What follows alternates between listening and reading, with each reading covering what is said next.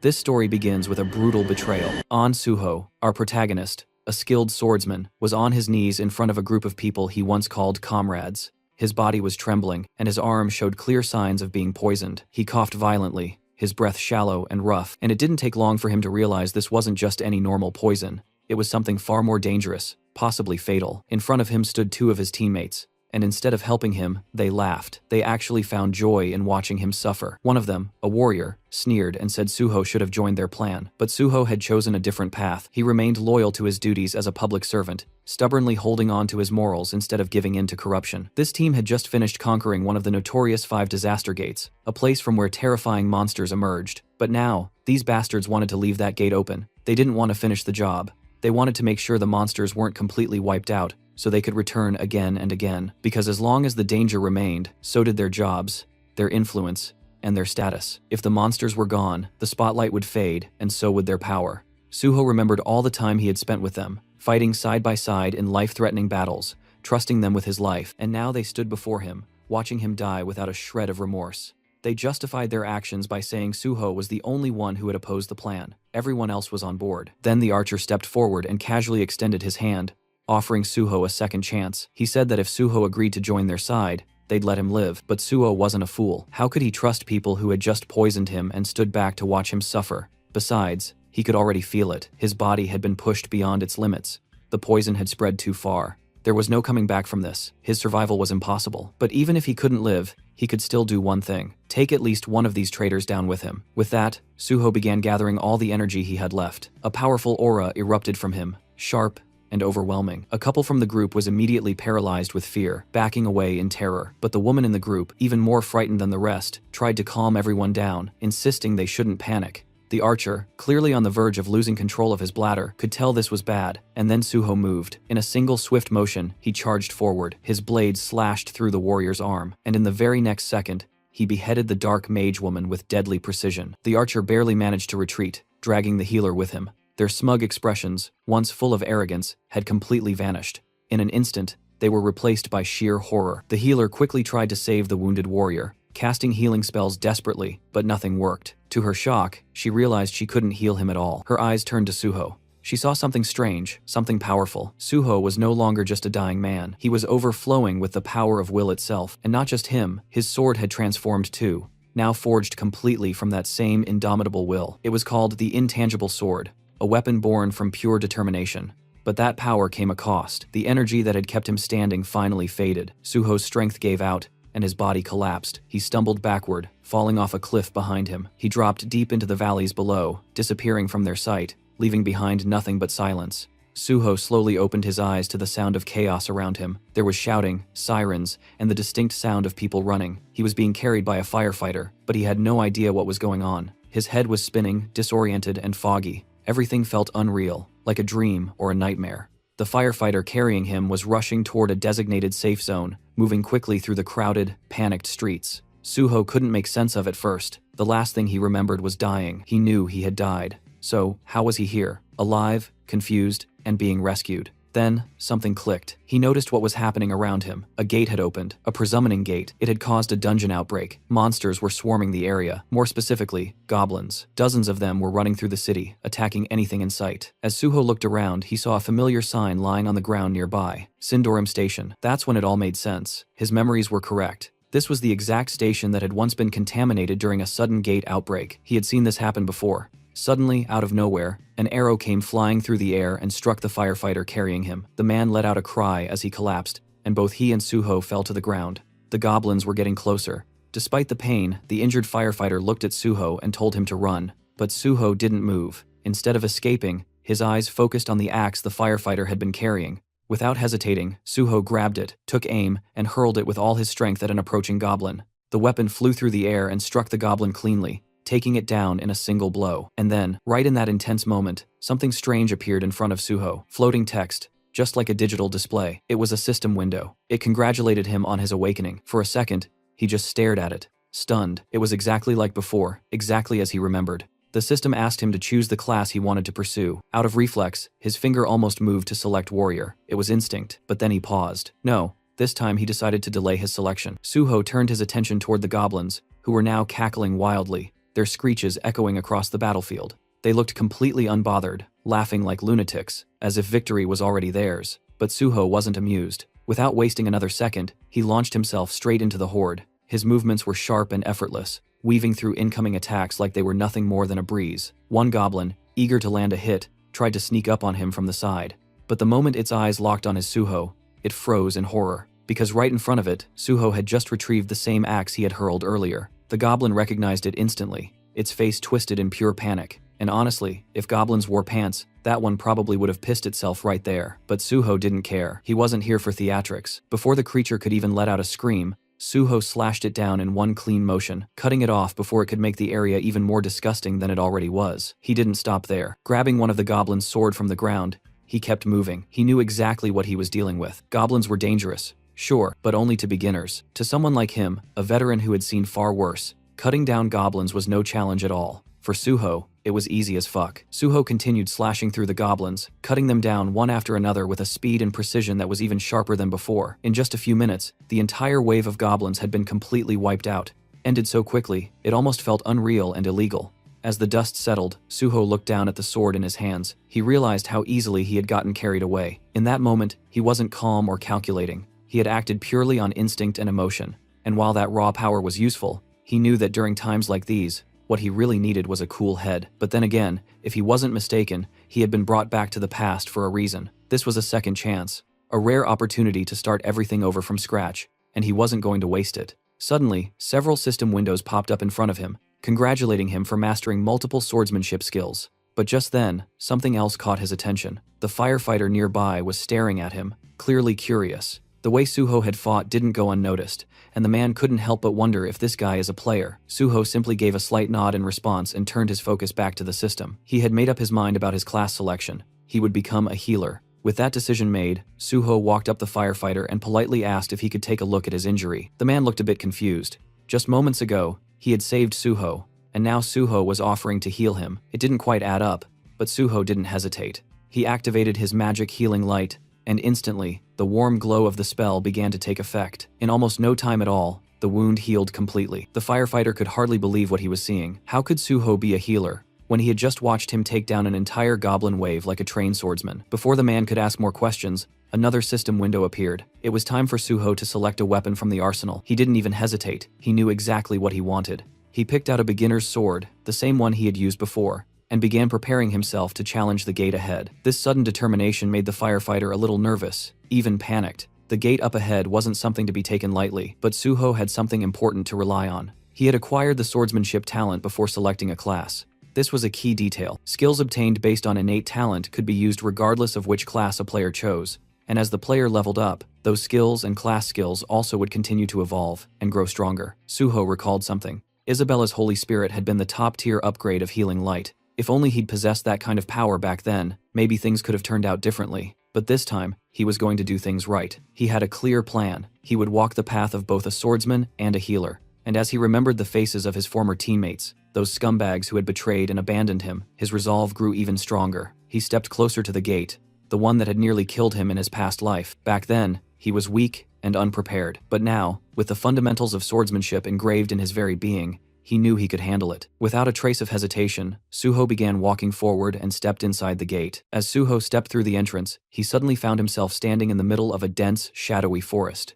Almost instantly, the system window appeared in front of him, displaying the name of the area, Green Red. A strange name, but there wasn't much time to think about it. After walking for a short while, Suho stumbled upon the gruesome sight of multiple goblin corpses scattered across the forest floor. Judging by their positions and expressions, it looked like they had been running from something or someone far more terrifying than themselves. Their twisted bodies suggested fear, not just defeat. That's when Suho heard something, a low guttural sound from nearby. He turned his head toward the source, and just like that, he recognized what was behind it. Two towering hobgoblins dragging along the corpse of a creature they had hunted. These weren't the weak, annoying goblins he'd seen before. Hobgoblins were a whole different beast, bigger, meaner, and more dangerous. And when they spotted Suho, their eyes lit up with excitement. To them, human meat was a rare treat. Without hesitation, they tossed their previous prey aside and pointed their jagged weapons at Suho, eager to tear into fresh flesh. But what they didn't know, what they couldn't have guessed, was that the human they were drooling over wasn't some ordinary prey. They were staring at a predator. The first hobgoblin charged forward,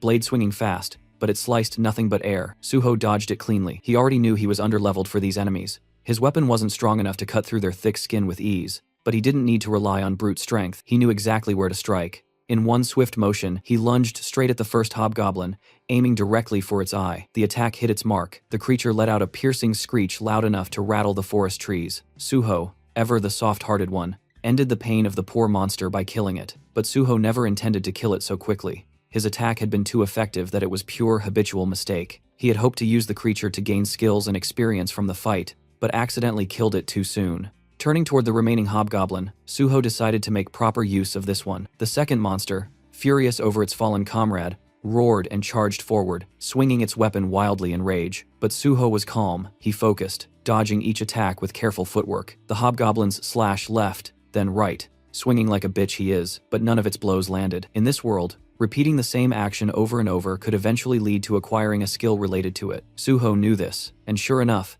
after evading several more attacks, a small grin formed on his face. He had obtained a dodge skill, but he wasn't done yet. Now he aimed for his second skill. Suho began parrying the incoming strikes, deflecting the blows with precise timing. Parrying wasn't just a basic move. It had deep roots in weapon-based combat, and served as a foundation for many other advanced skills. It was essential, and Suho wanted it. After a few more successful parries, the system finally notified him that he gained the parry skill. Unfortunately, by then, the hobgoblin had already grown tired.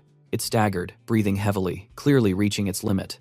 And so, just like before, Suho gave it peace, this time by swiftly beheading it. It wasn't out of cruelty, just necessity. Now, with 2 fresh skills in hand, he was ready to fight more. He wanted to face more monsters, not for the thrill of battle, but to earn skills, gather experience points, and grow stronger. Outside the gate, the atmosphere among the waiting hunters was tense and frustrated. They had just found out that someone had entered their assigned gate without permission. The moment the news spread, curses began flying left and right. Most of them were angry and felt disrespected, grumbling about how someone had the nerve to step into their territory. Some were already making plans to teach this mystery intruder a lesson once they came back out. They weren't going to let it slide that easily. Meanwhile, not far from the gate, a firefighter was in the middle of a serious conversation. He was speaking with a few men in suits, people from the Hunter Association. They had come to investigate and were specifically asking about a hunter named Suho. The firefighter didn't hold back and told them everything he knew. From what he saw, Suho wasn't just some ordinary hunter. He had wiped out a horde of zombies on his own, and even healed his wounds in the middle of the chaos. One of the officers listening to the report looked visibly surprised. He hadn't arrived late, yet somehow, by the time he got there, the goblins were already completely wiped out.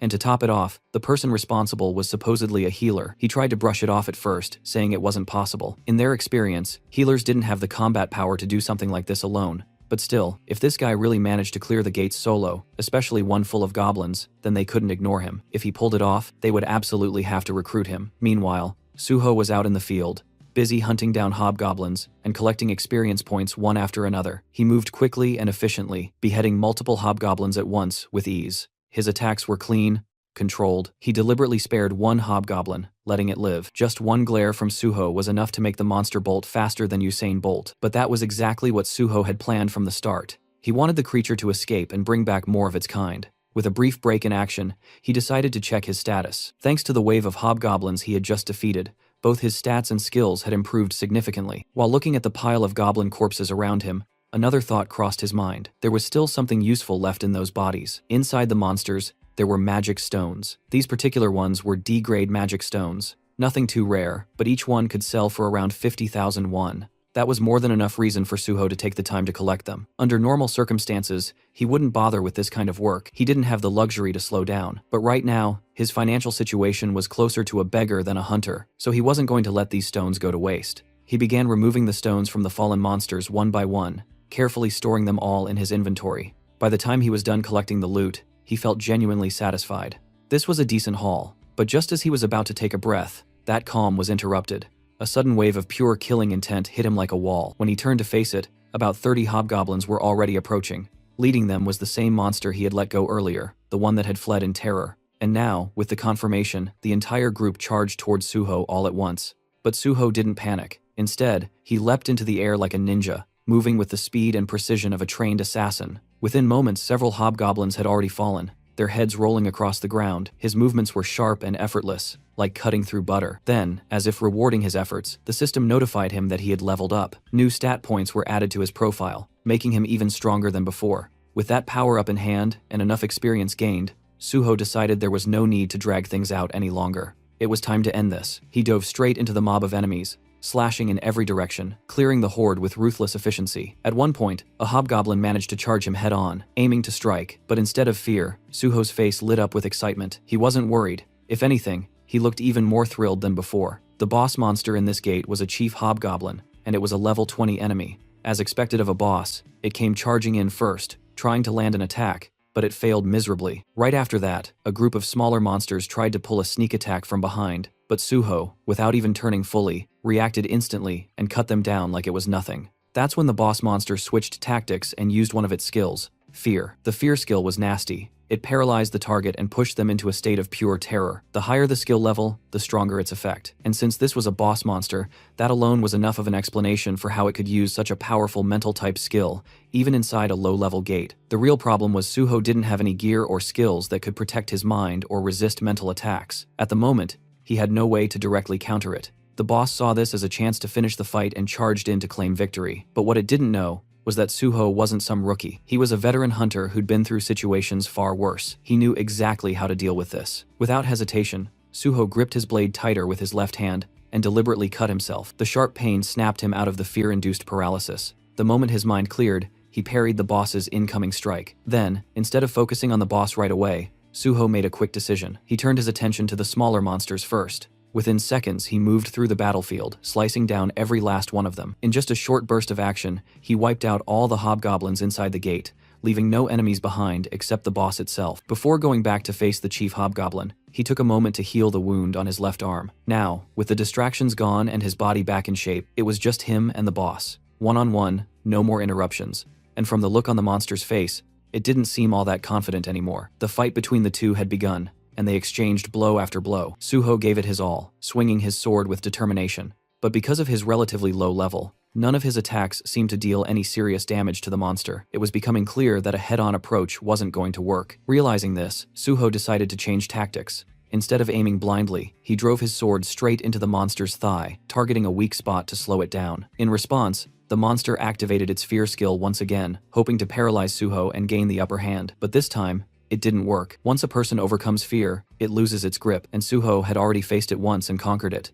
Now that he was no longer affected, Suho focused all his attacks on that same spot. He slashed the injured thigh over and over again, relentlessly exploiting the weakness. After a few more precise and forceful hits, the boss monster finally collapsed to the ground, barely alive, clearly on the brink of death. But Suho wasn't finished yet. Instead of going for the final blow, he suddenly used his healing light, a skill meant to restore health, and he used it on the monster. The creature, already confused and half dead, was now completely thrown off. It couldn't understand why the human who had nearly killed it was now trying to heal it. Suho, on the other hand, was delighted. He had just realized he could keep the fight going. By repeatedly attacking and healing the monster, he could extend the battle and use it as training. Some time passed in this strange cycle: attack, injure, heal, repeat. And with every round, Suho grew stronger. His skills steadily improved, and eventually he upgraded several of them to A and B ranks. Meanwhile, the boss monster, once proud and terrifying, was now covered in pure fear. It couldn't even bring itself to look at Suho anymore. Now that Suho had learned everything he could from this place, there was nothing left to gain. The monster's role in this trial was finished. It had served its purpose. With a calm expression, Suho ended it all, beheading the monster without hesitation. Just like that, the gate had been conquered. Suho stood victorious. He was declared the MVP of the gate, gaining bonus experience on top of everything else. His level had now reached 10, a significant milestone for any hunter. Even his healing skill, Healing Light, received an upgrade, advancing to E rank. And along with that, he acquired a brand new skill, Cure. It might not seem like much now, but if his skills continued to develop at this pace, it wouldn't be surprising if one day he could neutralize even 10,000 types of poisons. It was only the beginning, but the path ahead was clearly promising. With everything wrapped up, it was time to move on. Suho turned toward the exit of the gate. Outside,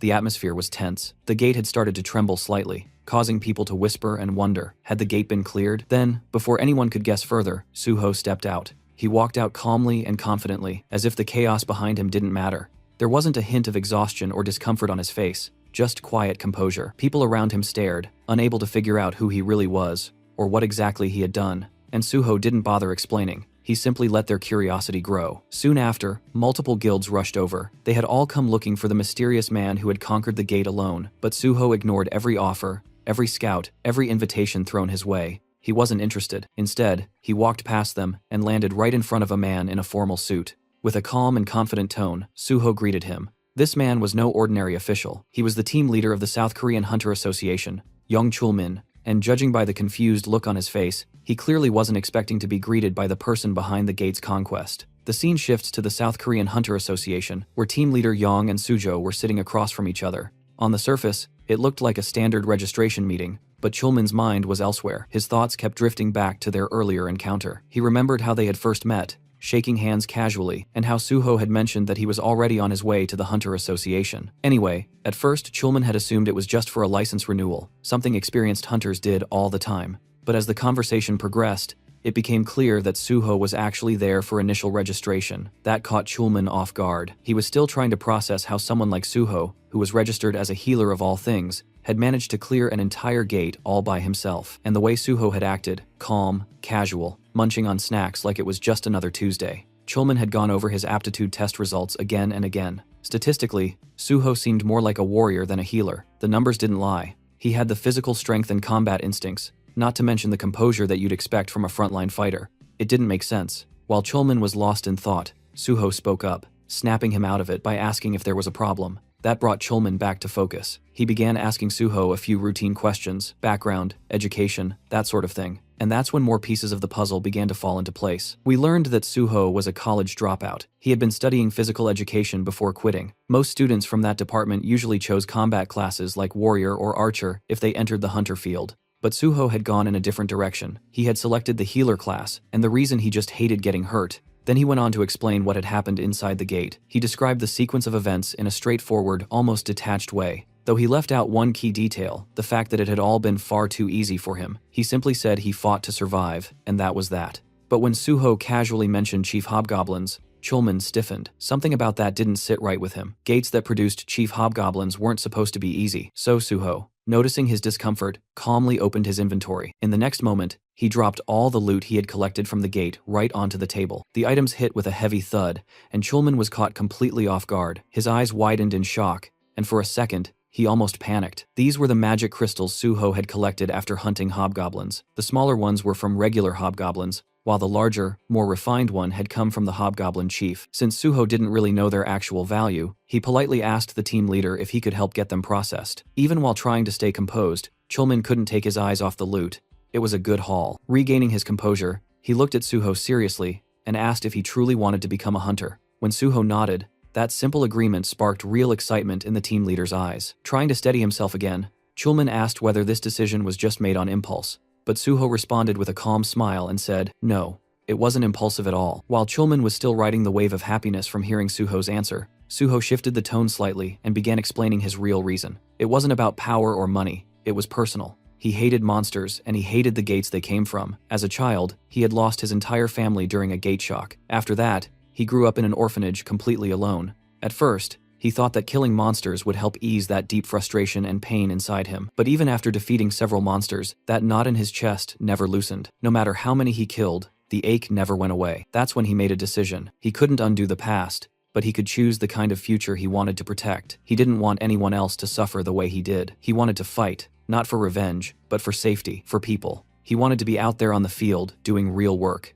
And that's why he decided to become a hunter, not for any guild, but for the South Korean Hunter Association. Chulman was genuinely impressed by this answer, but as someone with experience, he also felt the need to explain the downsides. He told Suho honestly that the pay scale of the Hunter Association was significantly lower compared to what private guilds usually offer. But Suho didn't seem bothered by that at all. As long as he had free access to multiple gates, priority in entering them, and the authority to punish hunters who committed crimes, that was more than enough for him. Chulman could barely believe what he was hearing. You see, even though the Hunter Association technically has gate priority, they often end up auctioning those rights off to private guilds. And the reason is simple. No official wants to put their life on the line for a small government salary. Most people claim they join to help others, but the reality is, they aim for stable, safe positions where they can earn quietly without ever having to step into a gate. That's why so many aim for administrative roles instead of field duty. But in Chulman's eyes, Suho felt different. He wasn't chasing safety or comfort. He was a rare type, a true patriot, who wanted to be out on the front lines protecting people,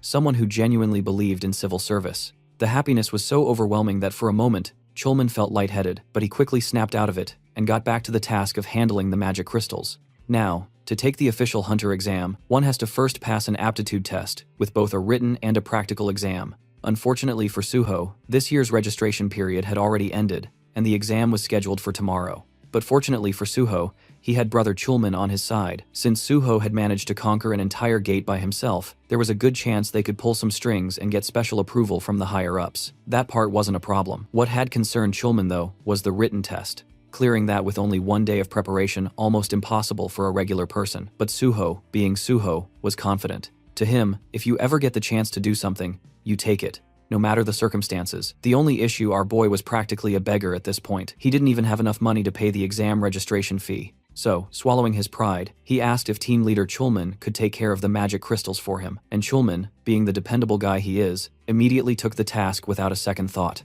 Right now, the only person Suho could fully rely on was his big brother Chulman, and he was genuinely grateful for that. After some time, they completed all the aptitude tests. Team leader Chulman then sent Suho the money they got from selling the crystals. In the next cut, Suho was munching through Chulman's food stash like he owned the place. Thanks to the magic crystals, he received 3 million won. And on top of that, since he registered as a civil servant hunter, he also got some tax exemption benefits. Still, that wasn't enough for him. He had one more request. He had heard the association had a library, and he wanted to cram a bit for the written test tomorrow. He politely asked if the team leader could allow him access. And of course, Chulman said yes, with a smile. He even personally showed Suho the way to the library, and told him he wouldn't need an employee card to enter. Before parting ways, Chulman wished him the best of luck for the exam. Suho watched him leave, quietly, thinking how kind and reliable his brother still was. Deep down, he knew that one day Chulman would definitely become the president of the association.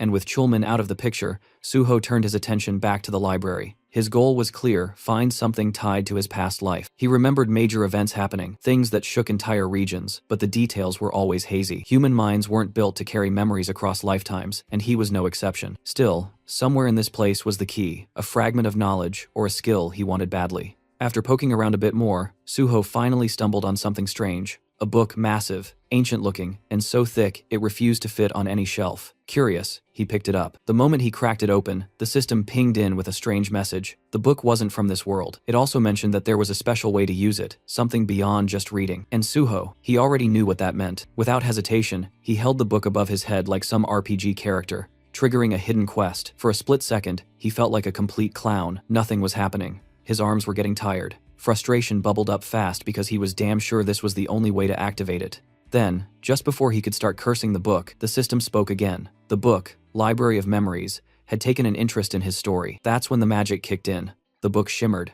Reality shifted, and in the blink of an eye, Suho was no longer standing in that dusty room. He now stood before a massive, otherworldly tree, its roots deep in glowing stone, its branches reaching into a sky that wasn't even real, a spiral staircase wrapped around it, leading upward into the unknown. And this is the Library of Memories. It's then revealed that the Library of Memories grants its user the ability to recall everything they've ever seen or heard, including painful or traumatic experiences. Normally, the human brain copes by forgetting, but once this ability is acquired, the user is burdened with flawless memory. The original owner of this skill was the manager of the Hexagon Guild, a former Korean Hunter Association employee. While studying in a library for a career change, she unintentionally gained this ability after using a book as a pillow, just because lying face down was uncomfortable. Suho thinks about how lucky she was to stumble upon such a skill, and feels grateful to her for introducing him to it. He even plans to treat her a meal one day. The system window then prompts Suho to donate his own story to the Library of Memories. He considers how powerful the ability truly is. It could help him restore every memory he's ever had,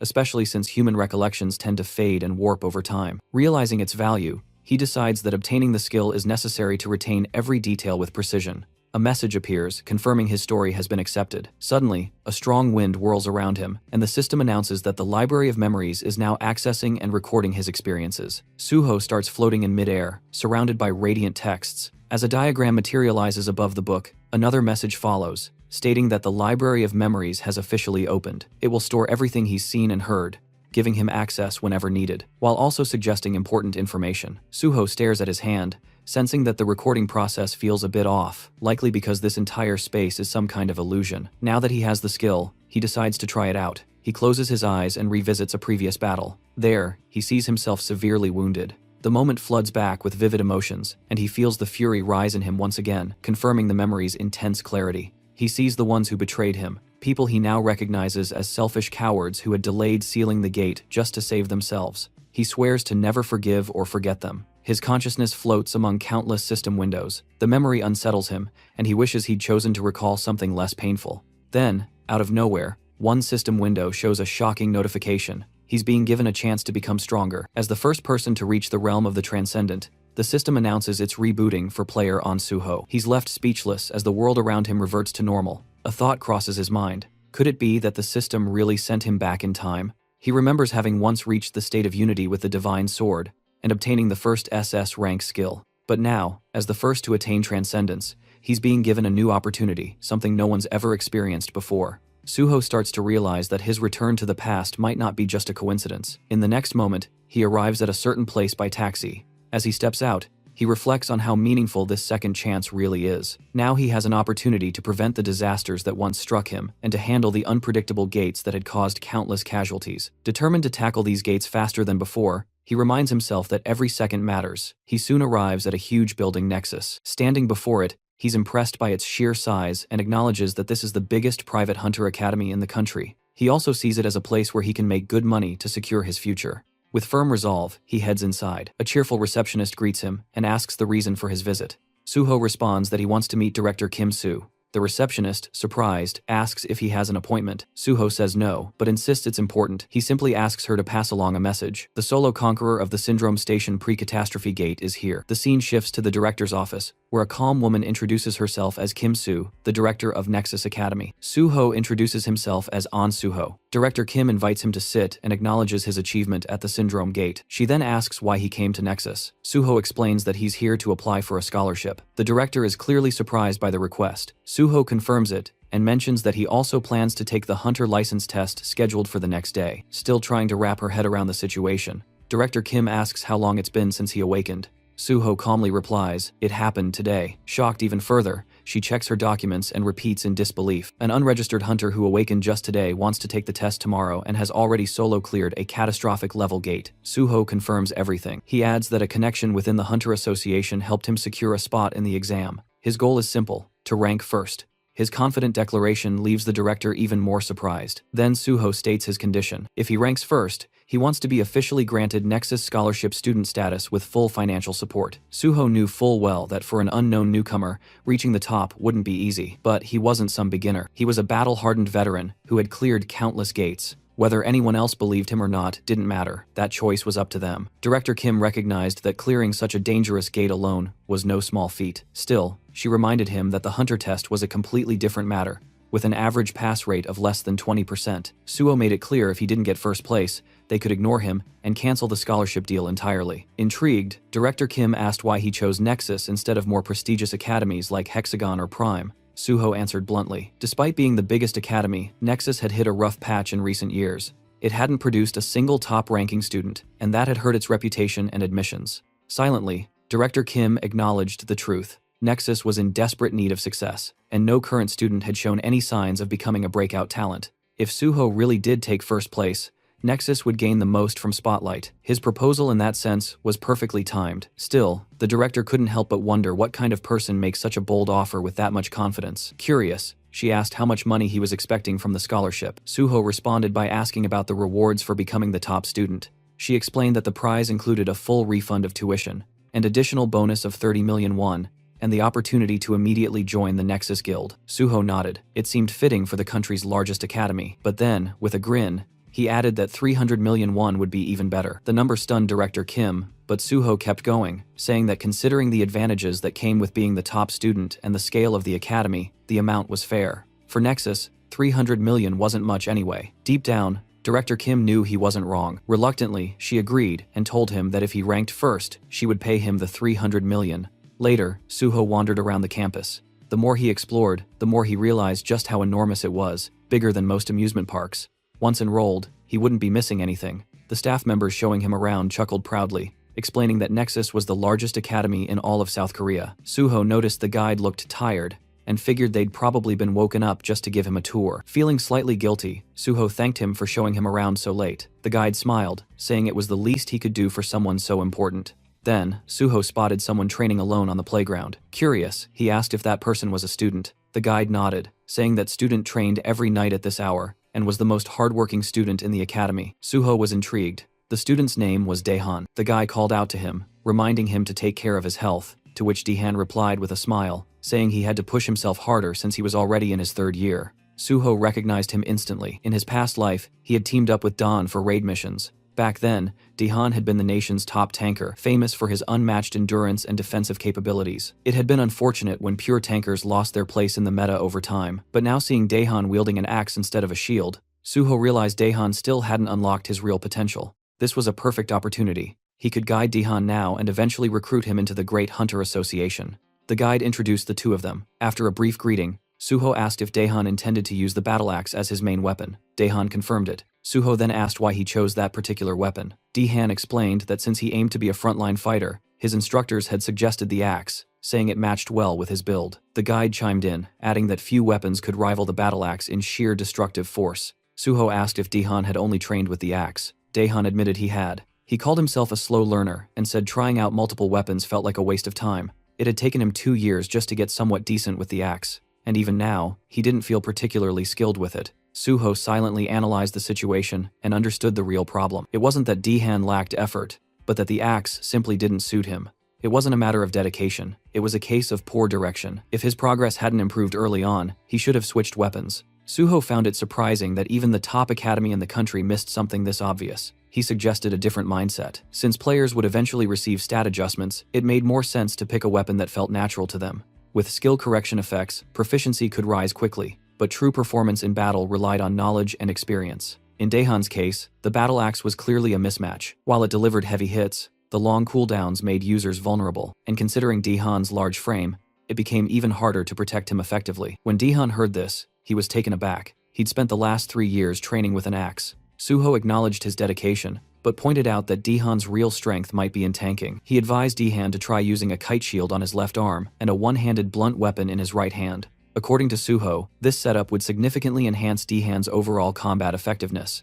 Dehan hesitated. Switching roles right before the exam felt risky, especially since the test was happening the very next day. Suho then asked him to think about what truly forms the backbone of a raid party. While many believed it was the mage, in reality it was always the tank. The tank's job was to draw the enemy's focus and protect the team. To do that properly, a tank needed both a shield and a secondary weapon for crowd control. Suho's reasoning finally clicked with Dehan. Motivated by the insight, he decided to give it a shot. Suho was glad that Dehan didn't let doubt hold him back, and appreciated how quickly he could think and adapt. Suho wished him luck, and Dehan thanked him before heading off. Right after that, the guide explained that Director Kim had asked him to give Suho a tour, which is why he introduced him as a guest. But now the guide was curious. Was Suho actually an instructor? He seemed to know a lot about combat and contracts. Suho clarified that he was an instructor, though internally he realized it probably looked suspicious for someone without a license to know so much. He explained that he was more like a stakeholder. The guy nodded and mentioned he'd just received a call. The contract was ready, and it was time to return to the director's office. Then came a day of the hunter test.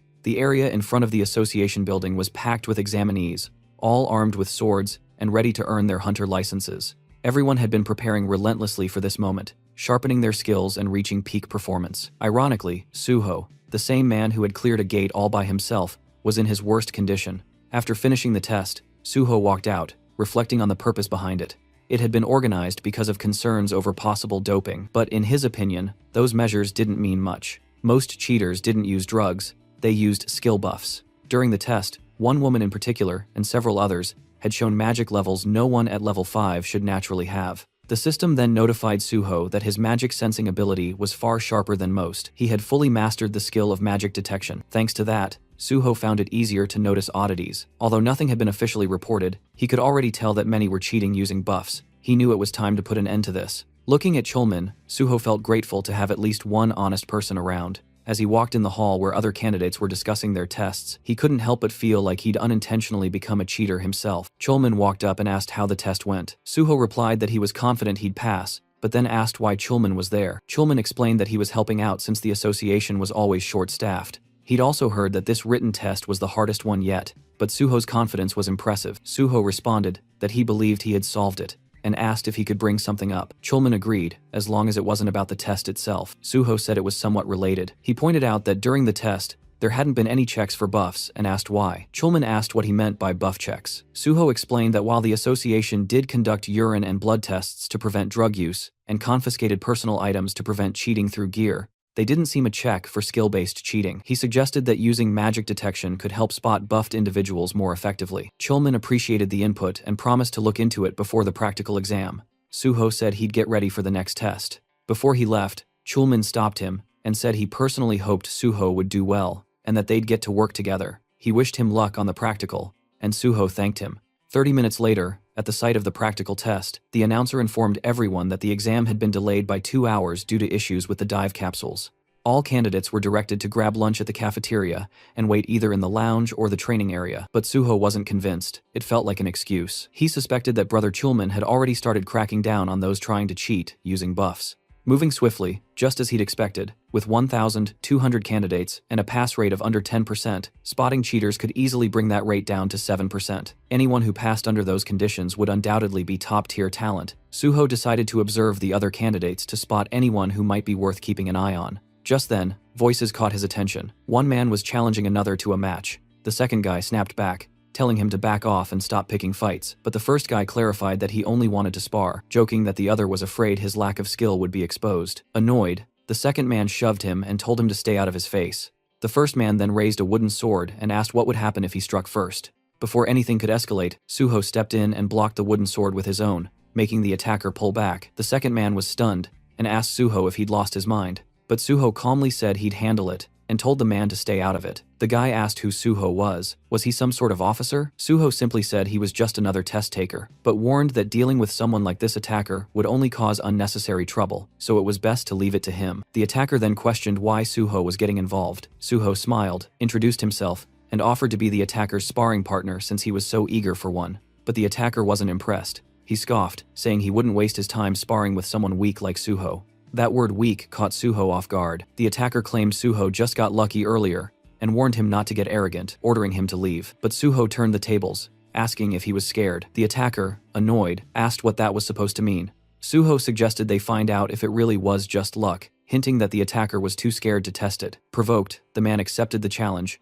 hurling insults and calling Suho just another coward in the crowd. Suho agreed to the spar, but said they should get a supervisor's approval and use the designated sparring arena. With permission granted, both of them stepped into the training arena, drawing attention from nearby students. The referee reminded them they could only use training weapons provided by the association, and warned that the match would be stopped if things got out of control.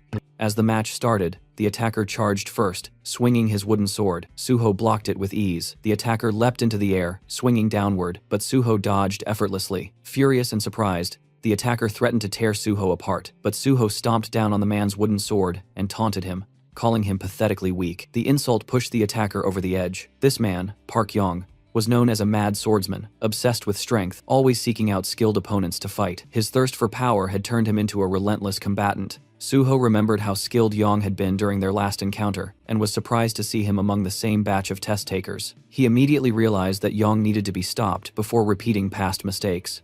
Without warning, Suho delivered a powerful kick that sent Yong flying. As he hit the ground, Suho mocked his earlier arrogance. Stunned, Yong questioned how Suho was so strong. Suho calmly warned him that charging in blindly wouldn't work, hinting that Yong had never faced someone as powerful as a level 10 before. Most of his previous opponents probably never got past level 5. Getting back up with a smirk, Yong admitted Suho seemed too calm and announced he'd go all out. Suho welcomed it. Yong unleashed a barrage of strikes, but Suho dodged them effortlessly with just one hand on his sword. The intensity of Yong's attacks had definitely increased, and Suho acknowledged the added weight behind him.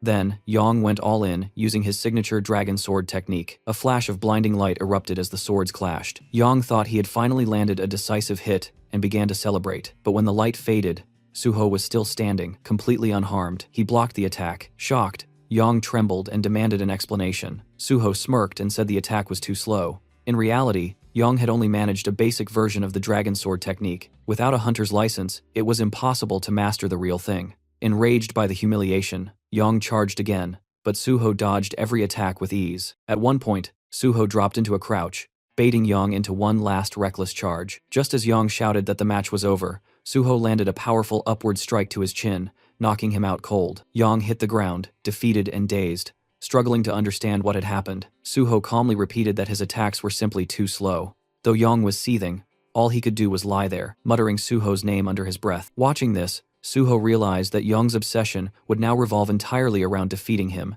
ignoring everyone else in the process. With that distraction taken care of, Suho figured the testing center might finally quiet down. Meanwhile, the supervisor who had been observing everything were left stunned, snapping them out of their daze. Suho casually spoke up, reporting that he'd accidentally knocked out Park Yong and asked them to take care of him. In the next scene, Suho sat inside a room filled with various machines.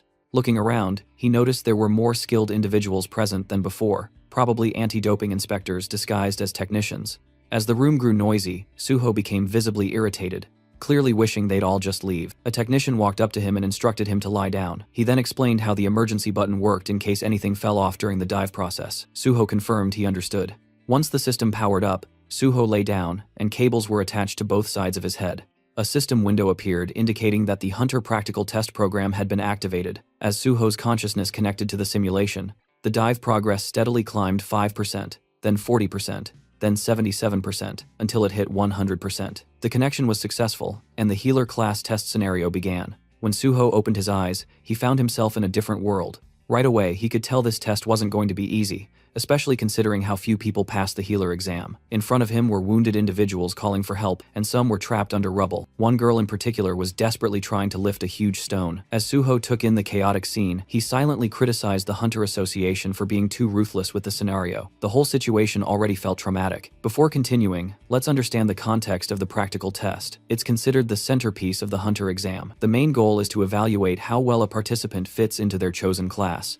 Every year, the simulation scenarios change, and the criteria for passing also vary. Typically, these tests involve one-on-one fights or surviving waves of enemies. A participant's score depends on how long they last and how many opponents they defeat. But for healers, it's different. The focus isn't just on how strong their healing powers are. While healing ability matters, the most valued quality is sacrifice. Healers who put their own lives on the line to save others earn higher scores. As monsters began to approach, Suho reflected on the nature of the test. In this scenario, the healer is expected to die protecting the patient. The issue, his own stats were still active. Walking toward the monsters, he spotted a sword on the ground. Looking at it, he realized he'd have to take a serious beating before dying. Unlike the others, he questioned the logic of letting himself be beaten to death. Dying once had already been enough for him. Nearby, others screamed for help at the sight of the monsters, but Suho knew those screams were illusions. In reality, he was surrounded only by corpses. He approached a terrified girl and asked if she was okay. Shaking, the girl warned that the monsters would return and they had to run, but Suho knew the real mission.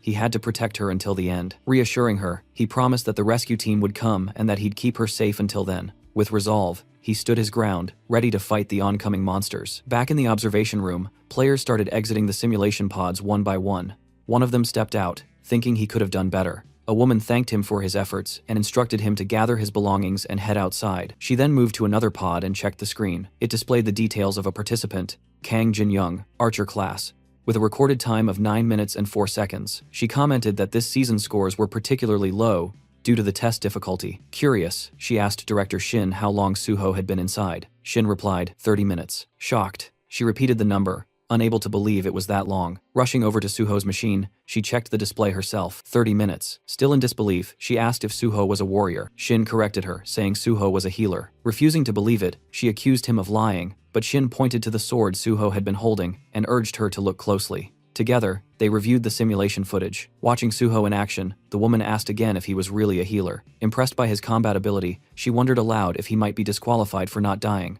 But Director Shin clarified there was no rule requiring death. The test's real purpose was to protect the patient until the end. She nodded in agreement. Shin explained further. Suho was meeting all the conditions. He never abandoned the patient, fought near her, and continued healing her throughout. He was risking his life to protect her. As long as all conditions were met, disqualification wasn't an option. Hearing that, the woman concluded that the top score for this exam had already been determined. Meanwhile, Suho was still battling inside the simulation. With incredible skill, he sliced through the monsters in a single blow. But even after his victory, Suho felt it wasn't enough. He needed to be faster. As more monsters appeared, he eliminated them one after another, showing unwavering focus. Eventually, he wiped them all out. A system message popped up. Your understanding of the skill footplay is very high. Congratulations, you've mastered footplay. Suho read the message and realized that although this was a simulation since it was based on real-world mechanics, the system could still recognize his physical control. The system acknowledged that he was directly controlling his body, making it possible to master physical skills, that is even here. Though the experience gained was less than in real combat,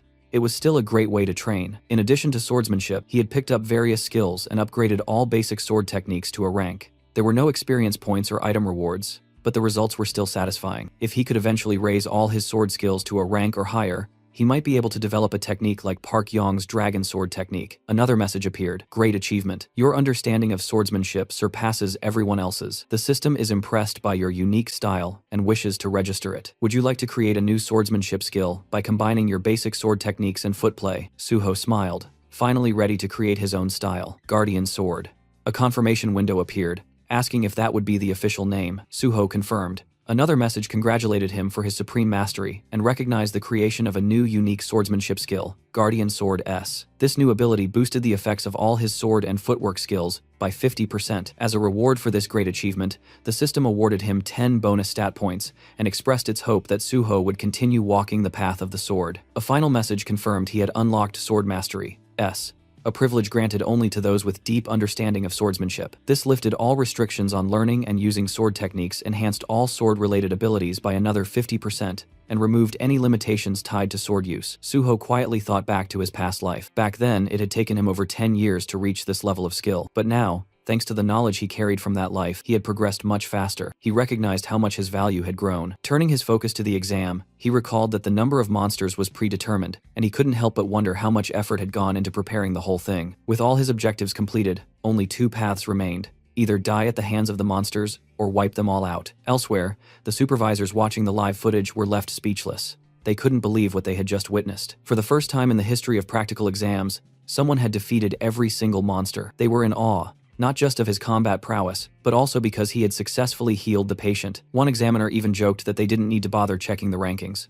The winner was clear. A few days later, the scene shifted to the Hexagon Guild's headquarters. A confident guild member declared that their student, Kian, would surely be this year's top scorer. Another member agreed, proud of the effort they'd poured into his training. But then, someone noticed a congratulatory letter. As it was read aloud, confusion spread. Kian wasn't the top scorer after all. The name on the letter was On Suho. Everyone was stunned. The atmosphere immediately shifted, tense and confused as someone asked where Kian was. At that moment, the guildmaster received a call, and the scene changed again. Suho was now on a call with the team leader. The leader apologized for the late congratulations, explaining he'd been swamped with work, but he made sure to praise Suho for earning the highest score. He admitted he hadn't expected such consistency from him.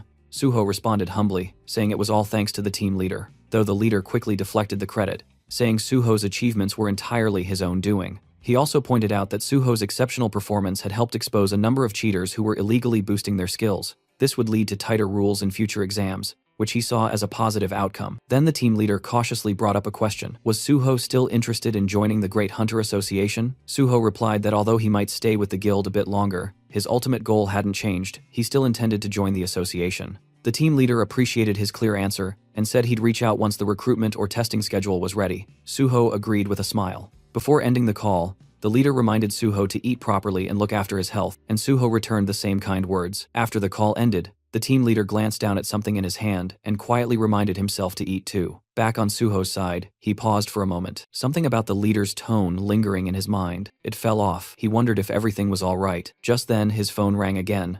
Suho checked the caller ID and seemed to know who it was. He answered and introduced himself. The caller was Kim Soo, who congratulated him on his success and confirmed that payment had already been sent according to their agreement. Suho acknowledged her efficiency, praising how professional her large guild was. Then came her proposal. She invited Suho to join the Nexus Guild, promising benefits better than anything other guilds could offer. Curious, Suho asked how far they were willing to go. Kim Soo assured him that she'd do everything possible to match his expectations. As a top student and scholarship recipient, she said adjusting the contract terms would be no problem. She even suggested meeting in person to finalize the deal. Suho, however, politely declined for now, mentioning he had personal plans that day. He promised to review his schedule and get back to Earth soon. Still, he did hint that considering he was a Nexus scholarship recipient, it would be logical to join Nexus over any other guild. Kim Soo was overjoyed by his response. Her excitement was so intense that even her co-workers nearby noticed. She begged him not to sign anything with another guild in the meantime. Amused by her enthusiasm, Suho chuckled and agreed to meet soon. As the call ended, Suho smiled, still hearing the echo of her thrilled voice. At that moment, the taxi driver let him know they had arrived. Suho thanked him and stepped out. Now standing outside, Suho reflected on everything that had happened. He had cleared the test, secured his license, and received the payment. The next chapter of his journey was right in front of him. With quiet determination, he moved forward, ready to begin farming. At Lighthouse General Market, Suho checked his phone and thought about how he had quickly gathered everything he needed. Now, the only thing left was to buy a weapon. With that goal, he arrived at a small, tucked-away shop, deliberately avoiding the crowded ones since he wasn't sure they'd have what he was looking for. As he stood outside, he wondered if his quiet place might hold the right weapon. Stepping inside, Suho greeted the shopkeeper, who asked what he needed. Suho explained that he had just become a hunter and was looking for a lightweight weapon. The shopkeeper directed him toward a section with cheaper items. When Suho glanced at them, he noticed thick layers of dust and realized most low-grade weapons came without verified data. But that didn't mean every unverified weapon was useless. Some weapons needed to go through a process called liberation before revealing their true potential. These special weapons usually gave off a subtle aura, a kind of signal, though most players in places like this wouldn't recognize it. Suho picked up one of the weapons and activated his magic detection skill. A faint smile appeared on his face. He had found it. After walking out with the weapon, Suho thought to himself that if the owner ever found out the spear's true worth, he'd regret letting it go so cheaply. But for now, it was time to begin. Suho closed his eyes, focused, and began pouring his magical energy into the weapon. The spear absorbed his power at a fast pace, draining his energy quickly. Realizing how much it was taking out of him, Suho stopped and collapsed to the ground, completely exhausted. He understood that if he'd pushed just a bit more, he might have passed out from magic depletion. To awaken the weapon, he needed a magic stat of at least 100. Though he couldn't use it yet, he knew it would become a powerful asset in the future. He promised himself he'd level up fast and unlock its full potential soon. Meanwhile, inside the PBS building, reporter Jinwei received a phone call from Suho. Suho introduced himself and confirmed that he was the top scorer in the recent hunter test. He also revealed that he had personally handled the unprecedented gate incident at Syndrome Station all by himself. Jinwei was shocked by the revelation, taking a moment to silently process the fact that Suho had cleared such a dangerous gate even before officially becoming a licensed hunter. In Jinwei's eyes, Suho was already a monster. When Jinwei asked why Suho had reached out to him directly, Suho explained that he had found Jinwei's blog during a search. He mentioned that while he knew about Jinwei's privileged upbringing, he respected Jinwei's decision to pursue journalism out of genuine interest. Suho shared that he had big plans and would soon become a source of major headlines. He then proposed that Jinwei work as his exclusive reporter. Jinwei was skeptical, wondering if Suho was just trying to tie down a wealthy journalist as his subordinate. Internally, he dismissed Suho as just another ambitious oddball with delusions of grandeur. Even though he understood what Suho was suggesting, Jinwei was uncomfortable with the idea. He admitted he craved exclusives, but he had no desire to work under anyone. Suho clarified that he wasn't looking for a subordinate, but a reliable partner. Jinwei responded bluntly, suggesting that Suho's offer seemed like a tactic to boost his own market value before joining a guild. Suho admitted there was some truth to that, but not entirely. He wasn't doing this to increase his worth, but to gain fame. His ultimate goal was to become a civil servant. Jinwei was caught off guard. Did Suho mean joining the Hunter Association? The idea of chasing fame to become a public official seemed absurd to him, but Suho was serious. He wanted to work in the field as part of the Hunter Association. That made Jinwei question his background. Was Suho another rich kid treating hunter work as a side quest? Suho revealed he was actually a gate orphan, and that past was what drove him toward public service. It shaped his purpose in life to conquer gates. As Jinwei glanced at his laptop, he questioned whether Suho was really being serious. With so many strange people emerging lately, it was getting hard to tell, but in the end, he decided it didn't matter much. He acknowledged Suho's point of view, but declined the offer. He preferred choosing his own stories to cover. Still, Suho didn't give up. He suggested a bet. Curious, Jinwei asked what kind. Suho proposed to earn Jinwei's trust by proving himself as a hunter. He announced he would attempt to clear the Tower of Challenge alone that very day. Jinwei was stunned. That tower was infamous. Clearing it was considered impossible even for a full party. Doing it solo sounded downright insane, but Suho was confident that if he pulled it off, it would be enough to convince Jinwei. If he succeeded, he wanted Jinwei to become his personal and exclusive reporter. Suho remembered the Jinwei from his past life, a top-tier broadcaster from PBS, famous for his pride and elite background. He'd gained popularity as a journalist who never took requests. Yet, in Suho's previous life, they had teamed up many times thanks to Jinwei's sharp reporting and rare influence over public opinion. But that same brilliance made him dangerous to others, like a thorn, always in someone's side. Eventually, Jinwei got caught up in political conflicts, was forced into early retirement, and eventually disappeared from the scene. This time, Suho silently vowed to prevent that fate. During the call, Suho made his proposal. If he could conquer the Tower of Challenge solo, Jinwei had to become his personal reporter. Though stunned, Jinwei agreed. If Suho truly managed to do it, Jinwei promised he'd support him with everything he had as a journalist. The call ended with Suho confidently declaring It was time to begin. After the call, Jinwei starts feeling irritated, thinking Suho is seriously driving him nuts. He keeps dwelling on Suho's sudden and unexpected request, confused about where it even came from. Even though he's clearly annoyed, he doesn't completely hate the idea. Something about the proposal feels genuine, and Suho doesn't seem like the type to scam anyone. Caught between frustration and curiosity, Jinwei mutters to himself that he's really losing it. Still, he shrugs it off, thinking it's a harmless gamble. If it turns out real, great. If not, no big deal. The scene shifts to the Tower of Challenge. Suho stands at the entrance showing his hunter license to the gatekeeper. The man notices Suho came alone and warns him. Solo entry is allowed, but it's risky. Judging by Suho's license number, he assumes Suho just passed his test. The gatekeeper suggests teaming up since even the lower levels often lead to injuries or worse. But Suho insists on going in alone. Respecting his choice, the man informs him of the 70,001 entry fee and tells him to pay once he gets the invoice. Suho nods and thanks him. As he steps forward, the gatekeeper shouts after him to be careful and retreat if things get too dangerous. Suho simply gives a nod and walks inside. While walking, Suho reflects on the Tower Challenge. It's widely known as a training ground for players below level 20. This public gate is government-maintained and meant to help players grow stronger. Now that his level has been reset, there's no better place to start over. As he pushes the door open and steps in, the system immediately announces his entry. It tells him that he can give up any time, and if he declares withdrawal, he'll be teleported back to the entrance instantly. Suho summons his sword just as the system triggers the beginning of the first floor challenge. A slime monster appears and launches an attack. While fighting, Suho notices the monster's large size and surprising speed, which momentarily catches him off guard. Despite being just a level 1 creature with barely any attack power, its movements are annoying, and getting stuck with it could slow him down. Wanted to finish it quickly, Suho drives his sword through the slime's core, destroying it. But then he realizes something. This slime can multiply. That irritating trait means that when its core splits, it regenerates into several smaller versions. Even though there's a limit to how much they can divide, there's still a threat. This regenerative ability is one reason why most players enter the tower in parties. Monsters usually show up in groups on almost every floor. Not wasting time, Suho begins wiping out the multiplying slimes. He leaps into the air, stabs one mid-jump, and then hurls his sword to take down another. As he falls, a slime swings its tentacle at him. Suho grabs at mid-air, preventing a hard fall, and uses that grip to catapult himself upward with clean and precise strikes. He slashes through the tentacles and clears the rest of the enemies. The system notifies him that he's conquered the first floor, and asks if he wants to move on. Suho looks up, full of resolve. With 48 more floors to go, there's no time to waste. The system then signals the start of the second floor challenge. Suho thinks back to the Tower of Challenge, remembering that in his past life,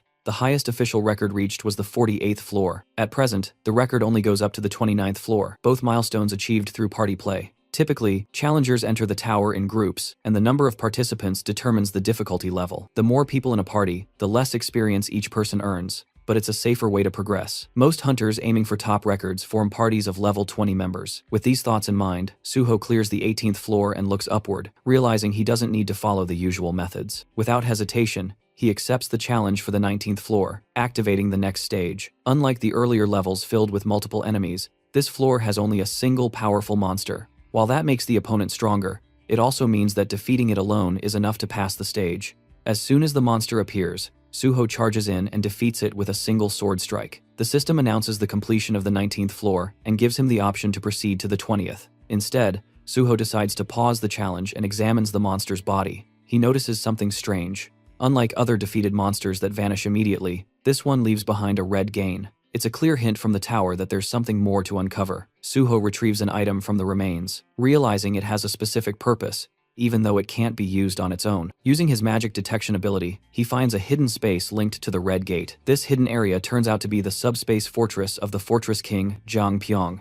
This subspace is unique because unlike others created using items, it allows living beings to enter and leave freely. Inside, Suho finds himself in a place that looks like a cave. A glowing object appears, and the system informs him that the fortress's previous owner is dead. Suho is asked if he wants to take ownership. He accepts and grabs the glowing object, which begins to fuse with his body. The system confirms that Suho is now the new master of the Subspace Fortress, which is no longer just an item. It has become a skill bound to him permanently. The system also explains that the appearance of the fortress will change depending on Suho's magical power. The space begins to shift. What was once a cave transforms into a fully furnished room. Impressed, Suho realizes the space is more sophisticated than he expected. Its size expands with his magical strength, and even adapts to his preferences. He feels relieved that he stopped Zhang Pyong-ho from getting his hands on this power. That man had once used the fortress to store everything from drugs and stolen artifacts to kidnapped people. Remembering the horror of those sleepless nights caused by such crimes fills Suho with disgust. But now, with the fortress in his hands, he knows such darkness won't repeat. By stopping the rise of the Fortress King and gaining a powerful personal base, Suho feels he scored a massive win. With newfound resolve, he gets ready to keep moving forward. Jinwei was scrolling through his phone reading an article with growing interest. He noticed that a lot of students had started gravitating toward Nexus lately. Suho had once talked about wanting to join the Great Hunter Association, but this exclusive media coverage suggested that Nexus was confident Suho would end up with them. Jinwei felt uncertain. Only time would tell. Still, he couldn't stop thinking about how many floors Suho had already cleared. Right then, a system alert popped up. The 30th floor had just been conquered. The Tower of Challenge record had been shattered, and someone was already advancing to the 31st floor. The nearby crowd went silent in disbelief. Murmur spread. Was a new record, a team raid, or something even more insane? Their shock deepened when the system immediately announced the 31st floor had also been cleared. Just moments after it began, Jinwei froze. If this really was Suho, then he'd completely misjudged him. Until now, Jinwei had chalked up Suho wins to luck and theatrics. But if this insane pace was real, then Suho was a rival he'd be stuck competing with for a long time. Inside the Hunter Association, Director Kim heard the news and was visibly rattled. She quickly confirmed the reports. Suho was actually smashing records live. Realizing Suho's value, she decided they had to make an offer, so tempting it couldn't be refused. She ordered her team to alert the president and office manager, then head straight to headquarters. Meanwhile, the system made Chulman rapid rise through the Tower of Challenge was something the world had never seen. If Suho truly wanted to join the association, this was a once-in-a-generation talent. Just then, Chulman's phone rang. It was the vice president of the association. Curious, Chman picked up. The VP asked where he was. Upon hearing that Chulman was near the tower in Pango, he jumped on the opportunity. He told Chulman to bring Suho in. Chulman lit up, thinking he'd been given the chance to recruit Suho, but the VP quickly shut that idea down. He didn't want a recruitment, just a photo of Suho with the association president. Then he hung up, leaving Chulman stunned and bitter. He thought to himself, how these power-hungry executives were exactly why the public saw them as corrupt and incompetent. In his mind, only hunters deserved to be in charge of the association. He stared at the tower, trying to think of a way to convince Suho to come in. Inside the tower, Suho had just cleared the 48th floor, updating the tower record again. Exhaustion was starting to weigh him down. Constantly pushing forward was draining. He wondered when this madness would finally end. Still, when he opened his status window, his spirits lifted. Hitting level 39 felt like a real reward. With every floor cleared, he earned 5 bonus stat points, and each one felt like a gift. Knowing the system inside out made it feel like he was building a game character, a second self, and honestly, it was kind of fun. With his stats set, Suho prepared for the final challenge. The 49th floor had begun. A glowing crystal appeared in front of him, and from it emerged the final boss, a tower dragon, level 49. Suho stared at it, immediately recognizing how broken this thing was. Even without pure blood traits, just being a dragonborn made it absurdly powerful. It made him question if this floor was ever even meant to be beaten, but Suho knew why he was here. He wasn't going to hesitate. Gritting his teeth, sword in hand, he charged at the final boss with full resolve, ready to end this. Suho moved in to confront the dragon, ready to attack. In response, the dragon launched its own assault, forcing Suho to leap into the air to evade it. While airborne, he quickly noticed something important. For a beast of its enormous size, the dragon was shockingly fast. Suddenly, a dark aura leaked from its claws, creating a powerful pulling force that dragged Suho straight toward its jaws. Right before he was sucked in, Suho grabbed the dragon's mouth, hoisted himself over its head, and slammed his sword down with all his strength. The dragon roared furiously and tossed its head so violently that Suho was flung away, forcing him to retreat to safety. As he caught his breath, Suho realized something concerning. His strongest strike hadn't even left a scratch. All he had managed to do was annoy the creature. The dragon then smashed the ground with overwhelming power, sending deep cracks tearing through the floor. Suho ducked behind a large rock, silently grateful for his high stats. Without them, the shockwave would have killed him instantly. He quickly understood that although the dragon's level wasn't unbelievably high, its natural traits made its body absurdly durable. Standard attacks were useless. He needed to target its weak point, the reverse scale. Since this dragon wasn't level 100 yet, it likely couldn't completely hide that scale. After scanning its body, Suho spotted the vulnerable point near its tail. Without wasting a second, he charged in and struck the rock-hard scale with all his might. The dragon howled in agony, and a system notification appeared. The tower dragon had entered a rage after its weakness was hit. Suho left his sword lodged deep in the reverse scale, knowing the fight wouldn't end quickly. Dragging this battle out would only make it more dangerous. He channeled even more power, pushing the blade deeper. Enraged, the dragon unleashed its fear-based ability. Suho's body froze as he slipped into a hallucination state. The system confirmed he had fallen under fear. He tried to cure himself, but the system informed him that such a high-level fear couldn't be removed. Before the dragon could crush him with its tail, Suho opened the entrance to his subspace and vanished inside. He immediately chugged a purification potion. The system confirmed the potion's effects as the hallucinations vanished. Relieved, he reminded himself that only people he allowed could enter this subspace. He had bought the potion casually from the general market, unaware that he would need it so soon. The fight was far more intense than he had expected. Even after removing the fear status once, he wouldn't get immediate resistance, and cure spells were useless. That meant he would have to repeatedly retreat into his subspace and rely on purification potions, something clearly unsustainable. He needed another plan. Searching through his inventory, he briefly considered calling the mad pulverization scholar. Before he could decide, the system notified him that he had learned a basic combination formula from a skill book, and a combination jar appeared. Understanding its significance, he placed 3 unusual items into the jar: the unknown thief's socks, the unknown minstrel's instrument, and the unknown cleaner's broom. The jar began its fusion process. Suho knew that combinations using absolute formulas always succeeded.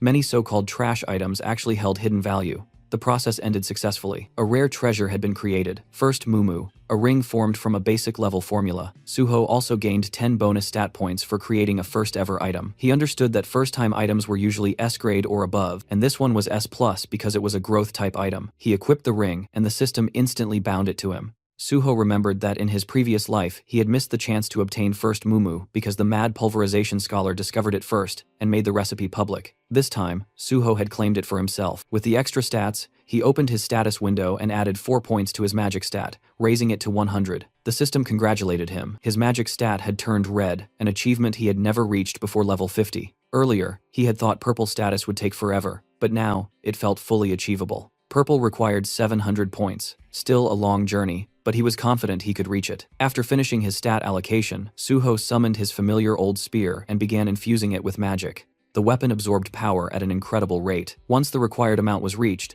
the system acknowledged the successful awakening. The spear had transformed, it was now the Shadow Spear. Round 2 was about to begin. The system revealed the weapon's origins. It was one of the Shadow Lord's treasures, forged from the bones of a shadow beast, and it had acknowledged Suho as its first awakener. The spear could now be summoned from his shadow, and regenerated using magic and shadow energy. Suho understood the weapon's value immediately. Just as Zhang Pyong had the subspace fortress, the Shadow Lord, a monarch-level being, had wielded this spear. If that entity existed within the gate, Suho was now holding its signature weapon. He felt relieved he had secured it before anyone dangerous could claim it. Time to test it. He summoned the spear again, appreciating its convenience. Since he couldn't attack from within his subspace fortress, he would need to step out and hit the reverse scale while the dragon slept. Suho exited the subspace and climbed to a rocky ledge overlooking the beast. Raising the shadow spear, he hurled it straight into the stone embedded in the dragon's tail. The spear pierced through, and the dragon writhed in pain. Suho jumped down as the system announced the dragon had entered another enraged state. It unleashed dragon fear, but Suho instantly retreated back into subspace, avoiding all status effects. His hit-and-run tactics continued. Suho struck repeatedly, retreating each time. The process took longer than expected, but soon the reverse scale's durability dropped under 10%. It wasn't completely destroyed, but it had become too weak to protect the dragon. Stealth would no longer work. Suho abandoned subtlety and went for a full assault. Bursting from the fortress, he launched himself into the air and drove the shadow spear into the dragon's eye. The impact shook the entire area. Suho was thrown back, but the enraged dragon was relentless. As it searched for him, Suho seized the moment, circling behind and rushing for the tail. The dragon used dragon fear again, but Suho shattered the stone first. The system confirmed it. The reverse scale was destroyed, and the dragon's power drained rapidly. Suho took a purification potion and surged into the air for the finishing blow. With a clean slash across the throat, the dragon collapsed. The battle had finally ended. The system declared that Suho had cleared the 49th floor and set a new record for the Tower of Challenge. He received 10 bonus stat points, and more rewards began pouring in. Lying on the ground, he processed the achievement. He had conquered the entire tower, something neither past nor present versions of himself had ever done. For reaching level 40, he gained a new skill, Healing Spirit, an area of effect healing ability that, once mastered, could cover an entire battlefield. The evaluation wasn't done yet. Recognizing the difficulty of his feat, the system rewarded him with dragon blood. Suho was shocked. This was the signature power of Yoma, the monster player. So this was where Yoma had obtained it from the Dragon Mountains. The system explained that inheriting dragon blood granted a dragon's power depending on how far the user pushed themselves. Before Suho could summon the Shadow Spear again, the system alerted him. The weapon was reacting to the tower dragon's shadow. It absorbed the shadow entirely, undergoing another transformation, Shadow Spear Plus. A hidden function called Shadow Devour, not even listed in the original description, had grown stronger. Part of the weapon's consciousness had awakened. Suho checked the updated stats and was stunned. Shadow Binding and Shadow Regeneration had both risen from A rank to S rank. Shadow Binding could now rip out a target's shadow and immobilize them, while Shadow Fangs tore the shadow apart, causing continuous bleed damage. Growth-type weapons truly exceeded normal equipment. Satisfied, Suho prepared to leave, but something on the ground caught his attention, a massive fang. The system identified it as a mighty dragon's fang capable of inflicting an incurable debuff that nullified all recovery. Suho was stunned again. He had obtained a dragon byproduct, something believed to be almost impossible to secure. It confirmed that the tower dragon had been a pure blood dragon, which naturally dropped materials. This entire battle had been a jackpot. With everything collected, Suho finally turned to go, certain that reporter Jinhui would be waiting for him outside. At that moment, the tower crystal shattered, and the system calmly declared that the trial tower had been conquered. The conqueror was the player named Suho, and every other player was forcefully expelled from the gate. A portal appeared, and several hunters came crashing out of it, rolling across the ground with stunned expressions. One of them fell to his knees, clutching his head in disbelief, muttering that this couldn't be real. Had someone actually entered the trial tower alone? His teammate, still sprawled on the floor, asked who Suho even was. The hunter simply pointed ahead and asked if the guy standing there was the one. His partner turned his head and confirmed quietly that yeah, that was definitely him, because the size of the crowd was insane and there wasn't even space to breathe. Right now, the protagonist was completely surrounded by reporters. Cameras were flashing non-stop, and everyone was shouting at him, asking for comments and reactions to the conquest. But Suho silently thought about how exhausted he was. He'd taken a lot more damage from the tower dragon than he expected, and all he really needed now was rest, definitely not a screaming media mob. He hadn't expected reporters to swarm him like this. His attention shifted when he spotted reporter Jinhui, who was sitting dramatically on the hood of his own car, looking genuinely stunned. A psycho that was probably the first thing running through his head, because someone conquering that tower solo was unreal. Suho casually walked up behind him, placed a hand on his shoulder, and greeted him. Jinhui screamed, fell to the ground in panic, and then widened his eyes in disbelief as he realized who it was. He stuttered Suho's name and asked how he even escaped the crowd. Suho smiled lightly and said he slipped away. He explained it like he just executed some secret ultimate stealth technique and vanished without leaving a single footprint. Extending his hand forward, Suho asked why Jinhui still didn't trust him. The reporter slowly reached out, looking at him like he was insane, and asked if he knew he sounded crazy. Suho calmly answered that if Jinhui really didn't trust him, then he should just tell him, and Suho would adjust accordingly. Jinhui got up, dusted himself off, and said that if he didn't trust him, he wouldn't have helped him this far, then hurriedly told him to jump into the car before the press noticed. Inside the moving car, Suho received a call from team leader Chulman. He congratulated him for clearing the trial tower, and admitted he wanted to thank him face to face, but Suho had disappeared too fast for that. Suho thanked him politely, and said he had been hiding because he was tired. Chulman laughed and said Suho always exceeded expectations. He asked if Suho was still in Pangyo and if he wanted to meet up. Suho explained that a friend picked him up, then asked if there was anything specific he wanted to discuss. Chulman admitted there wasn't anything particular unless Suho could stop by the association, if he wasn't too exhausted.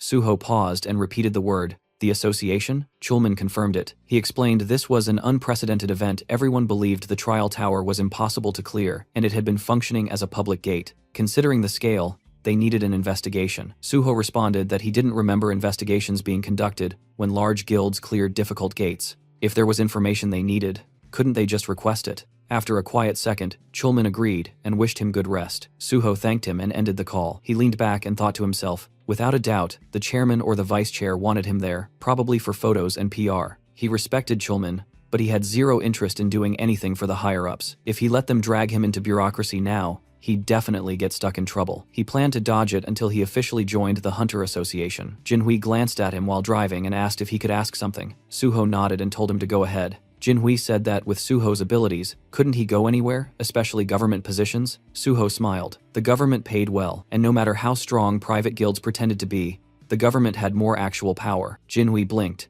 reminding him that private guilds had fame and influence. Suho responded calmly. Fame was temporary, nothing but a staged spotlight. Right now, private guilds looked like heroes, but eventually the public wouldn't admire them, they'd fear them. Jinhui nodded slowly and said Suho had a point. Suho sighed and continued.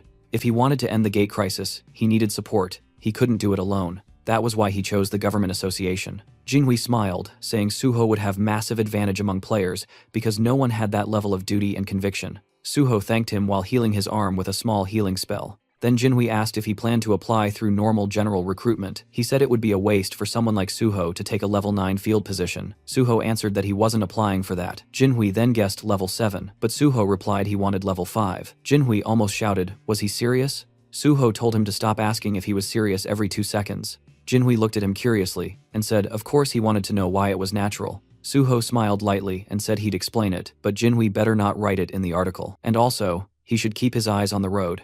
After some time telling the story, reporter Jinhui was stunned by Suho's plan and said it was a great idea, and the protagonist calmly replied that yes, it was, but it must not appear in the article yet, because he wanted to officially announce it through him later, and when that time came, it would naturally shake everything, which meant Jinhui would have exclusive access before anyone else in the company. Jinhui stared at him and asked if Suho was planning to squeeze every drop of benefit out of him, and Suho simply replied that if he's friends with a reporter, he should obviously use that fact to his advantage. Jinhui laughed and said fine. Suho could use him as much as he wanted, then suddenly asked if Suho wanted to go home now, since his personal information was already leaked, and there were probably countless people waiting near his house. The protagonist smiled and casually answered that he would just disappear again the same way he did at the tower. But Jinhui hesitated and asked if maybe Suho should just stay with him for now, explaining that he lived alone in a big house. The guest room was beautifully furnished, and the security was tight enough that nobody could break in. Suho paused for a moment and asked where exactly he lived, and Jinhui answered proudly that his home was in Kaiser Cheongdam, and Suho couldn't help thinking with genuine surprise that those were premium luxury apartments worth hundreds of billions. Once they arrived, Suho stepped inside and froze for a second, not because he was impressed, but because the place looked like the final boss of rich kid housing, the kind of luxury that doesn't brag, it just exists and expects you to stare. Jinhui welcomed him like it was nothing, and told him to treat the place like it was his own house, and Suho just nodded, mentally noting that this was exactly what life looked like when someone was born with premium DLC enabled at birth. Jinhui pointed toward a device sitting neatly on the table, a convenience function pad. Through the community app installed on it, Suho could order food, shop, call support, and even summon an emergency healer if needed. Jinhui added that Suho looked way better now compared to when he first got in the car. Suho replied simply that he was a healer. Jinhui blinked and asked again, and Suho repeated it, a little annoyed, because yes, he was really a healer. The journalist apologized, admitting that even though he had read it everywhere, his brain still refused to believe it. After all, healers normally entered a guild first, then leveled safely. They didn't just casually solo clear the Tower of Challenges. Picking up his bag, the rich guy said he had to return to the office for work and reminded Suho of the password. Suho told him not to worry and wished him a safe trip. After the door closed behind him, Suho finally opened his system window and checked his status. He decided it was time to distribute the stat points he earned from clearing the tower. He balanced stamina with the other attributes and poured the remaining points into sensitivity. At this level, it wasn't just an elite route anymore, it was the path of a successor, and even he had to admit his stats were looking insane now. Once that was handled, Suho switched to a different task. He'd been a master at detecting surveillance equipment in the past, and with his newly improved sensitivity, he could probably detect anything. And even if he trusted Jinhui, he wasn't stupid enough to blindly assume a conglomerate kid's place was completely clean. Better paranoid than dead. After checking every detail for a while, Suho finally dropped onto the sofa, feeling drained. The house was huge, way bigger than most Subspace-grade houses he'd seen before. Honestly, finding hidden cameras felt harder than slaying that dragon earlier. With no devices detected, he finally let himself relax, but his phone wouldn't stop buzzing. Notification after notification kept flooding in. When he checked, Suho realized his personal information had been leaked. Someone had exposed his number and the messages just wouldn't stop. Accepting the situation, he decided he needed a new phone and a new number. Remembering the community app Jinhui mentioned, Suho tried using it, and to his surprise, it was extremely efficient. He transferred important things to the new device and designated it for private use. Even though the messages kept flooding his old phone, he planned to switch numbers soon. He glanced at the time, a little past 5 p.m. He figured he had time for a short break before heading out again. Meanwhile, somewhere else that night, inside a quiet building, a mysterious gate appeared. Several masked individuals stepped through it. They scanned the area carefully. No witnesses, no surveillance, nothing. Then they opened the bags they carried and began placing bombs with practiced precision. And while they were still in the middle of setting everything up, Suho appeared behind them calmly, as if he walked in on a casual meeting instead of a terrorist operation. He said bombing public buildings wasn't exactly a great idea. The masked group froze instantly, confused because this building was supposed to be empty today. Suho agreed that normally, yes, but he came because he expected something like this. Panic erupted. One man yelled for everyone to retreat and scrambled toward the gate. A girl in the group stumbled and fell to the floor. Her teammates hesitated, asking if she tripped. One tried to lift her, but she wouldn't budge. Another insisted they hurry and pull her through, but the girl's legs stayed rooted to the floor. They didn't know yet, but Suho had already used Shadowbind, chaining her with dark energy. Still struggling, the man shouted that something was wrong, and the girl muttered one cold word: abandon. The man refused, unwilling to leave her behind, but the girl insisted and ordered them to kill Suho. The remaining three charged together, fueled by panic, but before they even finished the first step, an invisible force crushed them to the floor. Suho's intimidation skill smothered them instantly. With them subdued, Suho asked if they were members of Banshee. The narration clarified: Banshee, a notorious terrorist group responsible for bombings and chaos. Even though they were eventually caught in the past, the damage they caused was massive, and only 4 members did all of it. The group was shocked, someone recognized them, and demanded to know how Suho knew their name. Suho calmly stepped toward the man closest to him and removed his cap. He identified him as Kwak Duho, the muscle, who worked day labor, jobs, and handled heavy tasks. Then Suho pointed to another Seo Kyawan, the bomb maker who worked as a middle school science teacher. Next, Kim Hyunmin, the transporter, an everyday delivery driver using a movement skill to vanish after attacks. Lastly, Suho turned to the girl Ku Yeonhwa, a university student and the true leader of Banshee. Her EMP ability erased electronics and magic supports with ease. Stunned, Yeonhwa demanded how Suho knew everything. Suho smiled and said anything could be uncovered if someone tried hard enough, and she already knew that. Still refusing to believe him, she demanded again to know who he was. Suho acknowledged her quickness and reminded her she already knew the answer, and said out loud that if she still didn't trust him, he could prove it by handing her over to the authorities right now. Realizing he wasn't bluffing, she finally asked what he wanted. Suho said she should have agreed earlier, and also pointed out this wasn't a great place to talk. He told her to retrieve the bomb and said they'd talk at their hideout instead. She stared at him, wondering just how much information he knew, but finally agreed. Suho turned to Hyunmin and asked if he could move now, and told him to open the door, because they obviously weren't going to take a taxi. Once inside their hideout, Suho told everyone to relax, take off their masks if they wanted. Yeonhwa refused, but then ripped hers off anyway, telling him she only did it because the room felt stuffy, not because he told her to. She demanded answers again. How did he know who they were? Why did he approach them? And why would someone known for conquering gates go after a terrorist cell? Suho smiled and admitted she asked so many things at once that he didn't even know where to start. He said he used his own skills he didn't reveal publicly, to track and identify them, the same way they had hidden theirs. Finally focused, she asked again, what did he want? Suho extended an offer. He wanted them to work with him. He mentioned the recent PBS interview and the future plans he shared there. Yeonhwa assumed he meant joining the Hunter Association. Suho confirmed, and before she spiraled, he clarified he wasn't handing them over for forced recruitment. He explained he would take the level 5 exam, then move through 1 or 2 positions, and eventually join the Special Forces Division. Yeonhwa looked stunned, and Suho told her not to make that face. He knew they hated the Special Forces, which was why their bombings targeted related sites. He understood because he had the same reason. Suho revealed the truth. He was a gate orphan. He used to think it was coincidence until he later learned the disaster had been manufactured on purpose. After every cleared gate, that land became premium real estate. The government knew a gate shock was coming and let it happen anyway for profit. There were development projects behind it, and Suho already knew who was responsible. So his goal was simple: become the head of the Special Forces and make those responsible pay. He explained the Special Forces held the highest authority in the association, influenced other government offices, and could prosecute hunters. He offered revenge, but in a strategic and lawful path, not reckless terrorism. But Yeonhwa still pointed out there was no guarantee Suho would pass the level 5 test. Suho smirked and told her to wait and watch. And with one last warning that another attack would mean he would personally hand them to the government, he finished the conversation. Inside, Suho knew they must be beyond shocked. In his past life, Banshee had remained an untouchable ghost. During interrogation, he realized they were people like him, victims twisted by revenge into villains. If someone had guided them sooner, maybe things wouldn't have spiraled. So this time, before they crossed the line entirely, Suho planned to redirect them. No matter how long it took, he was certain Yeonhwa would accept. His offer was too tempting, and his competence was undeniable. He told them to think carefully and make a wise choice. The scene shifted to the South Korean Hunter Association, where the vice president was already in a sour mood, lecturing team leader Yang Chulman for failing what he called a simple task, and reminding him that even the president cleared his entire schedule just to meet An Suho. Though he let it slide for now, he made it very clear that if the same mistake happened again, there would be consequences. And all Chulman could do was bow his head and acknowledge the warning before being dismissed and told to get back to work. The moment he stepped outside, he exhaled in exhaustion, thinking about how long he had been sitting there, listening to complaints, and how, for a second, he genuinely considered quitting everything and joining a civilian guild.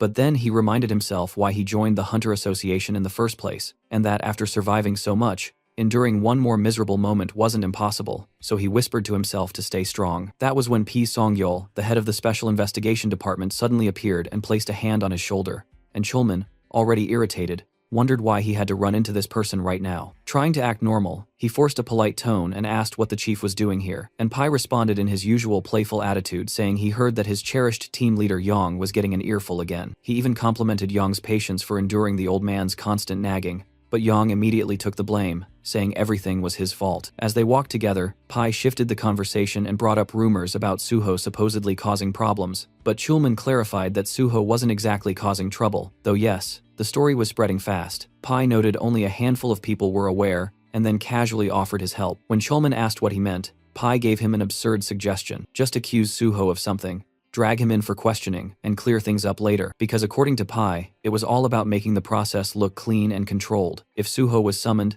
then the president would be pleased, the issue would look handled, and Suho would be released afterwards, with the association looking authoritative. He added that since Suho wanted to join the Hunter Association anyway, it would benefit everyone involved. Yong stared and cautiously called Pai's ideas mischievous, because interfering with someone as successful as Suho could backfire spectacularly. But Pai didn't flinch, and instead admired Yong's morality, questioning why someone in his position was so nervous over a single hunter. Yong responded politely, but Pai wasn't done. He reminded him that prosecutors still had the authority to investigate and charge hunters, and that hunters once feared them for a reason, hinting that Yong should be more flexible instead of clinging to protocol. After a tense pause, Yong nodded and said he'd keep it in mind.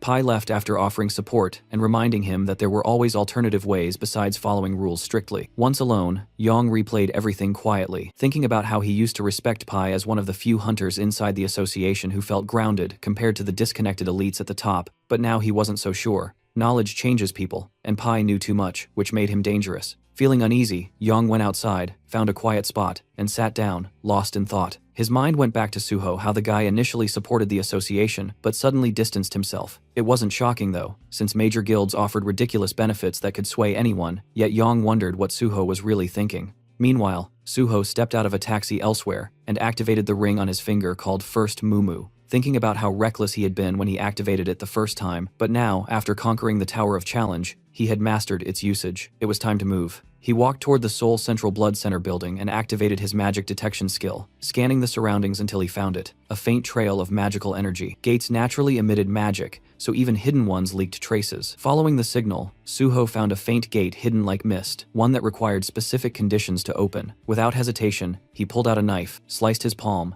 and let the blood drip toward the gate, because he already knew this one demanded blood. Once it absorbed enough, the system confirmed the condition was satisfied. A hidden gate had been discovered, and Suho earned 5 bonus stat points. The gate's name was Blood's Decree. Entering, Suho tossed glow in the dark powder forward to illuminate the cave-like environment. The first stage was clearly a cave system, so he moved deeper until a mysterious liquid dripped onto his head. He looked up and realized it wasn't cave water, it was saliva. Above him hovered countless vampire bats, all around level 63, and Suho smirked at the dramatic welcome. Without hesitation, he activated Intimidation, and instantly, every bat lost control and crashed to the floor. Calmly, he stepped toward one bat and drove his shadow spear straight through its body, letting the spear devour the shadow, killing every bat in the room at once. Opening his status window, he felt satisfied. This method was perfect for wiping low-tier enemies. With an S-class intimidation skill, level gaps became meaningless. Most hunters focused on 2 primary stats, but Suho had decoded the full color-coded stat system and planned to raise everything evenly. Reviewing his numbers again, he wondered if his level was too absurd just for hunting bats. His curiosity led him to check the combat log, and that's when he noticed something strange. Among the corpses was a blood slime. It must have been hiding among the bats and accidentally died from the intimidation shockwave. The cleanup felt boring, but he acknowledged the usefulness of intimidation, since while high-level monsters could resist fear effects, the skill still worked, unless the opponent belonged to a special category. Soon he reached the boss room and felt excitement building. Without hesitation, he entered. The moment he stepped in, he summoned his sword, and instantly a large vampire bat lunged at him. He blocked the attack and identified it as a Great King vampire bat, countering with a swift slash. Then, from behind, a golem lunged, forcing Suho to dodge sideways. Neither creature felt like a true boss, they were mini-bosses. He fought both at once, slashing the golem and spinning to counter the bat's attacks. When the golem attempted to punch, Suho slid backward to avoid the hit, then rammed his sword into the ground, unleashing a shockwave that exploded through the room and hit both monsters. He thought the fight was finished until the dust cleared, and both monsters were still standing. The battle intensified, and Suho quickly realized physical attacks alone wouldn't finish high-level targets. It was time to use what he prepared. Just then, both enemies attacked at the same time, one from the front and one from behind. Suho summoned another sword, and when the explosion settled, he had driven one blade into the bat and the other into the golem. Even repeated attacks weren't enough to finish them, but Suho finally grasped the key. Their weakness was pure silver, infused with holy power. At that exact moment, the system notified him holy power had now been successfully applied. The silver sword in the bat's body glowed, and a lightning strike crashed down on it, slicing its throat and obliterating the monster instantly. Suho stood over the corpse with his foot on its head, watching it erupt like an insect crushed under a giant hand. Holy power was devastating. The golem lunged again, but Suho moved first, cutting it into pieces with his wholly enhanced sword until the system confirmed its defeat. Looking down at the weapon, he acknowledged how perfectly it worked. A healer-exclusive skill that allowed holy enchantments had become an incredibly powerful advantage, and enchanting silver weapons with holy energy turned every strike into a guaranteed critical hit, making it the perfect counter for enemies in this gate. Suddenly, Suho sensed a powerful presence behind him, and as he turned, he realized the true boss of the hidden gate had finally appeared. The figure stepped forward, radiating murderous intent, revealing himself as the Cursed Prince, a monstrous level 76 elite, and he furiously accused Suho of invading his domain and slaughtering his subordinates, before demanding he kneel and confess his sins. But Suho had come here to capture him, not bow down. That confidence enraged the prince, and with a furious roar he unleashed his power, calling Suho unbearably arrogant. The first strike slammed forward, but Suho blocked it with ease and calmly asked if the prince was done with his dramatic entrance. Instead of answering, the prince drove his hand into the ground, and suddenly the battlefield transformed as blood-veiled mist erupted everywhere, obscuring visibility completely. The dense aura made it impossible to detect movement normally, so Suho braced himself knowing the prince could attack from any direction. He sensed something behind him and reacted instantly, just as the prince lunged, blocking the strike perfectly, shocking the boss, who couldn't understand how Suho predicted his attack. Suho retaliated with a confident slash, thinking he'd landed a clean hit, but the prince only laughed and mocked him, saying such weak attacks could never harm him. Then, a system alert flashed. The cursed prince had activated Blood Scream. Suho immediately stabbed his sword into the ground and activated Healing Spirit. A cleansing aura burst outward, and the prince visibly reacted to the sensation as Suho's wounds vanished completely. With a slight smile, Suho revealed he was actually a healer. The prince glanced down, stunned to find a wound on his abdomen, proof that Suho's strike had worked after all. Suho prepared another technique, but the prince snapped and charged forward, enraged by the humiliation of being injured by a mere human. Suho met him head-on, his sword clashing against the prince's clawed hand, as the two engaged in a fast-paced exchange of brutal blows. For a brief moment, the prince believed he was winning, and unleashed a rapid barrage of strikes, but Suho suddenly disappeared and appeared behind him, landing a clean hit. Blood poured from the prince's mouth as he stumbled backward, and Suho immediately rushed in to continue the assault. Refusing to retreat, the prince activated more power and charged directly back, and the two collided with massive force, sending shockwaves across the battlefield. When they landed, the scene changed instantly. The cursed prince's head separated from his body and rolled across the ground. Suho approached casually and crouched next to the severed head, mocking how easy the win was until the head suddenly lunged forward and bit his hand. The still-living prince cursed Suho inside his mind, demanding his blood and promising to enslave him. With pure disgust, Suho ripped the head off and threw it aside, thinking the prince was basically a mosquito biting without warning. Then the system announced the start of kin conversion. Suho collapsed to the ground as blood rapidly drained from his body, dizziness and a pounding headache overwhelming him, while a violent thirst clawed at his throat. Inside his mind, the prince declared it was already too late, but Suho told him to shut up, refusing to listen. As the conversion continued, Suho reminded himself that to gain the vampire trait, synchronization had to reach a certain threshold, and once it did, he needed to purify the infection instantly with holy water. When kin conversion hit 50%, Suho believed he was close to acquiring the trait, and reached for the bottle only for it to suddenly shatter.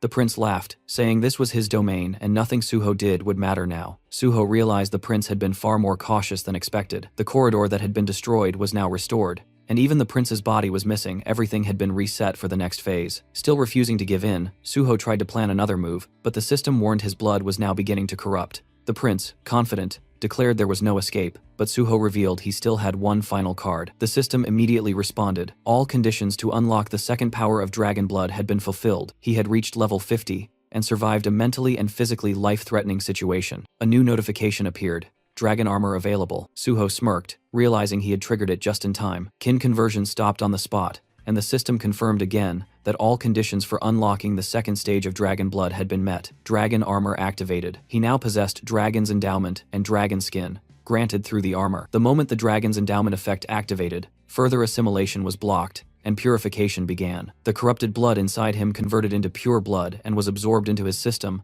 while the remaining corruption was destroyed entirely thanks to the dragon blood effect. Suho successfully mastered the unknown power hidden within the corrupted vampire blood and felt his body become lighter. He remembered planning to unlock the second dragon blood power using a custom gate at level 50, but instead it happened here unexpectedly. Checking his newly unlocked skill, he saw Dragon's Endowment, an innate trait exclusive to descendants of dragon blood representing nobility and superiority. While active, it granted immunity to infection, corruption, and allowed automatic absorption of corrupted sources to purify, heal, and evolve. The system had never shown the second awakening condition, but Suho had learned it from Youngma. Since kin conversion was life-threatening, the system recognized it as the trigger. Although the endowment purified the blood, it also preserved the vampire power inside it. He checked another skill, one tied to vampirism sealed for now, proof that he had nearly become a vampire, and he wondered whether he technically acquired it or not. His original goal was to obtain vampire traits, but dragon and vampire blood clearly couldn't coexist fully still. The skills he gained were strong enough, so he accepted it. Another new skill appeared, Blood Weapon, a rare ability only usable by noble-level vampires or higher, but requiring huge quantities of blood.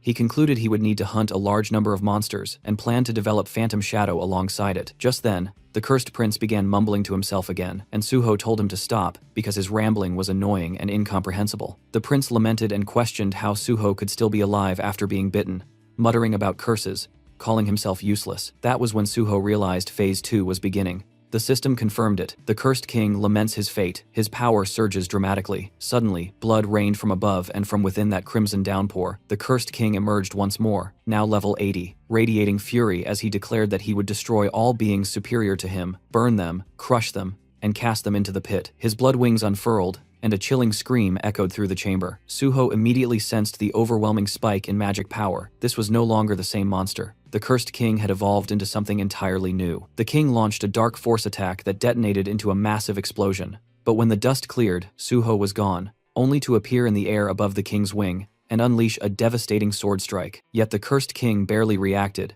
and claimed that a mere blow like that could not bring him down. Suho realized that not only was his power growing, but his intelligence as well. The king swung his wing like a weapon, smacking Suho away with brute strength. Suho steadied himself and immediately recognized the danger. The king rushed in with another attack, and Suho blocked the incoming strikes head-on with his sword, activating his holy power, and declaring that holiness would surpass all the strength the king possessed. But in the next instant, the cursed king shattered Suho's weapon, and scoffed that holy power meant nothing to him now. Suho quickly retreated, analyzing the situation. A wholly enhanced weapon had broken like glass, meaning normal weapons would not work anymore. With no hesitation, he summoned his bloody sword. Seeing it, the cursed king erupted with rage and demanded Suho hand it over while launching another brutal assault. But Suho infused the bloody sword with holy power and sliced through the strike, shocking the king who couldn't comprehend what just happened. Suho finally understood. Blood weapons scaled in power and durability based on his stats, and at his current level the sword had already reached red rank, more than enough to end this fight. The cursed king conjured a bloody spear, vowing to tear Suho apart, and charged in. The attack came fast, but Suho shifted his bloody sword into a shield form and blocked the spear, leaving the king stunned again. Suho told him he wasn't the only one capable of transforming a blood weapon, then smoothly reverted the shield back into a blade and slashed the cursed king's throat in one clean, decisive motion. The king's severed head hit the floor, still wearing a twisted smile filled with arrogance, confidently claiming that cutting off his head meant nothing. Suho simply kicked the head across the floor and summoned his shadow spear, slamming it into the ground.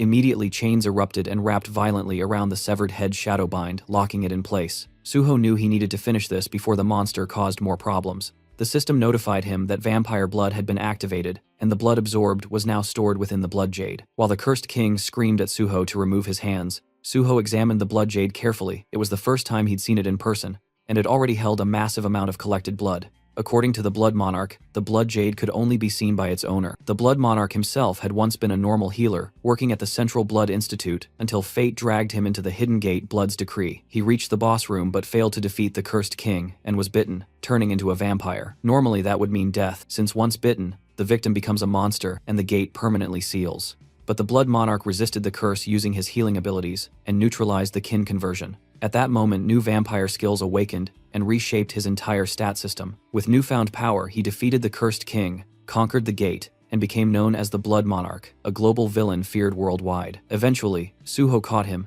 and extracted all the critical information about kin conversion, blood weapons, and vampire blood. But even now, the cursed king raged, promising revenge and refusing to accept humiliation. Suho welcomed it, daring him to try. Then the system activated. The phantom shadow resonated with the cursed king's shadow and absorbed it fully until not even a trace remained. With that, Suho acknowledged that Blood's decree had finally been cleared. The system confirmed the Hidden Gate's conquest and declared Suho the MVP. An exit gate formed before him. As he prepared to leave, Suho reflected on everything. Once again, he was reminded of the overwhelming reality of dragon power. No matter how terrifying kin conversion seemed, it was insignificant next to dragon blood. Still, he was annoyed that the vampire managed to escape. Then the system announced a special reward. After analyzing Suho's talents, it granted him a skill perfectly suited for him and awarded 10 bonus stats for his achievement. The new skill, New Blood. Suho had never heard of it. As he scrolled through the system window, he realized its value. It was an absolute jackpot for his future. Not only that, he had also obtained an S-rank original vampire skill,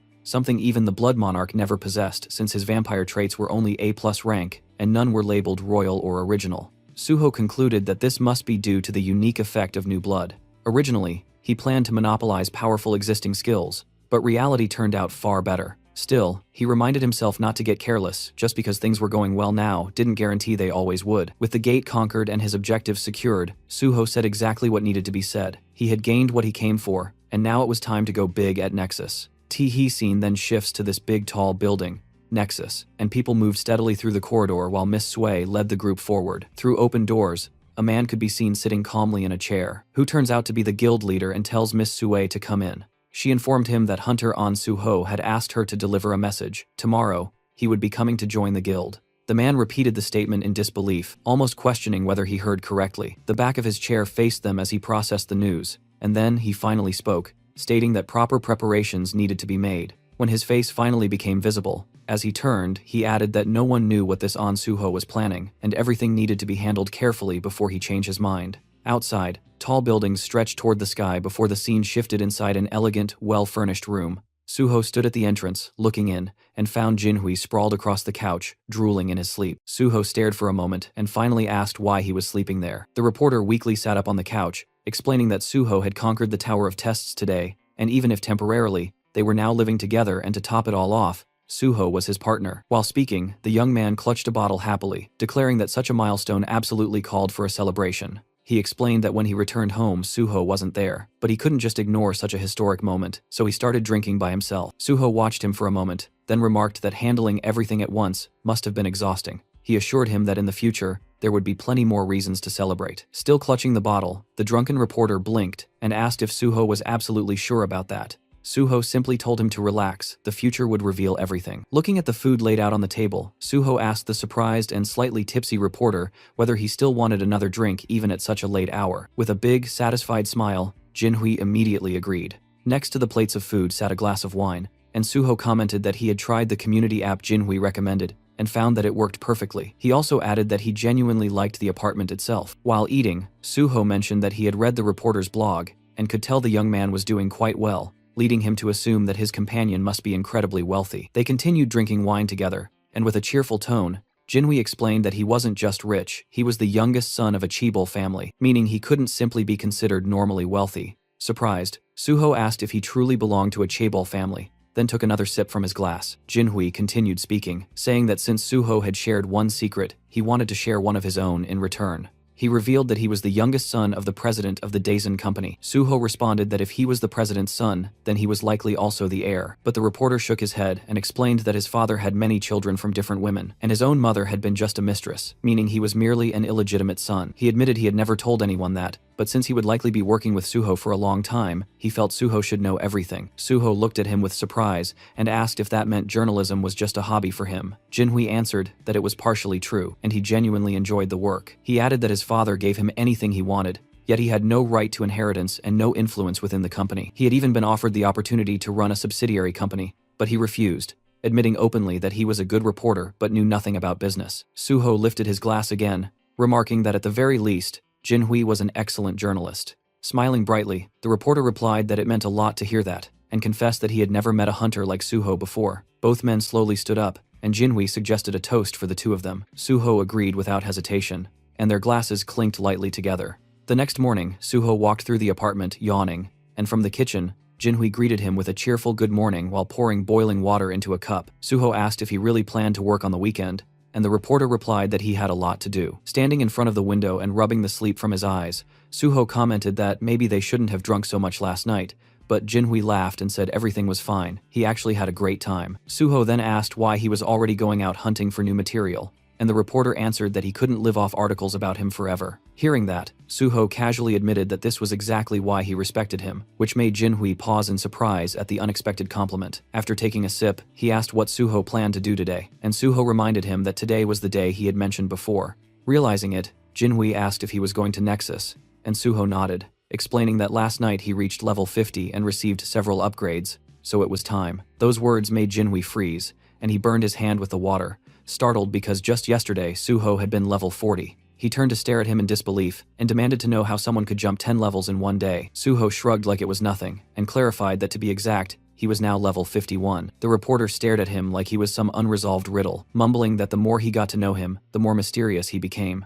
Suho commented that the way he said that sounded strangely suggestive, and as Jinhui scratched his head, Suho asked why he was looking at him like that. Without warning, the reporter pushed him toward the hallway, saying that if he was going to walk into such a serious organization, he needed to look like he belonged there. Suho protested, saying he didn't need anything fancy, and was fine with casual clothes, but the reporter insisted, saying he'd gladly lend him proper clothes and a watch. When Suho continued resisting, the reporter declared that appearances mattered at places like Nexus, and reminded him that he could also pick any of his cars. If he walked in using public transportation or showed up in a taxi, everyone would stare. A quiet upscale district came into view as a sleek red car rolled to a stop, immediately drawing attention from the people waiting outside. The door lifted upward, and Suho stepped out, dressed in a sharp, elegant suit that fit him perfectly. For a second, he cleared his throat and thought that everything had turned out surprisingly well. A suited man approached, politely offering a business card while introducing himself as Bai Dongyuk, the head of Nexus. Suho accepted it with a polite smile,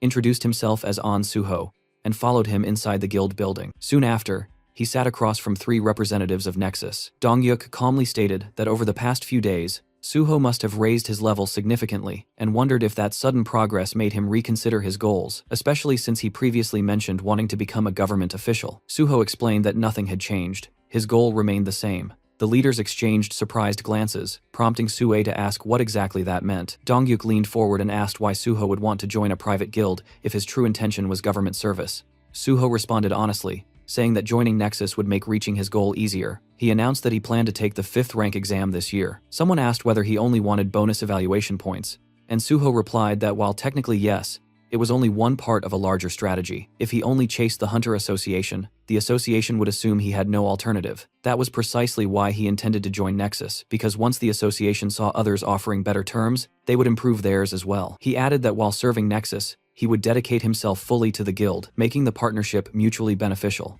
Dongyuk listened silently as Suho promised to give 100%, but the guildmaster eventually leaned back and said he understood. However, he wanted to ask one question. He pointed out that when Suho first approached them, Nexus was struggling, and the hero's abilities were a complete unknown. Hiring him back then was risky but still reasonable, but now, any guild in Korea would fight for him. So why out of all of them did he only approach Nexus? Suho smiled quietly while the guild leader continued, saying that Suho was clearly talented, but his true intentions remained unclear. Folding his hands, Dongyuk warned that unless Suho answered honestly, cooperation would not be possible. Suho closed his eyes briefly, then replied that he had personal reasons. He reminded Dongyuk of the public speech he gave earlier, the one where he promised Nexus would do everything in its power to destroy all gates in Korea. Suho acknowledged that Nexus provided more support to victim families than any other guild, and was clearly the most passionate about eliminating the gates. He said he had no doubt that speech was sincere. Because of that conviction, he wanted to work with Nexus, help them, and contribute everything he had. He smiled widely,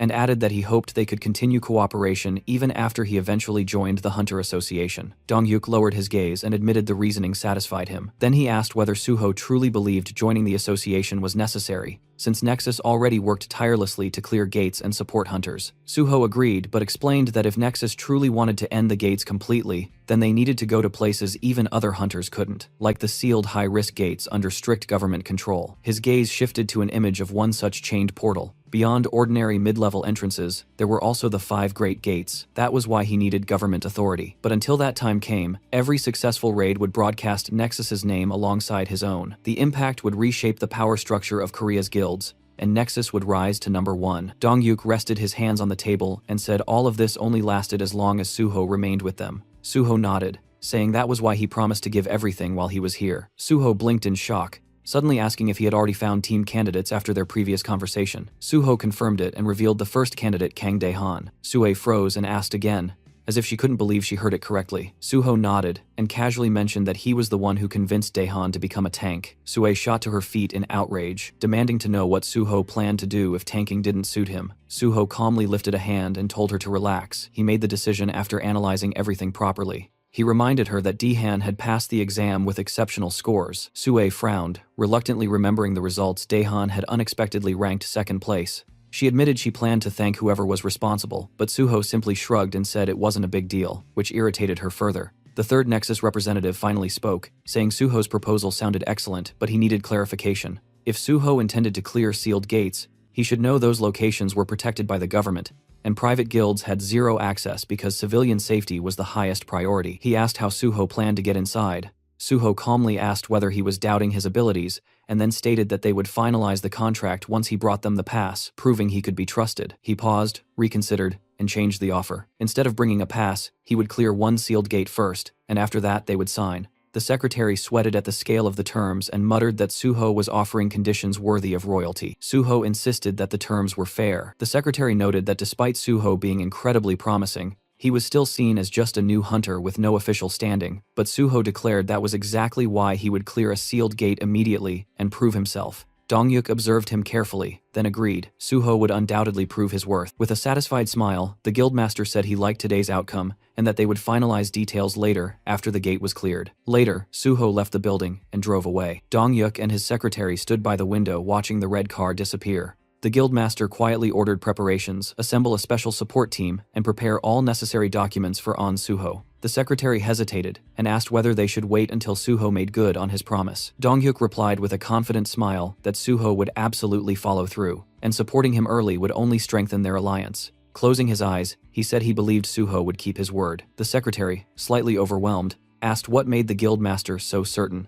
Dongyuk answered that it wasn't a guess, and the secretary already knew it. The man finally nodded, remembering Suho's determined gaze and the certainty in his voice. The scene shifted to the massive building of the Great Hunter Association of South Korea, where inside one of the offices, Yong Chulman sat slumped in front of a computer, clutching his head in frustration. He was desperately trying to figure out how to get Suho into the organization when the man showed absolutely no intention of coming willingly. Chulman considered offering him a reward for clearing the test tower, but immediately dismissed the idea, knowing full well that upper management would never approve it. They didn't want a picture of Suho receiving thanks. They wanted a picture where Suho stood, smiling beside the association president, making it look like they were already close. While Chulman hated the idea of using force or pressure, Chief Pai's earlier suggestion echoed in his head, a suggestion that basically amounted to dragging Suho in by force if necessary. Chulman groaned, dropped his head onto the desk, and wondered why he ever chose to work in this stressful place. As he cursed his life choices, his phone vibrated. The caller ID was an unknown number. With low energy, he picked up and introduced himself. "This is Yong Chulman speaking," trying to figure out who would be calling him from an unrecognized number. But the moment he heard the voice on the other end, his expression completely changed. It was On Suho. Chulman shot upright from his chair, eyes wide, barely believing he heard correctly. The scene jumped to a small gukbap restaurant, where steam rose from simmering pots. Suho and Chulman sat at a table facing each other. Suho commented that he hadn't visited this place in a long time, and noted that the restaurant served the best boiled pork. Chulman blinked and asked in surprise how Suho knew about this place. With a calm smile, Suho casually lied that he used to come here often back when he worked nearby. Chulman nodded slowly, accepting the explanation. He scooped soup into his spoon and admitted he never expected Suho to reach out first. Then he asked why Suho had changed his number. Suho explained that he had been receiving far too many calls, so he simply got a second number, and now Chulman could use that one instead. The civil servant nodded understandingly, and commented that Suho must be exhausted from all the unwanted attention. Lowering his gaze, Chulman thanked him sincerely for contacting him, admitting that he had nearly given up hope of ever seeing him again. Suho asked how he could think that, and picked up his chopsticks. Then he calmly asked whether the higher-ups were pressuring him, and whether they wanted Chulman to convince him to join the association. Caught off guard, Chulman stiffened and raised a hand to his face as if trying to shield his reaction. He nervously asked why Suho would assume that. Holding the chopsticks near his cheek,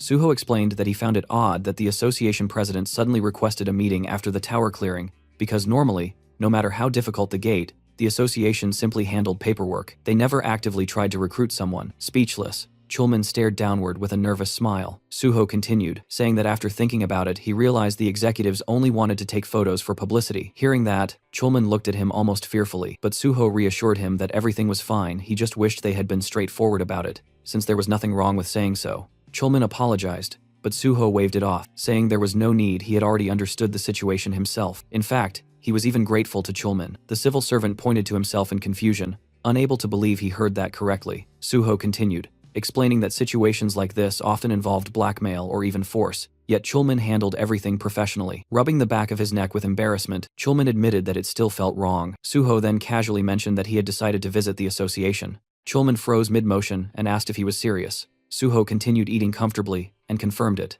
explaining that he wanted to thank Chulman and felt that meeting the association executives could actually be beneficial. Chulman nodded slowly, agreeing that it truly could be. Suho asked when he should visit the association. Chulman suggested discussing it after finishing their food, but halfway through speaking, realization struck him, and he shot up from his seat, eyes shining with excitement. With sudden determination, he declared he would arrange a meeting immediately. Sometime later, the duo arrived at the building of the Korean Hunters Association. Suho posed for a photo beside the president of the organization. Jang Kyung-won smiled for the camera and then told Suho he was glad to finally meet him. He commented that Suho must be extremely busy, so he truly appreciated that he accepted the invitation. The vice president, Park Yong, added that it wasn't every day someone got to meet such a promising newcomer. Suho smiled politely and replied that meeting the leaders of the association was a great honor. Behind that expression, however, he could barely tolerate the sight of these people. It had been a while since he last saw them, but disgust immediately resurfaced. Kyungwon asked if Suho truly intended to join the Korean Hunters Association. Narrowing his eyes slightly, Suho answered that it was his dream, exactly what he said during the interview before the exam. The president asked why. With his gaze lowered, Suho explained that he became an orphan due to a gate outbreak, and he wanted to eliminate portals as soon as possible to protect humanity. But in his mind, Suho reminded himself that this was only one reason. The other was to prevent the president and his lackeys from destroying the association from within. Kyungwon cheerfully praised Suho for his noble intentions, while Suho silently noted that this man would cling to his position until the very last moment, right up until he was shoved out. He couldn't wait to see what expression this old pig would make when that day finally arrived. And Kyungwon wasn't the only problem infesting the association. Then Park Hyuman spoke again, claiming Suho really knew how to make a good impression. Arms folded across his chest, he said that Suho didn't care about material gain and only wanted to protect the general public, which was worthy of respect. The vice president pressed his fingertips together and solemnly added that Suho had grown into a strong and noble man. His parents would be proud. Suho thanked him politely, while thinking that Kyumon was most likely the one who proposed this recruitment stunt. In his mind, Suho labeled him a pathetic bootlicker who existed solely to polish Kyunghwan's shoes. Because of fools like these, most gates hadn't been cleared in his previous life, and he intended to take away their chance to ruin things again. Then Kyumon happily asked which department Suho wanted to join. Suho rubbed his chin thoughtfully and replied that he had considered several options but ultimately chose the gate department. Chulman froze in shock, while the vice president asked why. Suho calmly explained that unlike private guilds, the association had direct access to gates, handled the initial inspections, and could participate in raids.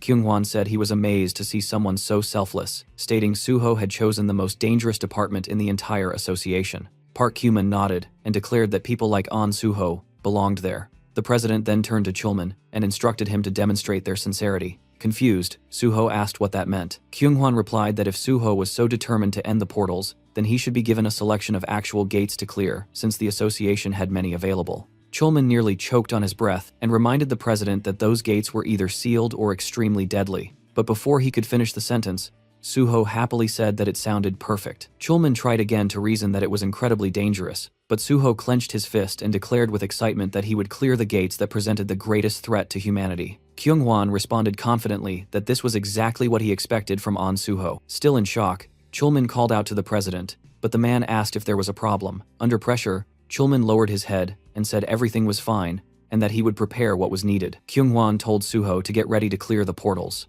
Suho thanked him politely while Chulman glared downward. He knew that for these unawakened executives, the deadliest gates were nothing more than toys. That's why he despised leaders who had never stepped foot inside a gate. They had no idea how catastrophic the danger was. Countless hunters had died attempting to clear those portals, and yet these two were willing to send Suho to almost certain death. While Chulman clenched his jaw in frustration, Suho smiled calmly, already knowing exactly what was waiting inside the sealed gates. Kyumon leaned toward the president and whispered something. Suho immediately understood these two were only thinking about profit and didn't care how many hunters died. As long as the raid succeeded and the association gained influence, human lives were irrelevant. Kyunghwan looked at Suho again and asked what rank he planned to get during the exam. Suho smiled and answered that he intended to take the level 5 test by the end of the year. Kyunghwan asked if he knew how difficult that exam was. Suho answered that reaching that rank would give him more opportunities and that he planned to join a guild to gain experience in the meantime. Kyunghwan raised his hand and said, "That was an excellent idea, experienced applicants were preferred." Then he asked how long private guild contracts usually lasted. Suho said the length wasn't his priority, gaining real field experience was. If a guild fulfilled his requirements, he would stay until it was time for the exam and the association. Kyunghwan yawned and said he hoped Suho could find such a place.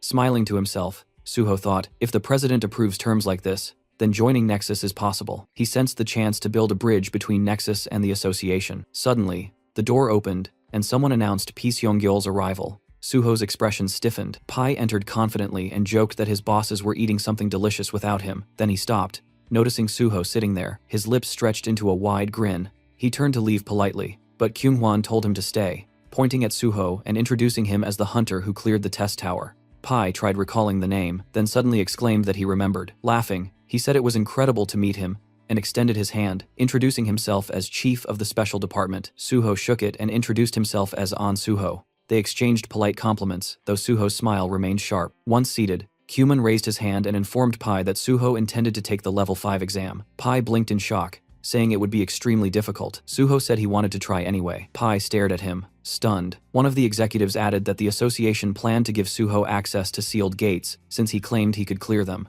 Pai froze, eyes wide. Then he mumbled under his breath, covering his mouth in disbelief. Looking worriedly at Suho, he asked if he was really sure because those gates were extremely dangerous. Suho noticed the anxiety on his face and found it strangely amusing. He replied that he was well aware of the danger. Still uneasy, Pai crossed his arms and said that he couldn't stop Suho even if he wanted to, but he sincerely hoped things would go well. Suho silently acknowledged that Pai was a hunter, someone who valued talent. His expression showed genuine concern not for himself, but for the possibility that someone promising might die needlessly. Then Pai added that if Suho wanted to join the special department, he would personally take care of him. Kyunghwan immediately raised a finger and warned him not to poach. Suho had already chosen the gate department. Pai asked why. Kyunghwan replied that An Suho wanted to destroy all gates and have priority access to them. Pai nodded slowly, now understanding. He said that if that was all that mattered, then his department could also support him. Turning his head, he smiled at Chulman and asked him to confirm that. Sadly, Chulman nodded. Hands on hips, Pai commented that if Suho passed the level 5 exam, his relationship with Chulman might become rather complicated.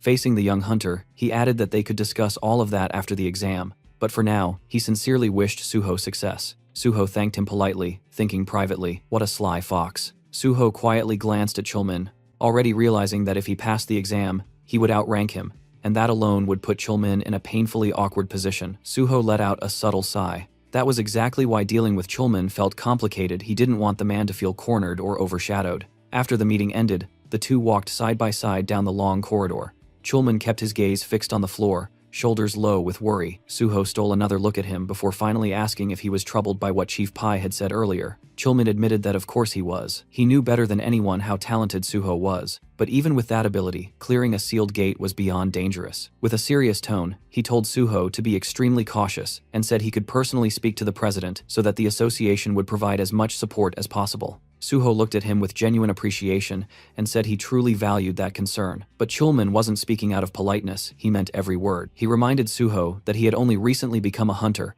and warned him again that the sealed gates were nothing like ordinary ones. Then he asked if Suho understood why the government trusted no one except the Hunter Association to clear them. Suho calmly replied that even top-tier guilds were rarely allowed into sealed gates due to national safety protocols. Chulman stopped walking and looked at him with confusion, asking why he would still insist on going there. Suho answered simply, he was absolutely confident he would succeed. He told him everything would turn out fine. Then, with a faint smile, Suho mentioned that among the sealed gates managed by the association, there was one called Nameless Sword.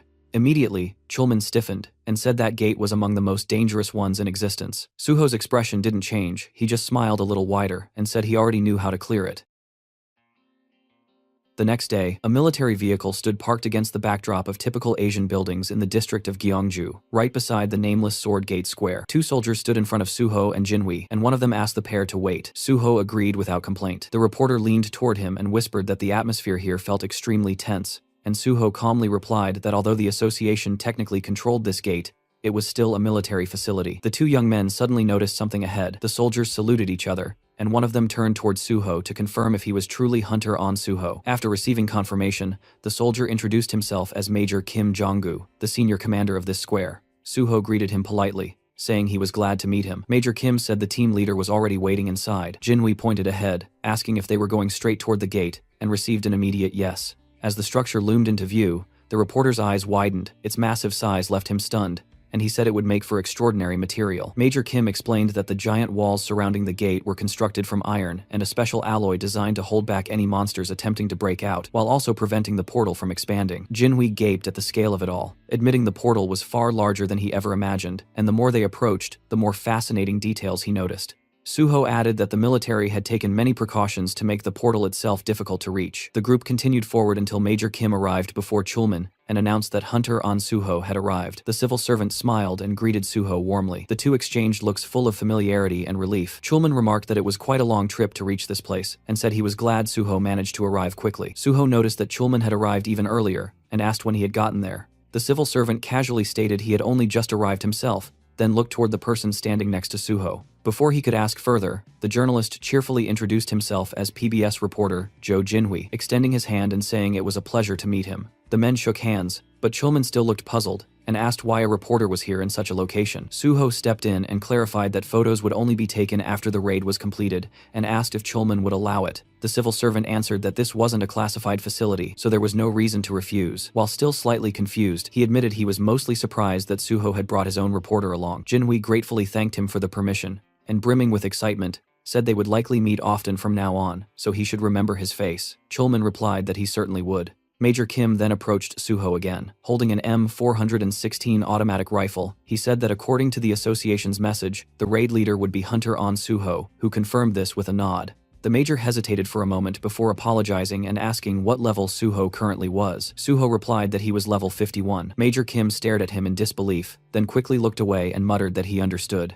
They reached the entrance, the heavy reinforced door towering over them. Major Kim said that the inner perimeter of the portal had already been prepared, and Suho could enter immediately. He firmly warned that as soon as Suho stepped inside, the door would be sealed. Suho thanked him with a calm smile. At that moment, someone called out his name. Chulman hurried toward him and asked if he had any strategy in mind. Suho answered that he did. Major Kim watched the interaction, clearly confused by their casual conversation in such a dangerous setting. Suho said that describing his strategy in words would be difficult, but he would clear this gate the same way he cleared the Tower of Challenge. He added that if he succeeded, then Chulman should remember his promise to help him clear the remaining portals as well. The door unlocked and slowly opened. Chulman wished him to return safely. Suho reassured him not to worry, saying that 1 hour would be enough. Chulman's eyes widened, and he repeated in shock, 1 hour? Suho glanced back with a confident smile, and said they would meet again very soon. The door closed behind him. Jinhui exhaled, and said that Suho had officially gone inside. Closing his eyes, Chulman replied that now all they could do was wait. Major Kim asked quietly if everything would really be okay,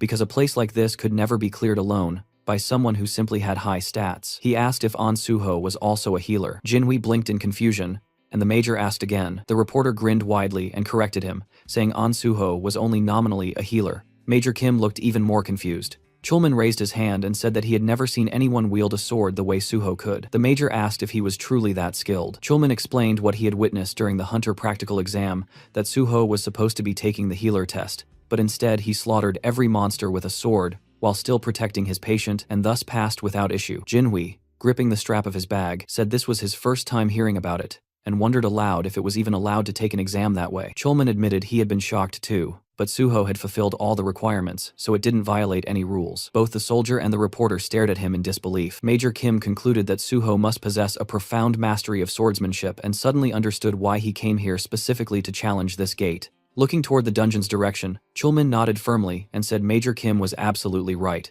In front of Suho stood the Nameless Sword portal, its entrance restricted to only one person at a time, and the moment he stepped inside, high cliffs surrounded him, while the system announced that he had officially entered the gate. Walking through the forest with his sword in hand, he looked around, thinking that it had been a long time since he was last here. The path cutting between the trees was clearly visible, and Suho remembered how he had constantly struggled to clear this gate in the past, barely surviving every attempt. Suddenly, a sharp ringing sounded beside him, and he spotted a black shadow drifting between the trees. The system reported the appearance of the boss, and a knight in armor stepped forward, the Nameless Swordsman of unknown level. He stood with his blade ready, and immediately the air around him began to shine with a bright yellow glow. The system confirmed that the Nameless Swordsman had activated the battlefield, explaining that while this zone was active, the swordsman's status would mirror the user's exactly. All fighters within this field were prohibited from using anything except a sword and sword-related skills. Smiling, Suho greeted him as an old acquaintance he hadn't seen in a long time.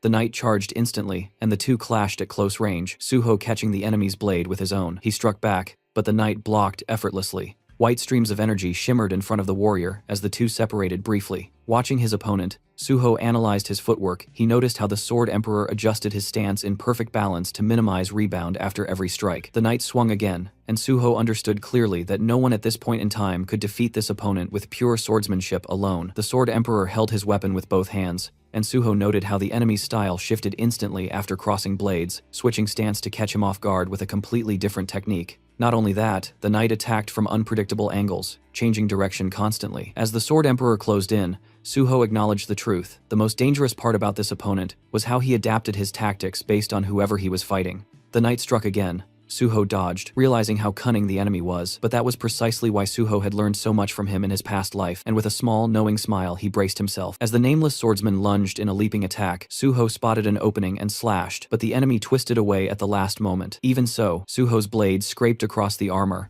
leaving a faint cut. Suho asked lightly if he had managed to surprise him. The Sword Emperor simply stared back in silence. Suho remembered perfectly that this opponent never spoke a single word until the moment he died. The knight stood ready, holding his sword with both hands. Suho struck again, landing a hit, and prepared another assault, revealing that this was already his 7th time challenging the Nameless Swordsman. He attacked fiercely. The knight's counterstrike swept just above his head. With a precise slash, Suho severed one of the knight's limbs and followed it with a kick, sending the Sword Emperor crashing backward into a thick bush. Standing before the thicket, Suho recalled how many people throughout history wondered who or what actually hid beneath the armor. The knight rose again, missing a leg. Suho asked if he knew how disappointed he had been the first time he discovered the truth. Calmly gripping his sword, he stated that everyone called this enemy either the Nameless Swordsman or the Sword Emperor, but the truth was simple. He was just the spirit of the Sword Demon. A ghostly limb appeared in place of the severed leg, and one of the Sword Emperor's hands also shimmered as a spectral form. The opponents clashed again, blades ringing violently as sword marks carved into the ground and rocks around them.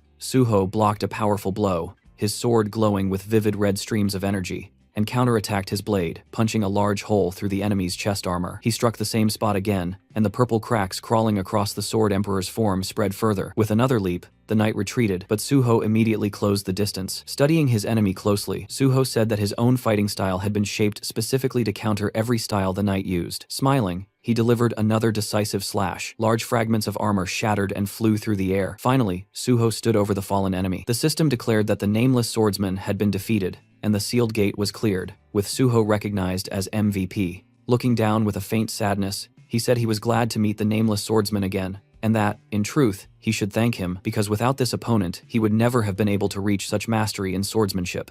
A broken piece of armor lay on the ground, and Suho noted that it was thanks to this very enemy that he had once earned the title of the Sword God. Black streams of energy swirled around him as he wished the spirit to rest in peace, promising to remember him on Teacher's Day each year. The system granted him additional experience points and bonus stats. System windows appeared, one reporting a level increase, another reporting a +1 increase to his stats, and an additional skill point, and another awarding 5 bonus points for clearing a difficult gate. A sword lay on the ground. Suho sighed, regretting that this ghost had no blood or shadow. Therefore, his Bloodsucker and Shadow Eater skills were useless here. Still, he picked up the weapon, examining the blade closely. Just this sword alone made the trip worthwhile. His reflection shimmered across its surface as the system identified it as the Nameless Sword of the Nameless Swordsman, ranked F. The blade quivered and abruptly shattered in his grasp, rising as floating fragments. The system announced that the Nameless Sword had been absorbed, activating Sword Understanding. Suho smiled as he learned that the soul of the Nameless Sword had altered his fighting style and changed the nature of the Guardian Sword. Then a description unfolded. Guardian Sword, rank S+.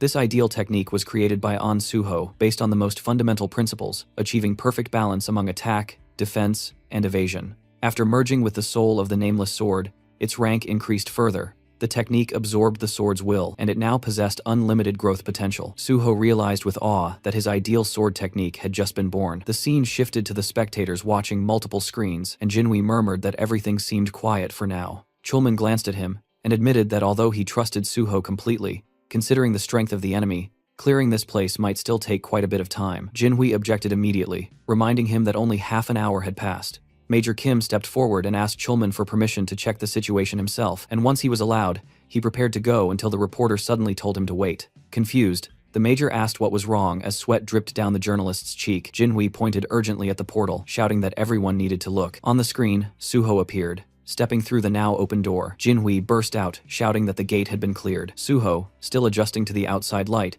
was stunned when someone called him Pro-On, and suddenly Jinhui and Chulman came sprinting toward him like overly excited kids running after candy. Jinhui even held his camera above his head, as if he were filming a festival. Suho told them to calm down, but the reporter's entire face was practically glowing with joy as he demanded to know how they were supposed to calm down when Suho had cleared a sealed gate in under an hour. He yelled that it was insane. Chulman looked like he was caught between fear and happiness as he reminded everyone that Suho had defeated the Nameless Swordsman, the very same monster who hadn't been beaten even after more than 200 attempts. He anxiously asked if Suho was all right. Suho smiled and said he felt great, casually adding that he'd taken care of it easily. The major stared at him in disbelief, as if trying to process the idea that the monster who slaughtered hundreds could be considered easy. Standing beside Jinhui and Chulman, Suho noted the major's expression. This soldier was desperately trying to understand what kind of person he was dealing with. Chulman then practically bounced with excitement, suggesting they take a commemorative photo since a sealed gate had been conquered. The major hesitated, but Chulman waved it off, insisting it was only a formality and that there was nothing to worry about. He reminded the major that he was just a regular soldier, so he rarely appeared in photographs, and that having a Korean army major in the picture would make the proof far more credible. Finally, Jonggu agreed to join the photo. Cut to another scene where the picture appeared on a laptop screen in front of the Nexus Guild leader. Suho explained that, as he had mentioned earlier on the phone, he had successfully cleared the Nameless Sword sealed gate. In the photo with him were a representative of the Hunter Association and Major Kim Jong-gu. He also pointed at the reporter beside him, introducing him as Jo Jinhui from PBS, explaining they agreed to take the photo together to prevent any manipulation of the news. Jinhui politely handed over his business card, introducing himself as Suho's personal reporter. Dongyuk pressed his thumb to his temple and said he didn't need the card at all, and had never considered manipulating anything in the first place. Standing before Suho, the guild leader asked how in the world he'd managed to pull this off. Suho blinked and asked what part he meant. Dongyuk gestured at everything and demanded specifics: how he'd gotten permission to access the sealed gate, how he'd cleared it so fast, how he'd survived something that had killed over 200 hunters. Suho calmly explained that he met with the president of the Korean Hunters Association to get permission, then simply went in and killed the monster. Dongyuk stared at him in utter confusion, running a hand through his hair as he tried to make sense of it. Suho then asked if, now that he had proven his skill level, they could finalize the contract. Holding up 2 fingers, he said that the guild leader could choose the salary amount himself, but he had 2 conditions. As long as he was in Nexus, he needed full support, and if he passed the Hunter Association exam, his exclusive contract must be terminated immediately. He added that he had already informed the association president about clearing the gate and that several guilds had contacted him, but he'd told all of them he would only accept an offer from the one willing to fully support him. Dongyuk eyed him with distrust at first, a strange expression flickering across his face, then suddenly burst out laughing and said the deal was accepted. He called for the secretary to bring the paperwork. The man returned Suho's confidence with renewed excitement, saying the hero had proven himself right after he doubted him. Suho extended his hand, and they shook firmly. The guild leader warned that there would be a lot of work ahead, and Suho replied he was ready. Later, on the road filled with evening traffic, Suho smiled and mentioned that since his friend brought him there, he'd be happy to drive him back. Jinhui chuckled, saying he was simply fulfilling his duties as Suho's manager. When Suho asked why he called himself that, Jinhui explained that since Suho kept feeding him exclusive content, the least he could do was pay him back somehow. He added that the sedan didn't shake nearly as much as the minivan he used before, so he bought this one specifically. Suho stared at him, stunned, realizing once again that this man truly was born with a golden spoon. As they drove, Suho asked if the reporter wouldn't get scolded for skipping work all day. Jinhui proudly replied that several exclusive articles had been published that very day, so no one would complain, especially since he promised the editorial office that he would bring Suho there eventually. Suho realized that there was no way this man would let such an opportunity slip. Jinhui said they could start by reporting the successful clearing of the sealed gate, and then gradually move on to covering his joining Nexus. With the news spaced out, there should be no problem maintaining interest, though realistically, no one knew how long they could keep public attention. Suho closed his eyes and told him it was fine. He could handle things however he liked. Then Jinhui hesitated and asked something more serious, asking how Suho managed to read the strategy of the Nameless Swordsman. Suho explained that the monster had a very predictable pattern, and that he was already familiar with the Sword Emperor's reputation, knowing that the fight had to be done solely with cold weapons. He admitted it might sound arrogant, but he was certain he was better with a sword than the monster. Jinhui stared, bewildered, gripping the steering wheel as Suho continued, saying experience played a huge role in the battle and that his own swordsmanship was strong. The reporter reminded him that the monster had killed over 200 warriors, including the country's greatest swordsman, and asked if Suho understood that. Suho calmly explained that the Nameless Swordsman copied the opponent's status and adapted his combat style accordingly. Inside that gate, only sword skill mattered, no items, no external abilities, nothing else could influence the fight. Driving, Jinhui finally asked if Suho even had a swordsmanship skill. Suho replied that he did, and that it was rank S, but that it didn't show in his status window. The car swerved as Jinhui slammed his forehead onto the steering wheel. Completely stunned, he demanded to know how Suho had acquired a rank S swordsmanship skill, and when it happened, flames practically burst behind him in excitement, and Suho told him to calm down because he was boiling over. He warned that information should be delivered gradually, not dumped all at once. Jinhui exhaled heavily and said that if Suho wanted to know anything about him, he could ask any time and get instant answers.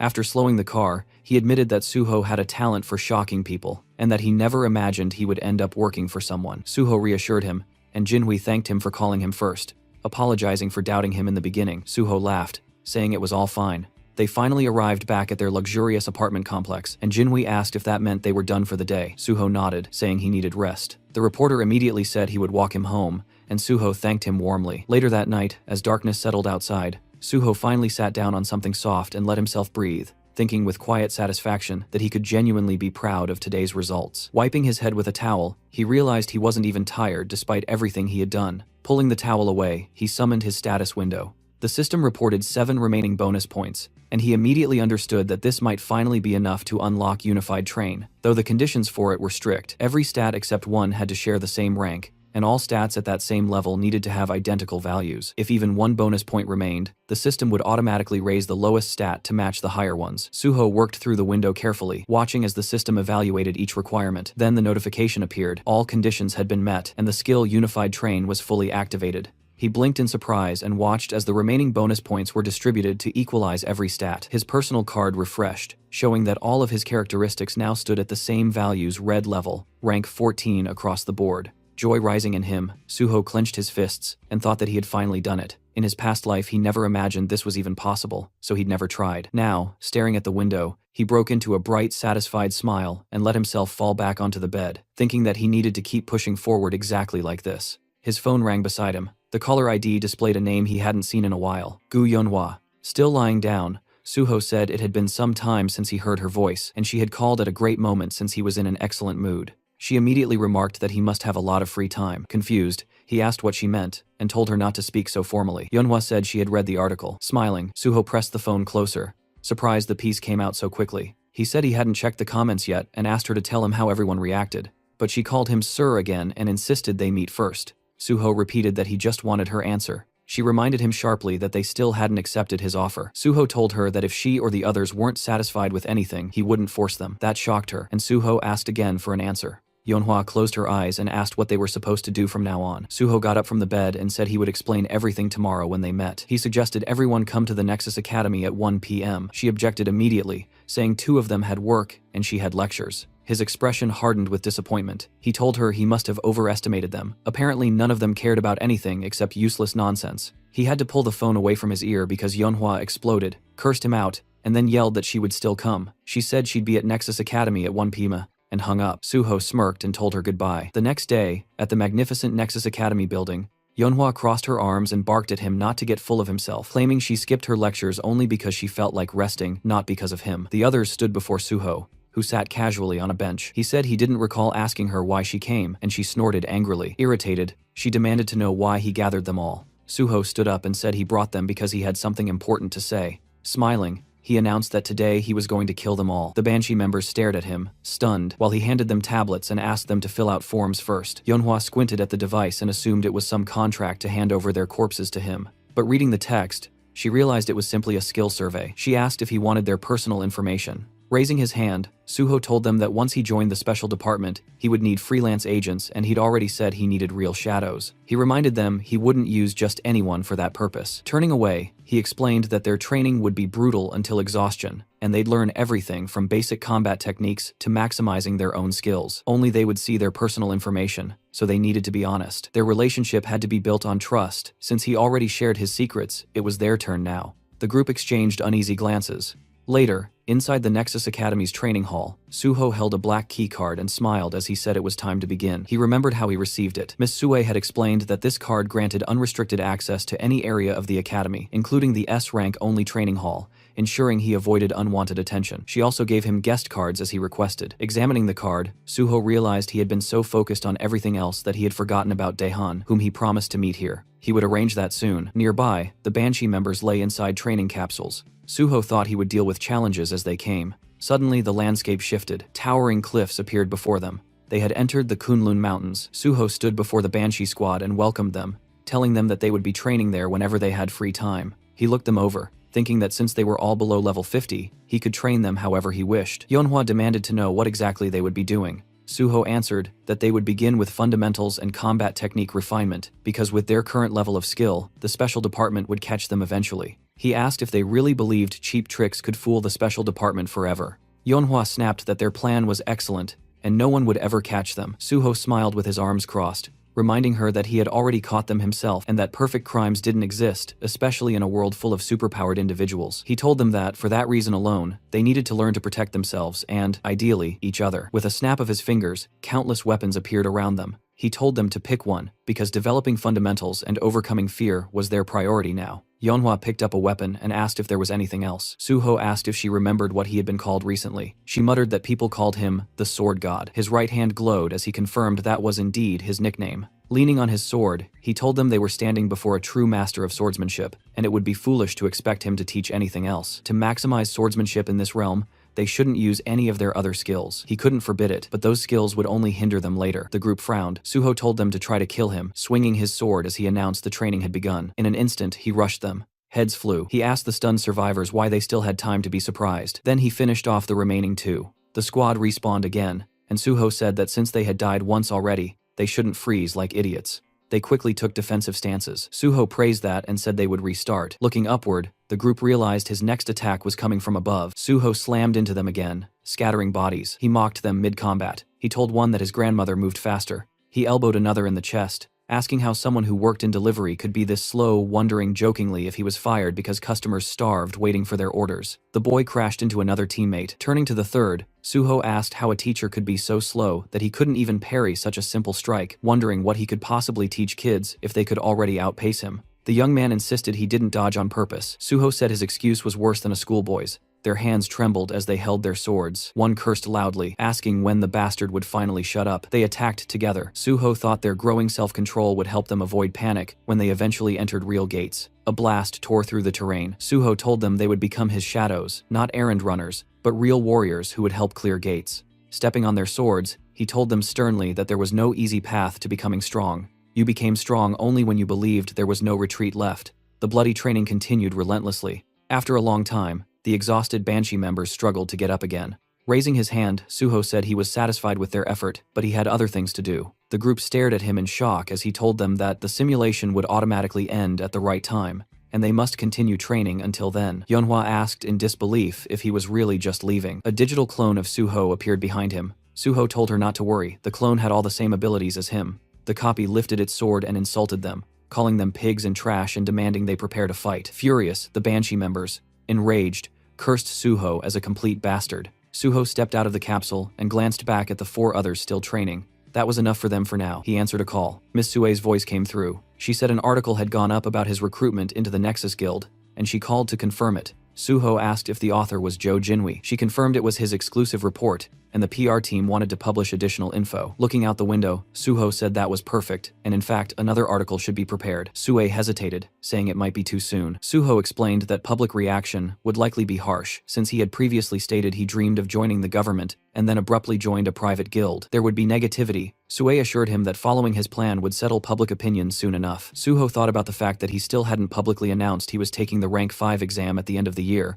though it wouldn't remain secret for long. He told her he'd explain everything later and needed to make another call. He phoned Jinwi, who greeted him happily while working at his laptop. Jinwi asked what he needed. Suho said he heard the article about Nexus had been published and that public opinion was heated. He said he had an idea. He wanted another article. This time it would cover his next challenge, the clearing of another sealed gate. Smiling, Suho announced he was planning to take on the Swamp of Despair next. A new article spreads across the internet, announcing that Suho has successfully cleared the sealed gate of the Nameless Sword. People online explode with shock. How could he have just cleared the Tower of Trials, yet already moved on to conquering a sealed gate? One person wonders aloud if Suho is now the newest Sword King. Another corrects him instantly and says the guy should be called the Sword God. A second article follows, reporting that An Suho has joined the Nexus Academy. Immediately, users start reminding everyone that he previously said he wanted to work for the Hunters Association. Others accuse him of being corrupt and throw insults without restraint. Then a third headline drops. Nexus Guild Hunter An Suho intends to clear another sealed gate, the Swamp of Despair. Someone calls him a complete psycho. Another mocks the people who said Suho joined Nexus for money, asking what's wrong with their faces now. Someone else claims they believed in him from the start. Another declares Suho as his idol now,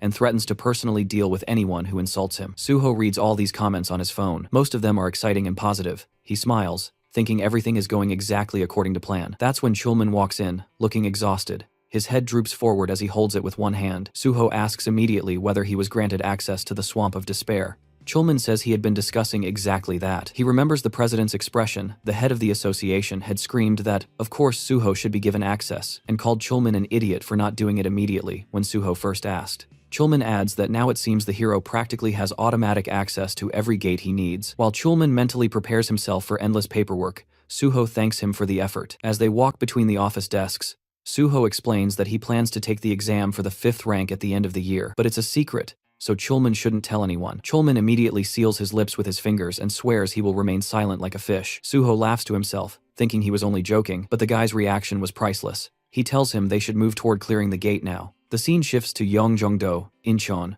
where the sealed S-rank gate known as the Swamp of Despair looms. Suho stands before the massive portal, while several cameramen record the moment. People whisper that no hunter has returned alive from this gate before. Even though An Suho is incredibly unique, some doubt whether he can truly overcome this place. Inside the security room, Jinhui watches the screen nervously. He tells a worried man beside him to relax and even suggests making a bet. Grinning, Jinhui says he'll bet 1,000,000 won that Suho will clear the gate. The other man, still anxious, agrees reluctantly, saying he hopes Suho comes out alive but is convinced it's impossible to clear this place. Meanwhile, Chulman stands frozen, horrified. He shouts that the gate is disappearing. Everyone stares at the screens in disbelief. Jinhui asks if Suho actually cleared it already. The other man yells that it's impossible. In panic, Jinhui elbows Chulman right in the face, demanding to know how many minutes Suho was inside. 10, 20. Chulman shakes his head and says it wasn't even 10. It's been less than 5 minutes. The moment Suho stepped inside, the truth becomes clear. The system informed him that the Swamp of Despair had no entry requirements, and any number of players could enter. Now Suho stands at the base of a colossal staircase, stretching upward into an eerie sky. He remembers well that this gate caused even more casualties than the Nameless Sword, and no one had ever returned from it.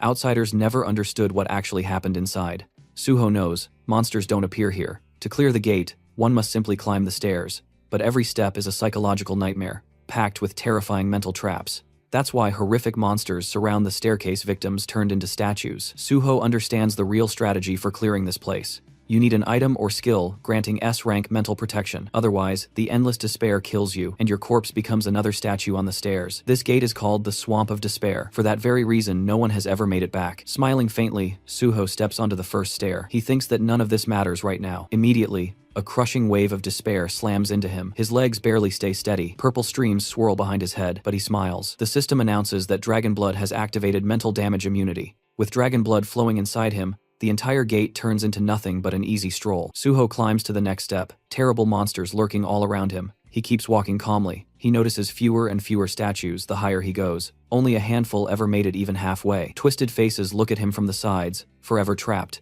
He knows he cannot save them. In his past life, the hunter who cleared this gate spent hundreds of days strengthening his mind. That man attempted to save the victims, but when he touched the statues, they all turned to dust. In the end, he was left alone, unable to save anyone. Finally, Suho reaches the top. He looks at the lifeless forms below and says he knows how much they suffered. Pressing his palms together, he promises to free them. He knows he can only release their trapped souls. A white portal awaits him. The system declares him MVP and awards additional experience points and a skill point. It also announces he is the first person ever to clear this portal, awarding 5 more skill points. Then a level increase notification appears, more stats boosted, and another skill point added. Smiling, Suho says it's time for the final reward. The system grants him the Ring of Emotions. This ring lets him see emotions as colored auras, absorb white or black emotional energy, and reshape it at will. The duration is unknown. Suho remembers that in his previous life, the only person who ever obtained this ring was the same player who cleared this gate. That man used it to heal emotional wounds, but it was later stolen by enemies. Suho lifts his hand, thinking that this time things will be different. He slips the ring onto his finger. Standing at the top of the stairs, the ring instantly begins absorbing the black emotional energy lingering in the corpses. Thanks to dragon blood, Suho takes no mental damage. He touches the ground, and the system reports that the ring reacts to strong emotions. Its color is black, and absorption begins. Black energy swirls. Suho raises his right hand. The ring has absorbed the maximum amount it can. It isn't enough to purify the entire staircase, but he has no other option now that he faces the exit portal. Turning toward the gateway, Suho says quietly that it's time to leave. The moment Suho stepped outside, reporters instantly surrounded him, their cameras flashing non-stop. He lifted a hand to cover his face as journalists urged him to look into their lenses. Before he could steady himself, Chulman and Jinhui rushed toward him, both overflowing with excitement. Chulman, practically punching the air, demanded to know how Suho had managed to clear the portal in exactly 4 minutes and 17 seconds, when this gate was said to be even more dangerous than the Nameless Sword. Jinhui shouted that he needed to write an article immediately. Suho told them to calm down, but with a smile, he invited them for a photo, and the two happily agreed. As news of the cleared gate exploded online, people questioned whether Suho had truly conquered the Swamp of Despair,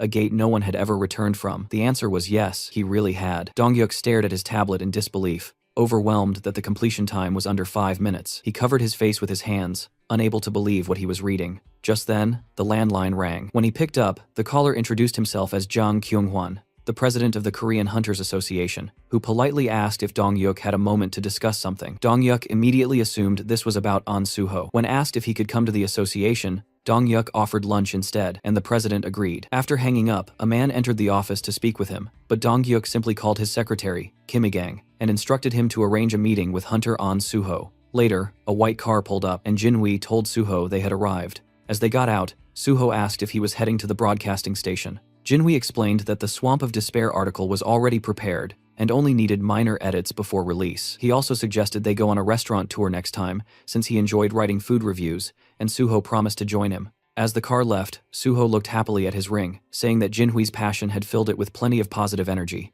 Entering a restaurant, Suho approached a table where Kyumun greeted him loudly as the protector of South Korea. The president encouraged him to sit beside Mr. Dongyuk. Suho thanked the association leaders and took his seat, noticing Kyunghwan, Kyumun, Dongyuk, and the head of the Special Force Division, Pai Songyol, all gathered. Confused about the sudden formality, he listened as Kyunghwan congratulated him, praising the unprecedented speed with which he cleared both sealed gates and calling him the future of the nation. Kyumun proposed a toast, and Suho, raising his cup, chose to toast their shared success. Glasses clinked around the table. During the meal, the president mentioned hearing that Suho's guild contract had no fixed term. Dongyuk confirmed that while most contracts lasted 3 years, An Suho was a special case who could contribute greatly to the country, so he would not be restricted at all. Kyunghwan laughed, pleased that guild leader Dongyuk shared the association's goals, then asked Suho if he agreed with the arrangement. Suho said he appreciated the guild leader's consideration very much. Chief Pai added that he looked forward to Suho joining the Hunters Association, as it would boost not only their organization but the entire nation. With a strange smile, Kyumun said the president wanted to present Suho with a special letter of thanks. Inside, Suho rejoiced this letter practically ensured he would pass the level 5 exam. Out loud, he said he was deeply honored. Kyunghwan explained that they had originally gathered to celebrate the Nameless Swordsman victory, but Suho cleared another gate so quickly that even they couldn't keep up. Suho humbly replied that it was only possible because the president granted him the access he needed. The leaders loved his answer. Chief Pai, still holding his cup, asked how Suho managed to clear the Swamp of Despair, since no one had ever returned, and information was minimal. Suho recognized Pai's talent for extracting secrets, something he remembered from his past life, so he maintained his guard. Smiling, he explained casually that inside the gate there were no monsters, only a single staircase, and after stepping on it once, he felt the danger and used his tools while continuing to climb until he succeeded. The association representatives stared with their mouths open as Chief Pai stroked his beard, impressed that Suho avoided mental overload, where others relied solely on stability. Kyumun then asked his current level, saying he'd heard Suho wasn't even level 100. Suho replied that he was only level 53. Chief Pai nearly choked and asked what ability he gained. When the ring on Suho's finger emitted white light, Suho sensed immediately that the association wanted to shape him into an obedient weapon. He explained that he was a healer, but because he preferred swords, he acquired the sword path. Chief Pai said the sword path wasn't unusual, though unexpected for a healer. Suho noted privately that the special department had many unique abilities, so his didn't impress them much, yet he disliked the feeling of being treated like a hunting dog. Out loud, he added that while his main skill was swordsmanship, he wanted support developing his healer abilities because a hunter's lifespan was too short. Dongyuk and Kyungwon both agreed that hunters faced constant danger, and the Nexus Guild could support his development better. The leaders smiled as Kyumon declared himself a link between the guild and the association. Chief Pai said Suho could also rely on him. Feeling overwhelmed by so many offers of support, Suho raised his fist and promised to clear every gate in Korea. The leaders applauded, and Kyumon refilled his drink. As night settled, the meeting ended, and Suho and Chief Pai walked out, saying goodbye to the association leaders. Suho said he enjoyed the evening. Once the car left, Chief Pai reached under his jacket, offering Suho a cigarette. Suho declined, but the chief lit one anyway, saying he always smoked after a good party. He handed Suho his business card, saying he usually ignored calls, but would answer his. He then asked where Suho lived, and Suho explained that his old place was too crowded with fans, so he was staying in a hotel. Chief Pai frowned, saying this was a national problem. Popular hunters immediately became surrounded by obsessed crowds. Suho dismissed it as normal affection, which instantly darkened Pai's aura. Suho realized his comment sounded naive to someone who viewed unawakened civilians as pawns, a mindset shared by the president and vice president. Chief Pai said that although the exam would be held at the end of the year, Suho had practically already passed. Suho acknowledged this. The chief said he once thought Suho was modest, but now saw he wasn't simple at all. He then linked arms with Suho and suggested they rehearse a superior-subordinate dynamic since Suho would be under him once joining the association. Suho agreed, making Pai laugh. Then he asked if Suho wanted to quit clearing gates altogether and join the Special Force unit immediately. Suho tensed, realizing Pai was baiting him. As Pai flicked his cigarette, Suho understood the real motive the chief had stayed until the end to recruit him personally, instead of simply gathering information through Donghyuk. The ring of emotions activated, releasing white light. Suho called on Pai internally to shape his intentions. Smiling, he reassured Pai that everything was fine and emphasized the importance of the Special Force unit. The ring amplified positive emotions,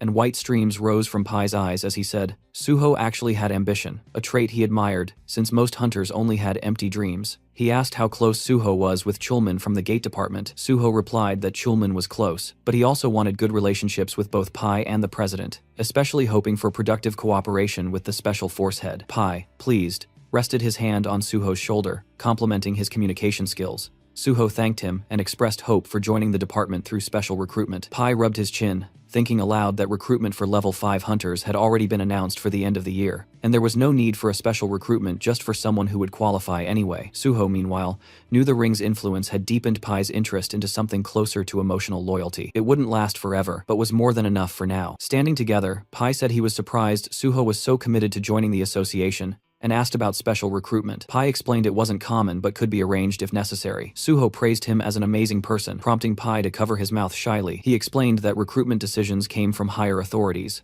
but if there was a shortage in the special department, they could justify a special intake. Pai added that if such recruitment happened, they would need proof that Suho was valuable to the department. Suho asked if he meant clearing gates. Pai reminded him that the special force handled awakened criminals, which was more important. Suho had indeed forgotten that part. Pai said criminals with awakened abilities were extremely dangerous, and although Suho had great skills, gate clearing and crime fighting were completely different. He suggested Suho prove himself by choosing any wanted criminal and delivering them to the department. If done, he could be accepted within 1 or 2 months. A car pulled up. Pai said most newcomers panicked at the mention of wanted criminals, but Suho clearly wasn't timid. Smiling, he said he would wait for Suho's news. Suho remembered how, in his past life, Pai didn't even remember his name until after the Nameless Swordsman victory, but this time, things were already different. Watching the car leave, Suho understood that soon the villains and their underlings will be among the new recruits who would make excellent sacrifices for his plan ahead. There were several neat buildings ahead, and Suho's shadow stretched across the pavement as faint cigarette smoke drifted from nearby windows. He muttered that he'd walked right into a snake's nest. Using his magic detection, he spotted a pack of suspicious figures inside, and confirmed he'd finally found the right place. He casually picked up a brick with his left hand and, in the next moment, smashed it straight through the window of the room where the criminals were gathered. Shocked, one thug stammered, asking what was happening, while another yelled that some punk was messing with them. In a hurry, the criminals rushed outside to confront whoever dared. They stopped in front of Suho, demanding to know what he wanted. The blonde among them stared at him nervously, asking if he was drunk or crazy. Suho smiled calmly and assured them he was completely sober. He asked if they were the same scumbags stealing cryptocurrency wallets through their complicated scams, and fear immediately flickered across the thugs' faces. Suho then asked if they were holding a man named Seo Ji-won hostage. The criminals traded anxious glances, unable to understand who this stranger was or how he knew everything. Someone guessed he might be a cop. Another said they had to get rid of him anyway. A third hesitated, asking if this could get them into trouble, But the reply came quickly. This bastard already knew too much, so nothing worse could happen if they didn't deal with him. Suho gave them a tired smile, thinking that these opponents were pathetic and mentally encouraging them to try catching him. If they could, they might even prove useful. He summoned the Shadow Spear and fired a shot near one thug, releasing chains that wrapped tightly around him. Purple energy swirled over the man's trapped body as his bald friend shouted his name in panic. Several criminals charged at Suho yelling insults, but he dodged effortlessly. A blonde man lunged with a spear, managing to land a clean hit, but it did absolutely nothing. The criminal stared wide-eyed as Suho, splattered lightly with blood, grinned. The system announced the activation of his blood weapon, and a long crimson shaft formed in Suho's hand. He drove it straight into the thug, sending him sprawling across the ground. Suho noted that he couldn't kill them, but nobody said he couldn't beat them senseless. Another criminal rushed forward, calling him an idiot, only to be sent flying by a powerful strike. Soon only the bald thug remained, trembling and muttering that this was madness. He tried to run, but Suho pierced his leg with the blood spear and calmly asked where he thought he was going. With all the criminals defeated and lying around him, Suho warned them to stop screaming unless they wanted an extra dose of pain. Then he stored all of them inside his subspace portal. Dusting off his hands, he said the only thing left was to find Seo Ji-won. Inside the kitchen, which was a complete disaster zone, Suho finally found the man he was looking for. Ji-won was slumped on the floor, asleep in front of his laptop. Suho called his name, and the man blinked awake, staring blankly at the hero. When Suho asked if he'd finally come to his senses, Ji-won looked around shakily, asking what happened. Suho greeted him warmly and introduced himself. Ji-won froze and asked in horror if this was really the Suho from the news. He couldn't understand how Suho ended up here, nor where the criminals who kept him hostage had gone. Still shaking, he looked terrified. Suho remembered reading in Ji-won's autobiography that he had been beaten and imprisoned for 6 months by these thugs. He saw that the man was too traumatized to speak normally right now, so he extended his hand. The ring responded to Ji-won's intense emotions, identifying them as black, and Suho pressed his palm gently to Ji-won's chest to absorb them completely. When Suho asked if he felt better, Ji-won stared at him in disbelief, unable to comprehend how the trembling had stopped. Suho knelt in front of him, explaining softly that he saw his condition was terrible and used one of his skills to help. Ji-won gasped, and then, hesitantly, asked what would happen to him now. Would he be going to jail? Suho asked why he would. Ji-won admitted he'd done many wrong things. Suho reminded him that he had been forced into everything, and people like that didn't belong in jail. Ji-won reluctantly agreed. Still suspicious, he asked how Suho knew he was here when Suho hadn't even joined the association yet. Suho answered that he found him using a special skill that no one else knew about,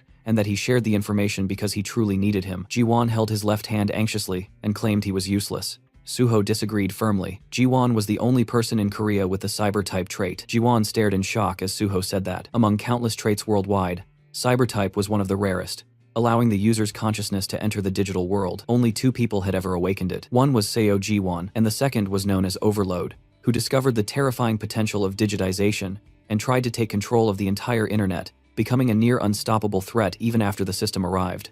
And the one person who managed to defeat him had been Seo Ji-won himself. A year after escaping from the criminals, Ji-won disappeared and sacrificed himself to destroy Overload. He was later honored with the nickname Meteor. Everything about his tragic life had been recorded in his autobiography. Thinking of that, Suho vowed that this time he wouldn't allow Overload to appear, nor would he allow Gi-won to die. Suho told Ji-won that this was exactly why he needed him. The world would one day be destroyed by the gates and the system, and Suho couldn't stop that nightmare alone. He asked if Ji-won would help him. Trembling again, Ji-won looked at him in awe as black streams flowed from the ring. The system announced another full absorption. Ji-won closed his eyes, wondering whether someone like him could really threaten the world. He admitted he would have sold his soul for escape, but now he felt he had to help the person who saved his life. Kneeling, he clenched his fist, realizing someone with the same power as him could cause unimaginable destruction. He said he didn't know if he could truly do it, but he would help. Suho saw the man described in the autobiography, a person who endured hell, yet remained selfless. Suho thanked him sincerely and said their first step was to eat. When Ji-won admitted he had no money, Suho slid slippers toward him and told him not to worry, he would pay.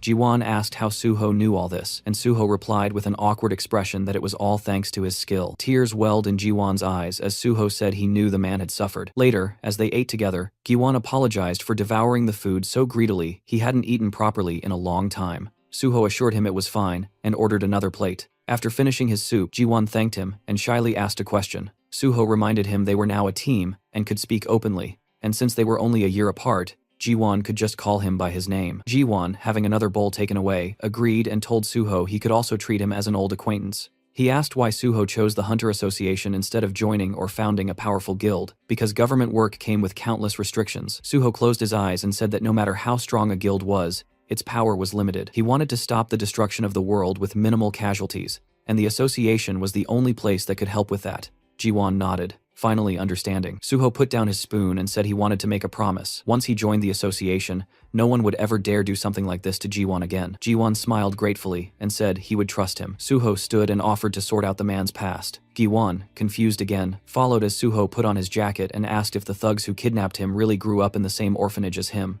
It was time to pay them a not-so-friendly visit. The moment Ji-won saw those thugs again, rage took over. He beat them mercilessly as they begged him to stop, calling him brother, insisting he'd kill them at this rate. His fists dripped with blood as he screamed at them to shut up. Even the blonde thug lay unconscious by the wall. When Ji-won asked to heal the villain again, Suho looked at the man and asked how many times they'd done this. Ji-won cheerfully answered 7 times. Suho warned him that the special forces would arrive soon, so the beating session had to end. He healed the blonde, remembering how this man had suffered deeply because of similar trauma, and hoping this would help him escape his painful past. A gray car pulled up and Chief Pai Seungjol stepped out. He noted that Suho seemed to have figured everything out already. Suho, standing beside the unconscious blonde, thanked him for coming personally. Pai said he had special feelings for Suho and couldn't help himself. Suho felt slightly offended by that phrasing. The kidnappers were lying unconscious. Pai asked if these were really the criminals. Suho confirmed it. Pai observed that although they were knocked out, they didn't have a single scratch. Suho explained they resisted arrest, but he patched them up afterward. Pai burst out laughing,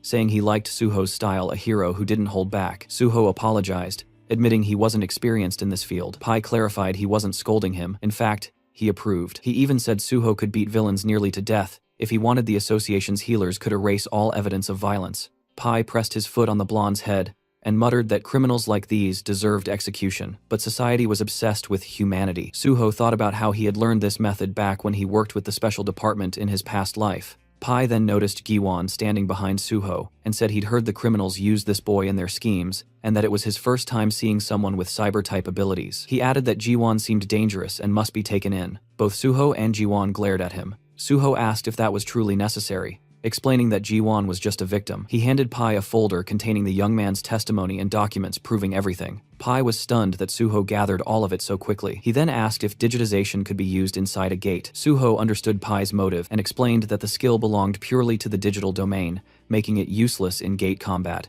but valuable in cybersecurity. Pai examined the documents and said that if the ability wasn't useful in combat or support roles, then the special department didn't need him. Suho asked softly not to punish Ji-won. Pai commented that Suho was getting soft taking care of the guy, but after hearing everything, he admitted Ji-won had suffered horribly. Turning to his subordinates, Pai declared that Suho was right, the victim shouldn't be punished. They would close the case and help Ji-won receive compensation. Suho bowed deeply and thanked him. Pai said justice was always his goal. Then he asked how Suho knew about this case. Suho had been waiting for this. Raising his finger, he said Seo Ji-won had sent a digital distress signal using his skill, and Suho checked its validity and organized a rescue. Pai asked if that was truly what happened. Suho thought, of course not, but said nothing. Pai handed the folder to his subordinate, praising Suho for always finding a perfect solution. Suho said it was just luck. Pai replied that luck favored the capable. With a hand on Suho's shoulder, he promised to arrange the special recruitment as agreed. Ji-won finally stepped closer, asking what he should do now. Suho pointed behind him and said that he would be coming with him. Ji-won looked around the apartment in shock,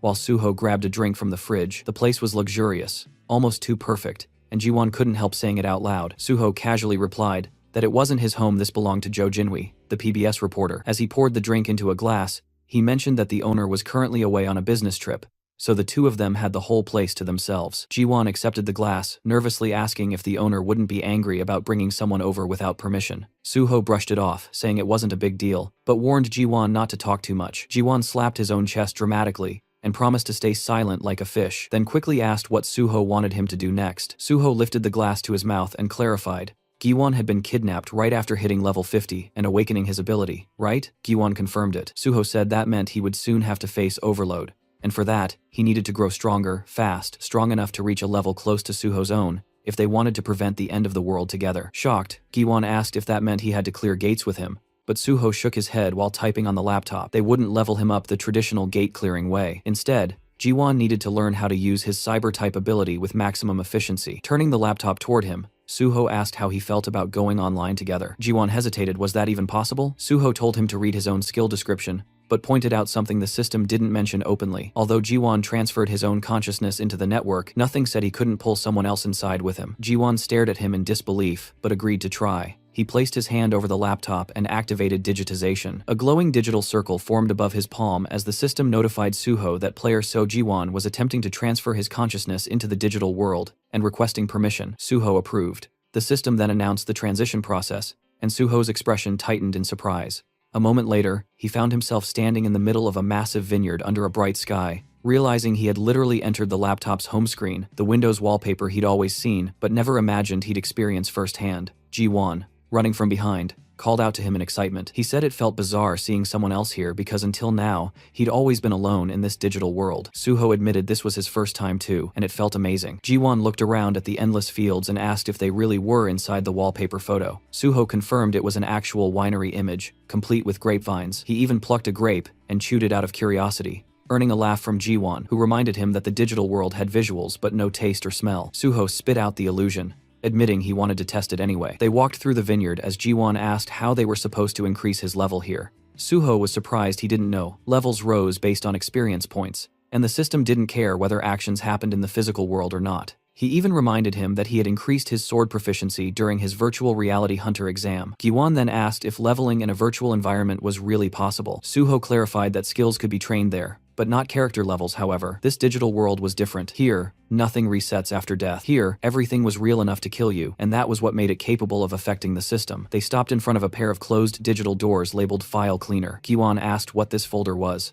Opening it revealed a cheerful computer window claiming to organize devices easily. Suho explained that it wasn't an antivirus at all, it was malware. When Jiwon asked if he really planned to level up using a virus, Suho confirmed it. Malware behaved like monsters, attacking and destroying systems. Therefore, Jiwon needed to risk his life and defeat them to gain experience. He warned him, again dying here meant dying for real. He also told him never to answer the guide's questions because that would unleash more viruses. As they stepped inside, a blue-haired girl greeted them sweetly, asking if they wished to use the free file cleaner. Suho smiled and said it sounded tempting. Jiwon nervously admitted he almost answered her. Suho handed him a weapon and told him he probably belonged to the magician class, so he should stay in the back, attack, collect bonuses, and let Suho tank the front line. The blue-haired girl reappeared with a much sharper tone, repeating her question. This time dozens of black, glitching monsters with glowing eyes emerged behind her. The system didn't even properly describe them. Only incomprehensible, corrupted characters filled the status window. Terrified, Jiwon pointed out how many there were. Suho manifested his bloody sword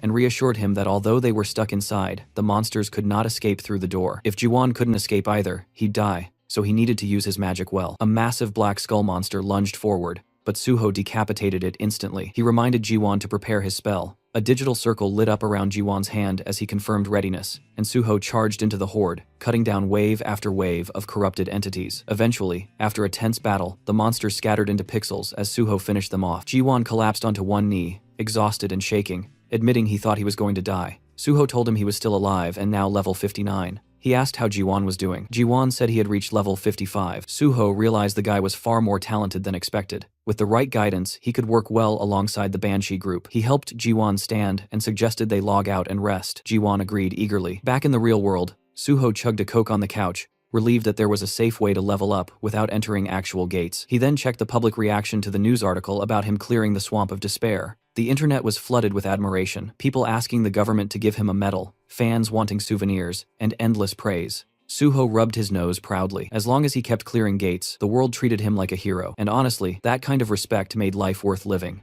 Seeing everything proceed exactly as planned, he decided it was time for the next step. Suho ended up on a late-night call with guild leader Bae. He went straight to the point, wanting permission to clear the S-rank gate under Nexus Guild's name, and throwing in the promise that every single piece of loot would go straight to the guild's pockets. No strings, no conditions, just pure grind value. The gate in a question is this: the infamous Mole Mine, an S-rank dungeon packed with mana stones and crawling with those freaky mole monsters that moved like they were speedrunning through the dark. Suho eyed the place, already picturing how annoying it was going to be. So many damn moles that grabbing even one mana stone felt like snatching candy from a nest of feral toddlers. Still, he smirked like this entire death cave was just another warm-up. Clearing it was exactly what he planned to do. On the other end of the call, guild leader Bae was quietly analyzing the situation. If mortality inside the gate spiked, the government could snatch the dungeon away under national safety protocols, which meant having Suho clear it would actually secure Nexus Guild's ownership. The guy genuinely thought Suho's idea was gold. He just didn't understand why the kid sounded so urgent about it. Suho, still lounging, explained that he might join the Korean Hunters Association earlier than expected, which meant he wouldn't be able to finish out his contract properly. So before dipping, He wanted to at least do something worthwhile for the guild. It was his version of paying rent before leaving the apartment. Bei understood, even though a hint of disappointment slipped through. At least Suho told him straight instead of doing some dramatic last-minute announcement, like half the hunters who ditch for the association without warning. Suho added that he'd personally put together a team to fight the moles, so the guild would only need to arrange miners and none of this had to be rushed. The guild leader finally accepted the plan, saying he'd contact Suho once all preparations were done. The next day, Suho was in the lounge of the Nexus Academy, where Dehan greeted him warmly with an outstretched hand. Suho shook his hand, mentioning that it had been a while since they last met, and then told Jiwon, who stood beside him, that this was Kong Dehan, the one who had taken the exam in the same group as him. Rubbing the back of his head, Dehan admitted that he only passed the exam thanks to the advice he received from Suho. They all sat around a table, and Suho asked whether Dehan had managed to join any squad yet. Dehan replied that he was still training, entering gates and gaining experience on his own. Suho looked at him thoughtfully, remembering that usually when a newcomer joins a guild, they're assigned to a squad to build experience and increase their survival rate. Smiling slightly, he asked Dehan if he would like to gain experience in his own squad. He explained that he planned to clear gates soon, and it would be helpful to have him. Dehan reacted in surprise, but quickly said that if Suho was interested in him, then he was ready to assist however needed. He even shouted happily that he was always ready to help. Suho smiled and said they would start right away, causing Dehan to stare at him in disbelief. Inside the simulator, the Banshee squad members were battling a digital copy of Suho. One shouted that they needed to flank from the other side as the fight intensified with cries of effort and pain. Yeonhwa stood with her fist clenched as the ghostly Suho rushed at her. In a single strike, the copy took off her head. The squad staggered in shock while Yeonhwa gritted her teeth, saying that one day she would kill Suho with her own hands. The real Suho, standing behind her, told her she was already doing much better. The squad turned toward him in disbelief, unable to comprehend that the real person had appeared suddenly. Working through the system window, Suho noted that the squad had become gloomy. Yeonhwa complained that they had died at least 100 times, and their morale was suffering. Suho smiled and remarked that judging by their eyes, they were already used to dying in the simulation and didn't see it as catastrophic anymore, which was a very good sign. Giwon and Dehan watched all of this with surprise. Suho then announced that new members had joined his squad and introduced the two to the Banshee team. The group examined the newcomers while Suho explained that they had arrived earlier and shared their names. Dehan smiled, while Jiwon looked nervous. Suho asked the Banshee squad if they were tired of this place yet. Yeonhwa tightened her fist and said they were nowhere near bored. Burning with fury, she warned that she wouldn't rest until she managed to take Suho's head off, and the entire Banshee group was fueled with killing intent. Suho smiled and said that he liked that attitude, advising the newcomers to develop the same instinct. Giwon asked why that was necessary, and Suho replied gently that it was essential if they wanted to survive inside real gates. He declared that from today onward, they would all train to clear gates together. Yeonhwa stepped closer, and Suho told her that one of the newcomers was a mage and the other a tank, so they didn't need sword training. She would need to organize the squad properly, use the clones well, and train everyone hard. Yeonhwa agreed, but asked him to at least explain more about the gate. Suho adjusted the system window and said that he would have to change the clones' settings, but soon they would understand everything themselves, so they should be ready. When she asked him again about the type of gate, Suho simply said that it would be a very ordinary one. He added that it would be inconvenient to call each other with meaningless shouts in real combat, so they needed proper forms of address. Yeonhwa said she didn't know what to call him, but she would rather die than call him Appa. Suho, still working through the window, said that since they were one team now, she could call him team leader. She accepted that. Suho then said he needed to leave for other matters, and asked them to notify him once preparations were complete.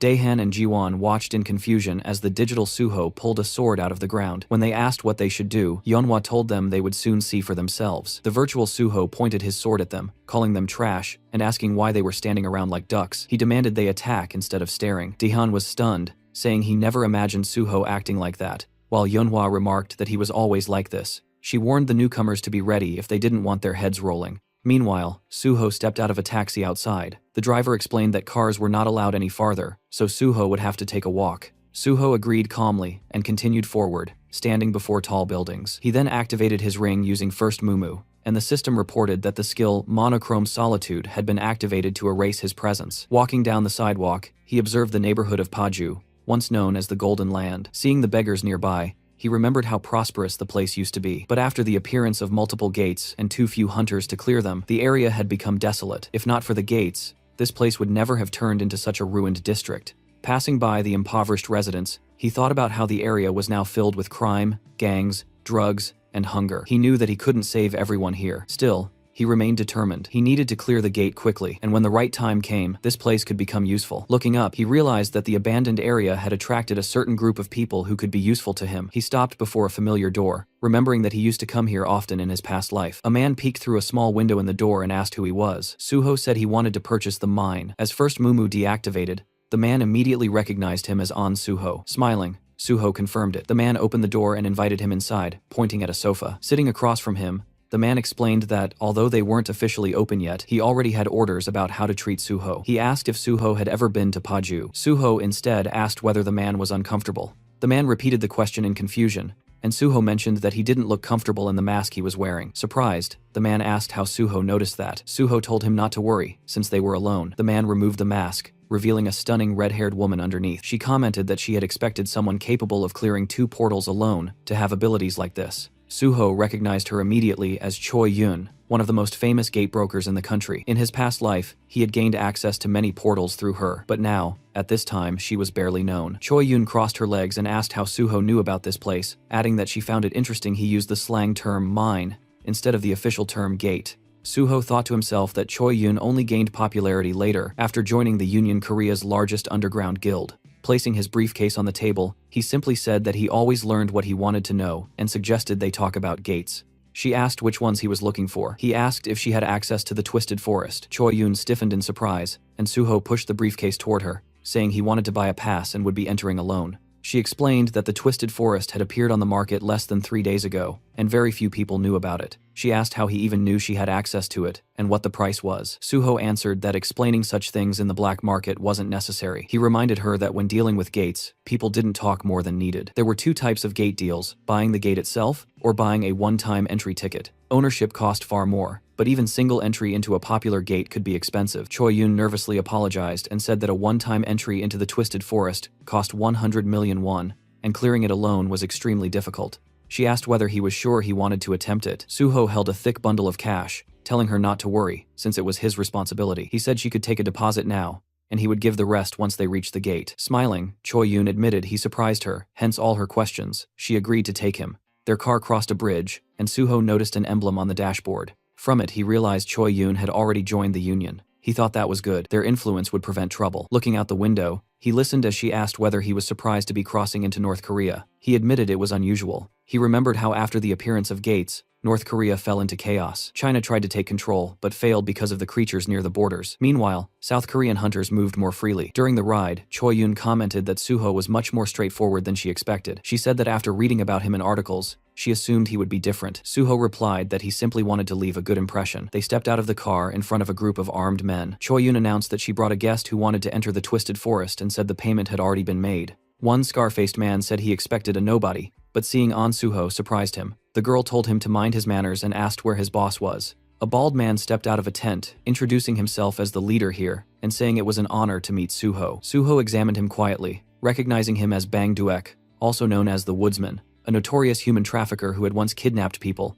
called them logs, and sold them like merchandise. In his past life, the man had been captured and sentenced to life imprisonment. Suho didn't remember him ever working with the Union or owning a gate. They stood before a white vehicle, and Choi Yun asked if they could enter the gate immediately. Bang Duek replied that she could, but a hunter who cleared 2 portals alone shouldn't be allowed in. Confused, she asked why. Bang Duek removed his glasses and claimed that they only sold tickets to people who absolutely couldn't clear the portal. Someone like Suho didn't qualify for the condition though. Suho frowned, thinking that such a justification fit a human trafficker's twisted logic. Choi Yun challenged him, asking if he was trying to raise the price on the spot. She folded her arms, warning that he shouldn't expect her to accept such treatment.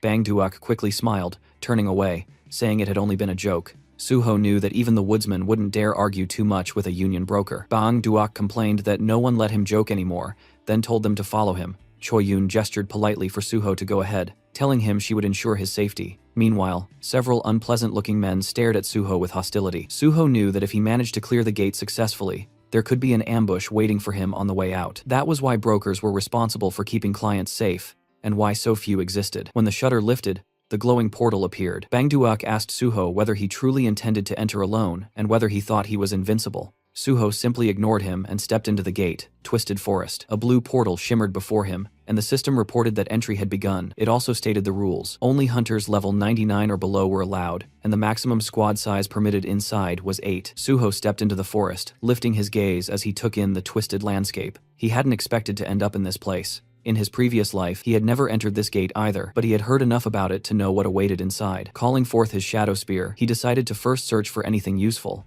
Closing his eyes, he activated magic detection, and purple streams rose upward. A massive yellow eye glared back at him as he realized that the trees themselves were monsters. The system identified them as Twisted Ents. Level 93. Suho hurled his spear, striking beside the monster's eye. He considered that using an axe would be ideal, but he didn't have one at the moment. The Ent let out a deafening roar as Suho summoned his bloody sword, thinking that the mole mine boss had been far more troublesome than these creatures. Like with the Nameless Swordsman, he would need sufficient leveling before defeating something like this easily. He slashed forward, cutting the monster's attack in half as the system reported the activation of decapitation. Holding the weapon tightly, he acknowledged the clear difference 30 levels separated him from the Ent, so it made sense that he couldn't destroy it instantly. He decided to fight using only his skills as a swordsman. His blade left a trail of blood behind it as another roar echoed. Soon he stood over the chopped remains of the monster, his sword trembling slightly. Even defeating a single Ent was difficult, but he could feel that his level was slowly increasing. He pushed forward, thinking that the abundance of monsters made this place excellent for training. A gaping tooth-lined mouth opened beneath another Ent's eye as Suho launched himself upward, rising high into the air and promising to turn the creature into firewood. Later, fallen trunks formed a heap beneath him as he stood on top of the destroyed Ents, saying that he finally managed to do it. Opening his status window, he realized that despite the slow progress, he had reached the result he wanted. Surprise touched his expression as the system congratulated him. The light of healing had reached maximum level. It explained that F-rank healing now used mana more efficiently, increased healing effectiveness, and reduced regeneration time. It showed him the progression from rank 50 to 100, and he recalled how before level 40, he only had access to one class skill. At level 50, class skills rose to rank A. After level 60, they rose again.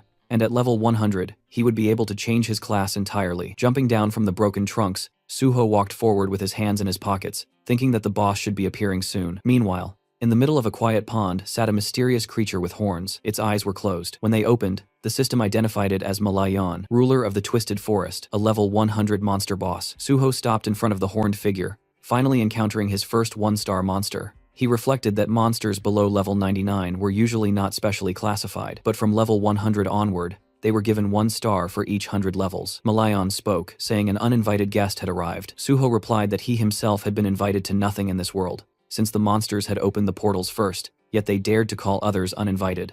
In his eyes, it was almost amusing. Summoning his shadow spear, he said Malayan simply didn't understand anything. The system reported the activation of divine power as he rushed forward, hurling the spear. Malayan caught it with one hand, sensing divine energy and asking if Suho was a servant of the gods. Suho formed a red sphere of blood in his palm and acknowledged the boss's guess. The projectile shot forward, striking the spear and forcing it stab through Malayan's chest. Suho remarked that he expected more from a one-star boss. Malayan removed the spearhead, a predatory smile creeping across his face as he declared that Suho had made an unforgivable mistake. The system warned that the forest trembled with Malayan's fury, and his terrifying killing aura washed over Suho until the dragon blood inside him responded, activating the dragon's armor and shielding him from the intense aura. Suho noted that Malayan's aura was powerful, but the fight now was essentially between a deer and a dragon. Malayan demanded to know what kind of dark magic was protecting him. Suho said it was not magic, but simply a reward for effort. He summoned the shadow spear again. The boss scoffed and asked if that was all he could do. Suho replied that he could do much more if needed. The spear struck the ground in front of Malayan,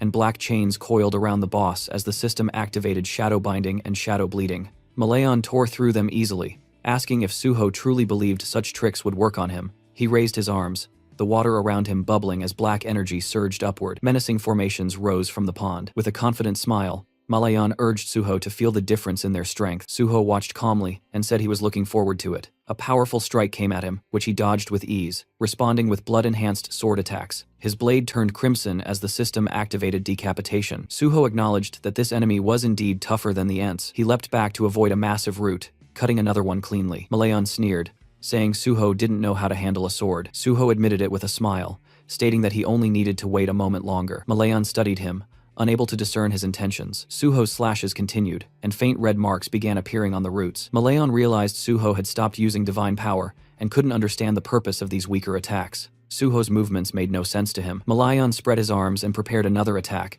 sending multiple roots surging forward. He promised to cut Suho to pieces, but when the attack reached Suho's position, the roots split apart effortlessly. Standing on a stone island, Suho's calm expression contrasted Malayan's shock. Malayan tried to justify it, imagining Suho had struck weakened points on the roots, but as more roots fell with clean cuts, Suho said that his technique seemed to have worked. He had been using decapitation so that the system would assess his technique, and now that it recognized his mastery, it significantly boosted his strength. Holding a red and black sword, he watched as the system announced that his swordsmanship had surpassed all others and upgraded decapitation to rank S. A follow-up message stated that the will of the Nameless Sword reacted to this increase. Smiling, Suho read the new system notifications. The sword's consciousness awakened, it blessed him, it chose a new target, and then the system congratulated him for becoming the successor of Void-style swordsmanship. Malayan unleashed another swarm of roots, shouting that Suho could not stop this attack. Suho looked up, struck once, and split the massive root neatly in half. The system identified the technique as the first form of the Void style, / Malayan, enraged, demanded to know what sorcery this was. Suho replied that it was not magic. Holding his bloody sword forward, he said the real fun was only beginning. The system announced that Suho's understanding of swordsmanship surpassed all others and would now be added to the system's database. Suho thought back to when he first created the style, mistakenly believing he had reached the limit. Later, he had realized that there were monsters like the Nameless Swordsman, whose skills exceeded all human abilities. The first technique he learned afterward was Void style, Steel Cutter, and he had achieved it in this life far faster. Malayan furiously promised to crush this dark magic, but Suho asked whether life taught him nothing. The system activated Cutting Steel. Suho slashed, and Malayan raised his hands in disbelief, unable to comprehend what he was seeing. Suho questioned whether the boss was blind in his old age and promised to finish him. Malayan refused to back down, summoning giant monsters behind him. The system identified them as Twisted Forest Golems, levels 96 to 98. Suho declared that Malayan had summoned pathetic creatures. Malayan smirked, ordering the golems to kill him. Suho charged forward, striking down one with a single blow as the system activated, cutting steel again. More golems collapsed, dropping green stones. Standing among the defeated monsters, Suho told Malayan that steel was no longer difficult for him to cut, so these creatures didn't stand a chance. Malayan snarled, sending more vines toward him. Suho sliced them apart and said the boss had exhausted all his strength. He jumped up onto a stone, then another, and declared that it was time to finish it. Leaping into the air, he kicked Malayan mid-flight, knocking the boss into the water. Streams ran down the monster's body as Suho summoned a shadow spear and wrapped him in chains. Malayan, struggling, demanded he stop talking, and accused him of daring to mock a being of his stature, but the chains held him in place. Suho swung his blade and beheaded him with a single decisive strike. The system announced that Malayan, king of the Twisted Forest, had been defeated, and the gate was cleared. Suho was named MVP, received bonus experience, 1 skill point, and another skill point as all his abilities rose with the level increase. A green sphere floated up from Malayan's corpse. Suho said this was what he came for. The system described it as the Cursed Druid Sphere, rejected by the gods, an artifact that controlled unstable minds and corrupted them. It had allowed Malayan to become the sole druid and guardian of the Twisted Forest. Suho examined it, thinking that although the Void style was valuable, this sphere had been his true goal from the start. With that, he decided it was time to leave. Outside the portal, people watching gasped as they realized the gate had been cleared. Choi Yun was shocked that he had succeeded. Bang Duek stared, enraged, remembering their earlier conversation. The gate was S rank, allowed up to 8 participants, and was considered nearly impossible to clear.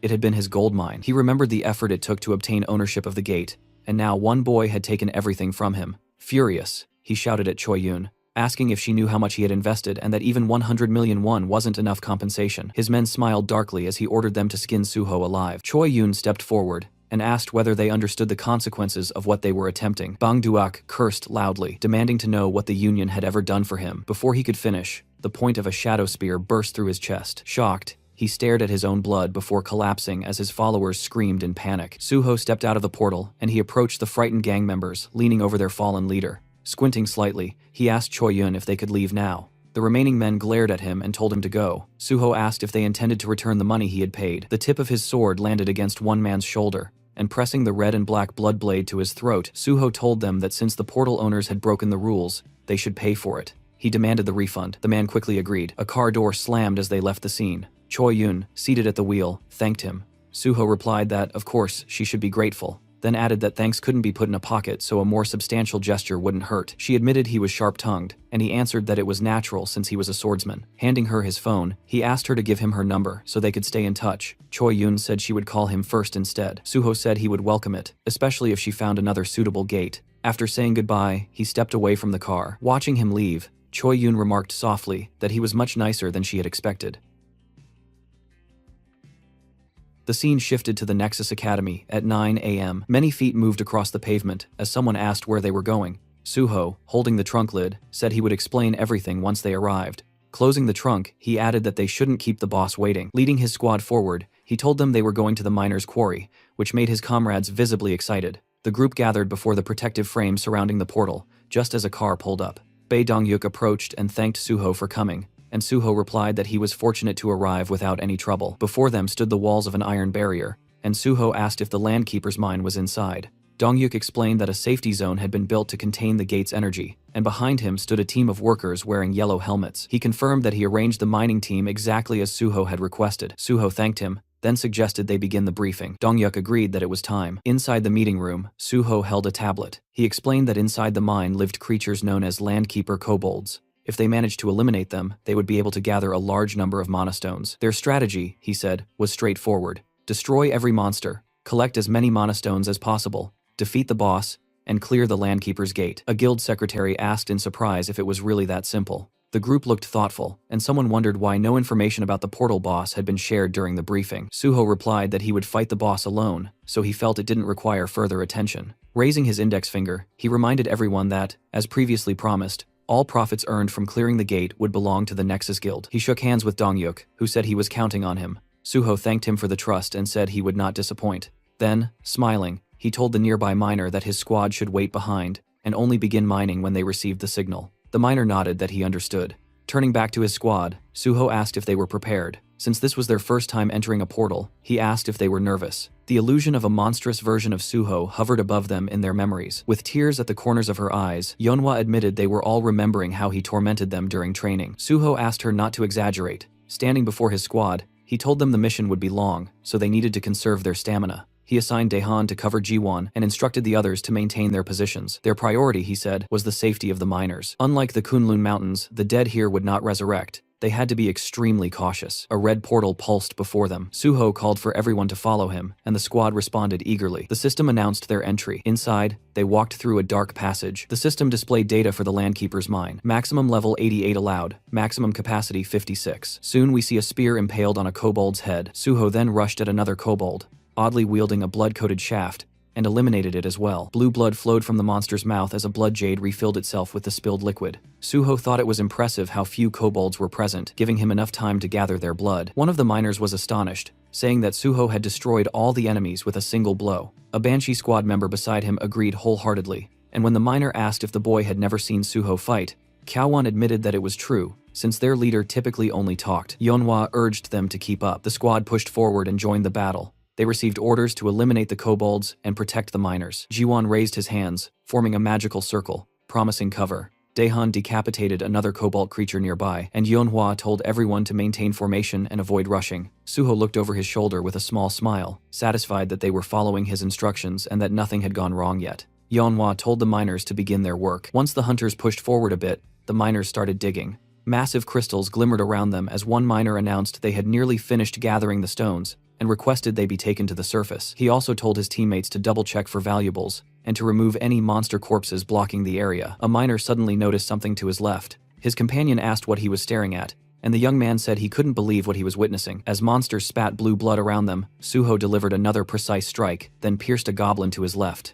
Clenching his fist, he activated his bloody weapon. His eyes turned white as defeated enemies piled beneath him. Resting the blood sword on his shoulder, he stood amid the fallen creatures. The miners and his squad stared at him in stunned admiration. Several workers raised their arms joyfully, shouting that working with Suho was an honor. Suho suddenly sensed something, and ordered everyone to gather. Yeonhwa responded immediately. In a section of the mine, he pointed out a branching passage. The squad confirmed they saw it. Suho said the Nexus Guild had abandoned attempts to clear this gate because endless hordes of kobolds overwhelmed them. Someone asked if they needed to split up. Summoning his bloody sword, Suho said he would go alone. They asked again in shock, but he raised his weapon and declared that there was a boss inside. With one strike, stones exploded outward as cutting steel skill activated. Dehan was amazed that Suho can cut through solid rock with a single blow, and Yeonhwa wondered aloud how such strength was even possible. Standing before the narrow passage he created, Suho explained that he purposely made it tight so that monsters couldn't swarm out all at once. He ordered them to remain here and guard the right side while he went left. When someone asked if they should simply kill any goblins emerging from the cut passageway, Suho confirmed they should, adding that originally he intended to block the entire entrance, but then realized they wouldn't gain experience that way.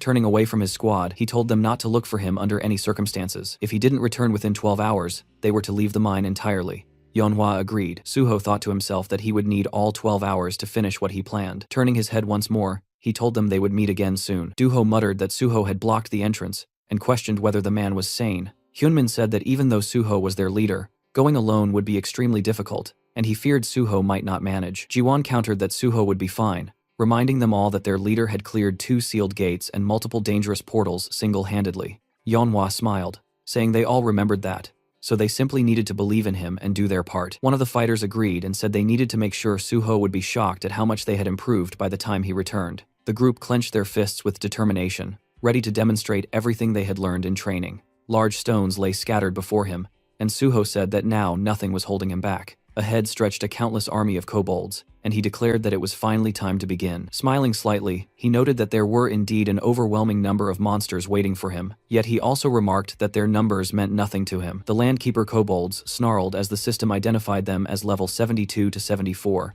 and Suho rushed forward to attack. The monsters lunged at him with growls, and he delivered rapid strikes. A smaller kobold suddenly dropped from above, but Suho noticed it immediately and raised his weapon, blocking the blow. With an amused expression, he admitted that these creatures actually knew how to use their heads, though all it really did was add unnecessary trouble. The system confirmed the defeat of the Landkeeper kobolds.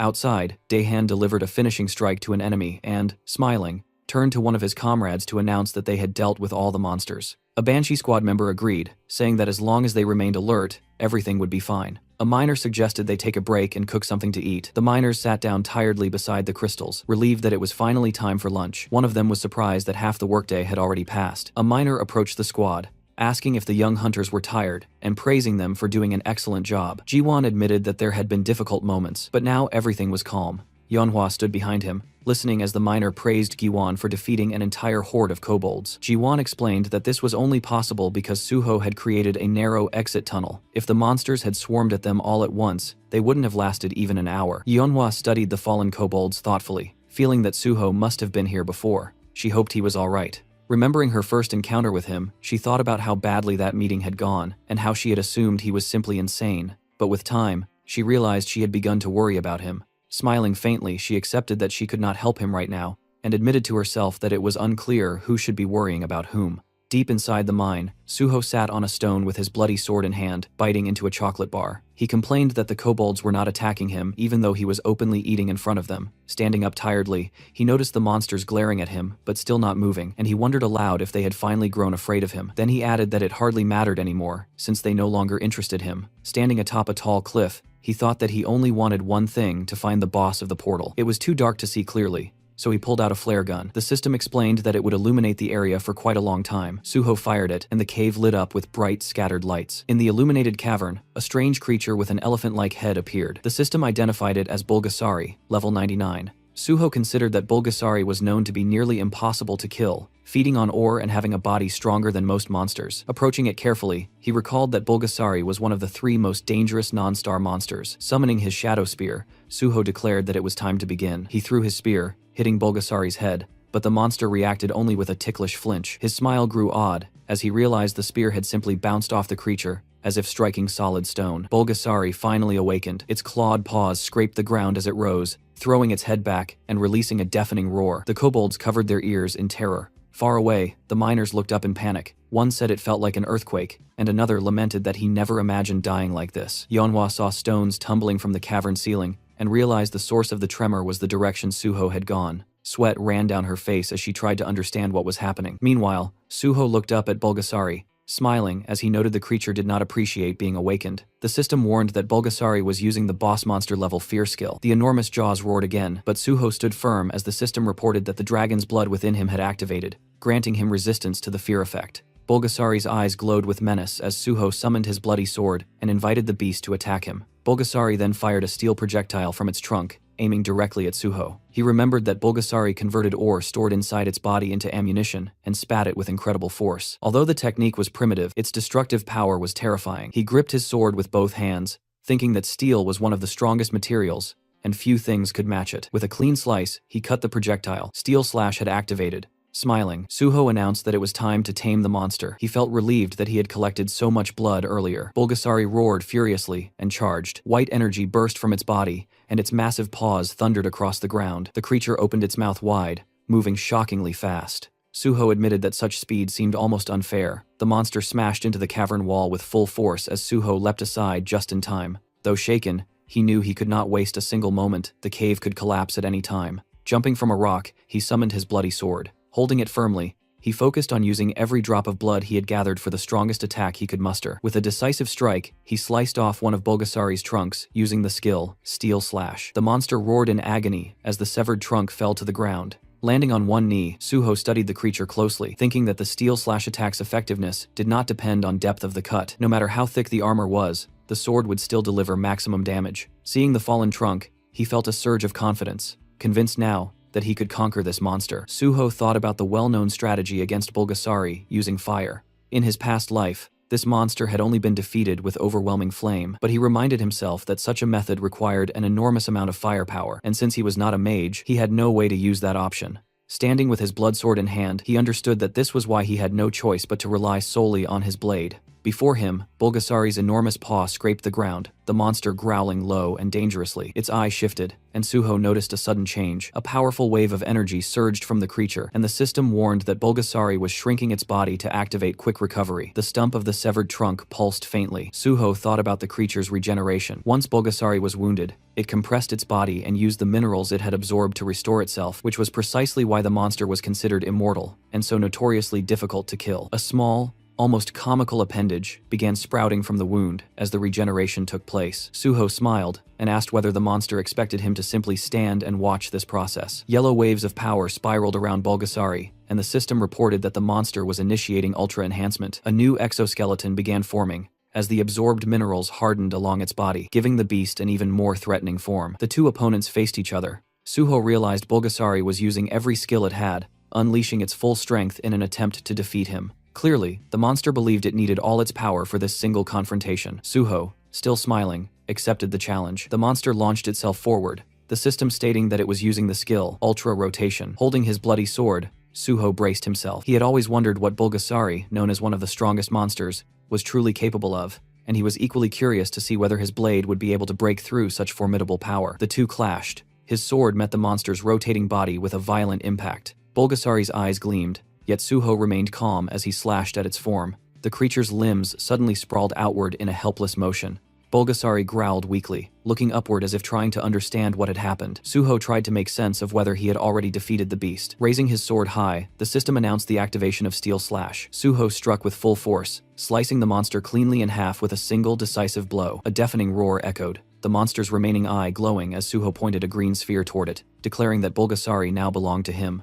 Outside the chamber, the miners and the heroes' squad waited near a collapsed section of stone. One of them said that the shaking seemed to have stopped. Yeonhwa looked up, while Jiwon, standing beside her, remarked that the kobolds had stopped emerging, and it appeared the expedition had already gathered enough mana stones. The girl lowered her head slightly. Jiwon said that now all they could do was wait. Suddenly, Yeonhwa's expression brightened. She saw a system message confirming that the gate had been cleared. The miners gasped as they saw the same message appear. The system declared An Suho as the most valuable player. Yeonhwa and Jiwon exchanged relieved smiles, and Jiwon said he had expected nothing less from his boss. Meanwhile, inside, the system informed Suho that for his exceptional achievement, he was awarded 5 skill points. Smiling, he looked at the glowing green sphere, and the system granted him several more points, along with a level increase and a rise in all his stats. Holding the shining sphere in his hands, he excitedly said that he had done it. He recalled the final blow, thinking that any other monster in Bulgasari's place would have died instantly, but he had not come here intending to kill the beast.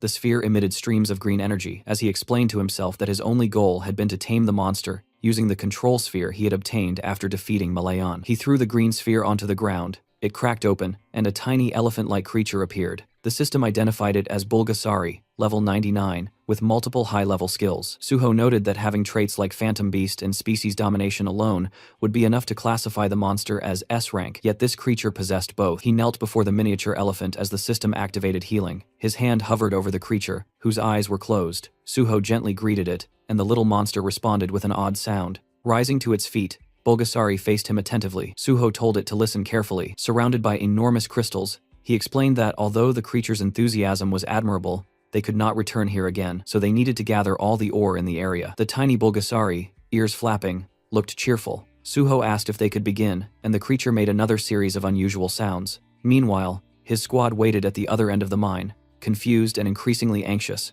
wondering why their leader was taking so long. Suho now stood inside his impossibly luxurious subspace house, the kind of hidden dimension only very few individuals in the world could ever possess. Surrounded by its vast, quiet expanse, he found himself thinking again about his past life and everything he had learned by living through the world twice. In that old life, the only player who had ever controlled Bulgasari was a person known as Gaia, the Master of Earth. Their fame had risen entirely, because Bulgasari was an overwhelmingly powerful creature. Suho remembered every detail of how Gaia used Bulgasari. The monster was a mythical beast capable of devouring any kind of metal, converting all of it into pure strength, while also storing enormous quantities of minerals within its body, turning itself into a walking mountain of compressed energy. Inside the subspace house, Bulgasari, now nicknamed Bulbul, looked shockingly cuter than its terrifying full-sized form. It resembled a cheerful, metallic-skinned gray hippo as it bounced energetically around the room. Then Bulbul opened its mouth wide and inhaled an entire mound of gleaming magic stones like a living vacuum. Once it had consumed everything, it rolled onto its back and began radiating a deep, powerful glow. Suho watched this with satisfaction, thinking that this little creature was unquestionably the greatest miner in the entire world. He smirked to himself. By now, the Nexus miners outside should have collected their portion exactly as agreed in the contract. Whatever remained inside this subspace belonged solely to him, and he had ensured that. Outside the mine, Dehan, Yeonhwa, Jiwon, and the rest of the team continued to wait near the sealed tunnel. Dehan grew increasingly restless, convinced that Suho had been gone far too long. The miners whispered to each other, assuming that Suho must have defeated the boss, but perhaps suffered injuries during the fight. A few even considered going deeper to check, but Jiwon held firm, insisting that they follow Suho's strict orders. Yeonhwa agreed, even though worry tugged quietly at her thoughts. She reminded everyone that a team without trust in its leader would collapse, and Suho had clearly told them not to enter for at least 12 hours. None of them wanted to break that trust. Suddenly, the stone wall exploded outward in a burst of purple energy. Suho walked out through the smoke, appearing completely calm, as if he had finished a short training session, rather than a life-threatening battle. His squad rushed toward him immediately, demanding to know why he had taken so long. Giwon, especially dramatic, practically jumped in front of him. Suho teased that if they were that worried, they should have come looking for him. The group quickly reminded him that he was the one who forbade them from doing so. Suho's teasing expression softened when he placed a hand on Jiwon's shoulder, acknowledging that the boy had followed his orders loyally. Yeonhwa admitted she was relieved that their trust had not been misplaced, though she still disliked being treated like a child. Suho simply said that they had lived entirely different lives, and that was the undeniable truth. Their darker pasts had shifted completely, and he felt a quiet pride at having changed their future paths. Afterward, Suho thanked the miners and said that it was finally time to leave the cave for good. The group cheered enthusiastically, more than ready to return to the surface. Meanwhile, in his office, guild leader Bae Dongyuk waited anxiously. The longer the silence stretched, the more tightly he clenched his hands. If anything happened to Suho, all responsibility would fall on him, and the Nexus Guild would drown in trouble. Suddenly, someone burst through the door with news announcing An Suho and his entire team had returned safely. Dongyuk hurried out to greet them in relief. Suho confirmed the gate was cleared and requested that the result be officially registered.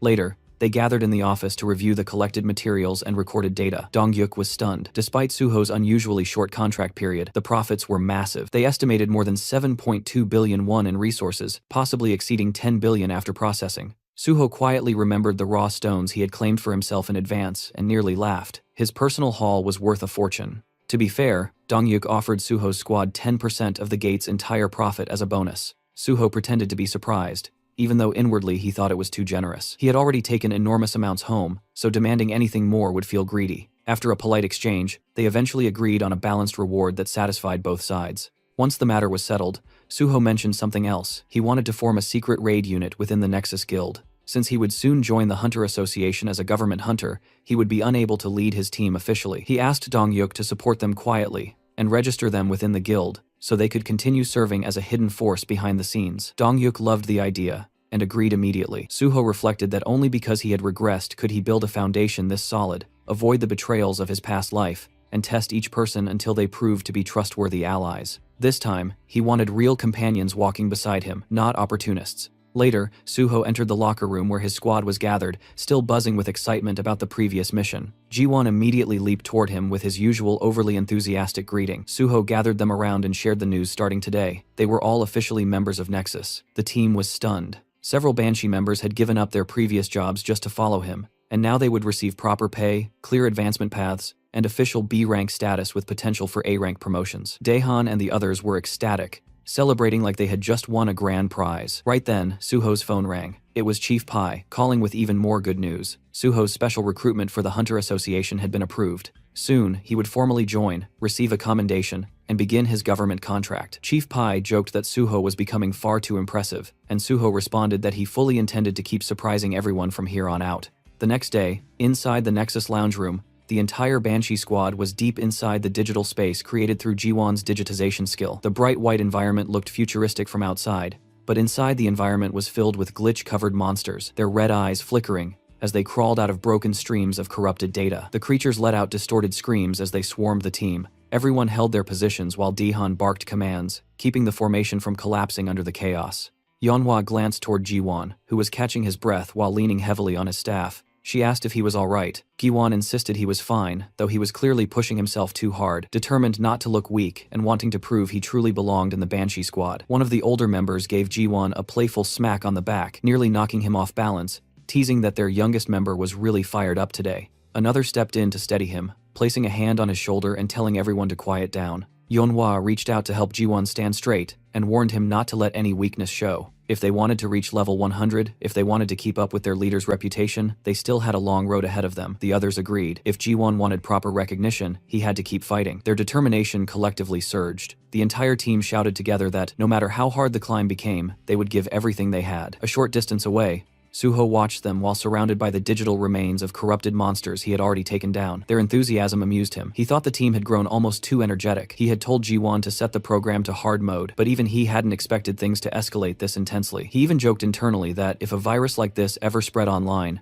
the entire internet would probably collapse. Soon, Suho walked up to Ji-won and asked whether he was holding up. Ji-won tried to appear unfazed, saying he was just taking a break before returning to battle. Suho simply told him they were done for the day and that it was time to log out. Ji-won froze, unable to believe Suho had finished clearing the stage already. The rest of the team, exhausted but irritated, felt like their leader had played a different game entirely. They insisted they were only getting started. Suho quietly smiled. He knew now that they were pushing themselves harder for his sake. He exited the virtual space. Later, in the real world, Suho sat alone inside Angel in Earth Coffee, a calm cafe near the edge of Seoul. He checked his phone and organized his next steps. Since he had just entered the special recruitment program, his free time would shrink quickly. He needed to move fast. His next priority was locating a certain individual. Soon a white car pulled up outside. Choi-yoon stepped out casually and walked inside as if she owned the place. She ordered a strawberry frappe. Suho reminded her that she wasn't really in the position to demand drinks, since he had called her here to repay the favor she owed him. But before she could react, the waiter placed the drink in front of her. Suho had already ordered it. She blinked in disbelief, wondering how he knew the exact drink she would ask for, and even the timing. Suho brushed it off, saying it was simple intuition. In truth, the library of memories he carried from his previous life contained even small details like her favorite snacks. Switching topics, he asked if she had found the person he requested. She handed him a document folder, still confused about why he wanted information on what she thought was a junkie. Suho corrected her immediately. The man he sought was a highly skilled craftsman. In Suho's memory, that junkie would become one of the greatest blacksmiths in the world, Nam Hae-won. He thought to himself that finding information on someone like Hae-won wasn't easy, yet Choi-yoon had still managed it. She was undeniably good at her work. Suho then said the next step involved using a safe house in Cheongdam, one that belonged to the Union. The girl froze. She knew these safe houses existed, but only the highest ranks had authority over the Cheongdam location. Even brokers rarely stepped inside. Her nerves rose. She pointed out that even knowing about the place was unusual. Suho simply reminded her that she owed him a favor. She tried to negotiate, but he pressed her harder, even teasing that if her entire life's worth amounted to mere paperwork, maybe he shouldn't have helped her at all. Cornered, sweating, she started making out childish excuses. Finally defeated, she said she would make the call. She stepped outside. Suho waited calmly. Knowing the Union would eventually choose the most logical outcome, they would approve his request. When she returned, she looked defeated and asked whether it truly had to be Cheongdam. Suho's twisted expression made the answer obvious. She regretted asking. He chose the location simply because it was closest. She told him he could use it, but only under one condition. She explained that if he met that condition, he could access the Cheongdam safe house at half price. Even so, half the price was still expensive. She pulled out her phone, ready to accept the Union's terms, but Suho told her to wait. He wanted to know the full catch first. She thought he was being extremely strict for someone asking favors, but Suho replied with a shrug, saying he had to be, after all. He was joining the Hunter Association. Finally, Choi Yun told him the condition. He had to help clear a newly discovered gate the Union had found, one they didn't want exposed, because it appeared in an extremely public area, Namhansan. Suho asked about the monsters inside. She explained the gate was known as Sky Mountain and filled with wyverns, massive, fast, sky blue dragons that were difficult even for trained hunters. Only those under level 110 could enter. She added that it wasn't supposed to be a solo operation. Suho only needed to join the raid team and assist. But Suho already knew everything about Sky Mountain. He asked whether the wyverns were sky blue. She confirmed it and asked how he knew. Suho stood up, asking her for the raid time. She said he could go immediately if he wanted. With a calm, confident smile, Suho told her to change the condition because he would be clearing the gate alone. A couple of days later, the sun was shining over a quiet forest clearing, where a blue swirling portal stood like a breathing doorway. Boxes of supplies were stacked nearby, prepared for the raid, but Suho walked right past them without slowing down. He headed straight for the gate. Not far behind him, Choi Yun stood beside Kim Suwon, a hunter from the Union. Kim Suwon commented that it was surprising Suho had declined all supplies and insisted on entering alone. Choi Yun only shrugged. She believed he had his own plans, and their boss had said that regardless of success or failure, watching Suho would be interesting. She still felt confident he would win. Suho always exceeded expectations in the end.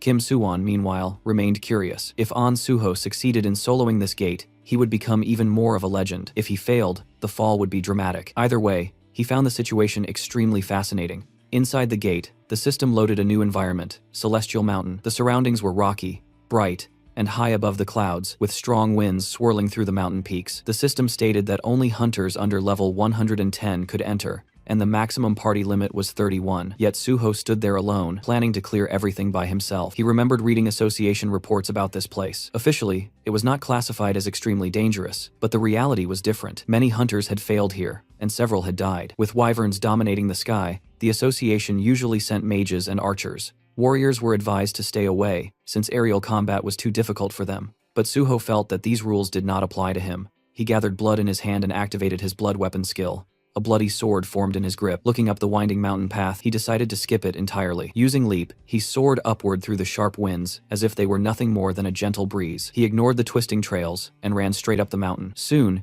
he reached a plateau where sky wyverns had gathered. All of them were over level 100. The leader, a sky wyvern at level 109, stood among them. As Suho approached, the wyverns reacted with irritation and surprise, clearly confused that a lone human had rushed them so confidently. One wyvern launched a swift attack, but Suho struck faster, slicing the creature cleanly with quick draw. The others recoiled in fear, realizing immediately that this human was unlike any they had faced before. Still, they refused a fair fight. When it became clear none of them could take him one-on-one, the wyverns attempted to overwhelm him from every direction. Suho quickly realized this was a coordinated strategy. The first attackers served only as a distraction. The true threat was the leader approaching from behind. As the leader lunged for a surprise attack, Suho dodged and slashed upward, landing a precise hit. Enraged, the sky wyvern used its fear skill. A wave of blue pressure rolled across the mountain, but Suho's dragon blood rendered him immune. To him, the wyvern's intimidation felt almost amusing. Only real dragons could frighten him. These wyverns were merely imitations. Frustrated,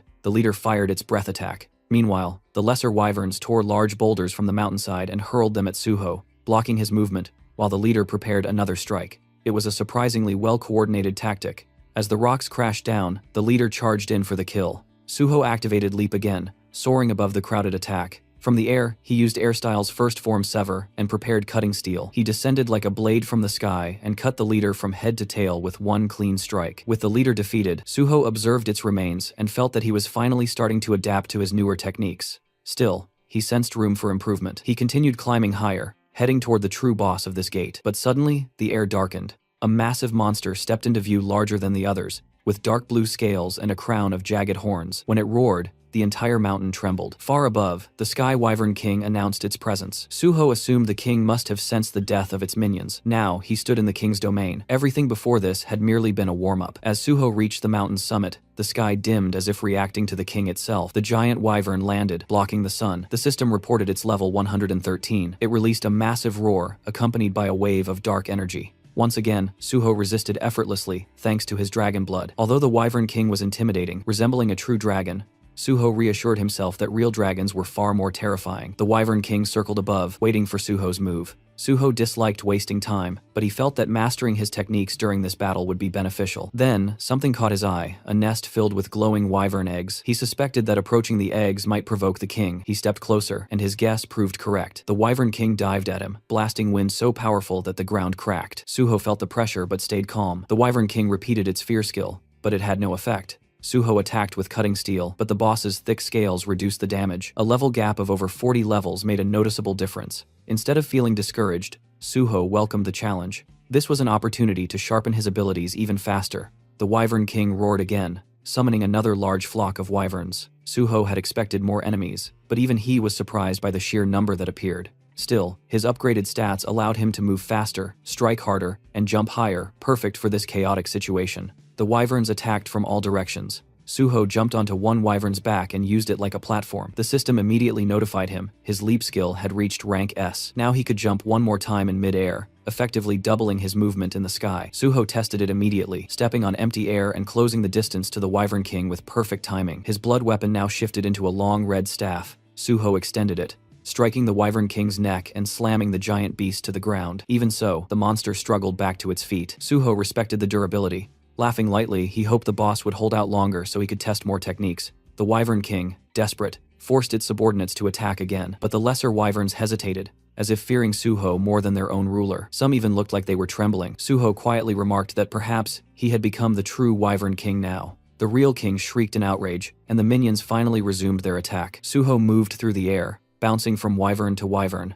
Still, he noticed his sword-drawing technique was not leveling up as rapidly as he had hoped. These opponents were strong, but not quite enough to push the technique further. Deciding to accelerate the pace, he rushed toward the mountain peak. There, he discovered something enormous, the Sky Wyvern Queen. Larger and stronger than the king, covered in purple scales, she guarded her nest and could not leave it. This gave Suho an advantage. The queen was powerful, but bound to her nest. She attacked by rolling huge boulders toward him, but he used sword drawing to slice them apart with ease. Her screams summoned every remaining wyvern on the mountain. Suho remained calm. He understood that she would rely on her minions rather than attack directly. At that moment, the Wyvern King swooped down in a full-force assault. Suho decided it was time to finish this battle. He chose not to use his strongest skill immediately. Instead, he wanted to reach a higher level of sword drawing. The best swordsmen relied solely on their blade, and Suho wanted to honor that principle. He focused on perfect timing and precision, repeating sword drawing over and over. The system reacted to his mastery, recognizing that his understanding had surpassed all others. System alerts flooded his vision. His sword drawing evolved to a supreme level. The guardian sword within him responded, granting a new form, Cloud Cutter rank S+. Red energy flickered in his hair and eyes. Suho unleashed Cloud Cutter with a powerful swing, sending a massive vortex of bloody energy crushing through the Wyvern King. The boss collapsed and died with a final cry. The remaining wyverns shrieked in fear and grief, but Suho was not done. He activated Cloud Cutter again. In one sweeping strike, he destroyed all remaining wyverns, including the queen. The system announced his triumph. Suho stood on the mountaintop with his sword resting on his shoulder. The gate conquered. After the battle ended, Suho took a moment to check his status window. The gate had given him a massive boost, and his experience bar was sitting comfortably ahead. His strength stat was already brushing past 80, and he didn't have far to go before hitting the next tier. A small smile formed as he saw the new additions Double Jump and Cloud Sash, the exact skills he'd been aiming for. It felt good to see his plan finally paying off. Turning toward the queen's den, he decided it was time to collect his loot. Inside were 12 Sky Wyvern Queen eggs. The association's advanced team had only confirmed 6, which meant the remaining half naturally fell into his hands now. With the job complete, he shifted his attention to the wyvern corpses. Monster byproducts sold for high prices, especially when used to craft rare materials, and the Sky Wyvern Queen's corpse was considered top tier. Summoning his Shadow Spear, he decided to let it handle the cleanup. He placed the spear beside the queen's massive body, and it immediately began its work, devouring the corpse piece by piece. As it absorbed the flesh, the spear's purple energy flared, growing more vicious and alive, upgrading the blade to its next level. Watching the transformation, Suho realized that even a 1-star beast could serve as excellent nourishment for the Ghost Blade's shadow devouring. Judging by the spear's state, one more powerful meal should push it further. With that in mind, he directed the spear toward the king's corpse next, letting it feast again. Outside the gate, chaos had already broken out. Someone shouted that the gate reading had been completely deceptive, and people around him stared in disbelief. They finally realized the guy inside wasn't just some healer, he was actually a swordmaster. Among the crowd, a black-haired man wiped sweat from his forehead, overwhelmed. He knew better than anyone that even with a full raid party, clearing that gate wasn't guaranteed. Yet somehow this man had done it solo, and not as a combat class, but officially as a healer. Choi Yun brushed it off casually, reminding him that she'd already said he would clear it easily. He agreed, but couldn't understand why she looked so excited. She just told him it must be his imagination. Their conversation paused as Suho walked out of the gate. They congratulated him for conquering it solo, the girl cheering first, and the guy echoing her. Suho thanked them and then reached into his inventory, pulling out the wyvern eggs. He placed all 10 sky wyvern queen eggs before them, saying he'd found that many inside. Kim Soo-won stared, stunned by the sheer quantity. Suho calmly insisted he had retrieved every single egg, while keeping quiet about the extra ones he kept for himself. As for the Sky Wyvern King and Queen corpses, he explained that both bodies had fallen to the base of Sky Mountain during the fight, making it impossible to recover them. Of course, hiding the fact that Ghostblade had already devoured them cleanly, leaving no trace. Lowering his voice, Suwon asked if he could pose a question. Suho told him to go ahead. Suwon hesitated, then asked how someone officially registered as a healer was able to wield a sword like that. Did he really fight those wyvern using nothing but swordsmanship and healing abilities? Even with good sword skills, taking down flying monsters with only a blade shouldn't be that simple. Suwon thought Suho, being both swordsman and healer, would have brought arrows, throwing spears, or at least long-range spell scrolls. As a fellow hunter, he was dying to know how the hell Suho managed it. Suho simply smiled and told him one sword was enough. Suwon stared at him like an amazed fanboy, asking if he really meant he took down all those flying wyverns, including the king and queen, with only that one sword. Suho confirmed it. Suwon practically lit up, thrilled and glowing with admiration, while Choi Yun nudged him, asking if this wasn't the same guy who had been whining earlier. Changing the topic, Suho asked Choi Yun if he had fulfilled all the conditions. Choi Yun happily said he had more than fulfilled them. He'd solo cleared the gate and recovered all 10 eggs. As promised, she guaranteed him free use of the largest unit in the Cheongdam residence, adding that her boss never went back on their word. She then asked when he wanted to start using it. Suho told her he wanted to start today, and also requested access to future reports on items and magic stones. He asked if that was possible. Smiling, she said it absolutely was. He could contact her for anything, from item disposal to money laundering, and she'd provide top-tier service. Suho suddenly pushed a small diary toward her, saying he had one more favor. She told him to go ahead. Inside was a photo of a green-haired man. Suho asked about a patient named Nam Hae-won at the Yeongdong Post Dan Yak Center and said he needed information on him. Flipping through the diary, Choi Yun realized it was the exact file she had retrieved earlier. Confused, she asked what this Hae-won person actually did. Didn't Suho mention he was some kind of technician? Suho opened his car door and asked if he really needed to explain the whole backstory every time he requested a favor. She quickly apologized, saying she slipped again. As he settled into the driver's seat, she complained from outside the car that she felt hurt after everything they did together. Shouldn't they be able to talk more freely by now? Suho calmly replied that she could ask how he was doing, but nothing beyond that. Clasping her hands dramatically, she muttered that he was cold. Then she informed him the Cheongdam residence would be ready in 2 hours, and she'd send the address once everything was set. He told her to also send him Hae-won's information. Checking her phone, she said he was indeed a patient at the Dan Yak Center, and that digging into Junkie's records would take only a few dozen minutes. She scrolled through her contacts and told him she'd get back to him shortly. After some time while driving, Suho received a call from Choi Yun. She told him the Cheongdam residence was ready for immediate use, and she had already gathered all the information on Nam Hae-won and sent it directly to his phone. Suho thanked her for the work, but Choyo still pushed, asking why he was digging into a person who is a drug addict. Suho simply ended the call, refusing to entertain the question any further. He opened the map location she sent. Looking at the screen, he muttered the name Yang Dong-po, realizing this was where the man and deciding he would go recruit him now. Soon after, he arrived in front of a cluster of old, worn-down buildings that looked more like a slum than anything else. Standing before one of the structures, he noted that this must be the house where Nam Hae-won stayed, another semi-basement. He glanced through one of the small windows and noticed the curtains pulled shut from the inside. He pressed the doorbell, only to realize it was broken, so he began pounding on the door, calling out for Nam Hae-won. After a moment with no response, he assumed the guy wasn't home and said he would have to return later. What he didn't know was that inside the room, 3 men were standing over a collapsed Nam Hae-won. The brown-haired thug crouched beside him, asking if Hae-won really had visitors coming by, deciding they should finish the job before anyone saw him. Before he could act, a heavy thud shook the entire door. All 3 thugs froze instantly, startled by the sudden impact. The one responsible, of course, was Suho. As he stepped inside, the tattooed thug demanded to know who he was, but Suho shut the bitch down coldly, saying his identity was none of their business. The tattooed thug tried to swear at him, but before he could get the full insult out, Suho's hand struck across his cheek with a sharp, rapid slap.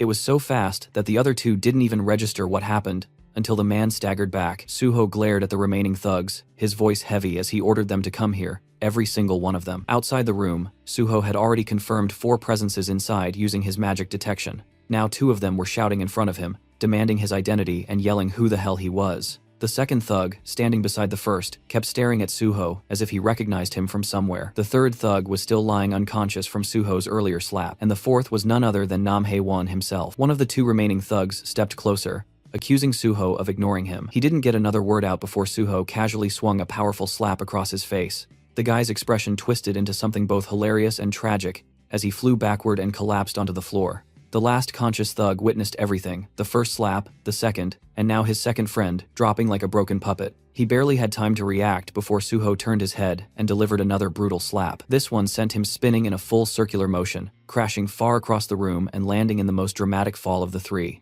Suho walked over and checked one of the men's breathing, wondering if he had hit him hard enough to actually kill him. Satisfied that they were still alive, he shifted his attention to Nam Hae-won. He lifted Hae-won by the shoulder and told him to get up if he was fine. But the moment he got a clear look at the man's face, Suho froze. Hae-won's hand was limp and drugged, his expression twisted unnaturally. A syringe lay discarded beside him, and Suho realized what had happened. Those thugs had injected him with something and tormented him afterward. Judging by how stiff his body felt, almost petrified, the injection had been done a while ago. Checking his breathing and physical state, Suho understood quickly that the poison symptoms were serious. He needed to act fast. He activated his recovery skill, the evolved form of Cure. He had upgraded Cure into Recovery, specifically for scenarios like this: real illnesses, real poisonings, real damage unrelated to the system. Originally, the skill only affected the area his hands touched, but Isabella had once told him that pouring magic into it allowed him to forcibly expand the range. A slow grin spread across his face as he channeled magic into his hands. He thought about how he was now using information gained from someone who once tried to kill him to save someone else. The world truly worked in wild ways. After some time under Suho's treatment,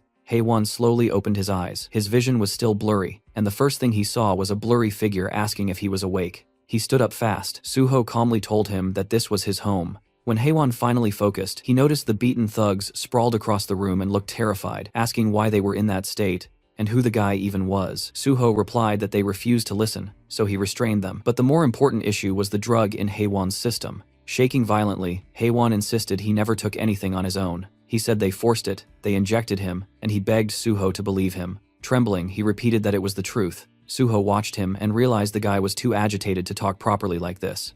In his past life, Suho remembered an interview from when Hae-won later became a famous blacksmith. In that interview, he admitted the Changsik gang had forcibly injected him with drugs, and he suffered long-term after-effects of addiction because of it. With that memory in mind, Suho decided to treat him properly. He placed his hand close to Nam Hae-won, and the system responded. The ring of emotions reacted to the strongest emotions in the target. The color being absorbed was black. Suddenly, Hae-won clutched his chest, overwhelmed by the pain. Then, as the ring drew out his dark emotions, the tension eased, and he felt relief wash over him. Once the process ended, Suho asked if he was feeling better, and the green-haired boy nodded. Suho stood and told him he believed him. He addressed him properly as Mr. Nam Hae-won, confirming that the people who injected him belonged to the Changsik gang, and that the thugs on the floor were from the same group. The Changsik gang's original name has been Gold Made Hand, but the intention behind the naming was so ridiculous that the association simply renamed them as Changsik Gang. Suho asked Hae-won if he was attending a rehab center. Still shaking, Hae-won said yes, then asked how Suho knew. Suho answered lightly, saying he found out while digging into the Changsik Gang. He reassured him he no longer needed to worry. Forcing drugs on someone already in rehab was a serious crime, and Suho said he would personally take responsibility and resolve the case. Hae-won's expression brightened,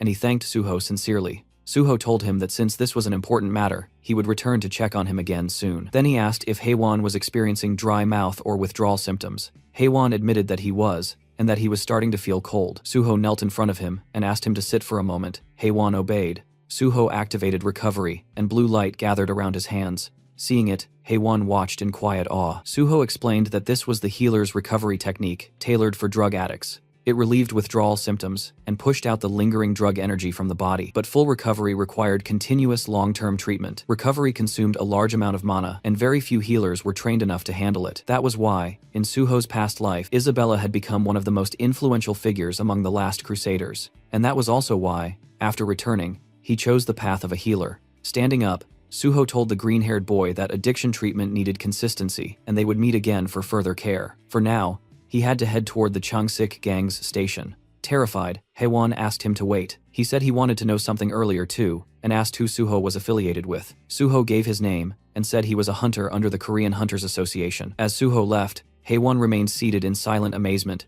repeating the name An Suho in his mind. Even someone who didn't own a TV like him had heard that name over the past few days.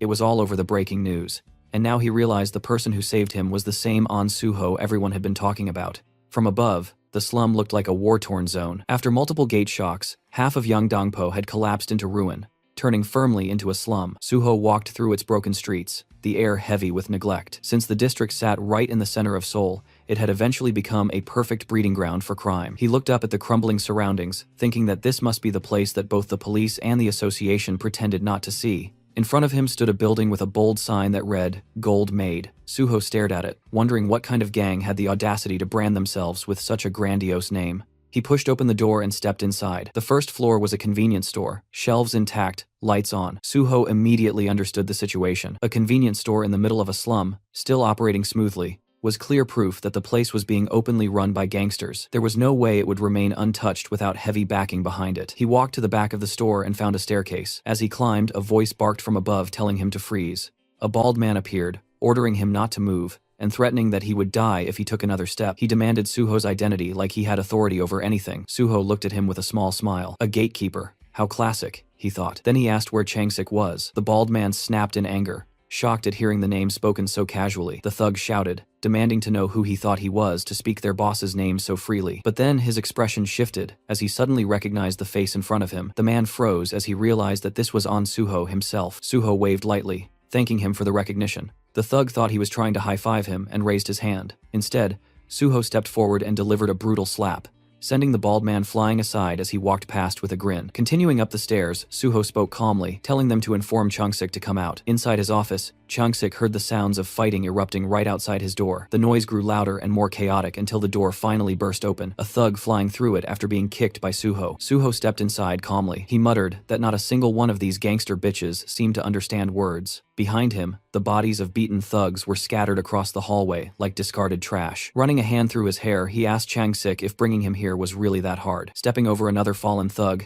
he added that he wondered what the gang would even do if he resisted. Changsik sat in front of him with a straight, unreadable expression. Two bodyguards stood behind him like statues. As Suho approached, he knew exactly what kind of place this was. More than 80% of this organization's members were awakened. The fact that awakened criminals operated openly like this was proof that the nation's security had already collapsed. In his previous life, the Changsik gang had grown even larger than this current version. They had created countless victims, and it took an exhausting amount of time to take them down. Remembering that, Suho clenched his fist. In a cold tone, he said that this was exactly why cancer needed to be removed before it grew. Changsik tried to speak, addressing him as Hunter An Suho, and asking what he was doing so suddenly. Suho stepped closer, telling him not to act clueless. They were the ones who started all of this. Changsik demanded to know when he supposedly started anything. Suho told him he was playing dumb to the very end. He said they messed with someone named Haiwon. He dropped a syringe on the desk, and both the boss and the bodyguards stared at it. Suho told them he had just met Haiwon himself. He asked if they truly intended to keep denying it. Changsik leaned toward his subordinate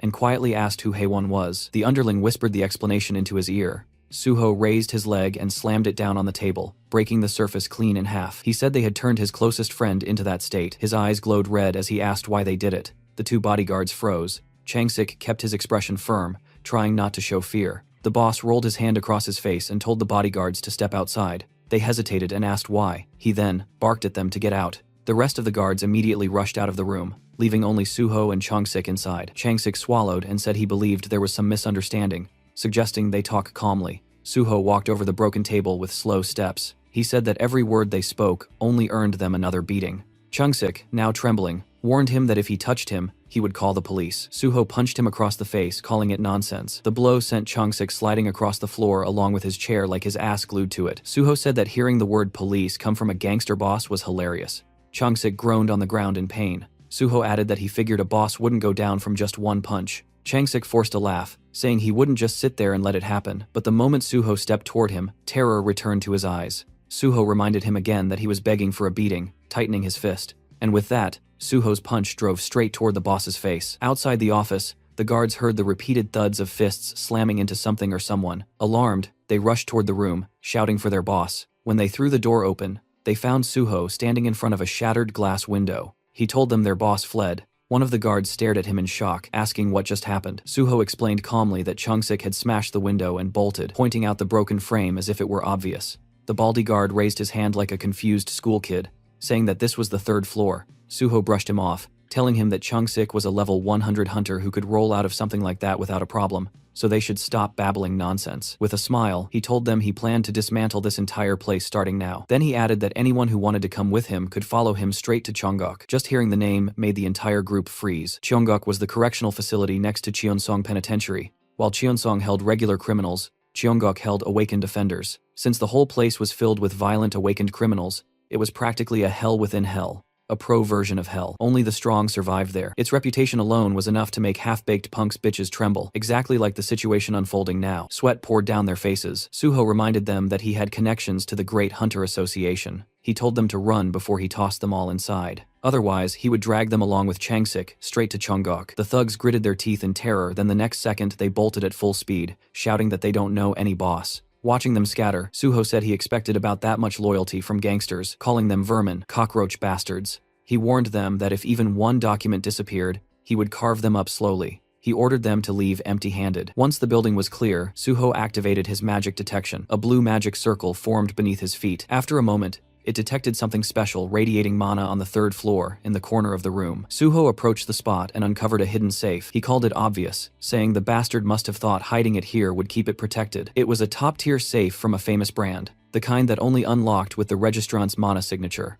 He placed his hand on the reinforced steel. Blue light pulsed across it. With toughness like this, cutting the steel would destroy the contents, so he needed to slice the door off cleanly. Suho summoned Bulgasari. The tiny elephant monster popped out from Subspace, standing at attention like a soldier. Suho told him he only wanted the door removed. Bulgasari obeyed instantly, gripping the door with its tiny trunk and ripping it free. As the creature started the safe, Suho praised it, telling it to eat well. Inside the safe, he found cash and gold bars, but none of that mattered to him. What he actually came for was the dark ledger filled with the names of countless victims. The Changsik gang had begun with loan sharking, preying on ordinary people to build power. Later, they recruited hunters and deliberately addicted them to Avicena 1 drugs to control and extort them. This addiction operation was the backbone of their entire influence. The drug was far more potent than ordinary narcotics, and in the end, no one could resist it. Holding the documents, Suho thought of Nam Haewon. He realized Haewon was one of the rare cases who managed to escape. Without his personal strength, even he would have fallen completely. Suho thought they deserved the Cheongguk prison for crimes like this. He promised himself he would make every last one of them feel exactly what their victims felt down to the bone. After the wild fight,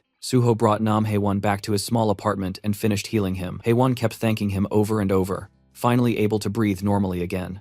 Suho told him he would still need time before a full recovery, but at least for now, he was out of danger. Then Suho handed him a folder. Haewon asked what it was, and Suho explained that these were bond documents from the Changsik gang, proof that he had taken down the entire criminal group. Haewon could barely believe what he was hearing. The gold-made hand gang, with all their terrifying influence, was really gone. Suho went on to explain the gang's real method. They kept people trapped in debt with outrageous interest rates, turning their victims into insects caught inside an anthill. Even though Haewon had done everything right and never missed a payment, they forced drugs onto him to ensure he could never escape. Still trembling, Haewon said he had survived only because of his special ability. He explained how he tried to fight addiction, made his own antidotes, and begged for help, but no one, not the police, not the association, cared about what happened to people in these slums. He said everyone on the outside felt like another version of the enemy. Suho understood him. He told Haewon that the reason he joined the Great Hunter Association was not for prestige, but to fix the broken system for people like him. Suho placed a reassuring hand on his shoulder and praised his courage. Overwhelmed, Haewon broke down and thanked him again and again. Then Suho shifted the conversation to something important. It was time for a new proposal and potentially a new ally. He asked if Haewon was ready, and Haewon said he was. Suho explained that he had learned about Haewon's special power, synthesis. With synthesis, Haewon could combine any materials and create a brand new result. The outcome always matched what he intended. That was the core of his extremely overpowered ability. Suho said that while reading the gang's files, he discovered how huge the number of drug victims really was. There were far too many for him to treat alone, but Haewon had already made secret antidotes before, so Suho offered him a real job to create a proper neutralizer to help even more people. He promised top pay, a luxury safe house, and full medical support for Haewon's own addiction recovery. Haewon looked stunned. He thought being healed was already far more than he ever deserved. Now he was being given a chance to help others, live safely, and get paid for it. To him, this felt like something a hero would do. He thought that if a godlike hero existed, Suho must be that person. Haewon said he would do it. He said he needed no extra payment, and he would work as hard as he could out of gratitude alone. But Suho, firm as always, said he would pay him properly, so everything stayed official and fair. After that, they went to Suho's new base, the building he was granted earlier. It was a 3-story place in Cheongdam, with friendly staff, a full lab on the top floor, and everything Haewon would need. Even the Banshee team showed up, curious to see the fancy place, but they left immediately after their workaholic boss dumped another assignment on them. Meanwhile, Haewon was in awe. Suho told him to pick a room, get settled, and start working on antidotes as soon as he was ready. Suho said he had to leave for Nexus HQ, but Haewon could contact him anytime. Later, Suho got on a call with reporter Jinwi. He gave him the full scoop on the hidden crimes in the slums. Jinwi, being the genius reporter he was, said he could expand the story tenfold. He would frame Suho as the hunter who stormed into a dangerous slum, crushed a criminal organization, saved the victims, and sparked a new era of hope for the people living there. He said he wanted to create a major feature article with all the details so the world could not ignore it. Suho believed him completely. Public influence was exactly that reporter's specialty. Afterward, Suho met with guild leader Bai Dong-yuk at Nexus Guild and laid out the plan. Nexus would buy every neutralizer Haewon produced, helping victims all across Korea. The uplifting story would shift Nexus's reputation, turning them into a guild with a genuine hero presence, the kind the world would finally take seriously. Dong-yuk was thrilled. He shook Suho's hand and promised to look after Haewon from now on. With everything lining up, Suho felt good. The win-win plan was in motion: heal the people, spread the truth, make the criminals pay, and show the world that real change was finally possible. The scene cuts to Chung-sik, the once feared boss who made slums, Neil now reduced to a shaking wreck inside a trashed luxury room. He was on his knees, trembling. Suho's name kept echoing inside his mind like a curse he could not escape. No one had to spell out what happened. The syringe and the half-empty bottle beside him made everything clear. He had taken some kind of drug, the kind that burned strength into the body while tearing holes through the mind. Those substances twisted people from the inside, and his scattered expression showed exactly that. He muttered Suho's name, obsessively, like it was the only thought left in his fractured skull. The moment Suho stepped through the glowing blue portal, he entered his secret subspace that had once been a fancy private domain of polished marble and luxurious furniture. Now, the place looked like a disaster zone, as if a tornado had torn straight through it. He scanned the area, noting the cracked marble floor and the expensive furniture knocked over and scattered across the ground. To him, it was clear that someone had completely wrecked the place. On the floor, Chung-sik lay twitching, his skin pale and his body reacting in strange spasms. Suho observed him and figured that the drug must have done something unbelievably intense to the guy. It became obvious that this gangster had not run away, but had been dragged into Suho's subspace instead, effectively kidnapped by the chaos of the situation. Suho walked over, knelt beside him, and placed a hand on his body. His blue healing energy flowed instantly, and the system announced that recovery had begun. Chung-sik, still dazed, looked like someone who had just escaped a bizarre nightmare. Suho demanded that he pull himself together, offering no calm or gentleness in his tone. Suddenly, Chung-sik snapped into anger and panic. He grew wild, yelling incoherently as he lunged forward to attack Suho. Suho barely reacted, simply kicking him in the chest and sending him flying backward like it was effortless. Chung-sik continued screaming, desperate to be let out, spiraling into fear as though he believed he was trapped with a monster. Suho smirked and rolled his eyes, noting to himself that Chung-sik still had a lot of energy. He assumed the drug was overstimulating him, but mentioned to himself that he had brought extra, so the man did not need to worry. Sensing danger again, Chung-sik crumbled into full desperation. He dropped to the floor, crawling and begging Suho to release him, insisting he would do anything to avoid experiencing the drug again. Suho had no sympathy. He stepped onto Chung-sik's chest with force, pressing him down firmly. Chung-sik screamed for help, insisting that he had been kidnapped, but Suho reminded himself that no one could enter this place, and that the fools from Chung-sik's gang had already run away. He promised internally that he would hunt them down and make them pay as well. For now, he instructed the criminal to sit still, reflect on his choices, and drown in regret, since that was the only useful thing available to him at the moment. Later in the afternoon, Suho returned to his new house. Haewon came running toward him, full of excitement. Suho noticed how hyped he was, and Haewon proudly revealed that he had just finished creating a brand new neutralizer for the dangerous drug. The new version was called Hammer 2. The system displayed information identifying Hammer 2 as a grade C item that excelled at neutralizing the effects of the drug, called illusion. Suho felt genuinely impressed, especially since Haewon had made it in only 2 hours. Haewon explained that he had improved the old version,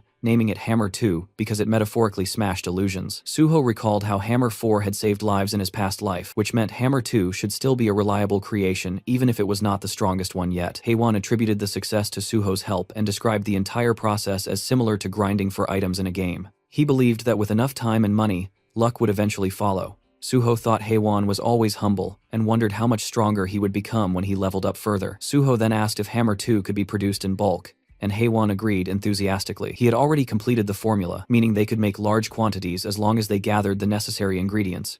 Suho found that reassuring, and then checked Haewon's current level. Haewon had just reached level 51, thanks to creating the new drug. Because of this, Suho concluded that he would not need to call Giwon for now. Haewon was already functioning as a high-level hunter. With that decided, Suho shifted his focus toward helping all the victims from the slums, ready to use what they had gained to fix the damage that had been done. The next day, several news stories appeared online, claiming that the police and the Hunter Association were ignoring the suffering in the Yeongdeungpo slums. Unfortunately, only around 500 people viewed the article throughout the entire day. The hype simply was not there. Suho realized that Jinhui had been right. There were too many terrible places in the world, so unless something was explosively dramatic, people rarely paid attention. Still, this was only the beginning. Suho then got busy. He distributed large boxes filled with food, water, and magical neutralizer potions to the grateful residents of the slums. Soon after, a truck arrived, loaded with even more supplies. People helped unload everything, and quickly delivered food and potions to everyone. Suho thought Nexus had truly come through with support.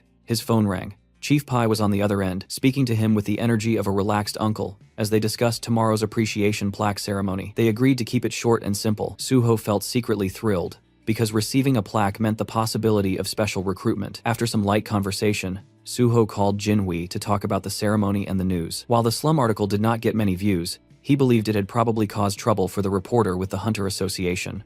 But Jinhui remained calm, mentioning that only popular stories went viral, and that he had broken no laws. He added that he planned to upload part 2 soon, and that the PBS news group would likely report on the ceremony as well. He then asked if Suho had an Instagram account. Suho did not. This annoyed the reporter, who said many fans were waiting to follow him. Then the conversation took a strange turn. There was an entire fan cafe for Suho, called Anshin Temple, where fans referred to him as the Guardian Priest. Suho realized that the moderator running the cafe was actually Jinhui himself. The reporter admitted to managing it so that Suho's reputation would stay clean, and to avoid unnecessary drama caused by other chaotic fan groups. The logic was reasonable. He also offered to manage an Instagram account for Suho, boasting about his social media skills, and saying he could help Suho become extremely popular. But Suho preferred doing things himself. He asked the reporter to simply send content for posting, and he would copy and paste it.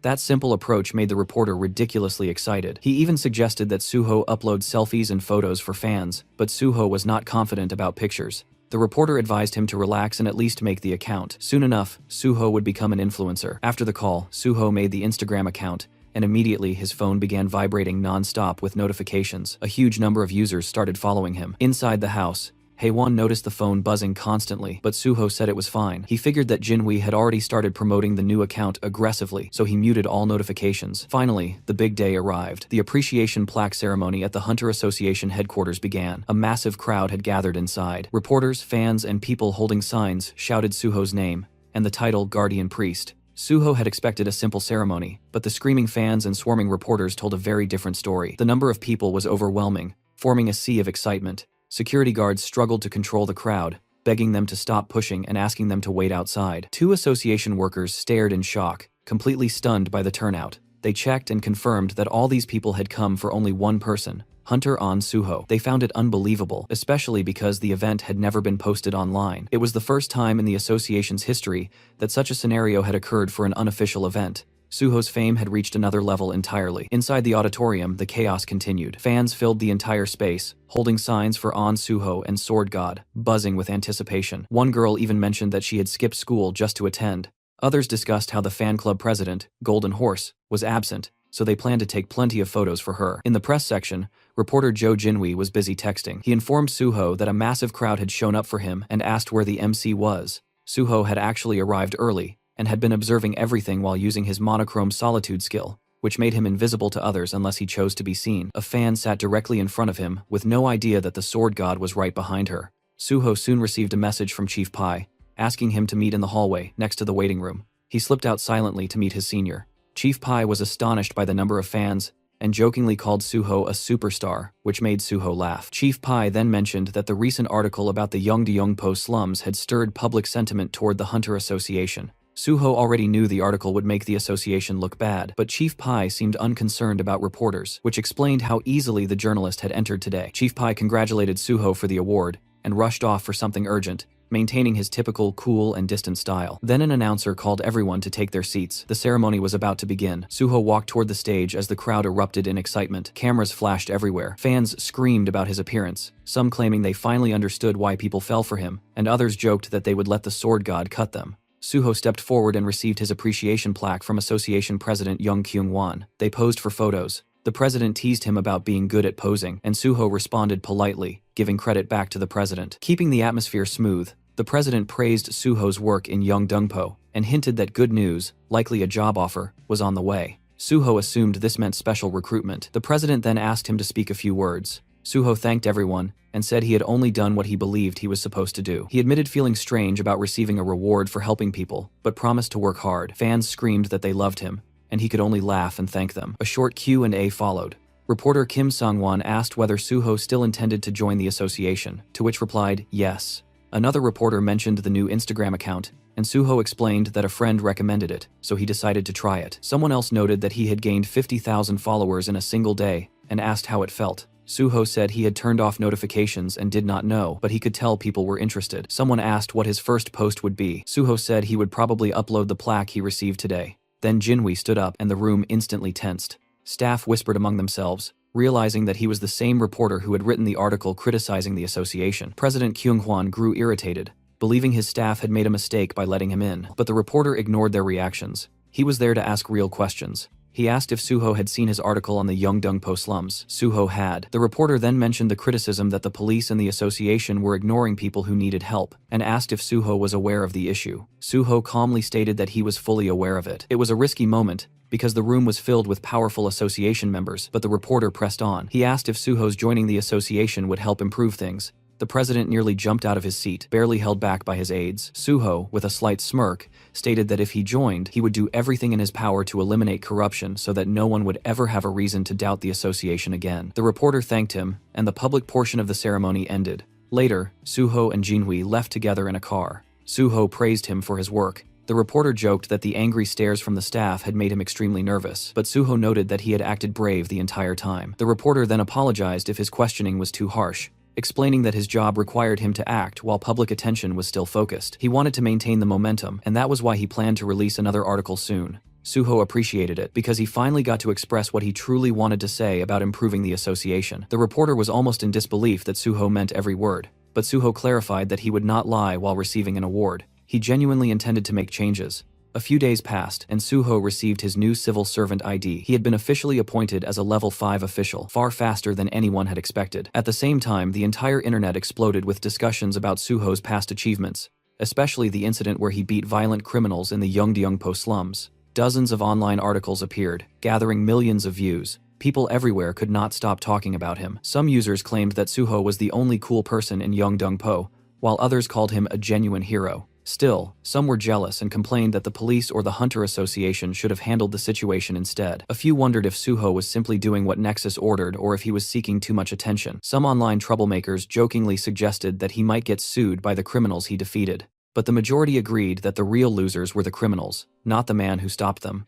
People argued a lot, but everyone agreed that something massive was happening. Then major headlines appeared everywhere. The news declared that On Suho was joining the Great Hunter Association. Broadcasts repeated it constantly, referring to him as the hero of Yeongdeungpo, and announcing that Swordmaster On Suho had earned a special grade 5 position. Crowds of fans and reporters waited at the entrance of the association building, screaming his name like he was a celebrity attending a concert rather than a civil servant arriving for work. The shouting did not stop. People wondered what would happen to Nexus now that Suho had moved to the association. Questions came up online about whether he still had a contract with them, and whether Nexus would be upset. Inside the Nexus office, the boss, Bae Dong-yuk, remained calm. He mentioned that everyone was talking about them now, and that it was time to release an official statement. Nexus sent out multiple news articles wishing On Suho good luck, clarifying that there was no contract issue, and explaining that they had never paid Suho any signing bonus. The message was clear. Nexus wanted everyone to know they supported Suho's decision. Elsewhere, two men watched the news and read newspapers. They seemed like hunters. They commented that Nexus was the best guild, while others like Hexagon and Prime cared only about money. They brought up how Hexagon had done terrible things, such as letting a weak hunter die because he did not receive a potion in time, and forcing mages to work until they collapsed. A TV report showed Nexus's guild leader Bae Dong-yuk in an interview. The reporter asked whether Nexus had kicked Suho out due to public pressure, and Bae Dong-yuk denied it. He explained that Suho wanted real field experience before taking his civil service exam, and that joining Nexus had simply been a step along the way. He admitted he was sad to see Suho leave, but said Suho belonged in a role where he could save people, not in a private company. Suho and Nexus were clearly reinforcing each other's public image. Back at the Hunter Association, Suho tried not to sweat under all the attention.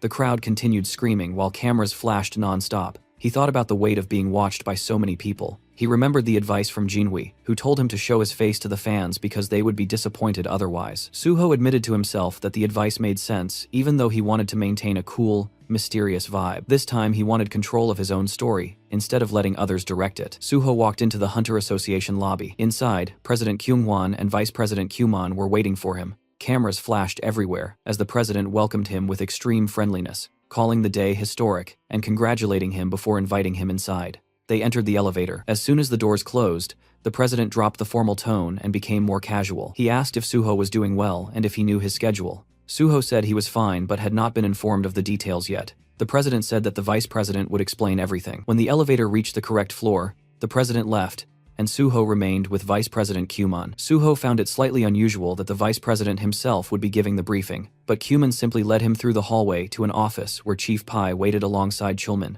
Kyumon explained that these two would guide him and wished him luck. Chief Pai greeted Suho with a big smile, telling him to sit down. He acted extremely friendly and even asked Chulman to get Suho a drink. Suho found it amusing that two people from different departments would both be training him. Chief Pai told Suho to call him senior in private and only use the title chief in official situations. Suho nodded, recognizing how significant that request was, because Chief Pai was known for being strict about titles and reputation. Then, Chief Pai began testing Suho's knowledge about his new job. Suho explained that he knew about the probation period.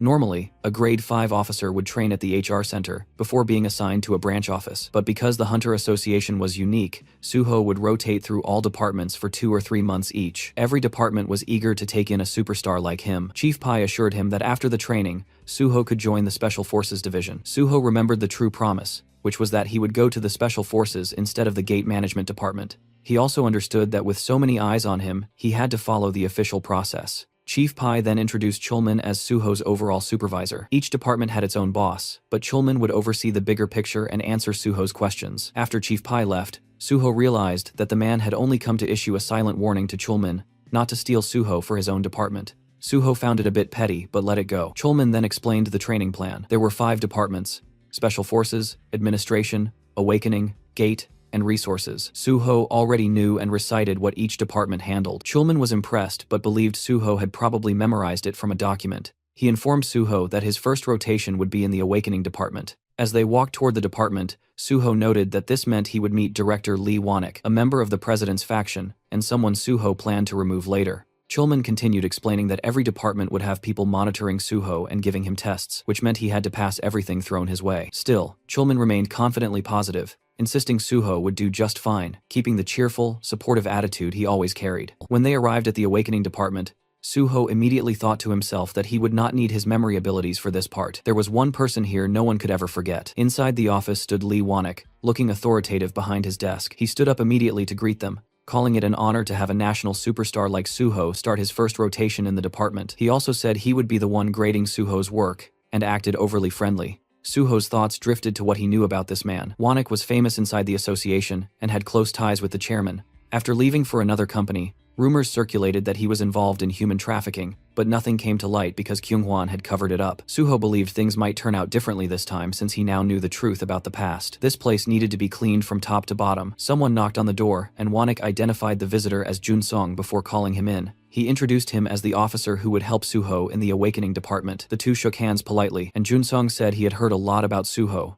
and felt amazed to work with someone so popular. Suho behaved humbly, but internally he admitted he had no memory of this man. Everyone below team leader was simply called officer, so it made sense. Junsong tried light-hearted joking, even mentioning that he wanted Suho's autograph later. He then encouraged Suho not to stress about the job, pointing out that Suho already had a clear future destination. Suho pretended not to understand, but Junsong clarified that everyone knew he was headed to the Special Forces Division. Suho realized that Chief Pai had not kept anything secret at all, but he did not mind. Having a powerful person supporting him only made life easier, even if it felt a little awkward to be treated like royalty. Then Junsong handed him a thin folder that he described as the department's quick manual. Normally the manual was massive, but they had created a special, simplified version just for Suho. Connections truly changed everything. He explained that the Awakening department was divided into 2 major sections: Awakened Affairs and Non-Awakened Affairs, each with its own teams. Suho would first take a theory test, then complete 1 field training session with each division. He reassured Suho not to worry, since everything had been prepared in advance.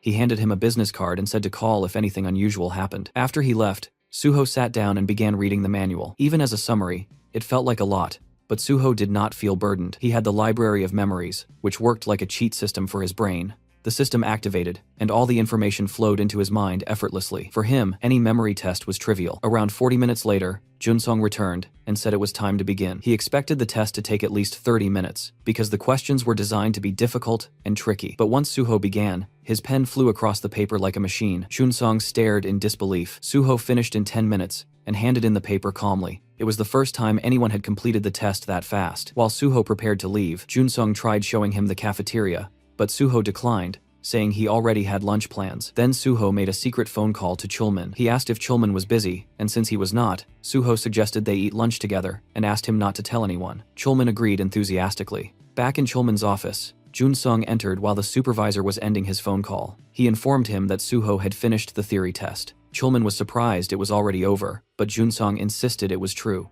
They examined the test together and put it into the grading machine with nervous anticipation. The machine displayed a perfect score of 100. Thinking it might be a malfunction, they checked it by hand, but after multiple reviews, the result remained the same. A flawless, perfect score. Junsong nearly lost his mind, saying no one had ever achieved this, especially on their first day. He finally understood why Chief Pai wanted Suho so badly. Chulman could only laugh. He admitted internally that he had hoped to work with Suho first, but Chief Pai's influence was overwhelming. It was hard to compete when Suho performed at that level. Meanwhile, Suho was just yawning casually in the hallway, completely unfazed. None of this meant anything to him. After meeting for lunch, Suho and Chulman sat on a bench beside a vending machine. Suho said that since Chulman treated him to lunch, he wanted to buy the coffee. Then Chulman asked why Suho had suddenly wanted to eat together. Suho explained that he did not know many people in the association yet and did not want to eat alone. Chulman was the only person he knew well. Chulman joked that if Chief Pai heard that, he would feel a bit hurt, but Suho said he simply wanted a comfortable place to eat, so it could not be helped. After a quiet, comfortable pause,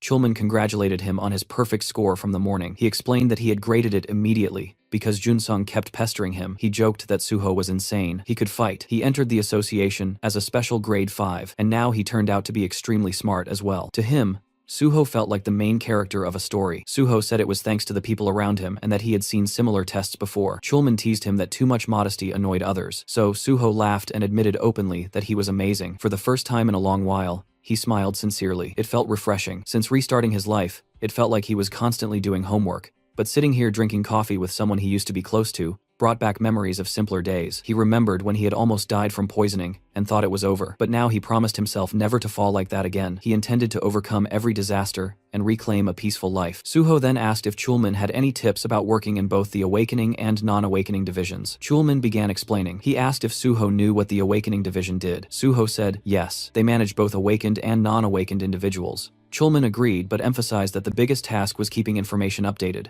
No one could see an awakened person's status window except the person themselves. They had to personally come in and update their information. If they ignored the deadline, they received fines and eventually jail time after repeated warnings. There was even a specific term for these cases: malignant non-updaters. Managing those troublemakers was their primary job. He continued, explaining that awakened individuals were like superheroes. Some were so durable that bullets could not harm them. Others could disappear as if they had never existed. Every country needed their data updated regularly. It might sound like the association treated them as potential walking disasters, but there was currently no better method. Suho then asked about the non-awakening side. Chulman said it worked similarly. Sometimes people awakened as players and hid it instead of registering. The department had to track down and arrest those unregistered players. Suho already knew all of this, but pretended to be new. After the break, Suho returned to the building, walking beside Junsong. The officer asked if Suho enjoyed his meal, and said they would begin work in the Awakening department. He congratulated him again for his perfect score, noting that even the director would be pleased. They arrived at an office where a man was waiting.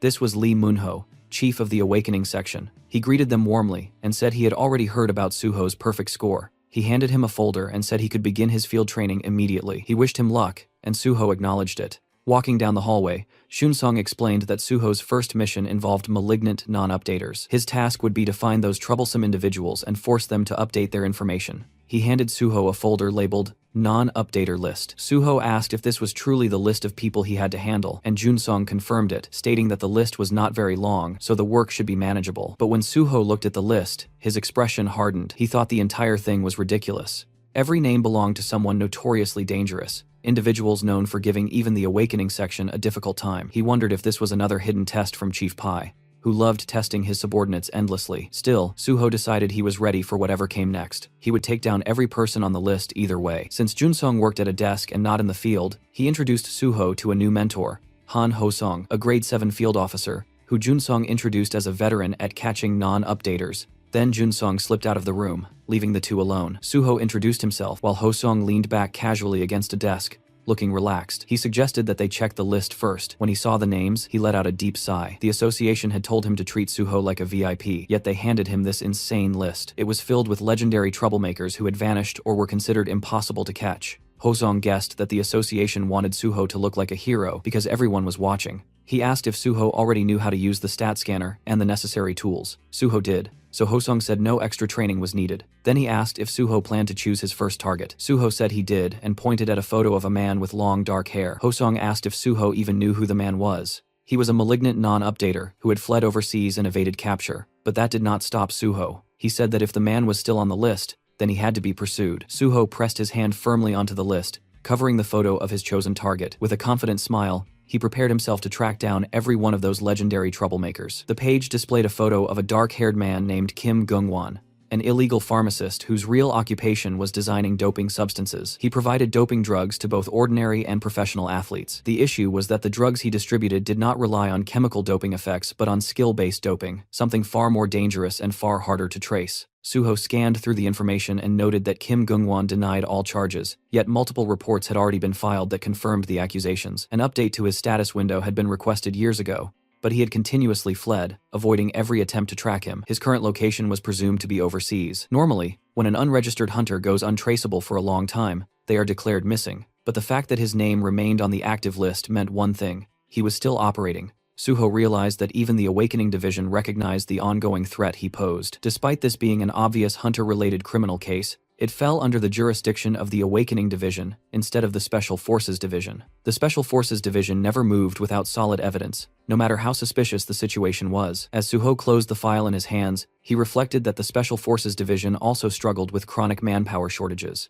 But the bigger issue was that Chief Pai simply avoided anything he considered unprofitable or bothersome. Han Ho-song scratched his neck and expressed his concern that the suspicion was understandable, but catching someone presumed to be overseas seemed impossible. Suho stared at him and questioned whether he truly believed the man was overseas. Ho-song reacted with shock. Suho explained that Kim Gung-won was absolutely still in Korea. The reports mentioned that domestic athletes were still using his substances, and the fact that his drugs were easily accessible meant his base had to be inside the country. Suho pointed out that drug smuggling procedures were extremely strict, making it nearly impossible to maintain such a smooth supply line from abroad. Ho-song, taking a seat, admitted that the reasoning was convincing, but a report remained only a report. They still did not know for sure if those individuals were actually using doping drugs. Suho looked him in the eye and decided they would verify it themselves. Ho-song responded that skill-based doping left no physical traces in the body, unlike chemical doping, which created a major challenge. Suho declared that he would handle the verification personally, which only confused Ho-song further. The officer pointed out that this wasn't even an official request for acquisition, but only an anonymous tip, meaning Suho would not receive a warrant.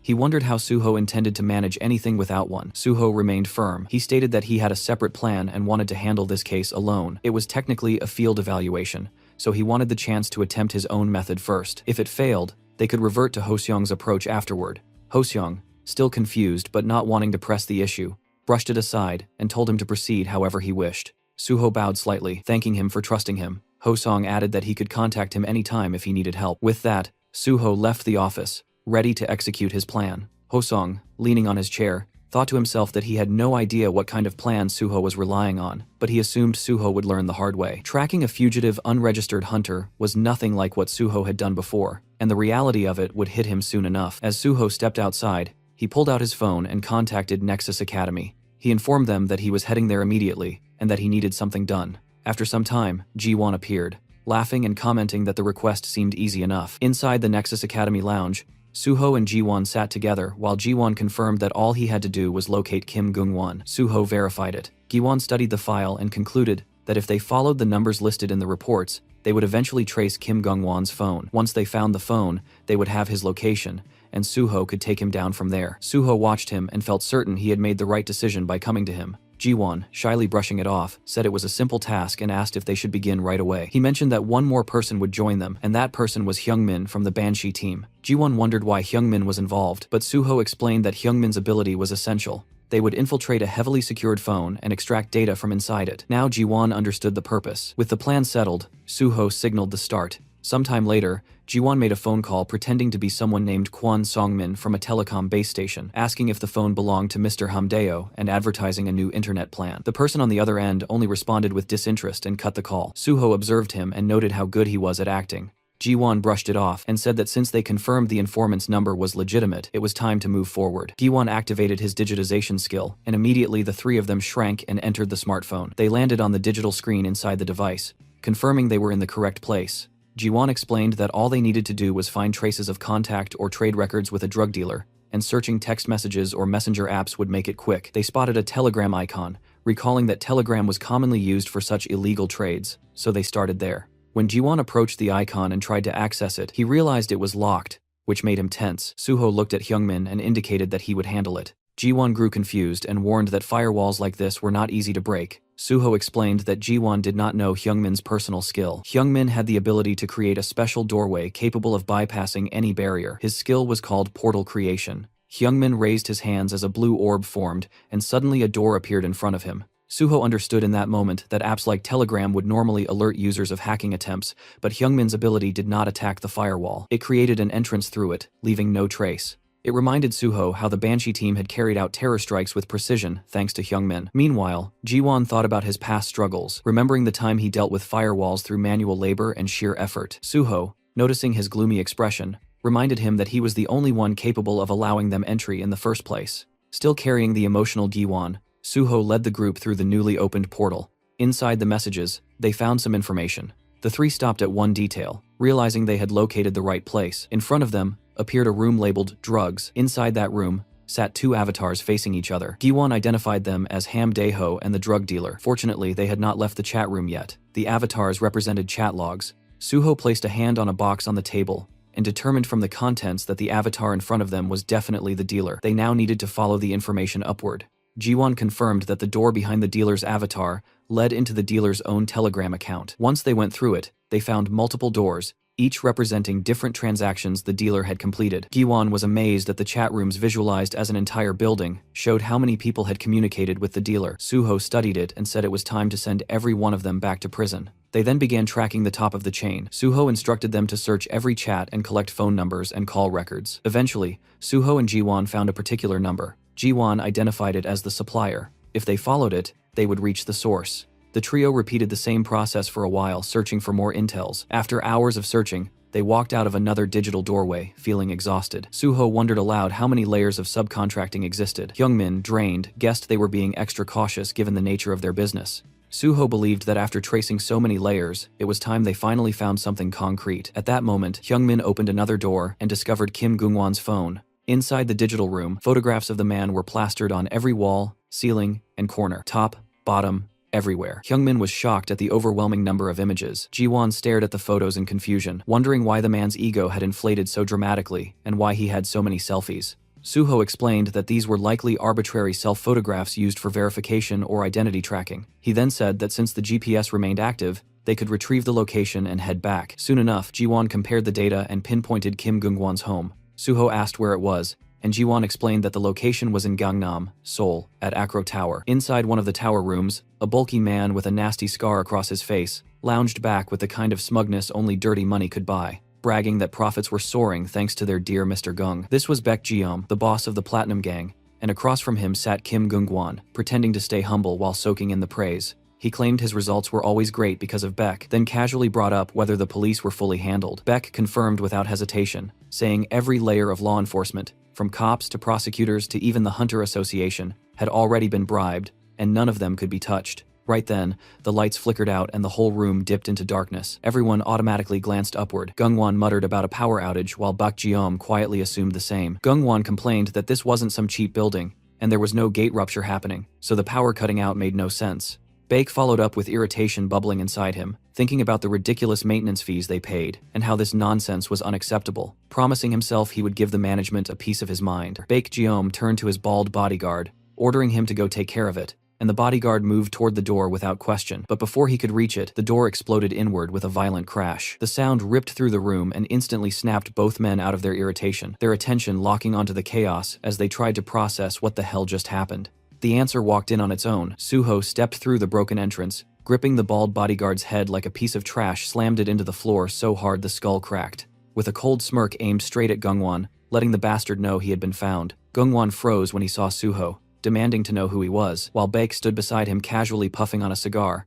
commenting that Suho looked familiar. Suho rose to his feet and introduced himself, holding up his ID. He identified himself as An Suho, record updater of the Awakening Department of the Korean Hunter Association, and stated that Kim Gungan had intentionally refused record updates for years. That alone was enough reason for an on-site arrest. Kim Gungwon, terrified and shocked, recognized him as the sword god An Suho. Suho confirmed that identity, scratched his neck, and told him to cooperate obediently. Instead, the men took their fighting stances. Suho looked at their audacity and warned that, if they did not want to die, they should submit. Moments later, the two criminals knelt on the ground with beaten expressions while Suho stood tall in front of them, thanking them for their cooperation. In their minds, the criminals thought he had beaten them one-sidedly, and wondered how that counted as cooperation. Suho then turned to Yeonhwa and thanked her for her EMP ability, which allowed them to enter easily. Yeonhwa blushed and played with her hair, admitting the job had felt so easy and anticlimactic that it seemed like a waste of training time. Hyungmin, standing nearby, revealed that she had skipped training and rushed over excitedly, but before he finished, Yeonhwa elbowed him sharply and reminded him that when the team leader called, she always needed to come running happily. Meanwhile, Suho sat in a chair in front of the criminals and suggested they continue their conversation. He first looked at Kim Gungwon. Taking out the stat measuring device, he remarked equals on its impressive capability. System rules prevented people from seeing each other's status windows directly, but the association could check stats through reaction results based on input values. Officially, the innovation had an accuracy above 70%, but in practice, Suho had extracted 100% accuracy. Kim Gungwon, panicked, thought to himself that Suho had beaten him until the results reached 100%. Suho smiled at him and reminded him that he had even healed him, so there was no reason to look so upset. He repeated that if the measured stats later failed to match what they recorded now, he would die. Faced with that statement, Kim Gungwon desperately agreed. Then Suho focused on Baek Jeom, who had recently risen as a big shot in Gangnam thanks to Kim Gungwon. Suho knew this man needed to be arrested someday, but since today was only an on-site assessment, it would be difficult. Still, he could not pretend he had not seen him standing right there. Suho looked at him and addressed him as Baek Jeom, pointing out that the man had said something unclear earlier. Baek Jeom asked what he meant. Suho continued, stating that Baek Jeom had bribed the police, prosecutors, and the Korean Hunter Association. The sudden accusation left Baek Jeong trembling, as Suho pressed for more details, specifically wanting to know who inside the Korean Hunter Association was involved. Suho placed a hand on Baek Jeong's shoulder and warned him to refrain from actions that caused misunderstandings, or he would die. The cold tone made Baek Jeong in fear and promise understanding. From the sidelines, Yeonhwa and Hyungmin watched the scene unfold. Yeonhwa commented that it brought back memories, and that it had been very scary back then, while Hyungmin admitted he never expected Suho to become someone he respected this much. Meanwhile, Baek Jeong confessed that he had bribed Park Yong, the vice president of the Korean Hunter Association. Suho asked if it was just one person. Baek Jeom cried as he insisted it was only him and begged Suho to believe him. Suho looked at him and sensed he was not lying. He then wondered whether Park Yong knew nothing about the awakening and non-awakening assessments. If Park Yong had known, he would have removed anyone connected to him from the list or given special instructions to protect them. This meant someone had targeted Park Yong. It would not have been Section Chief Lee Munho, the one who had provided the list. But the mere fact that Lee Munho assigned the evaluation task meant someone higher had pressured him, someone above Park Yong or on equal footing. The possible candidates narrowed down to Chairman Jang Kyungwon and Special Unit Chief Pai Sung-yeol. To Chairman Jang Kyungwon, Park Yong was like a tongue in his own mouth, so he had no reason to harm him. Pai Sung-yeol's official rank was lower than Park Yong's, but most people said his internal power was far greater. Suho concluded that the most likely suspect was Pai Sung-yeol. According to his memories, he didn't remember that the vice president and Chief P were on bad terms, and he decided he would have to watch carefully. If Kim Gungwon were captured, either Pai Sung-yeol or Park Yong would react. Suho grabbed Kim Gungwon by the collar and told him he would come with him, while telling Baek Jeom that he would be seeing him again and intentionally refraining from arresting him at that moment. That statement confused Baek Jeom. Suho warned him to take care because he would return. With that,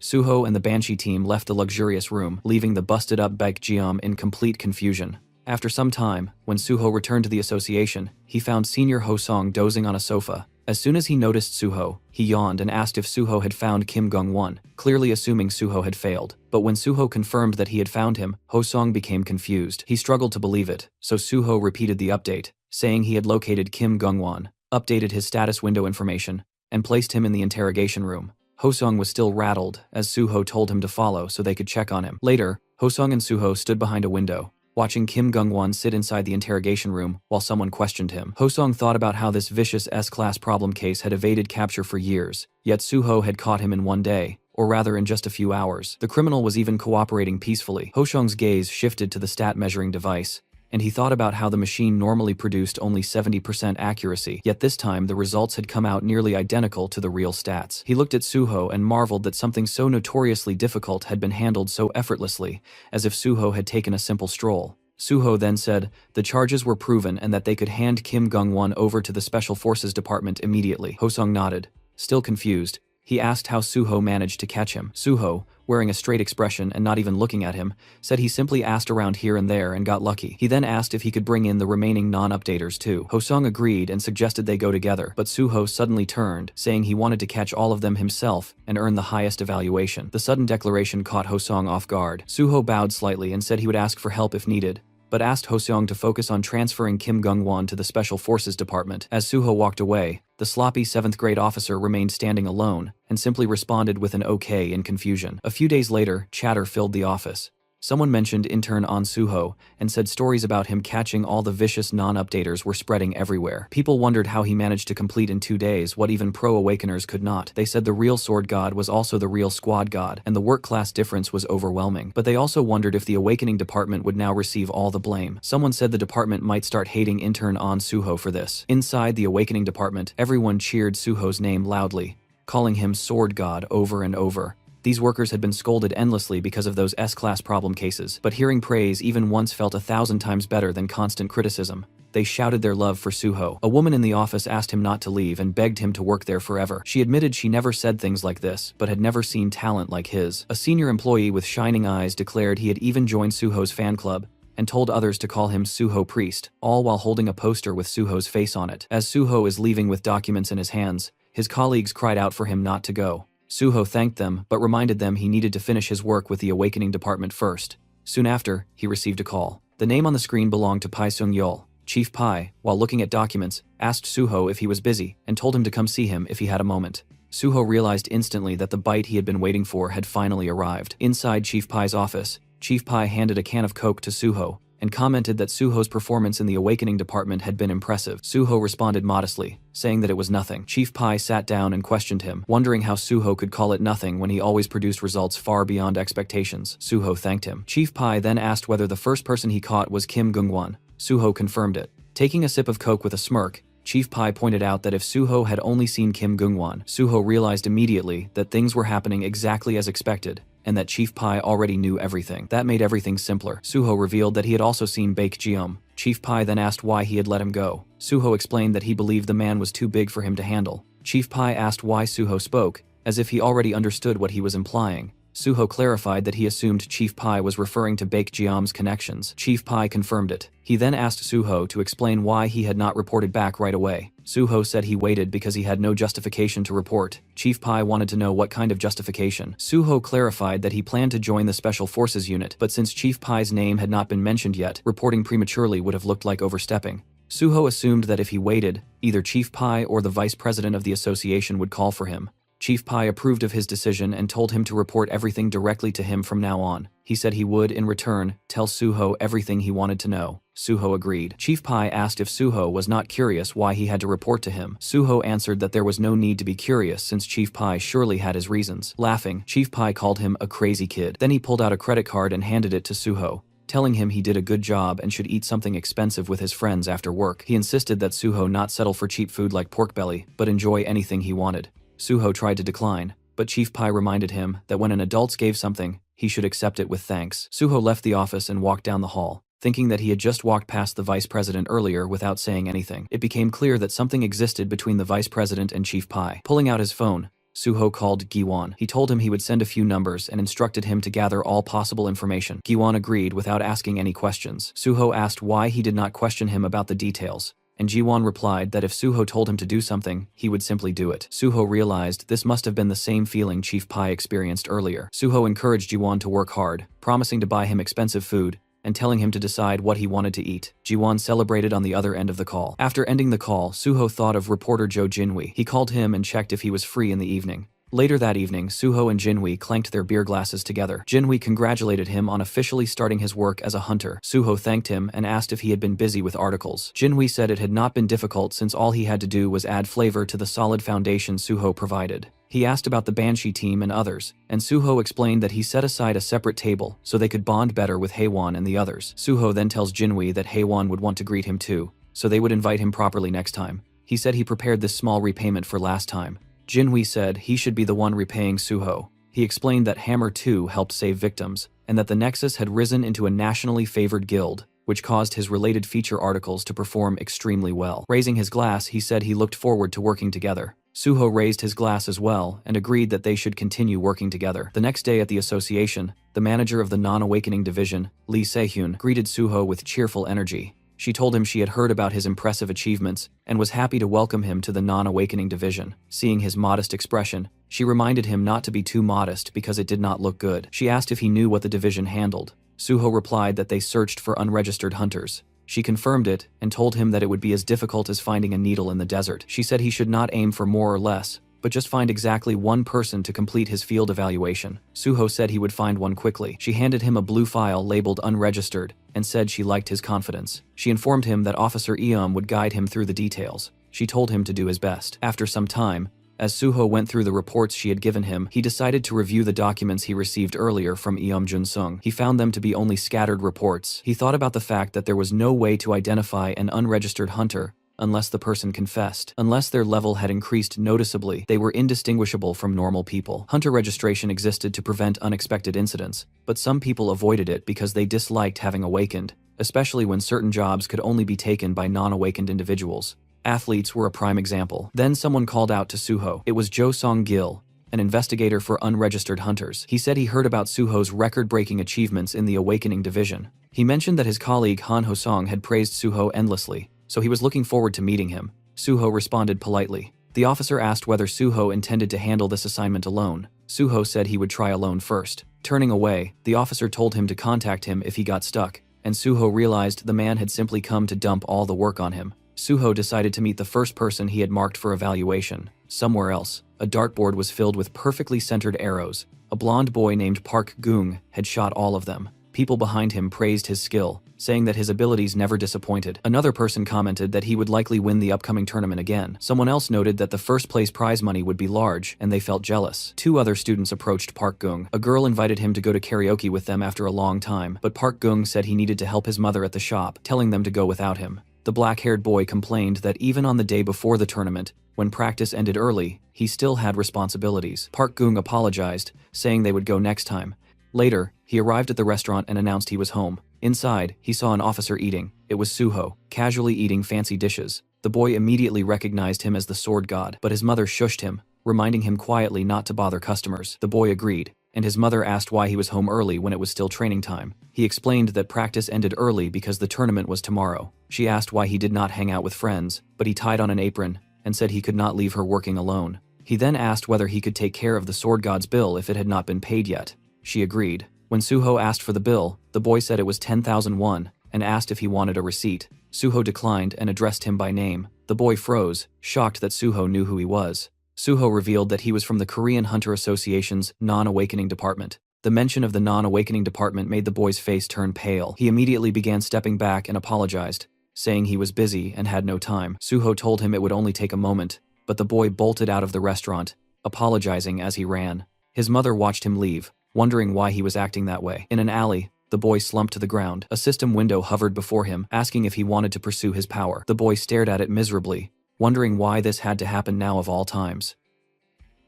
Still shaken, Gung remained crouched on the ground. He had told no one about the status window that had appeared days ago, yet somehow Association already seemed to know. If people discovered he was an Awakener, even at level 1, it would be over for his archery career. An Awakener was still an Awakener, and revealing it now was not an option. He forced himself to stay low, convincing himself to endure a little longer. His phone suddenly rang. As he answered, he slowly stood up, steadying himself, and told her he was nearby. She mentioned that Hunter An Suho had already left, and Gung immediately pressed for more, wanting to know if he really left without saying anything. His mother explained that she had only spoken briefly with the sword god, and that nothing else had happened. Hearing this, Gung felt his tension ease for the first time. He told her he was fine, that he would return to the dorm to rest for the tournament the next day, and that she should eat dinner without worrying about him. She agreed, though she cautiously checked if everything was really alright. The question snapped something inside him, and he raised his voice, insisting that nothing was going on. The call ended shortly after. Gung exhaled slowly. His mother had not sounded anxious or suspicious, and that alone brought him relief. It seemed the sword god had chosen not to tell her anything. The reason behind that decision bothered him. Clutching his phone tighter, he wondered if that man intended to expose him later,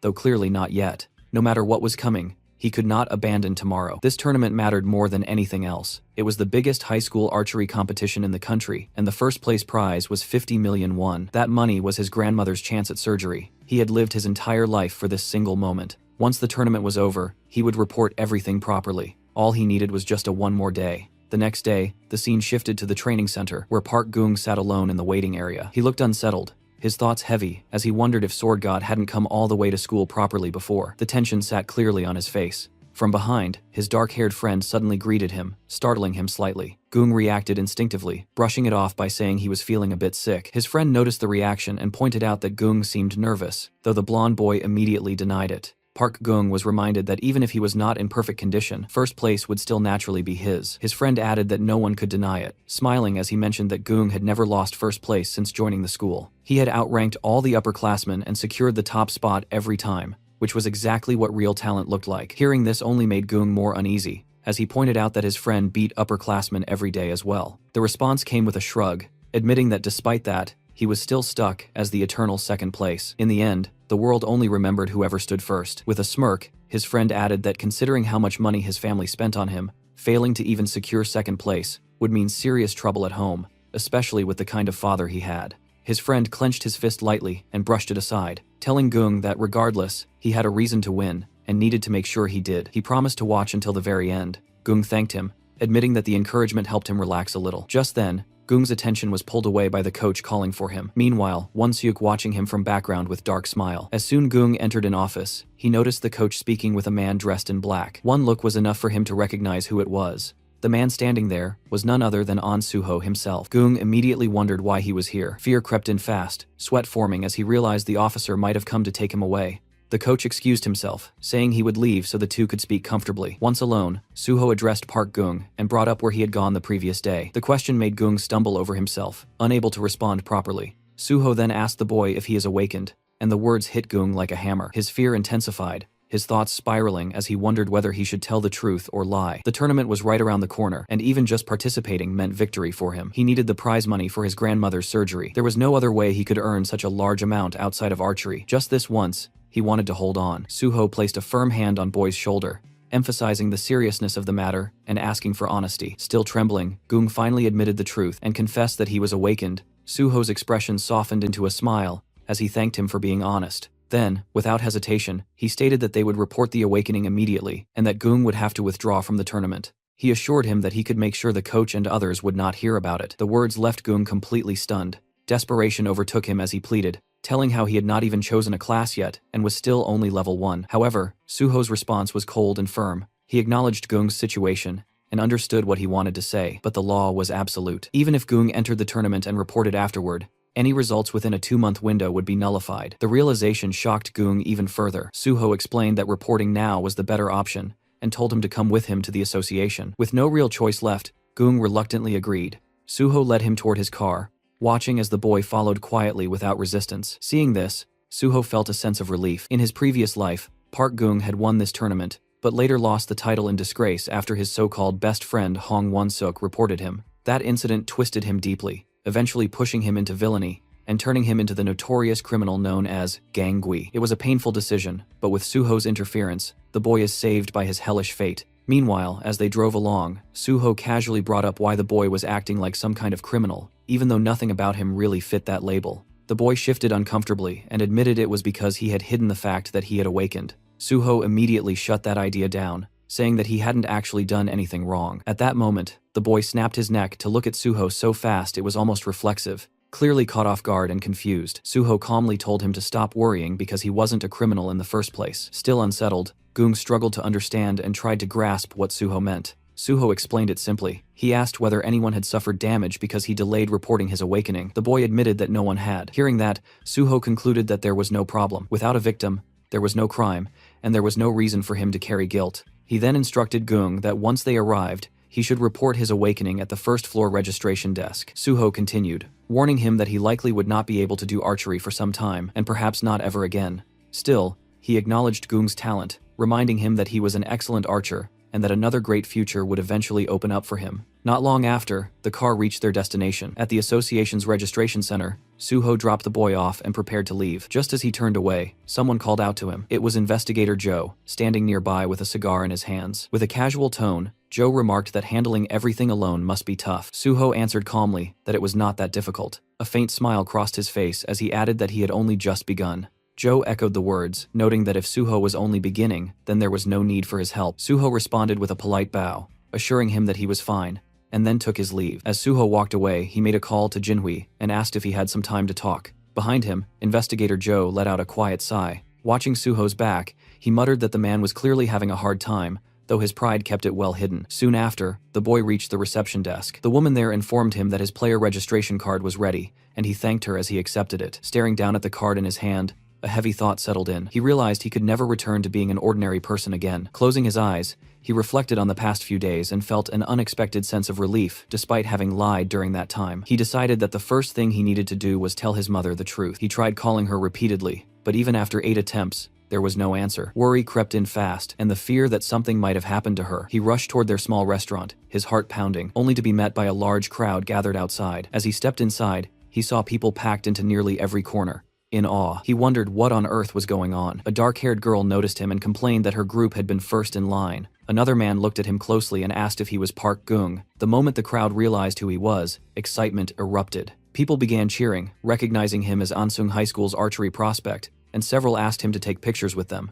Overwhelmed, he tried to understand how they even knew who he was. He wondered if the sudden increase in customers was because they had come to see him. The girl quickly cleared the misunderstanding, explaining that they were not there for him, but because the restaurant had been recommended by the Sword God. The explanation only confused him further. She excitedly added that the Sword God had posted about the food on Instagram. The post had already gathered over 87,000 likes and 47,000 comments. Some customers laughed among themselves, finding it oddly cute that Sword God's very first post was simply a food recommendation. Still confused, the boy tried to figure out how they had recognized him. One of the nerdy-looking customers casually explained that doing research before a pilgrimage was basic behavior. Others pressed him with curiosity, asking whether he had really met the Sword God. With a hint of pride, he admitted that he had, even mentioning that he had handled the Sword God's payment himself. The girl reacted with open jealousy but pointed out that his mother looked overwhelmed and suggested that he should go help. He immediately rushed into the kitchen and told his mother that he would help out. She questioned him about the competition and asked why he was there instead of training. Tying on an apron, he brushed it aside, saying they could talk later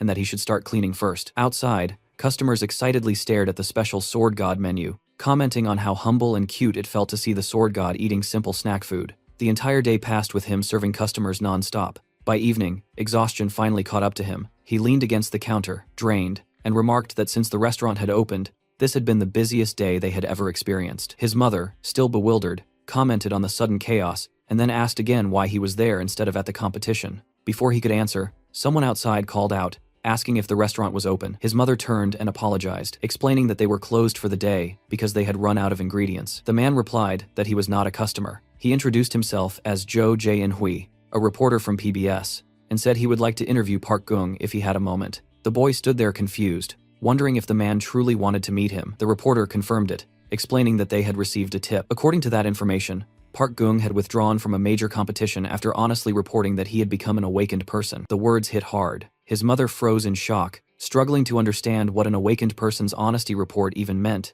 and questions what was really going on. The scene shifted to the archery training ground, where Coach Patting Wan-suk, offering a few words of encouragement. The boy responded confidently, stating that he would do his best for the competition. Once the coach walked away, his thoughts immediately turned sharp and bitter. He had not expected Park Gung to make the first move. Originally, Wan-suk had planned to report Gung's awakening right after winning the competition, intending to crush his future. He thinks The higher someone climbed, the harder they were meant to fall. But now that Goong had withdrawn from the match entirely, everything changed. This unexpected move made Won-suk debut much earlier than planned. A few days earlier, he had overheard Goong muttering to himself about awakening, and that memory burned deeply. Jealousy had always lingered inside him. It finally made sense why that beggar kid had been shooting so unnaturally well. The thought that Goong had deceived him and tried to block his future filled him with resentment. But now, his eyesore is gone. This was his time. He would win the competition and prove himself to everyone. As he began training, whispers spread around the field. People quietly remarked on how perfectly he was releasing the bow, even claiming it looked better than Goong's technique. The praise fed directly into his confidence, twisting it into greed. Thinking himself as the true bow god, his focus suddenly broke when he overheard people talking about an official who had arrived. That official was none other than An Suho. Confusion spread among the crowd as they wondered why the sword god was here. Suho approached Won-seok directly and addressed him by name, asking him to come along to the association. Won-seok was caught off guard and demanded an explanation. Suho replied that it was not something to be discussed publicly, and explained that Won-seok was scheduled for an investigation that would take about a day. Anger surged as Won-seok snapped, refusing outright,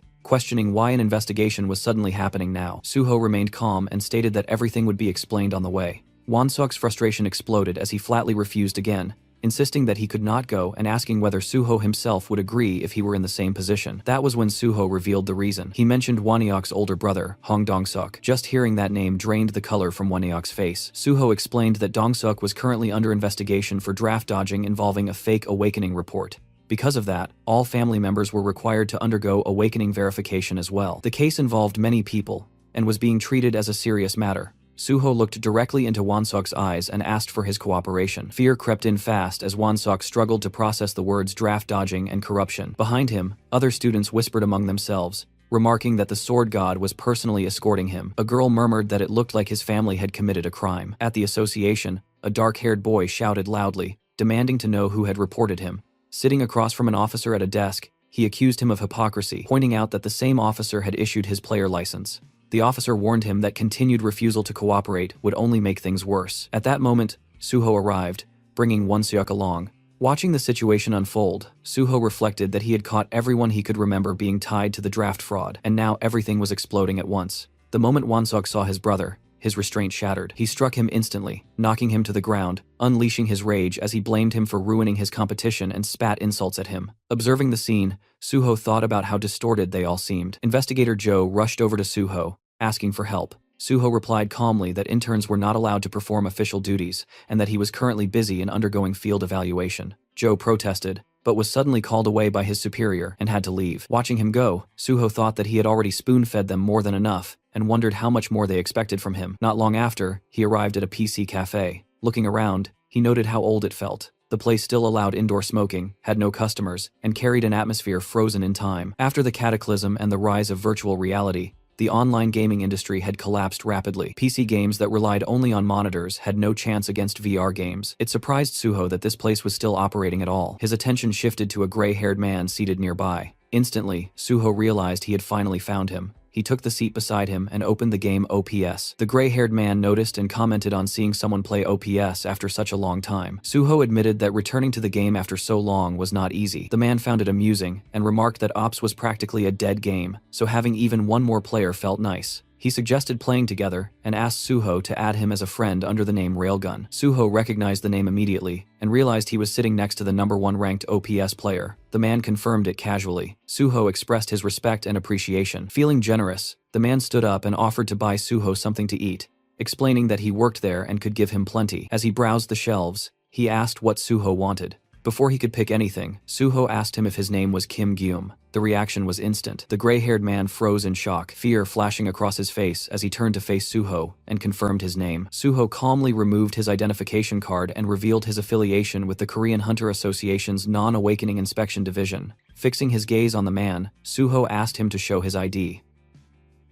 The gray-haired boy trembled as he stepped backward, finally confirming that he was Kim Gwon, his fear obvious the moment his identity was exposed. Suho stared straight into his eyes with an unshaken firmness, already aware of the truth, and demanded identification without hesitation. The boy tried to stay composed, claiming his ID was locked inside the staff room and insisting he would return shortly. As he moved toward the stairway, Suho followed closely, already anticipating what would happen next. The moment they reached the stairs, the boy bolted without warning, sprinting away exactly as Suho had predicted. Outside the building, the exhausted boy leaned against a wall, gasping for breath, his thoughts spiraling as he wondered how the association had managed to track him down. He did not realize that Suho was already standing behind him like a silent shadow. Before the boy could react, Suho casually remarked on his attempt to escape, and in the same instant struck him with a powerful flick to the forehead. The impact alone sent pain shooting through the boy's body, instantly dazing him. He dropped to his knees, trembling as the pain overwhelmed his senses. Suho reminded him coldly that any refusal to cooperate or another attempt to flee would result in immediate arrest. Kneeling beside him, Suho listened as the frightened boy protested,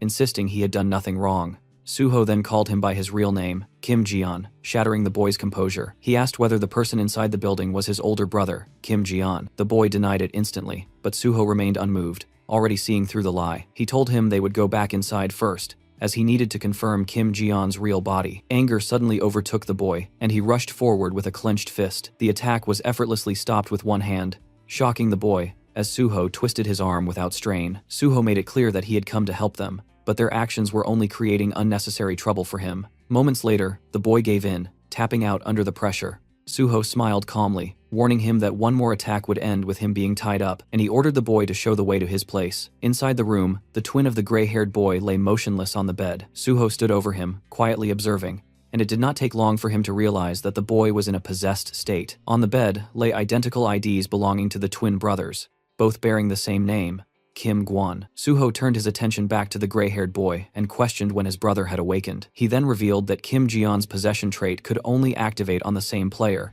and hearing this made the boy visibly tense. Suho warned him not to lie, stating that their work dates at the PC cafe could easily be checked. Realizing there was no escape from the truth, the boy broke down and desperately asked what Suho was planning to do next. With his eyes shut tight, he explained everything in a rush, revealing that he was paralyzed from the waist down due to an accident, while his brother had ended up in a vegetative state. They had no parents, no money, and no support, and this was the only way they could survive. Suho calmly responded that he would not do anything, a statement that completely confused the boy. For clarity, the hooded boy was Kim Guan, the younger brother, while the disabled one was Kim Jian, now possessing his own younger brother because of his vegetative condition. With that understood, the situation continued. Suho looked at the boy calmly and explained that he was there to help them, instructing him to sit down and listen properly. The boy, irritated and unwilling to trust him, resisted until Suho finally introduced himself as An Suho. The name struck a nerve, sounding familiar enough to spark panic. The boy quickly pulled out his phone to search the name, only to realize that the sword god himself was standing right in front of him. At that moment, the original Jian returned to his own body, confusion washing over his face as he tried to process what was happening.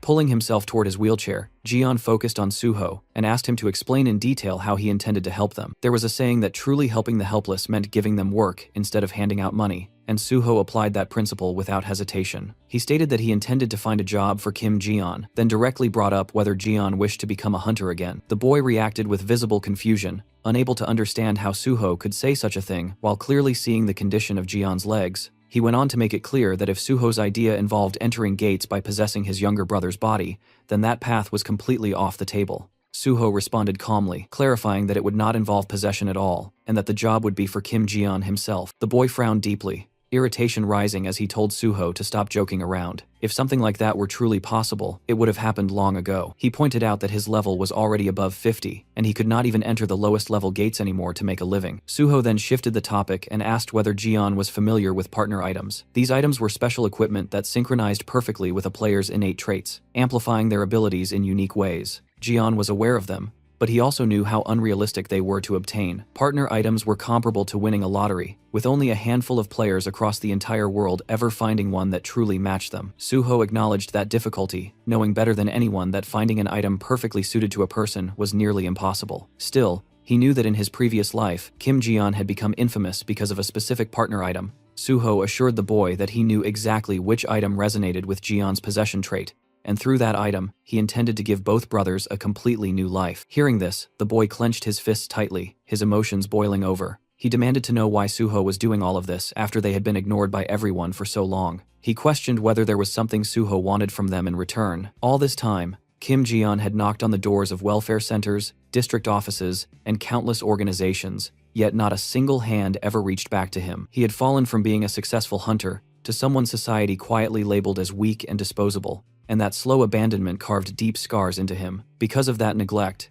Kim Ji-yeon eventually ended up walking the path of a villain. In the present, Suho stated that Ji-yeon had never been abandoned, but the boy clearly did not believe those words. What followed left him completely shaken. Suho stepped forward and knelt in front of him, lowering himself without hesitation, and apologized for arriving late. He admitted that he should have come to help much earlier. From deep inside, Suho genuinely wanted to help Kim Ji-yeon, even though he had not created the system and was not the state itself. Still, he understood his responsibility as a public servant and intended to fulfill that duty sincerely, without excuses. With a calm smile, Suho explained that his delay was not due to neglect or indifference, but because he had not found a viable solution before. This time was different, and this time, he promised to help. Kim Ji-yeon stared at him in silence for a long moment, before finally apologizing in return. He admitted that he had never experienced anyone truly trying to help them, which had made them overly sensitive and defensive. Suho stood back up and told him that he would have reacted the same way in that position. He then assured him that his brother's awakening report would not interfere with their disability pension, making it clear that he had already considered those consequences. Suho even went as far as stating that he would personally deal with the PC cafe owner if Ji-yeon was not paid properly, though the man was spared when Ji-yeon explained that the owner had treated him kindly.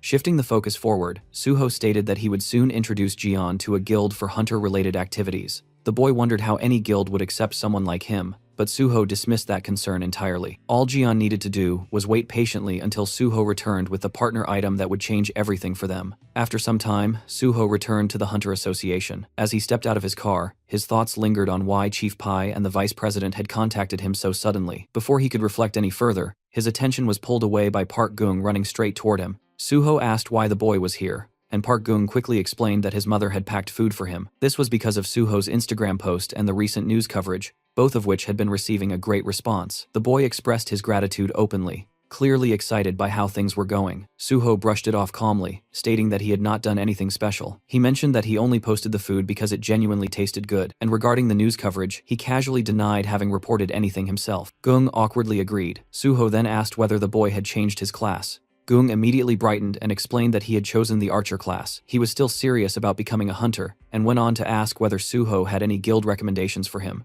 Just as we all can predict now, Suho brought his new sidekicks to the Nexus Guild. The guild leader, upon seeing an applicant personally recommended by Suho, approved him instantly with a broad smile.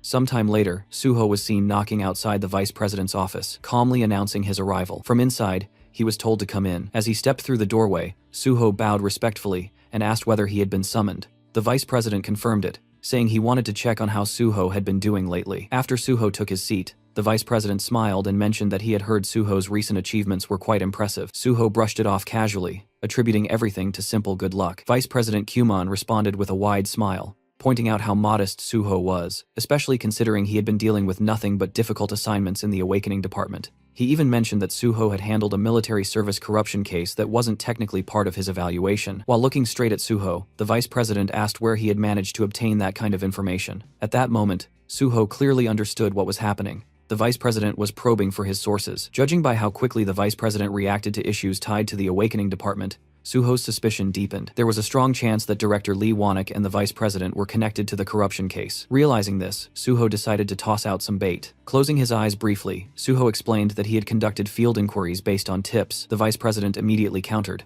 saying those tips didn't seem related to draft dodgers at all, and asked how Suho had actually investigated the case. That was when Suho realized the vice president had already reviewed all the tip-off documents in detail. Suho then added that he also obtained information through acquaintances, relying on informants he had built connections with during his time working as a hunter. That response visibly shocked the vice president, who pressed him on what kind of people would go so far as to help him. Suho calmly replied that the information came from connections. When the vice president demanded to know exactly what kind of connections, Suho brushed it off, saying they were just from here and there. That vague answer caused the vice president to lose his composure. He raised his voice, demanding to know what here and there even meant. Suho apologized politely, but stated that since those connections involved government agencies, he couldn't disclose them. The vice president then asked whether those agencies had ties to their organization as well. Suho responded honestly that he wasn't sure. The vice president pressed again, half accusing, half pleading, asking if Suho was really going to treat him this way, and saying he felt hurt by it. Suho listened in silence, giving no reaction at all. The vice president then argued that information like this should be shared with someone who ran organizations like him, claiming that this was how influence spread and associations grew, and questioning how such information could even be misused. With a faint smirk, Suho added that he had heard there were internal connections within the Daewon Association as well. Since the source was reliable,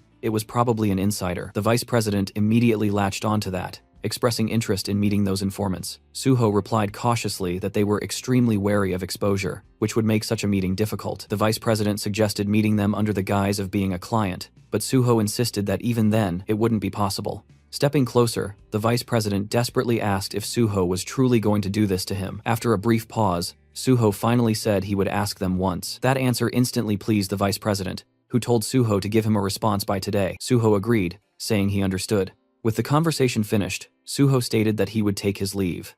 He thought to himself that he had hooked the vice president perfectly, exactly as planned. The scene then shifted to the non-awakened department, where Suho ran into Aom Jung-sung. Standing right in front of him, Suho calmly checked whether his evaluation had already been completed. Aom, however, was visibly sweating while juggling a stack of files. He awkwardly explained that the awakening department was completely swamped at the moment and asked Suho to wait a little longer. The staff handling evaluations were buried in work, and it would likely take several more days to finish everything. Hearing that, Suho was genuinely taken aback, wondering what this sudden delay was even supposed to mean. Around them, chaos filled the department. Other officers were shouting behind his back, clutching their heads and complaining about how an absurd number of draft dodgers had appeared all at once. Just compiling the list alone was taking forever. Another officer muttered miserably about his mother, apologizing in his heart for being unable to go home from work. Suho then calmly asked where he was supposed to wait in the meantime. Aom hesitated before realizing that Suho hadn't even been assigned a seat yet. Suho simply stood there blankly, waiting for an answer. Not long after, the scene cut to him outside the building, holding a cup of coffee in his hand. Standing beside him was Chulman, laughing openly and pointing out that Suho had basically been kicked out. Suho admitted it with a frustrated tone. Chulman took a sip of his drink and casually mentioned that he had heard Suho caught a massive number of draft dodgers. Suho asked how that news had already spread. Chulman explained that even when people asked the awakening department, no one responded, so everyone just ended up watching the situation unfold from the sidelines. Suho thought to himself that this wasn't exactly good news. The department was clearly busy dealing with something ugly, and there was no reason to air its dirty laundry in front of others. He then asked Chulman if he knew much about internal politics. Chulman was surprised by the sudden question, and wondered why Suho was asking something like that out of nowhere. Suho explained that he thought it would be better to understand these things. He wasn't planning to pick sides, only trying to avoid danger by knowing what was coming in advance. Chulman immediately understood why Suho was asking. Watching him, Suho reflected that Chulman showed a lot through his expressions. Even though he looked dull on the surface, he was actually sharp and cautious, someone who had clearly suffered through internal power struggles before. In contrast, Suho realized that all he had ever done was swing his sword, staying so focused on survival that he never had time to look around. Chulman then began explaining the structure involving Vice President Qman and Chief Pai Seung-yeol. On the surface, there were two major factions within the association, the Vice President's line and the Special Unit Chief's line. Suho recalled that before the regression, those two hadn't appeared as faction leaders, and even seemed to be on the same side. Looking at it now, that clearly wasn't the case. They were never allies to begin with. Suho suspected that cases like the Sun Baek-geum incident were likely handled by slowly gathering information and tightening a leash from behind the scenes. Chulman continued, explaining that the factions themselves were easy to distinguish. The Awakening Department and the Management Department belonged to the Vice President's line, while the Gate Department and the Resource Department fell under Chief Pai's line. He then asked Suho why the president didn't seem to have a faction of his own. Suho answered simply that the president was the highest-ranking person in the association. Chulman agreed, adding that the president only needed to survive his term, so his focus leaned more toward external relations. Chulman asked if there was anything else Suho was curious about. Suho said no, stating that he would keep everything he had heard in mind. Chulman then offered to arrange a temporary seat for him in the Gate Department. Suho thanked him but expressed concern that doing so might cause unnecessary misunderstandings. Instead, he suggested studying for other department theory exams at a cafe. Chulman agreed and said he would provide the necessary study materials. Suho thanked him once more, thinking to himself that taking the rest of the day off might not be such a bad idea after all. Sometime later, Suho arrived at the Nexus Guild villa in Paju. The moment he stepped inside, the Banshee team and Ji-won visibly lit up, genuinely happy to see him after such a long gap. Suho calmly guided everyone to their seats, setting the mood before anything else. Ji-won found it odd that Suho was here during work hours, but Suho brushed it off, explaining that it was a legal skip. What mattered more, he added,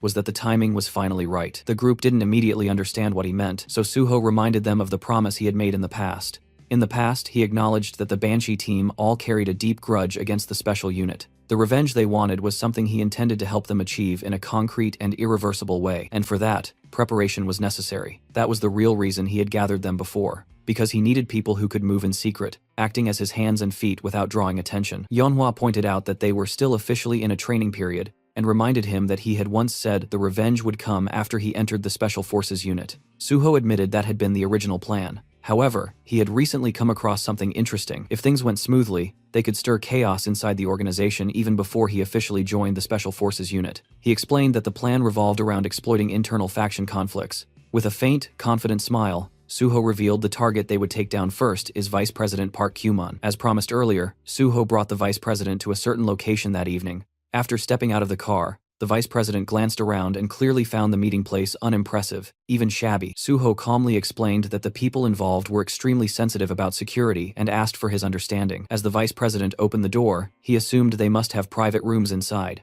reasoning that choosing such a place meant the informants were cautious and scheming. Inside the building, the Banshee members stood waiting, white masks covering their faces. The Vice President began sweating, his mind racing as he noticed no other signs of life. He wondered if something had gone wrong, or if someone had overheard them. Still, he reassured himself that Sword God Suho was right there, meaning nothing serious could possibly happen. Suho then turned slightly away from him and stated that this was indeed the right place. The Vice President grew uneasy, sensing something off about Suho's tone. Suho continued, saying that the timing was perfect for getting things done. In that instant, the Banshee members surged forward with overwhelming speed, subduing the Vice President before he could react. They pinned him to the ground in one smooth motion, completely cutting off any chance of resistance. Standing tall over him now, Suho coldly stated the reality of the situation. The Vice President had been kidnapped, and Suho had no intention of explaining every detail. At his signal, Guak Duho stepped in and delivered a precise blow to the back of the Vice President's neck. The man's body went limp instantly as he fell unconscious,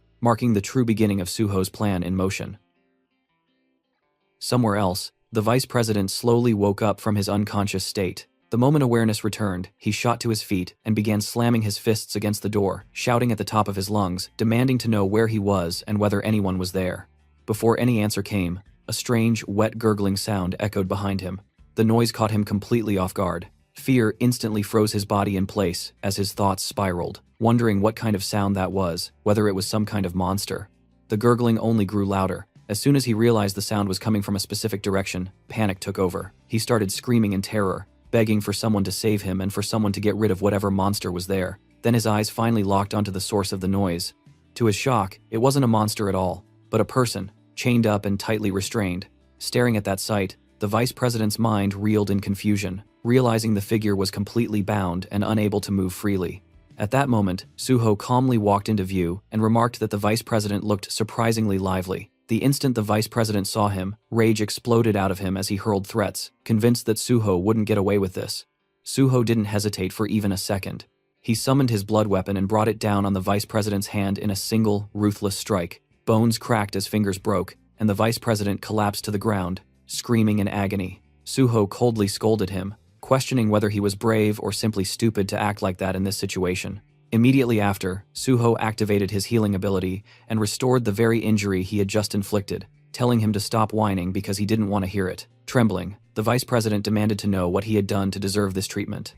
Watching him, Suho thought that the man still hadn't come to his senses.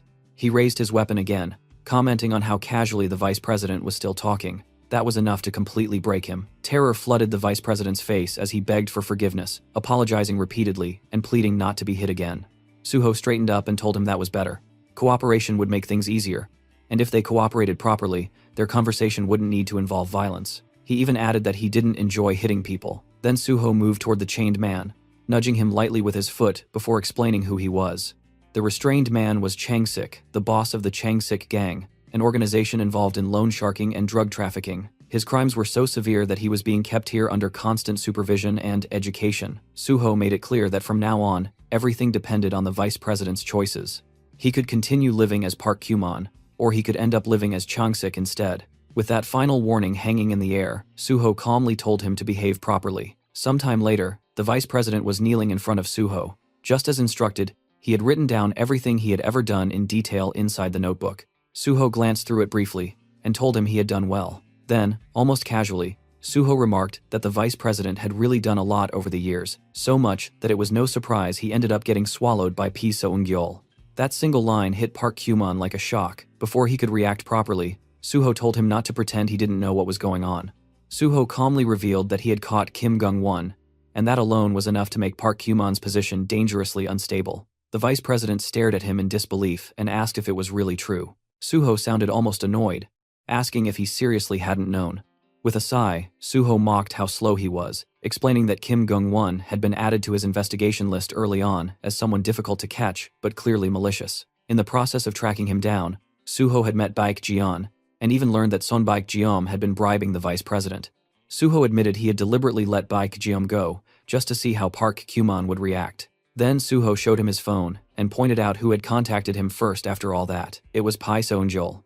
Suho explained that Pai Seon-jol was already busy moving behind the scenes to take Park Kyumon down, while Park Kyumon himself remained clueless about everything happening around him. Suho added that he had assumed all the Awakening Department executives were on Park Kyumon's side, but it turned out none of them had reported anything to him.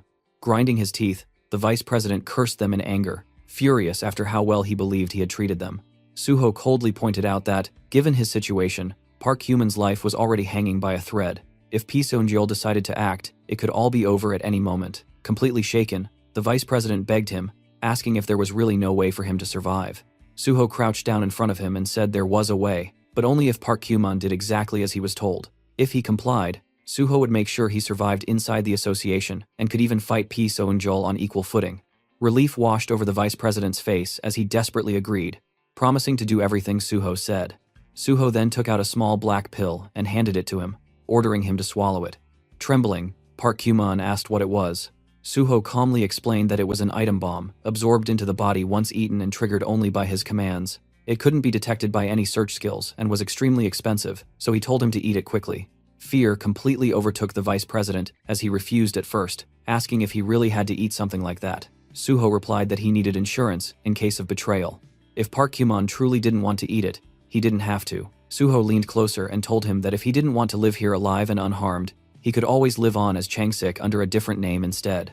He told him to choose wisely. Shaking violently, Park Kyumon stared at the pill, then closed his eyes and swallowed it in one motion. Suho nodded in satisfaction and told him that from now on, they would clean up the messes he had made, one by one. When Park Kyumon asked what messes he meant, Suho explained that if he wanted to live, he needed to stop Pai Seon-jol from attacking him, and that started with fixing every wrong he had committed so far. He didn't care how Park Kyumon handled it or who he pinned things on, as long as no innocent person was sacrificed. If he crossed that line, Park Kyumon already knew what would happen. The vice president quickly swore that would never happen. Suho told him to relax, saying he would simply sit back and watch. Then he gave his first direct order. As soon as Park Kyumon returned to the association, he was to deal with the draft evasion case. Suho asked who had been involved, and Park Kyumon confessed that it was him, the Awakening Department head, and the non-awakened division chief. He admitted he had taken 70% of the money, while the rest was split among his subordinates. Suho thought that whoever subcontracted the job had clearly stuffed himself with money. He ordered Park Kyumon to return all the money and silence everyone involved. When Park Kyumon hesitated, saying he still had his share but didn't know about the others, Suho coldly pointed out that if the money wasn't returned, things would explode. Either retrieve it or fill the gap himself, but make sure no noise came out of it. Park Kyumon quickly agreed. Suho then added another command. As soon as Park Kyumon returned, he was to immediately proceed with Suho's Awakening Department evaluation. Both the field evaluation and the written exam were already done, so there was no reason for the process to keep dragging on. Park Kyumon apologized and promised to handle it. Finally, Suho gave his last instruction and told him to close his eyes. The vice president froze, confused by the sudden order. Suho lifted his bat and warned him that he didn't like repeating himself. In the next instant, the bat struck the side of Park Kyumon's head, and the vice president collapsed, losing consciousness once again. Meanwhile, outside the building, Hyunmin was growing impatient, wondering why Suho was taking so long inside. Duho agreed, pointing out that Suho had been in there for quite a while, yet everything had gone completely quiet. At that exact moment, the door suddenly opened, and Suho stepped out with the vice president slung over his back as if he weighed nothing. Yeonhwa stared at the scene in confusion, and asked if Suho had hit him. Yeonhwa pointed out that there hadn't been any noise at all. Suho responded calmly, saying that, technically speaking, that was exactly what happened when you hit someone properly. He then gestured for Duho to take Park Kyumon and put him inside the car. Suho told everyone that he would explain their future plans later and asked them to gather together first. He handed Yeonhwa a notebook and explained that they would now use Park Kyumon to carry out some internal maneuvering. They were making their move before the situation fully took over the association, but before that, they needed to clean up the messes Park Kyumon had created. The notebook he had just handed over was the vice president's corruption ledger.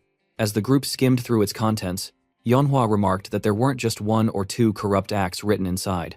She asked if they were going to erase everything. Suho clarified that they would only erase the corruption that Pi Seung-jeol already knew about. Even if Pi Seung-jeol eventually learned about everything written there, it wouldn't matter. They would use Park Kyumon as needed and discard him afterward.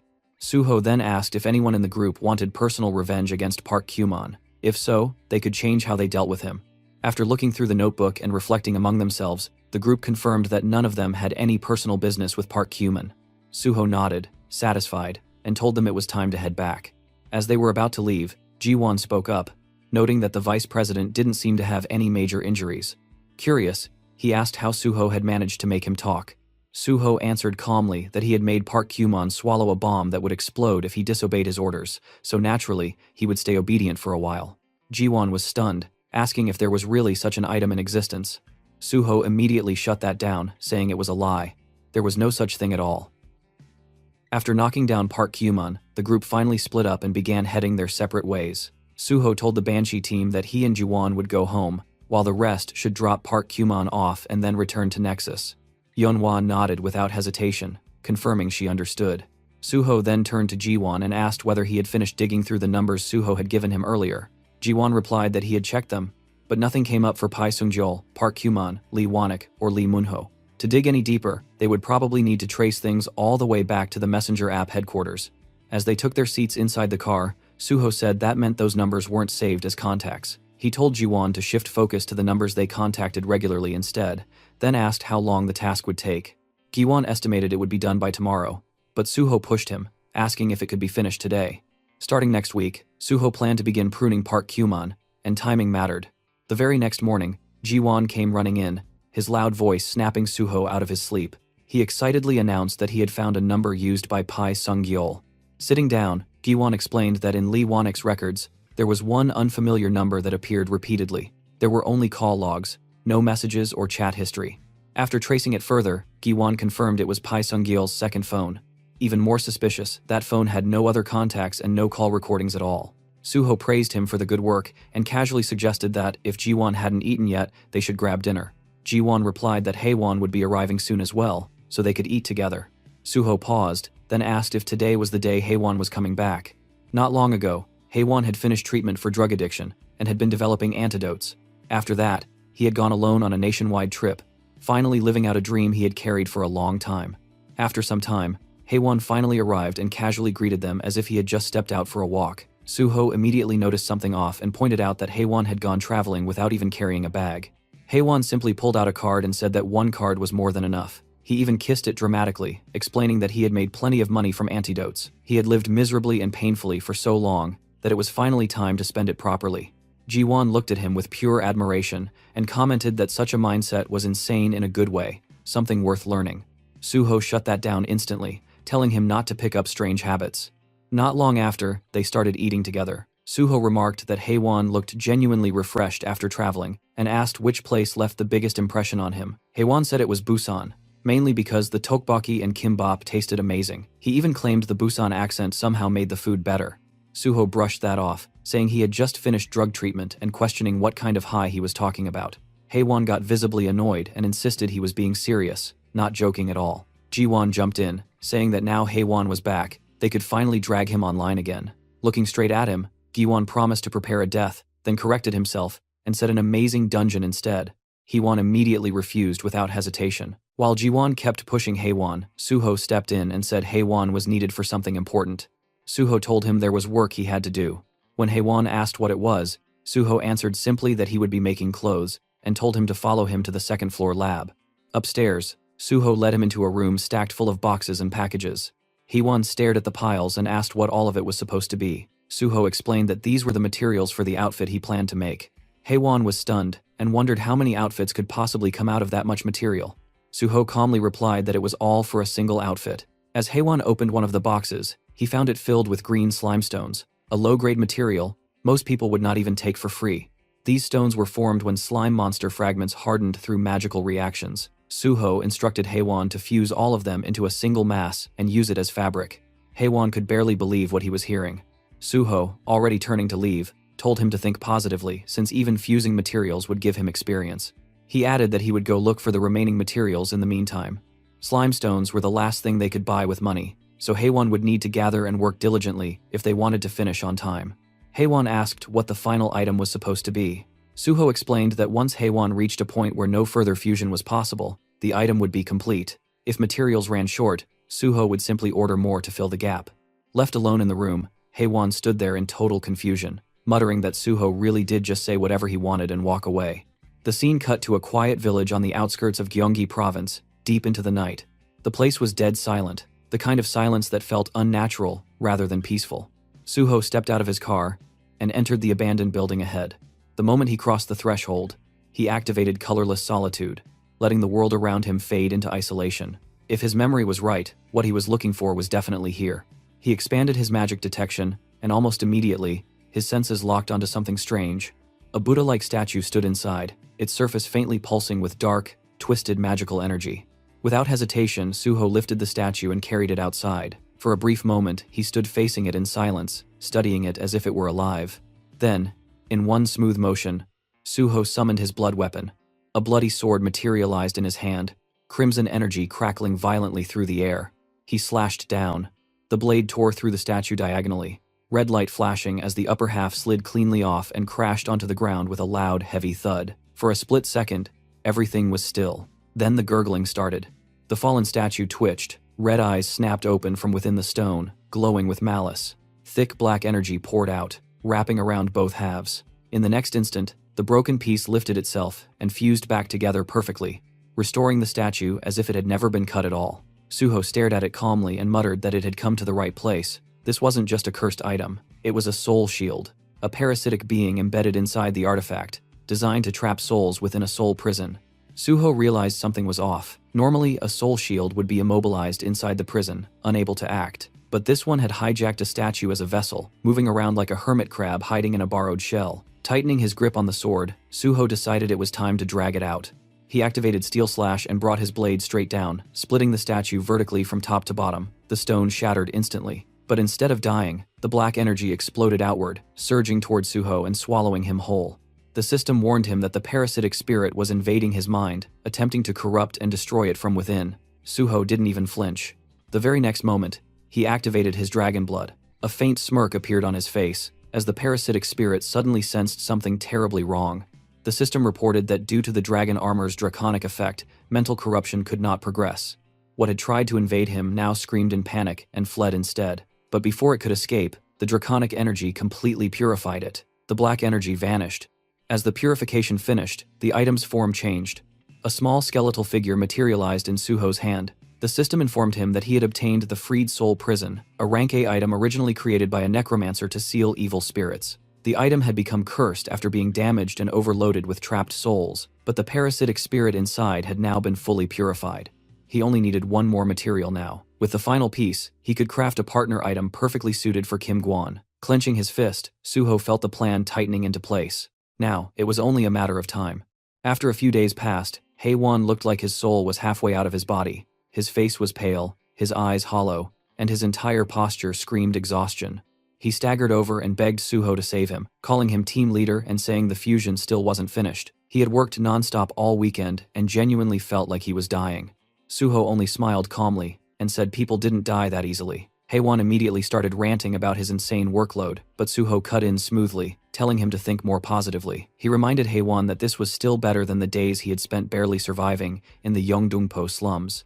The moment those words landed, Haewon froze. He stared at Suho in disbelief and muttered that this was straight-up cheating. Suho didn't deny it. He simply smiled, turned around, and told Haewon to keep going. Left behind, Haewon grabbed his hair in pure frustration. As Suho stepped outside, he thought to himself that no matter how much Haewon complained, he would finish the job properly in the end.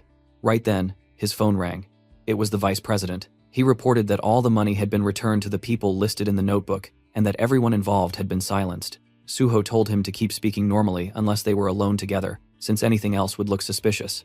The vice president agreed. He added that everything had been handled cleanly, and that the draft evasion case was framed as being exposed through an anonymous tip-off, so the draft dodgers wouldn't dare say anything. Sitting down in his car, Suho asked about Director Lee Wanik and manager Lee Se-hyun. The vice president replied that he would summon them separately later that day and deal with both immediately. Suho acknowledged it and reminded him to also take care of his evaluation case. Then he gave another instruction. He wanted to be transferred to the resources department. As the call ended, Suho's thoughts sharpened. Other departments only had people worth targeting, but the resources department was different. That place held items and skills that truly became flesh and blood, including things that weren't even registered in the official database. Suho knew there were hidden, extremely important items buried in those resources, and his next move was simple. He was going to take them. A black-haired officer stepped forward and introduced himself, saying he was Kim Sok, an evaluator from the Resource Management Department. He shook Suho's hand and explained that he would brief him on the on-site evaluation while they headed over. Suho returned the greeting, introducing himself as On Suho and saying it was nice to meet him. As they walked, Kim Sok-hwan began explaining the structure of the department. In resource management, equipment items were handled by the equipment team, skill books by the literature team, consumables by the consumables team, and general materials by Special Team 1. Then there was Special Team 2, which was responsible for cursed items, making a total of 5 teams in all. Kim Sok continued by explaining that the on-site evaluation was split into 2 parts. One test covered all teams together, while the other was exclusive to Special Team 2. Listening quietly, Suho thought about how that made sense. Unlike the 4 teams dealing with standard items, Special Team 2 was dangerous in many ways. Still, he wasn't particularly worried. Even cursed items used for evaluations were meant for practice. If anything, the first test would be more troublesome. That one focused purely on logistics, meaning nothing but manual labor. Before long, they arrived at the warehouse. Kim Sok explained that this was the external resources warehouse managed by the department. Inside, workers were busy organizing items, moving around efficiently, and calling out instructions to one another. Kim Sok told Suho that from here on, he would need to learn where each team's items were stored, how to locate them quickly, and how to properly sort and store them. This knowledge was part of the written exam, but the field itself was full of unpredictable variables. Suho asked whether he should begin the evaluation immediately, without any prior training. Kim Sok looked at him carefully, and remarked that he seemed extremely confident. Just as Suho confirmed that he was, an item suddenly slipped from a high shelf and dropped straight onto a staff member's head. Nearby, workers rushed over, checking on him and shouting for a stretcher. Kim Sok handed Suho a safety helmet and explained that this was exactly the kind of variable he had mentioned earlier. Due to magical reactions, items could shift, move, or fall at any time. He asked whether Suho still thought demonstration training was unnecessary. Suho calmly put on the helmet and said yes, they should start the evaluation immediately. Clearly taken aback, Kim Sok warned him that falling objects weren't the only possible accidents and strongly suggested training first. Suho brushed it off, thanked him for the concern, and said he was fine. With that, he said he would be on his way. Left standing there, Kim Sok could only respond with a stunned, okay, thinking to himself that Suho was truly fearless. As Suho strolled through the warehouse, he muttered that it had been a long time. Back when he had rotated through the resource management department, he had done this kind of work to the point where it built physical endurance. Those days had been genuinely rough. Compared to jumping straight to the top floors and dealing with real threats, simple sorting work like this felt laughably easy. Thinking that the item he was looking for should be nearby, he stopped in front of one of the racks. Reaching inside, he found an apple. The system identified it as a stone apple. An apple made entirely of stone, noting that it looked crude and worthless. Suho glanced around casually, checking whether anyone was watching. Once he confirmed no one was paying attention, he touched the apple. Instantly, its surface shifted into a vivid red color. Suho smirked. To anyone else, it looked like useless junk that had been forgotten in storage, but when infused with red-grade mana, this item revealed its true value. The resource department simply didn't have anyone skilled enough to notice that. Thanks to that lack of talent, the hidden option of this item now belonged to him. At that moment, a black snake suddenly emerged above the stone apple. Suho recognized it instantly as the poison-eating snake. The snake opened its jaws and lunged straight at him. Instead of dodging, Suho deliberately let it bite into his neck. The system immediately responded, informing him that the poison-eating snake had seeped into his body and that the trial of the snake quest had been triggered. Watching the system window, Suho thought that he had obtained the cornerstone of the poison dragon path. In his previous life, among all monsters that specialized in poison, the strongest were the poison dragon, the poison demon, and the poison king. They possessed overwhelming toxicity and near unmatched resistance to poison. Back then, Suho had eventually gained complete poison immunity by consuming the heart of the Venom Lord, but that was something only obtainable in the later stages. This time, he needed to start preparing early and steadily raise his poison resistance. Only then could he properly deal with the damned poison witch who had betrayed him, Suzuki Endo. Among her countless spells, poison magic was her specialty. He didn't care about anyone else, but against her, he would answer poison with poison. In Suho's mind, there was no greater humiliation than being crushed in your own field of expertise. Inside his office, Kim Sok leaned back casually in his chair,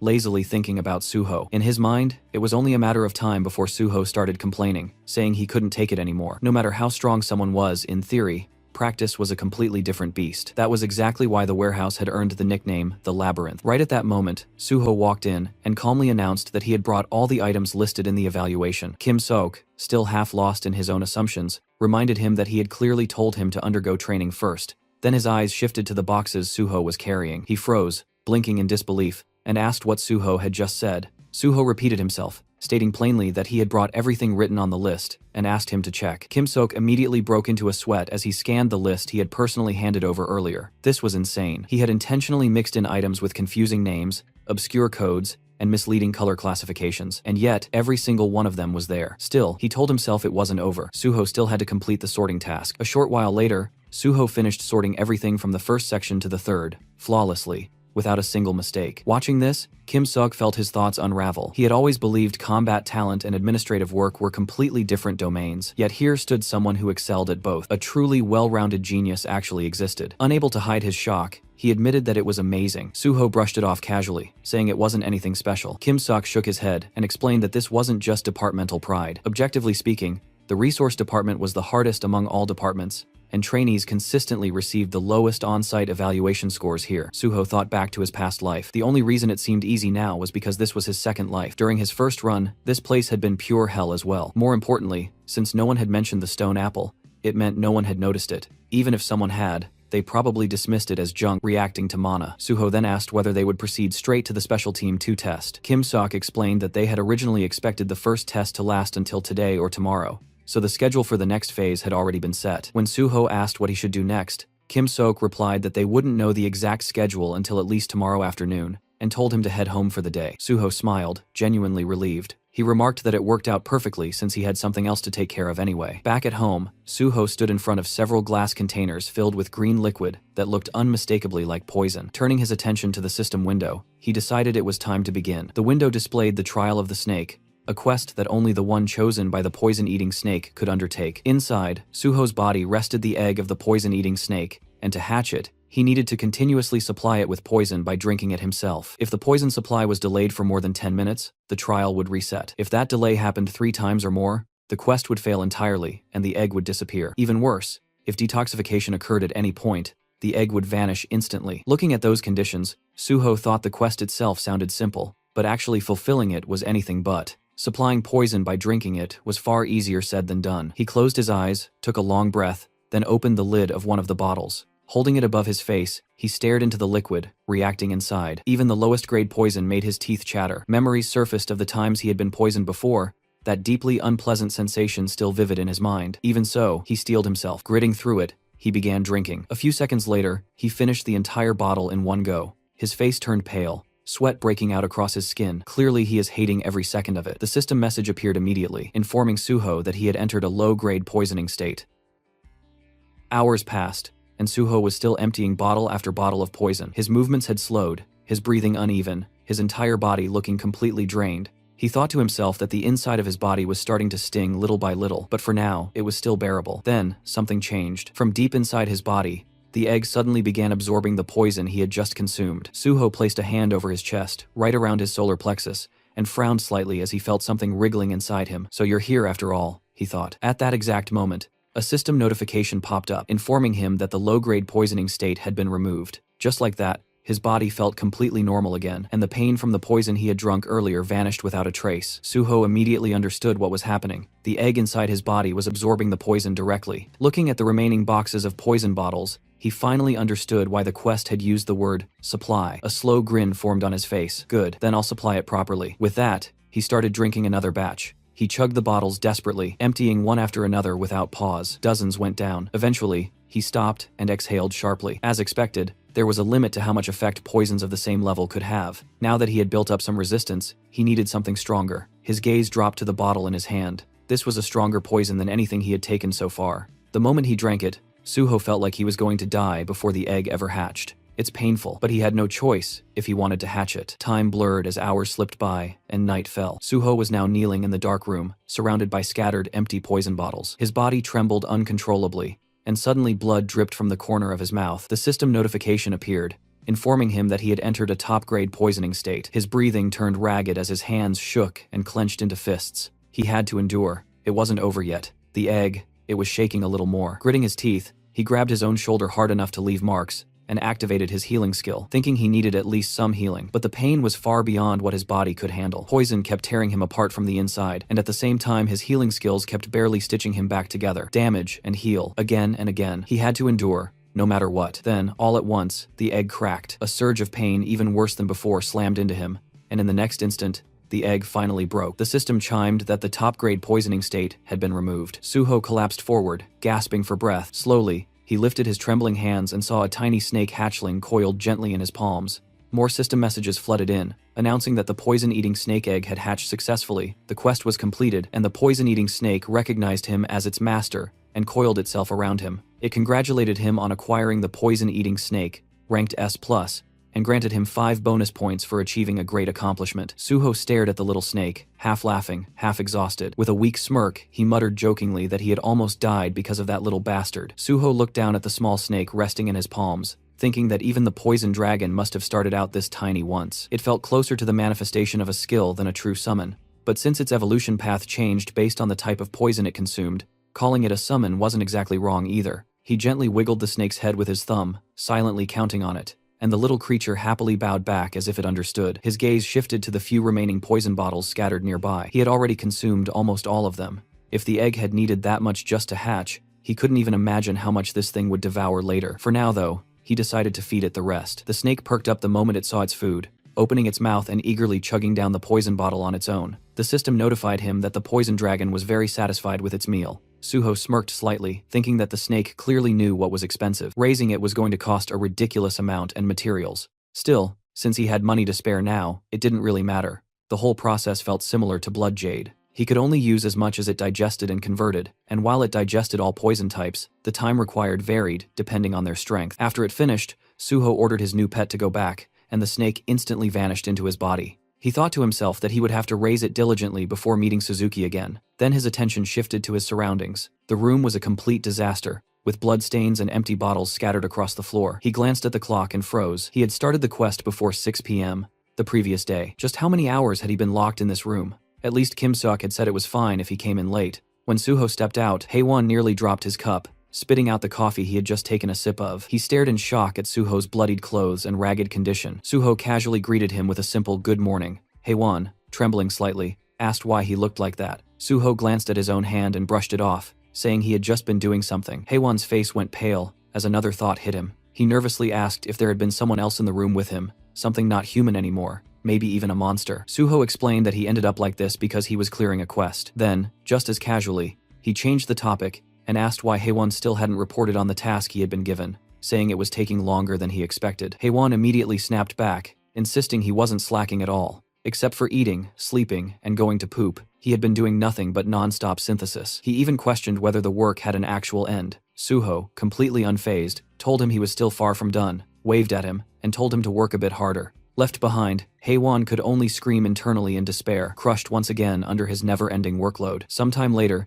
the scene shifted back to the Hunter Association, where Kim Seok guided Suho toward his second test, just as planned earlier. He explained that the second test would take place in the special warehouse. Suho asked if it was called the special warehouse because it only stored cursed items. Kim Seok confirmed that was correct, and added that the theme of the second test was purification and destruction. He continued explaining that Suho had already learned this in theory. Items classified as cursed items were usually handled in 3 ways: purification, destruction, and sealing. Sealing simply meant locking away cursed items with no known solution into storage, while purification and destruction were the main practical methods. Suho thought to himself that, in reality, destruction was chosen most of the time. Purification conditions were hard to discover, and sealing everything wasted too much space. In a way, the place where the most item destruction happened nationwide was right here, in Special Team 2 of the Korean Hunter Association's Resource Management Department. Soon, they reached the test area. Suho already had a feeling he would find a certain weird individual here. He was greeted by the team leader of Special Team 2,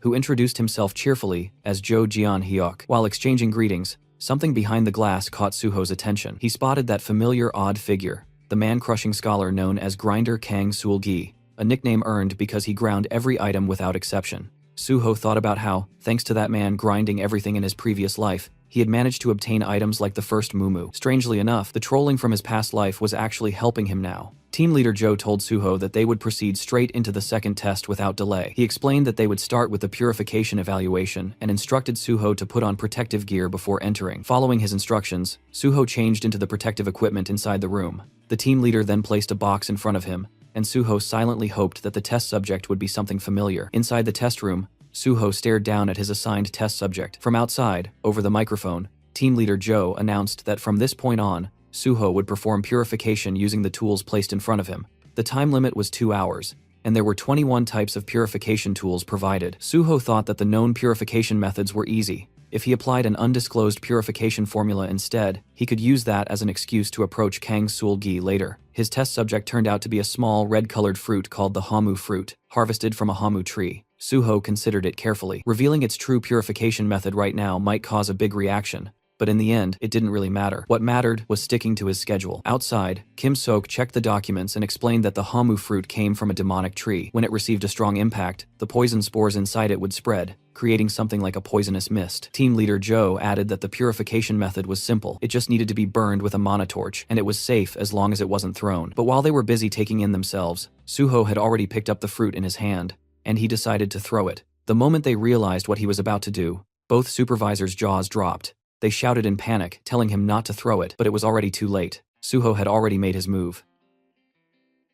Suho hurled the fruit with all his strength. The moment it struck the ground, a deafening crash echoed through the test room. The fruit smashed into the floor with a heavy impact, fragments scattering outward, yet strangely, not a single speck of dust rose into the air. Outside the room, everyone froze in shock. Because there was no dust cloud, Suho's movements were clearly visible through the glass, along with the fruit embedded firmly into the floor. For a brief moment, the entire area fell into stunned silence. Then team leader Joe snapped out of it, grabbing the microphone and shouting in anger, demanding to know what Suho thought he was doing. His reaction was more than justified. The special warehouse was one of the most secure facilities in the association, rivaling research labs and construction sites in strictness. Suho, however, remained completely unfazed. He calmly picked up the fruit from the floor and stated that it had already been purified. The words made no sense to those listening, and confusion spread instantly. When questioned further, Suho simply offered to show proof. He held the fruit out with a bright, almost innocent smile, his expression so clean and devoid of malice that it left everyone watching completely dumbfounded. Jo Jeon-hyuk was the first to react properly. The moment he checked the updated item description, his eyes widened in disbelief. The fruit's curse had vanished. Every cursed option had been removed. It was now safe to handle, safe even under physical impact, and could be consumed without danger. Suho calmly added that it also possessed a minor recovery effect. Recovery. That single word sent a shock through team leader Joe. Suho explained that among the 21 purification tools provided, there was a shock hammer designed to purify cursed items through controlled impact. What he had done was simply apply a force far greater than what the shock hammer could generate. He further explained that the hamu fruit's hidden recovery option could not be unlocked unless the user's strength stat exceeded red grade. Anything below that threshold would fail entirely. The realization hit like a bomb. Joe immediately began shouting orders, telling staff to write everything down and record the results. He demanded that the entire team be gathered at once. If this discovery held up under verification, it would send shockwaves through the academic and research communities nationwide. The warehouse buzzed with frantic movement. Even Kim Sok-hoon stood there in disbelief. He had already known Suho was extraordinary after the first test, but this went far beyond his expectations, especially in a purification assessment. Approaching Suho cheerfully, he asked if Suho truly understood what he had just accomplished. This wasn't just a good score. This was the discovery of an entirely new purification method, the 20-second method recognized globally, one that the entire world would soon adopt. Suho, however, only responded casually, asking whether this meant his score was safe, or if he was at risk of failing for not using the standard methods. Kim immediately dismissed the concern, assuring him that as long as he was in charge, Suho would receive full marks without question. As they left the testing room, Kim Seok casually asked how Suho had learned a purification method like that. Suho answered without hesitation, calmly lying that he had discovered it by chance inside a sealed gate. At the time, he hadn't even known purification formulas existed, and if it weren't for the level 5 special recruitment course, he wouldn't have realized there were already 21 recognized methods. Kim Sok burst out laughing, saying that people destined to succeed always found a way no matter what. Suho brushed it off modestly, insisting it wasn't anything special. Kim Sok then gave Suho a firm thumbs up, flashing a satisfied grin as he told him he had passed the second test outright. He said he would personally take responsibility and award full marks, making it clear Suho had nothing to worry about. Suho thanked him, and as Kim Sok walked off, he muttered that at this rate the schedule would need adjusting again. Left momentarily alone, Suho's gaze swept across the bustling special warehouse before settling on a familiar figure. He approached naturally and greeted him. The person he addressed was Kang Seol-gi, the future mad-crushing scholar, also known as Grinder Kang. Officially, he wasn't just a team member, but the deputy team leader of Special Team 2. Kang Seol-gi responded with an awkward smile, clearly uncomfortable with small talk. Suho casually asked if he was working on purification. Kang Seol-gi answered briefly, offering nothing more than short, clipped replies. Only now did Suho realize how peculiar he truly was. In his previous life, Suho hadn't noticed it, but Kang Seol-gi showed no curiosity at all, not even toward the groundbreaking purification method Suho had revealed earlier. Instead, he simply turned back to his work, acting as though Suho didn't exist. At that moment, Jo Jeon-hyuk passed by and called Suho over. Seeing Suho standing near Kang Seol-gi, Jo gently guided him a short distance away and spoke cautiously. He told Suho he had worked hard today and could head home if he had nothing else scheduled. Suho thanked him, but asked if it would be alright to stay a little longer to look around the special warehouse. Jo considered it briefly, then agreed, warning him to be careful around the deputy team leader he had been talking to. Jo explained that Kang Seol-gi was a bit peculiar and preferred working alone, a polite way of saying he wasn't very sociable. Normally, that warning would have discouraged most people, but Suho needed an opening. He said it was a shame, mentioning that one of the items Kang Seol-gi was working on looked familiar, something he thought he had seen in a sealed gate before. The mention of a sealed gate immediately caught Jo Jeon-hyuk's interest. When Suho added that he couldn't quite recall the details, Jo insisted they talk to the deputy team leader right away, saying purification work made it a matter of duty. Despite Suho's polite hesitation, Jo confidently approached Kang Seol-gi and told him he was counting on him. Kang Seol-gi responded curtly, agreeing without enthusiasm. Once the arrangement was made, Kang Seol-gi returned to his work in silence. Suho stood nearby, observing quietly. The atmosphere between them remained heavy and wordless. Kang Seol-gi methodically processed cursed items one after another, purifying what he could and discarding the rest into the destruction bin. His movements were precise, efficient, and almost mechanical. Then Suho spoke. He calmly pointed out that Kang Seol-gi had missed a step in the purification process. Kang Seol-gi paused, stared at the item, then nodded in acknowledgement and thanked him. Suho simply smiled and continued watching. From that point on, Suho's presence clearly began to bother Kang Seol-gi, though he said nothing and kept working. Before long, Suho pointed out another skipped step, then another, and then another. Each time, Kang Seol-gi corrected himself in silence. After a while, Suho spoke again, suggesting they take a break and grab some coffee. Kang Seol-gi immediately declined, saying he didn't like coffee. Suho replied that was fine and asked him to just listen for a moment. Then Suho casually asked whether Kang Seol-gi had been stealing items like this all along. For the first time, Kang Seol-gi's composure shattered. His eyes widened, his heart pounding violently in his chest. He stammered, asking what Suho was talking about. Suho stepped closer, his tone calm but sharp, saying he knew Kang Seol-gi had been deliberately throwing usable items into the destruction bin to smuggle them out later. He added that if this continued, he would expose everything Kang Seol-gi had been hiding, including what was inside his stomach. Kang Seol-gi froze. The accusation of item theft was one thing, but the mention of his stomach struck far deeper. Cold sweat ran down his back as he swallowed hard, unable to respond. Suho leaned in slightly, his smile never fading, and addressed him again as deputy team leader. Then, in the same calm tone, Suho suggested they grab that coffee after all. In the backyard, Suho led Kang Seol-gi to a quiet corner he often used with Jung Chol-min. After taking a few sips of coffee, Suho finally broke the silence, addressing him as the deputy team leader. Kang Seol-gi answered stiffly, clearly on edge. Suho asked when it had started, and when Kang Seol-gi tried to deflect, Suho clarified that he was talking about the thing embedded in his stomach. Kang Seol-gi froze instantly. His eyes widened, his lips pressing together so tightly they nearly trembled. This was supposed to be a secret, only he knew. After a long, suffocating silence, his voice finally came out, shaky, asking how Suho had found out. Suho didn't bother answering directly. He said what mattered wasn't how he knew, but the thing lodged inside Kang Seol-gi's body. He asked to see it. Kang Seol-gi hesitated, then slowly untucked his shirt and began unbuttoning it. Halfway down, a faint mechanical sound leaked out, a grinding noise that clearly didn't belong in a human body. When the armor covering his abdomen was fully removed, two interlocking shredders were revealed, spinning quietly where flesh should have been. Suho observed it calmly,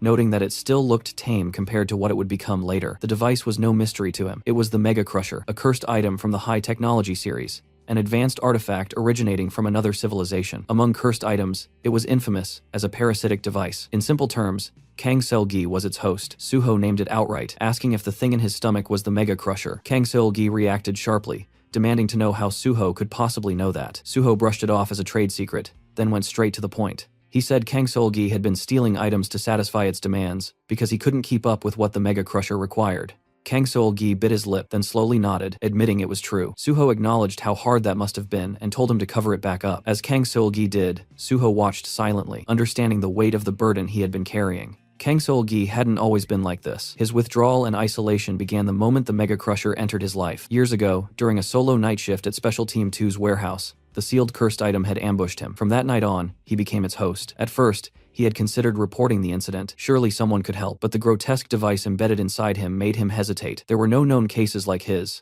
not even internationally. What if reporting it meant being sealed away just like the item itself? The Mega Crusher was classified as a cursed item that could neither be purified nor destroyed. That was why it had been sealed in the first place. Kang Sol-gi feared that revealing the truth would only lead to the same fate for him. Unable to trust anyone, he kept the secret and deliberately distanced himself from others. He didn't quit his job, because only here could he access the items needed to keep the Mega Crusher satisfied. It was a choice made purely to survive. Despite everything, the Mega Crusher's existence would eventually be exposed. Years later, after Kang Sol-gi rose to the position of team leader, the cursed device would drive him to shred every artifact stored in the special warehouse. It wasn't just dangerous. Though it appeared dormant now, it would grow increasingly demanding, consuming more items and steadily eroding its host's sanity until madness took over. That was why, in the future, Kang Sol-gi would be known as the Mad Crushing Scholar. Breaking the heavy silence, Suho spoke again, addressing him once more as deputy team leader. Suho then asked the question that truly mattered. He asked whether Kang Sol-gi wanted to get rid of the Mega Crusher.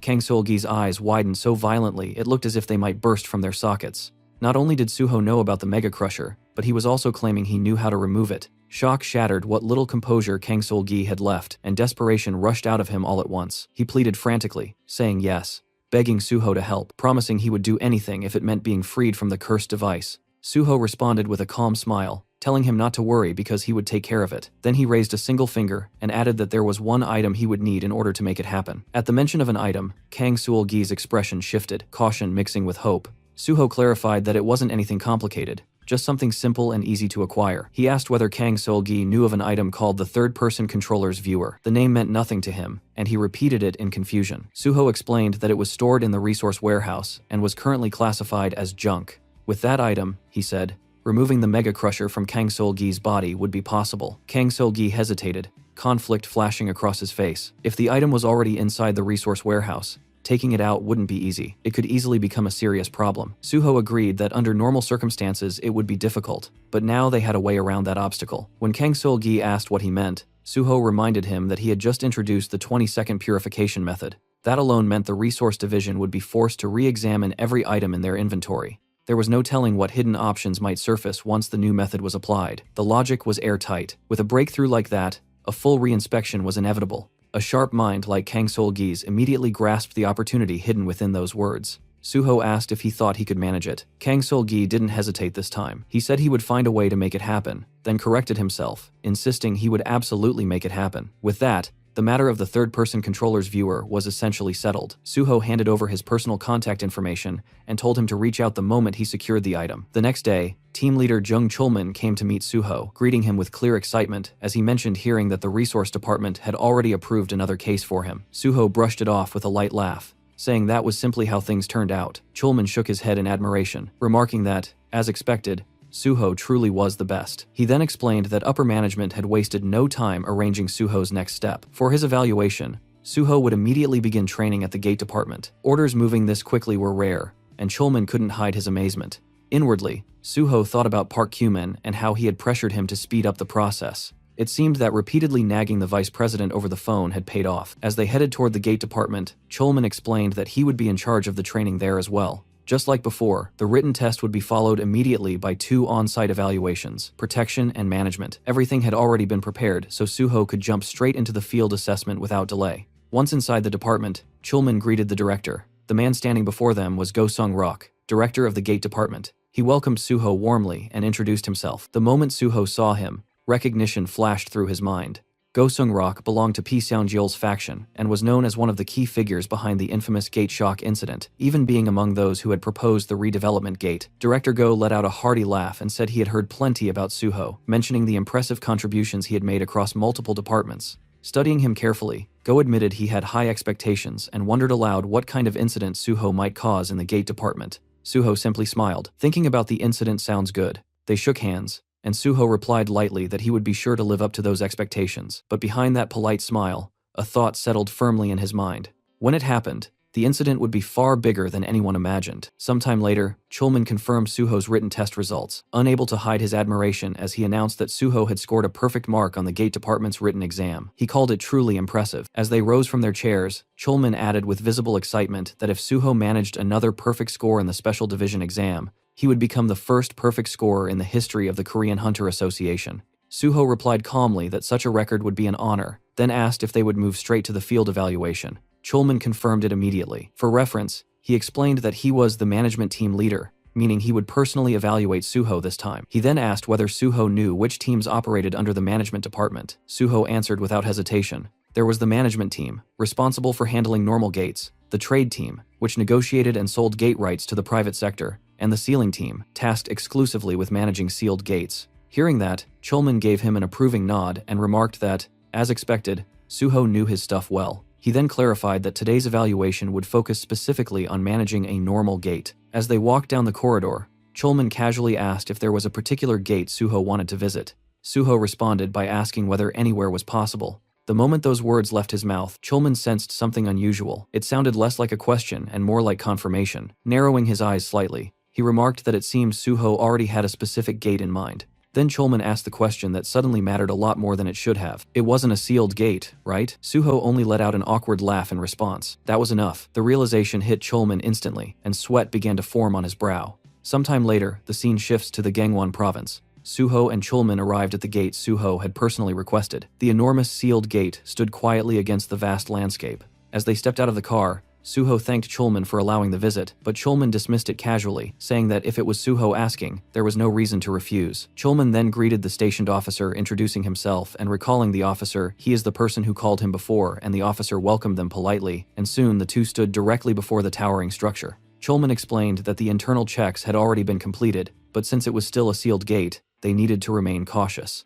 He instructed Suho to conduct the evaluation quickly and return without unnecessary risk, before signaling their entry on his tablet. The moment Suho stepped through the gate, the familiar sensation washed over him. The system quietly processed the environment, identifying its name, Valley of Iron, with an entry restriction for individuals below level 99 and a maximum capacity of 40 people. As Suho looked around, recognition settled in. Everything was exactly as it had been in his previous life. Standing beside him, Chulman asked if he was satisfied. Suho let out a small laugh and admitted that thanks to him, he had finally been able to return to this place. Without wasting time, they decided to begin the field evaluation. Sometime later, Chulman completed Suho's field evaluation, his eyes moving steadily across the tablet as he reviewed each result. He announced that the external management method had been passed, followed by the square check method, and finally confirmed that Suho had cleared the internal inspection as well. Lowering the tablet, Chulman let out a quiet sigh, one filled more with amazement than exhaustion. He remarked that it was exactly what he had expected from Suho, yet it still didn't make sense. This was supposed to be Suho's first time on site,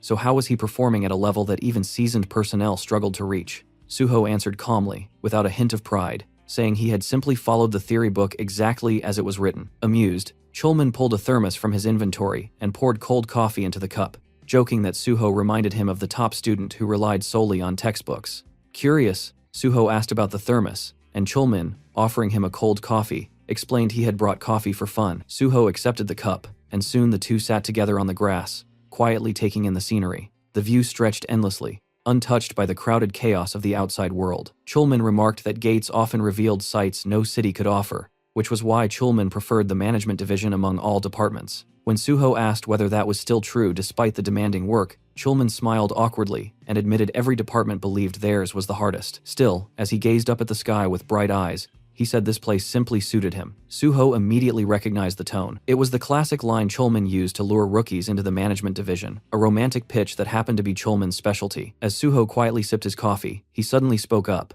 addressing Chulman in a calm voice. He said he wanted to join the gate division. For a moment, Chulman thought he had misheard. His eyes widened as confusion washed over him. The statement had come completely out of nowhere, yet Suho continued as if it were the most natural thing in the world. He explained that he was fully aware of the rumors surrounding him, that he was some kind of prodigy being groomed by the special division, practically treated like royalty. Even Deputy Director Park Yong had been spreading that narrative. But the truth, Suho admitted, was that he wanted to work in the Gate Division far more than in the Special Division. He added that Chulman had been the first person he met after joining the association, and maybe that was exactly why the Gate Division felt more appealing. As he finished speaking, Suho gave an awkward, almost shy smile. Seeing that expression made Chulman's heart sink. Suho was openly expressing a sincere desire, yet there was nothing Chulman could realistically do to grant it. A bitter taste crept into his mouth. For a fleeting second, an absurdly dramatic thought crossed his mind. Was this what Romeo and Juliet must have felt like? After a long pause, Chulman resolved that if nothing else, he could at least offer a few comforting words, so the disappointment wouldn't cut as deeply. But before he could speak, Suho called out to him again, and asked whether, if there were a way for him to enter the gate department instead of the special division, Chulman would help. Chulman's eyes widened even further. What was Suho planning now? The seriousness in Suho's gaze made it clear this wasn't a joke. In the long run, he knew joining the special division might be the correct move, but right now, the gate department offered far more opportunities. If he went straight into the special division, he would likely spend his days chasing people rather than gaining the kind of growth he sought. After a heavy silence, Chulman asked if he truly meant it. Suho answered immediately, saying he wasn't in a position to joke about something like this. Chulman exhaled slowly and admitted that no matter how he looked at it, he couldn't yet see how he could help, but he asked Suho to explain his plan first. Suho agreed and said the idea was actually quite simple. Director Park Yong was already making his intentions public, ensuring everyone knew he planned to bring Suho into the special division the moment training ended. Chulman had noticed it too. After all, they had witnessed it together. Chulman couldn't deny that. With years of public service behind him, he was more than capable of reading such signals. Suho continued, saying that if Director Pai had the authority to appoint personnel however he wished, then the answer was obvious: they would counter him with someone who held even greater authority. Chulman frowned, thinking it through. Officially, only 2 people in the association outranked a director. Slowly, a possibility formed in his mind, and he cautiously asked if Suho meant the vice president. Suho crushed his empty coffee cup in his hand, a sharp smile spreading across his face as he shook his head. Not the vice president. He was thinking of the big dog of the association, the president. Suho calmly explained that the association president was preparing to move into an even higher position, which meant he likely had little interest in the internal faction conflicts. But if those internal issues threatened his promotion, things would change. Chulman rested his chin on his hands, thinking it through before answering that the president would probably step in to resolve the matter himself. Suho nodded. Exactly. That was why he intended to move the president through media play. He suggested a headline, something dramatic enough to stir public curiosity: the Korean Hunter Association's Royal Talent and the Special Division. The mere idea made Chulman uneasy. Watching the scenery ahead, Suho continued, saying that if a so-called royal truly existed, and the standard path for such a figure was assignment to the Special Division, the outside world would erupt with noise. Chulman let out a long sigh, agreeing that it wouldn't just be noise. Sensational articles would flood the media every single day. Suho went on to explain that if, at that exact moment, he were assigned to the gate department instead of the special division, the controversy would disappear almost instantly, buried under a different narrative. Chulman admitted that it sounded ideal,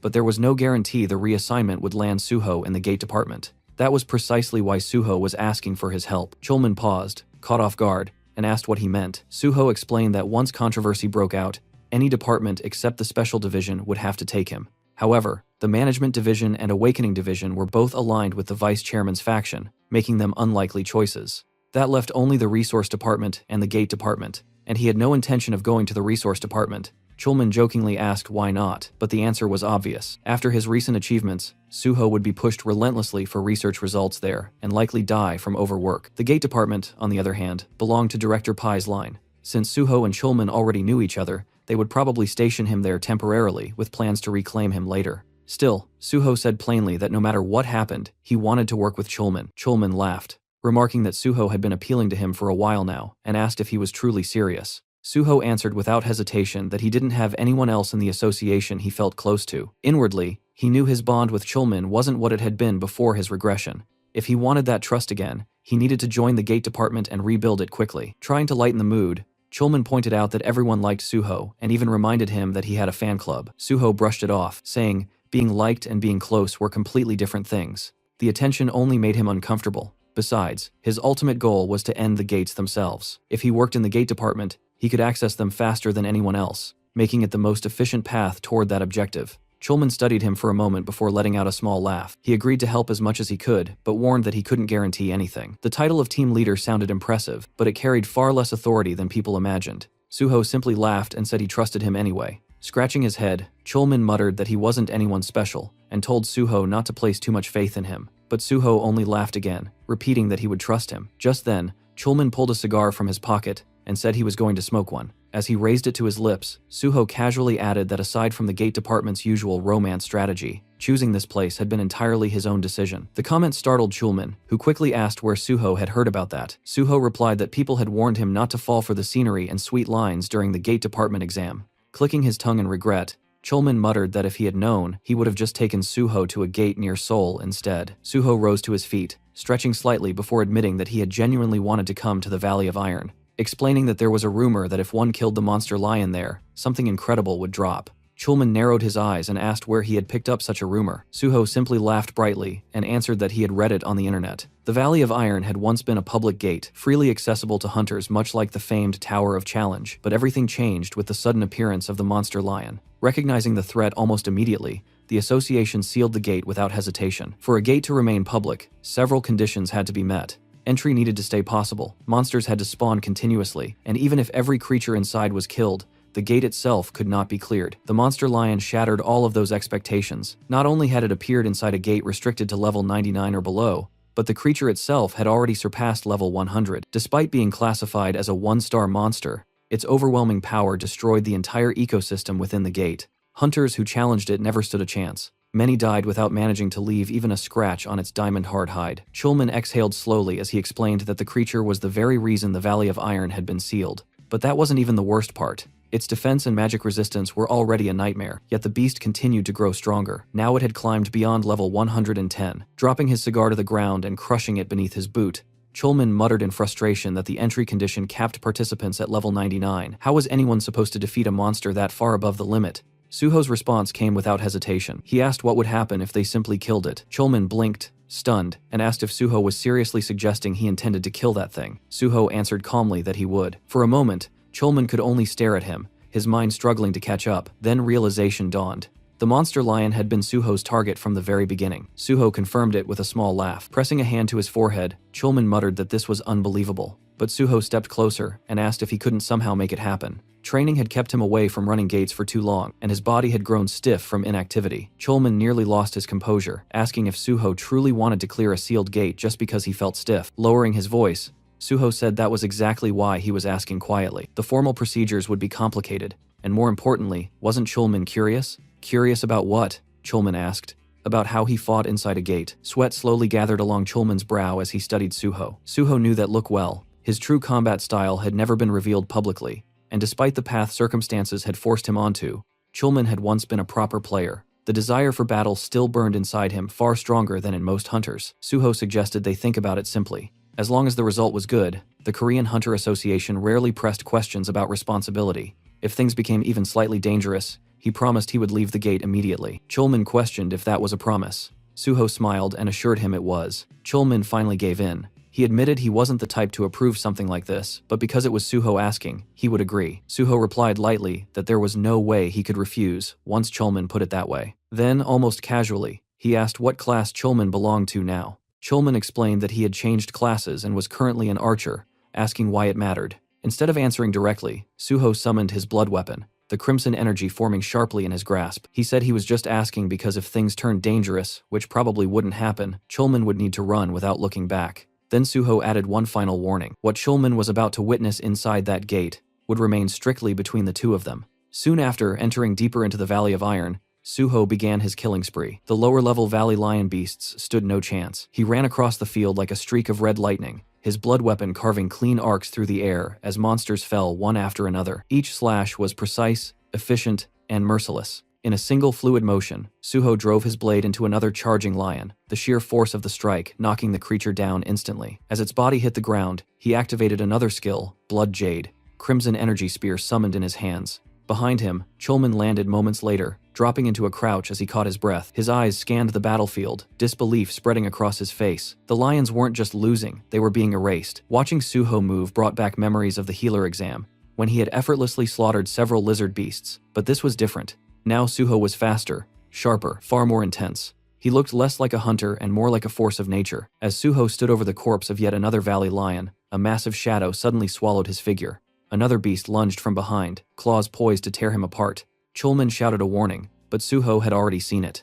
His eyes locked onto the incoming predator. At the very last second, he leaped upward, evading the lethal strike with terrifying precision. The beast twisted mid-charge and attempted to follow him into the air, but Suho moved again, stepping onto nothingness itself. Chulman's breath caught the moment he recognized the technique. Suho had used air step. He wasn't merely dodging anymore, he was moving through the sky itself, as if gravity had lost its authority over him. The charging lion skidded to a halt and twisted around in confusion, unable to comprehend how its prey had suddenly vanished. But by the time the beast managed to locate him, Suho was already descending from above, his blood blade pulled back with lethal intent. The strike flashed once through the air, steel met flesh, and the lion's neck split cleanly before the creature even understood what had happened. Watching the scene unfold, Chulman could only stare, his jaw slack with shock. A single thought repeated itself in his mind. This wasn't a hunter stepping into the Valley of Iron. It was a disaster that had descended upon it. There were no words capable of capturing what he was witnessing. Meanwhile, Suho calmly surveyed the destruction surrounding him. Corpses of fallen beasts littered the field, and the metallic scent of blood drifted heavily through the air. After measuring the chaos he had created, he remarked that causing this much disturbance should be enough to draw out the boss monster. Almost as if the valley itself had heard him, the atmosphere abruptly shifted. From the far distance, something enormous began to move. Each step sent a tremor through the ground, the vibrations growing stronger as the presence approached. Then it revealed itself a lion, far larger than any they had faced so far, its overwhelming aura pressing down on the surroundings like an invisible weight. When it roared, the sound ripped across the gate like thunder, shaking the very space around them. At that same instant, a crimson alert surfaced before Suho, the system quietly informing him in stark clarity that the boss monster had appeared. The monster lion stood high upon the rocky ridge, its massive frame silhouetted against the sky, while Suho waited below with his bloodied sword gripped firmly in his hand. The beast roared, its eyes blazing with fury, and at that moment the system quietly revealed its true strength level, 113. Seeing the number, Chulman froze, shocked to see the level the monster had risen again. His mind raced as he stared at Suho, wondering how someone still in double-digit levels could possibly defeat something like that. It didn't make sense. The gap was monstrous, yet a faint smile appeared on Suho's face. He calmly judged the difference, thinking that a 40-level gap was still manageable. Then he shouted toward Chulman, telling him to keep his distance so he wouldn't get caught in the boss monster's attack range. From that point on, Suho warned, he wouldn't be able to watch over him. To Suho's surprise, Chulman had already moved several kilometers back, shouting that he understood and telling Suho not to worry about him. For a moment, Suho blinked in confusion, wondering when Chulman had gotten that far away. Then it clicked. As expected of someone nicknamed Spinwheel, his judgment was quick and precise. From behind Suho, the monstrous lion continued to watch him, its throat emitting a low, guttural gurgle. Suddenly, it snapped, unleashing a deafening roar that activated its boss-level fear. The resulting shockwave sent violent gusts of wind toward Chulman, stirring up clouds of dust and debris. Meanwhile, Suho remained perfectly still in front of the beast. His system indicated that, due to the dragon blood effect, the fear failed to apply to him. Suho simply smiled. He remarked that he was just getting hot from moving around, and that the roar had actually cooled him off. Pointing a finger at the lion, he signaled the beast to come at him. Taking this as a direct challenge, the lion instantly stepped forward. Suho cancelled his blood weapon summon, noting that those blades would be useless against such a monster. Instead, he summoned his ghost shadow spear. He gripped the weapon and prepared to throw it, musing with a smile that he wanted to see for himself just how tough the creature's famous, diamond-hard hide truly was. With a surge of full force, he launched the ghost shadow spear. The blade tore through the air, aiming straight for the beast's head. Realizing the attack was imminent, the lion braced itself for defense. The moment the shadow spear struck its forehead, the weapon split apart,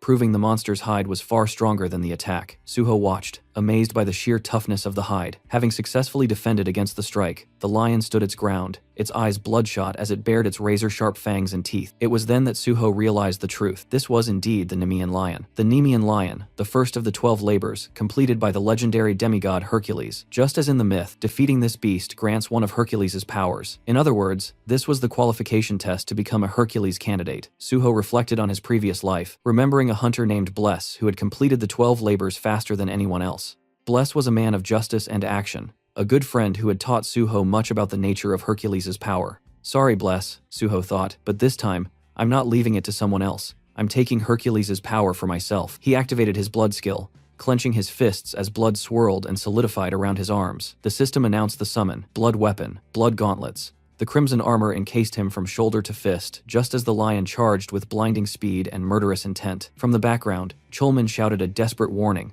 reminding Suho that close combat was suicide against a beast that possessed the ultimate spear and shield in its claws and hide. Chulman's desperate pleas for Suho to avoid a frontal assault went unheeded. As the lion closed the distance and reared up to deliver a crushing blow with its massive claws, Suho stood his ground. Instead of retreating, he reached out and caught both of the beast's paws in mid-air. The lion's eyes widened in sheer shock. It began to tremble as it realized it could not overpower Suho's grip. Suho observed that while the claws were undeniably powerful, they were ultimately useless if they couldn't even graze his skin. As the beast continued to strain against him, Suho let out a smirk and decided to test if his own strikes would prove more effective. With a surge of immense strength, he shoved the lion back using his blood gauntlets, forcing an opening. He stepped forward, anchoring his weight for a decisive assault. The monster attempted a frantic counterattack, swinging wildly, but Suho vanished from its field of vision with a sudden leap.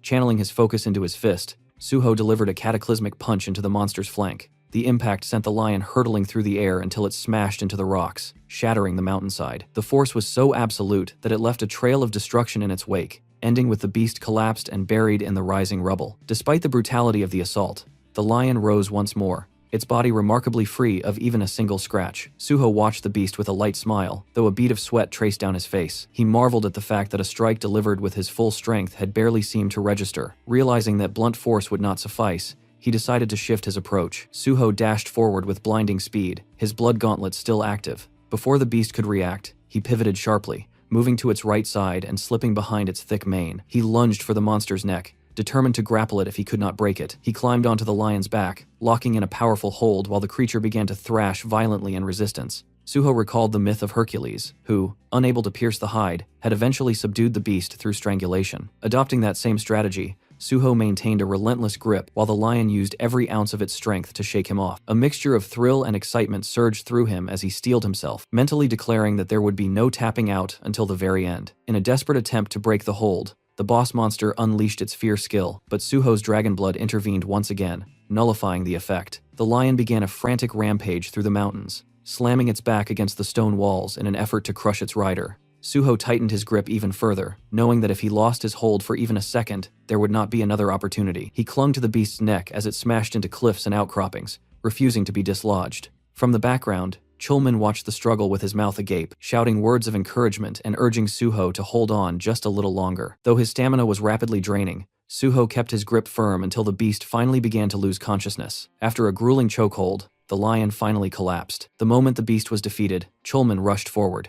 His eyes widened as a system window appeared in the air, announcing that the ruler of the Iron Valley had been defeated. Chulman let out a cheer of pure happiness and called out to Suho with a triumphant smile to check if he was all right. Exhausted and hazy, Suho lay down on the ground beside the fallen monster as the system declared him the MVP of the gate clearance.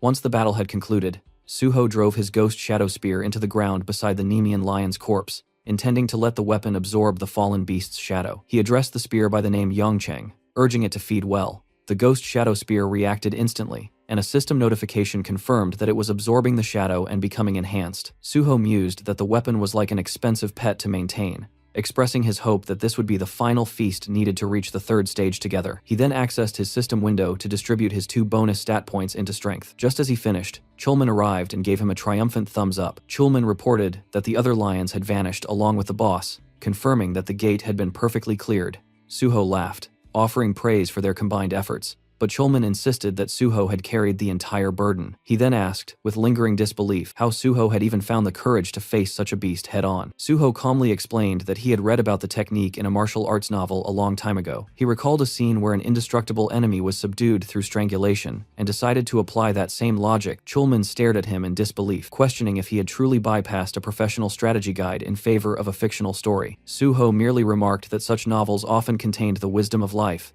While Chulman privately wondered if his companion was a bit unhinged, Suho realized he was being judged. He noted to himself that being perceived as a bit crazy was far better than admitting he had seen the solution in a past life. Suho then expressed his gratitude to Chulman for the opportunity to clear the sealed gate. Chulman deflected the thanks, insisting that he and the citizens should be the ones thanking Suho for saving the taxpayers' hard-earned money. Watching him, Suho reflected that Chulman was likely the only person who genuinely cared for the country and its people in such a selfless way. He knew that if news of the gate clearance broke, most others would only be interested in lining their own pockets with the loot. He then pointed toward the lion's corpse and asked the team leader if he could collect its byproducts.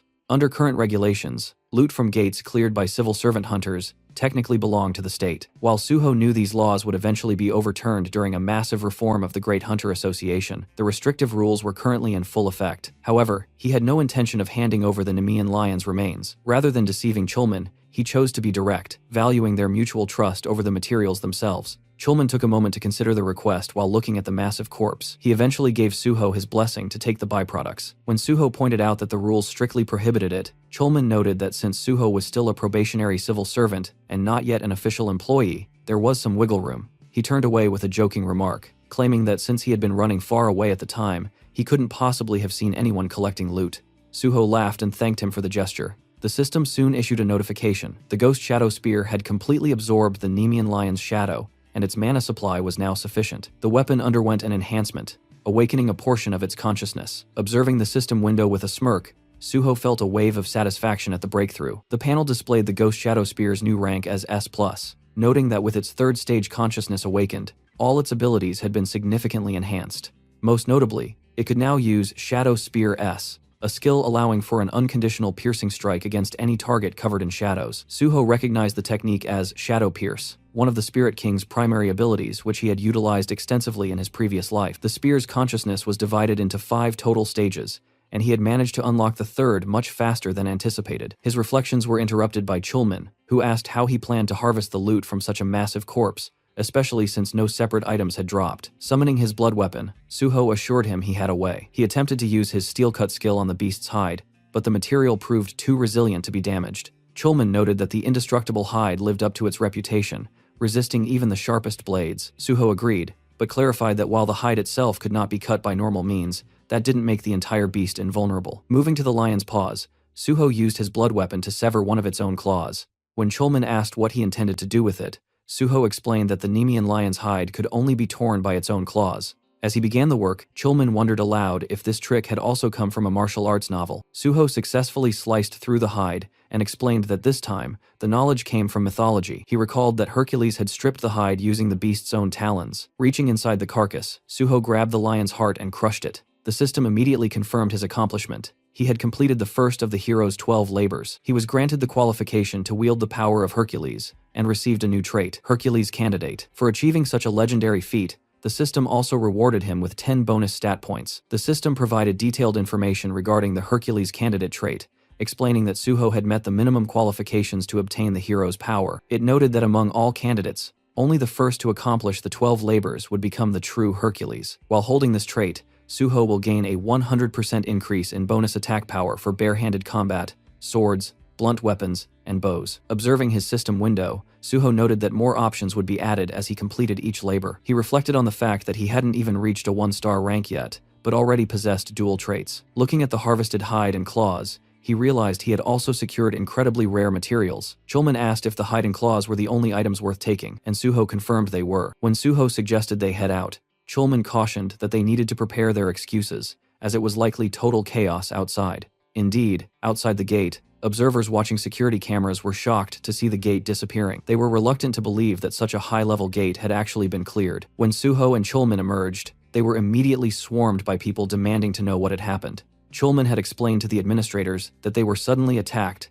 and that Suho had fought desperately to ensure their escape. He claimed they were in such a rush to survive that they hadn't been able to collect any loot. Later, Suho thanked Chulman for his help, noting that they had managed to slip away without raising suspicion. Chulman noted that as the person in charge, he would handle the remaining formalities. As they moved toward the car, he warned that the incident might cause the gate department to change its tradition of letting hunters choose their own gates. Suho thought of Park Yong, deciding that if public opinion shifted, he would have to pull some strings to ensure they could still select their assignments, excluding sealed gates. Suho expressed his regret that a precious department tradition might disappear because of him. Chulman assured him he wasn't trying to make him feel guilty. He explained the difference between a corporate employee and a civil servant, noting that while a company pursues profit, a group that doesn't need to generate profit like civil servants or the military unconditionally prioritizes its own safety. He cited an example of a military ban on cup noodles simply because one soldier got sick, calling it a way for officers to avoid risk since they had nothing to lose. Suho called it an ignorant response, and Chulman agreed. He explained that he had turned a blind eye to the rules this time, because he judged that closing a dangerous sealed gate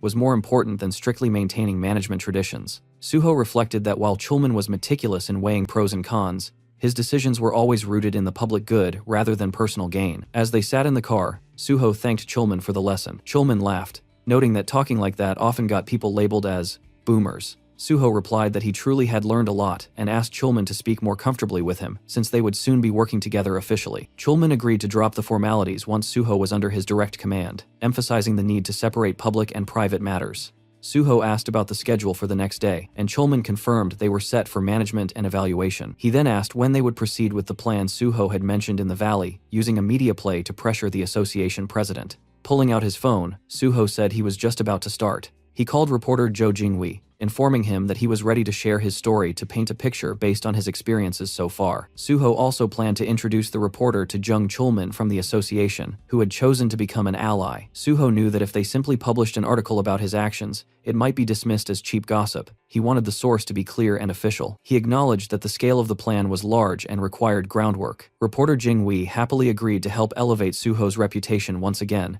and asked when the article should be released. Suho replied that he wanted the world to know before he went to work the next day. He knew this article wasn't just about getting into the gate department, it was a necessary foundation for keeping Pisang-yeol in check later on. Later that evening, the scene shifted to Suho's safe house. Giwon was lounging on the massive sofa with his laptop open, scrolling through the latest article that had just been published. The headline, written by reporter Jo Jingwei, covered Suho's newest feat, and the internet was already exploding with reactions. Comments poured in non-stop, filled with followers praising him and congratulating him on defeating the monster lion. Watching the flood of responses, Giwon leaned back and muttered that the reaction was as intense as ever. Just then, Suho stepped out of his room. Giwon immediately looked up and asked how he had managed to kill the monster lion when even elite raid teams had failed. While talking, he swung his hands in the air like swords, jokingly demonstrating how Suho must have slashed it down. Suho simply shook his head and calmly replied that he hadn't used a sword at all. He had defeated it in hand-to-hand combat. The answer stunned Giwon. He blinked and asked if Suho meant actual martial arts, wondering if he was joking, but Suho confirmed it casually, explaining that he had finished the fight with ground combat. As he walked over to the window, his thoughts drifted to the report he had already sent to Chief Pisang-yeol before the article went public. With that done, Pai wouldn't be able to nitpick about the incident afterward. Now the next step was informing Park Yong. Suho took out his phone and called the vice president, asking if he had seen the article about him that day. Park Yong replied that he had already confirmed the news through military reports as well. Suho then mentioned that the rumors about him being royalty of the Special Division had probably reached him too, along with the expectation that he would start as a deputy team leader there once training ended. From the other end, Park Yong said it would actually be strange if he didn't know about it, then asked why Suho was bringing it up. Suho replied by asking if Park Yong would be fine with him joining the Special Division. The vice president grew suspicious and demanded to know what he was trying to imply. Suho explained that he was planning to put pressure on Pisang-yeol. Soon an article would circulate about the so-called Special Division royalty, and to the public it would look like a corruption scandal involving power-based appointments. Pisang-yeol himself might not care about public opinion, but the association president certainly would. After a moment of silence, the vice president asked if Suho wanted him to persuade the president to send him somewhere else instead. Suho confirmed it and told him to simply place him in the gate department. At the same time, Park Yong should stay close to the president, offer advice, and slowly build his own influence. Suho added that he would prepare several proposals to help strengthen that position. While speaking, Suho thought quietly to himself that Park Yong was only a temporary piece on the board. One day he would discard him, but for now he was far too useful to waste. On the other end of the call, Park Yong asked what kind of proposals Suho was preparing. If he knew in advance, he could start dropping hints to the president. Suho simply replied that he would explain everything when the time came, and that he would contact him again soon. As soon as the call ended, the door to one of the rooms suddenly burst open. Haewon rushed out, jumping with excitement and shouting for Suho. Both Suho and Giwon turned in surprise. Haewon stood there, drenched in sweat, breathing heavily, but his face was glowing with triumph. Clutched tightly in his hand was a blue stone. Between gasps, he proudly announced that he had finally done the slime stone synthesis. The system panel appeared before Suho, displaying the information of the newly completed item. The blue stone in Haewon's hand was identified as Meta Slime Stone, an S-grade item. Its description explained that it was a body fragment of the Meta Slime, often called the Ultimate Slime. Meta Slimes were known as the embodiment of regeneration, composition, and expansion, a material so rare that most people only heard about it in theory. Seeing the result, Suho praised Haewon, telling him he had truly worked hard. Haewon's eyes watered as he complained that all he had done for days was synthesize. Other than eating, sleeping, and going to the bathroom, he hadn't stopped working once,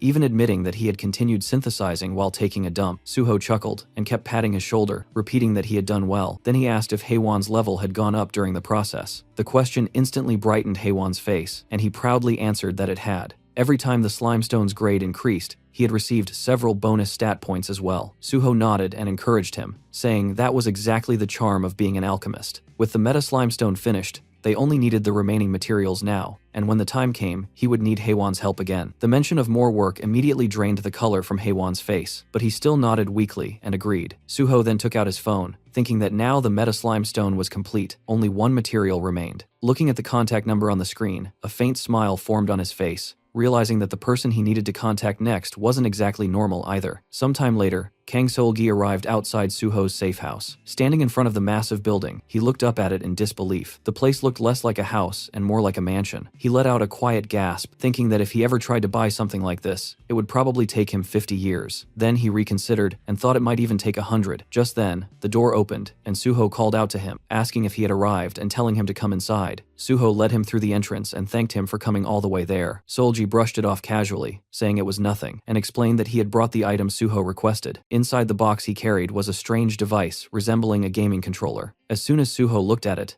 the system panel revealed its name and description. It was called the Third-Person Pilot Perspective Device. The description added that excellent pilots were extremely difficult to create and even harder to preserve, as most of them died alone alongside their machines on the battlefield. Suho examined the device and thought that, judging from that rather unfriendly description, it really was a piece of triple-type technology. Taking the box into his hands, Suho praised Seol-gi for finding it and said he had done good work. Seol-gi replied that he had only followed orders from above and earned his share of the work. He explained that while testing Suho's newly discovered 20-second purification method, the device's curse option had suddenly activated. Because of that, he had written a report stating that the item had to be destroyed. Suho nodded approvingly, saying that was exactly what he expected from the deputy team leader. Then he suggested they immediately proceed with removing the Mega Crusher. Hearing that, Kang Seol-gi brightened instantly and eagerly agreed. Suho guided him deeper into the house, eventually leading him to an underground area. Seol-gi looked around in shock, realizing the mansion even had a basement. Suho then instructed him to sit on the mechanical chair placed in the center of the room. The moment Seol-gi sat down, the chair locked him firmly in place, making him panic. Suho calmly told him that it might hurt a little. He explained even removing a tumor from the body was painful, and the Mega Crusher had been occupying his entire lower abdomen. Standing over the now frightened Seol-gi, Suho explained that the Mega Crusher's parasitism skill caused abnormal status effects within its host. He planned to separate it using a recovery skill that could treat such conditions. In his mind, Suho briefly considered another possible method, feeding the device to a steel-eating Bulgasari, but he dismissed it immediately as far too dangerous. Instead, he moved beside Seol-gi and announced that the procedure would begin. Seol-gi nervously asked if anesthesia wouldn't be used first. Suho casually replied that he had indeed called an anesthesia specialist and that he would introduce him right away. Without another word, he struck Seol-gi sharply on the back of the neck, knocking him unconscious instantly. Suho sighed and remarked that possessing and using anesthetics without permission was illegal, so this was the only option. He then removed Seol-gi's jacket and lifted his shirt, revealing the grotesque mechanism embedded in his abdomen, the Mega Crusher. Looking at the device, Suho noted that with the host unconscious,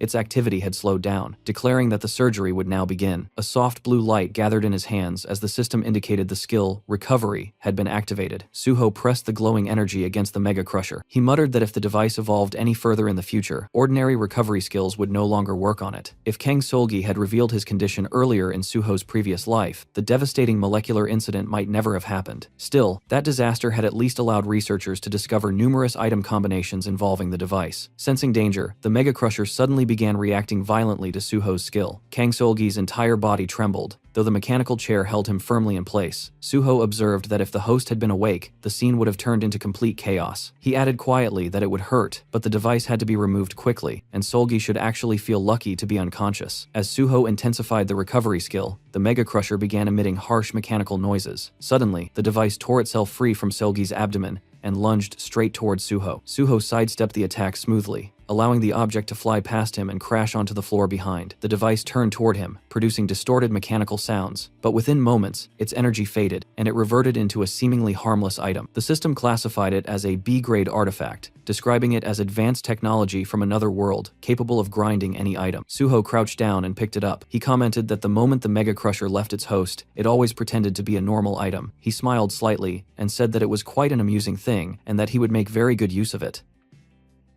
After obtaining the Mega Crusher, Suho returned to the living room. There he found Haewon sprawled across the couch, looking completely drained. Suho told him that all the materials had finally been gathered and that it was time to begin the synthesis. Hearing that, Haewon immediately protested, complaining that he had just gotten some free time, and Suho wasn't even giving him a chance to rest. Suho simply smiled and placed a hand on his shoulder, telling him they would finish just this one and then take a proper break. The materials were already prepared, so the process should be quick. Haewon clearly wasn't pleased, but agreed. The two of them soon headed down to Haewon's laboratory. Once inside, Haewon began the synthesis process. This time, the materials placed on the table were the Meta Slime Stone, the Liberated Soul Prison, and the third-person pilot perspective device. As the process began, Haewon focused entirely on his work. Sweat formed on his forehead as he carefully guided the fusion of the materials. His concentration was absolute. Moments later, a brilliant light burst from the synthesis circle in front of him. Haewon pushed his glasses up slightly and announced that the work was finished. Haewon then revealed the finished item. As Suho examined it, the system panel appeared, identifying the creation as a mysterious meta-suit for soul mecha soldiers, an S-grade artifact. The description explained that it was the result of combining ancient mysterious technology, advanced otherworld technology, and fusion engineering. The suit was designed exclusively for possession-type ability users. It would receive 150% influence from the pilot status window, allowing possession-based control and full pilot operation. Its appearance could change freely, according to the pilot's will, and as long as sufficient mana was supplied, the suit could regenerate endlessly. Looking at the result, Suho thought that the quality of the materials must have been exceptional, since even the name had evolved into something far more impressive than expected. Haewon, unable to hide his excitement, asked if the item was really that good. Suho answered honestly that it was extremely good. Haewon beamed with pride, brushing his hair back as he revealed that the synthesis had raised his level by more than 20 and granted him 10 bonus stat points. Watching him celebrate, Suho quietly reflected that the item they had just created was essentially built with endgame level specifications, packed with nearly every possible modifier. The technology series items were officially divided into 3 categories. The first was the lost technology of ancient civilizations, relics left behind by forgotten eras. The second was the high technology of otherworld civilizations, artifacts originating from advanced worlds beyond Earth. The third was the over-technology of mythological civilizations, equipment said to surpass modern understanding entirely. Unofficially, however, there existed a fourth classification, fusion technology, created when 2 or more different technologies were combined together. Looking at Haewon, Suho reflected on that fact. The first 3 technologies existed as independent categories, but the last one was different. Fusion technology could only be created by rare individuals capable of merging completely different systems together. People like Haewon were the only ones capable of doing that. It was the first time Suho had personally witnessed such a result. Suho placed a hand on Haewon's shoulder and told him that 10 bonus stat points were equivalent to roughly 10 levels. Hearing that, Haewon beamed with pride and thanked him sincerely for giving him such an incredible opportunity. In response, Suho pulled out his platinum credit card and handed it to him, telling him to eat whatever he wanted and get some proper rest. Haewon's eyes sparkled with excitement as he accepted it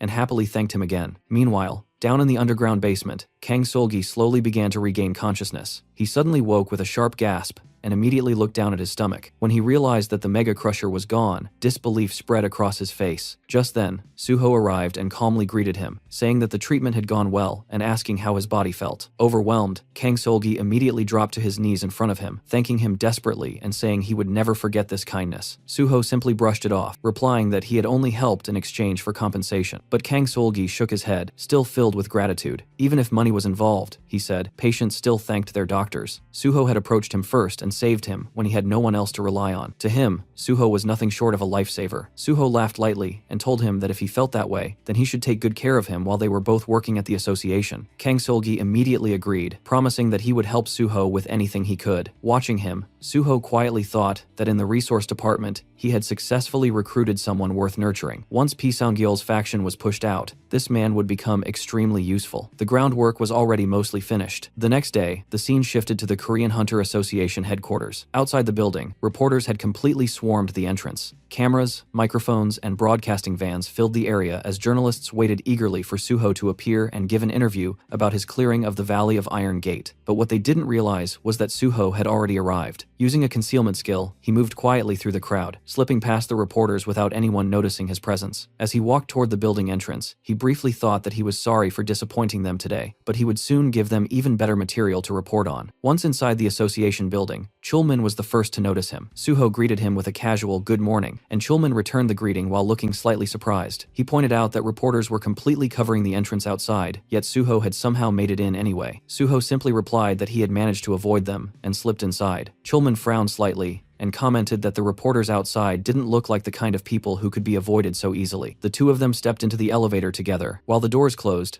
Suho asked if Chulman was starting his training with the detection department that day. Chulman confirmed that he was, explaining that he only needed to meet the department chief before beginning the evaluation process. Soon after, they met the chief of the detection department, Ma Du-won. The man greeted Suho warmly and said it was an honor to meet the rising star everyone had been talking about lately. Then, turning to Chulman, he handed him a file. He explained that there had recently been several sudden mana surges, which had left the department short-handed. Because of that, team leader Chulman would also be responsible for overseeing Suho's evaluation. He instructed him to choose a suitable gate location from the list reserved specifically for evaluation purposes. As Suho glanced over the documents, a thought crossed his mind. Among the listed gate candidates, there was one in particular that he wanted. Using the knowledge stored in his memory, he had already calculated the gate's creation timing and adjusted his schedule accordingly. The scene then shifted to the Dongcheon temporary command post. When Suho and Chulman arrived, one of the guards recognized them immediately and guided them inside. Before long, they reached the massive steel wall that surrounded the gate site. Chulman checked the monitoring device and explained that the gate charge had already reached 97%. If they were lucky, they might even witness the gate formation process. However, he quickly added that calling something like that lucky felt strange, since gate zapping was never good news for humanity. Suho quietly looked at the reading. 97%. He smirked slightly. To him, this was the perfect opportunity. If he injected just a little mana into the gate point, it would likely force the gate to open immediately. Meanwhile, Chulman began explaining the evaluation procedures. He carefully listed each requirement and step Suho needed to follow. Suho listened silently, though the information essentially passed through one ear and out the other. Everything Chulman was explaining was something he already knew. After finishing his long explanation, Chulman asked if Suho had understood everything. Suho nodded calmly and suggested they begin right away. Chulman then handed him a device and told him to measure the charge around the gate location. By checking the mana density concentration in the area, they could estimate how long it would take before the gate opened. The system quietly identified the object as a mana measuring device, a tool designed to measure mana density near a gate and determine its charging rate. Holding the device, Suho thought to himself that he needed to approach the exact gate point in order to stimulate it. This evaluation task worked perfectly as an excuse. While pretending to measure the charge, he could secretly inject his own mana and force the gate to activate. He knelt down and planted the device's antenna into the ground. At the same time, he quietly poured his mana into the spot. Almost instantly, the device began screaming with warning signals as its readings shot straight to the maximum level. The sudden alarm startled the surrounding officers, who began shouting in confusion, wondering what the detection signal meant and what was happening. Then the ground trembled. Right where Suho had placed the device, a purple gate suddenly began to form. A blinding flash burst outward as violet mist spread through the air. Officers nearby instinctively shielded their eyes in fear as the gate rapidly stabilized into a full structure. Chulman stared in complete shock. Before him stood a fully formed purple gate, its intense light flooding the area. He shouted Suho's name in panic, but it was already too late. Suho had already stepped inside. The bright light forced him to cover his eyes for a moment. When his vision cleared, he opened his system window. Normally, a system message describing the gate would appear just before entering, but this time nothing appeared. Suho quickly realized why he had forcibly entered the gate before the system could register it properly. Then he saw a towering structure rising before him. A massive, tower-like building stood in the center of the area. Suho immediately recognized it. He had entered the martial arts library, exactly as he had planned. In his previous life, this sealed gate had eventually been cleared by the legendary martial king, Gu Taixu. The man was known as the true king of martial arts, a master capable of overwhelming opponents in hand-to-hand combat regardless of style. The ultimate technique that had made Gu Taixu famous was hidden inside this very tower. Suho recalled that Gu Taixu had been one of the 5 strongest swordsmen he had ever encountered. Even in previous life, Suho had never managed to defeat him, but this time would be different. This time, he would obtain that technique for himself. Staring at the enormous tower ahead, Suho began walking toward it and calmly declared that he was going in. Meanwhile, outside the gate, Chulman stood frozen in shock, shouting Suho's name as panic spread through the command post. The scene briefly shifted to the past. In that moment, Suho stood over the defeated martial king, Gu Taixu. After yet another hard-fought battle, the martial king let out a small laugh as he admitted that, as expected, it wasn't easy to defeat Suho in pure swordsmanship. Suho responded calmly, acknowledging that his opponent was the martial king, but he himself was the sword god. Gu Taixu then dropped to one knee, still smiling, and wondered aloud if he might finally win after 1,000 matches. Back in the present, Suho was climbing the massive stone tower of the martial arts library. His body moved steadily upward, upward, gripping ledges and pulling himself higher with controlled precision. As he climbed, he muttered that Gu Taixu had always been the most persistent person in the world. Someone like him must have scaled this exact tower with nothing but his bare hands. Even for Suho, the climb was exhausting. Each movement demanded strength, balance, and endurance. Despite his overwhelming abilities, he found himself struggling, realizing that the martial king must have gone through the same hardship before earning his title. After a long climb, Suho finally reached the top. Pulling himself over the edge, he jumped onto the rooftop and let out a deep breath of relief. He muttered that he had barely made it, recalling how he had almost slipped near the very end. If his stamina hadn't reached red grade levels, he wouldn't have been able to complete the climb at all. He remembered how things had unfolded in his previous life. Back then, no one had managed to conquer the stone tower. In the end, the opportunity had gone to Gu Taixu through an auction, allowing him to claim the reward. Standing there now, Suho reflected that if he hadn't accessed the gate first this time, the same outcome would have repeated itself. Gu Taixu would have conquered it again. Suho realized that there was no better environment for rapid growth than the Korean Hunter Association. Even if he couldn't directly profit from gates in the usual way, the opportunities they provided were far more valuable. With that thought, he looked upward, eyes sharp with determination. He had already cleared the first trial, the climb. As Suho reached the top, the scenery finally revealed itself. A bright blue moon hung high in the sky, casting a cold, almost surreal glow across the entire area. In front of him stood a massive, old-school-style martial arts library, its structure ancient yet imposing. Beneath it spread a huge blue magic circle,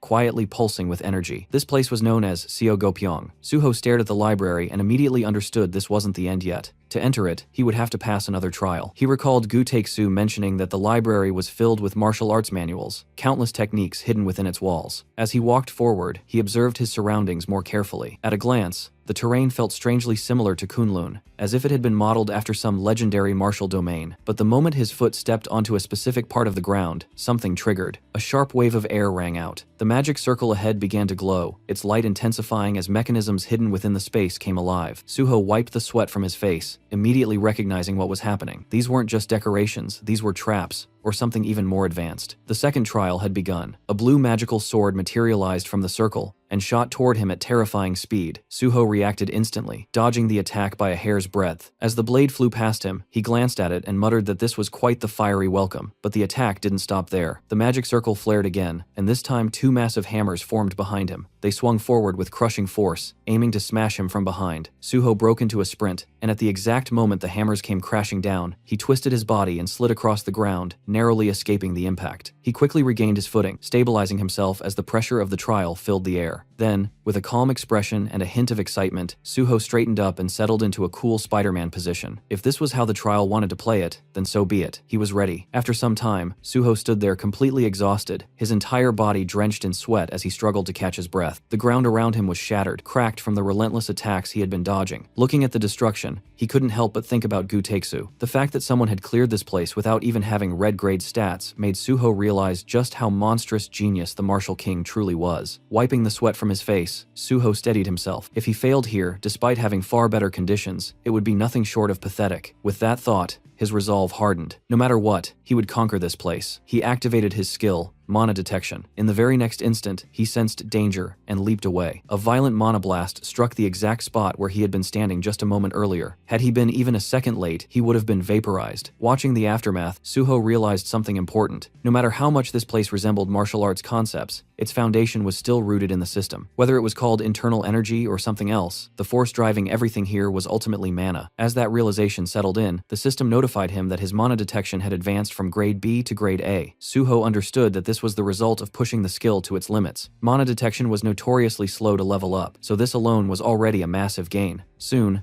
Suho was moving non-stop, dodging one blast after another, sensing each attack just before it struck. As he continued, his instincts sharpened, and he suddenly realized something. It was time to arrive that thing. The ground beneath the magic circle began to crack violently. Within seconds, the surface split apart, and from within emerged a massive statue. The moment Suho saw it, he knew this was the boss monster. The system identified it as the guardian of the library, its level unknown. The statue's appearance reminded Suho of something oddly familiar, like Mokujin from Tekken. Then he recalled what people used to say. This guardian possessed the same terrifying ability as the Nameless Sword Emperor, the boss of the Nameless Sword Gate. That ability allowed it to copy the exact status window of its opponent. Almost immediately, the guardian activated its skill. A blue domain spread outward, forming a sealed space that enclosed only Suho and the guardian. The system informed him that the battlefield of conviction had been activated. Within this domain, the guardian's status would mirror the challenger's, and all combatants were restricted to using only the weapon designated by the guardian. Suho rolled his shoulders and understood the situation instantly. This meant he had to fight using pure technique, nothing else. Now he understood how Gu Taixu had cleared this gate. But at the same time, Suho smirked, thinking, even Martial King Gu Taixu had never managed to defeat the Nameless Sword Emperor. That meant this kind of fight wasn't his absolute domain. At that moment, the guardian summoned a sword,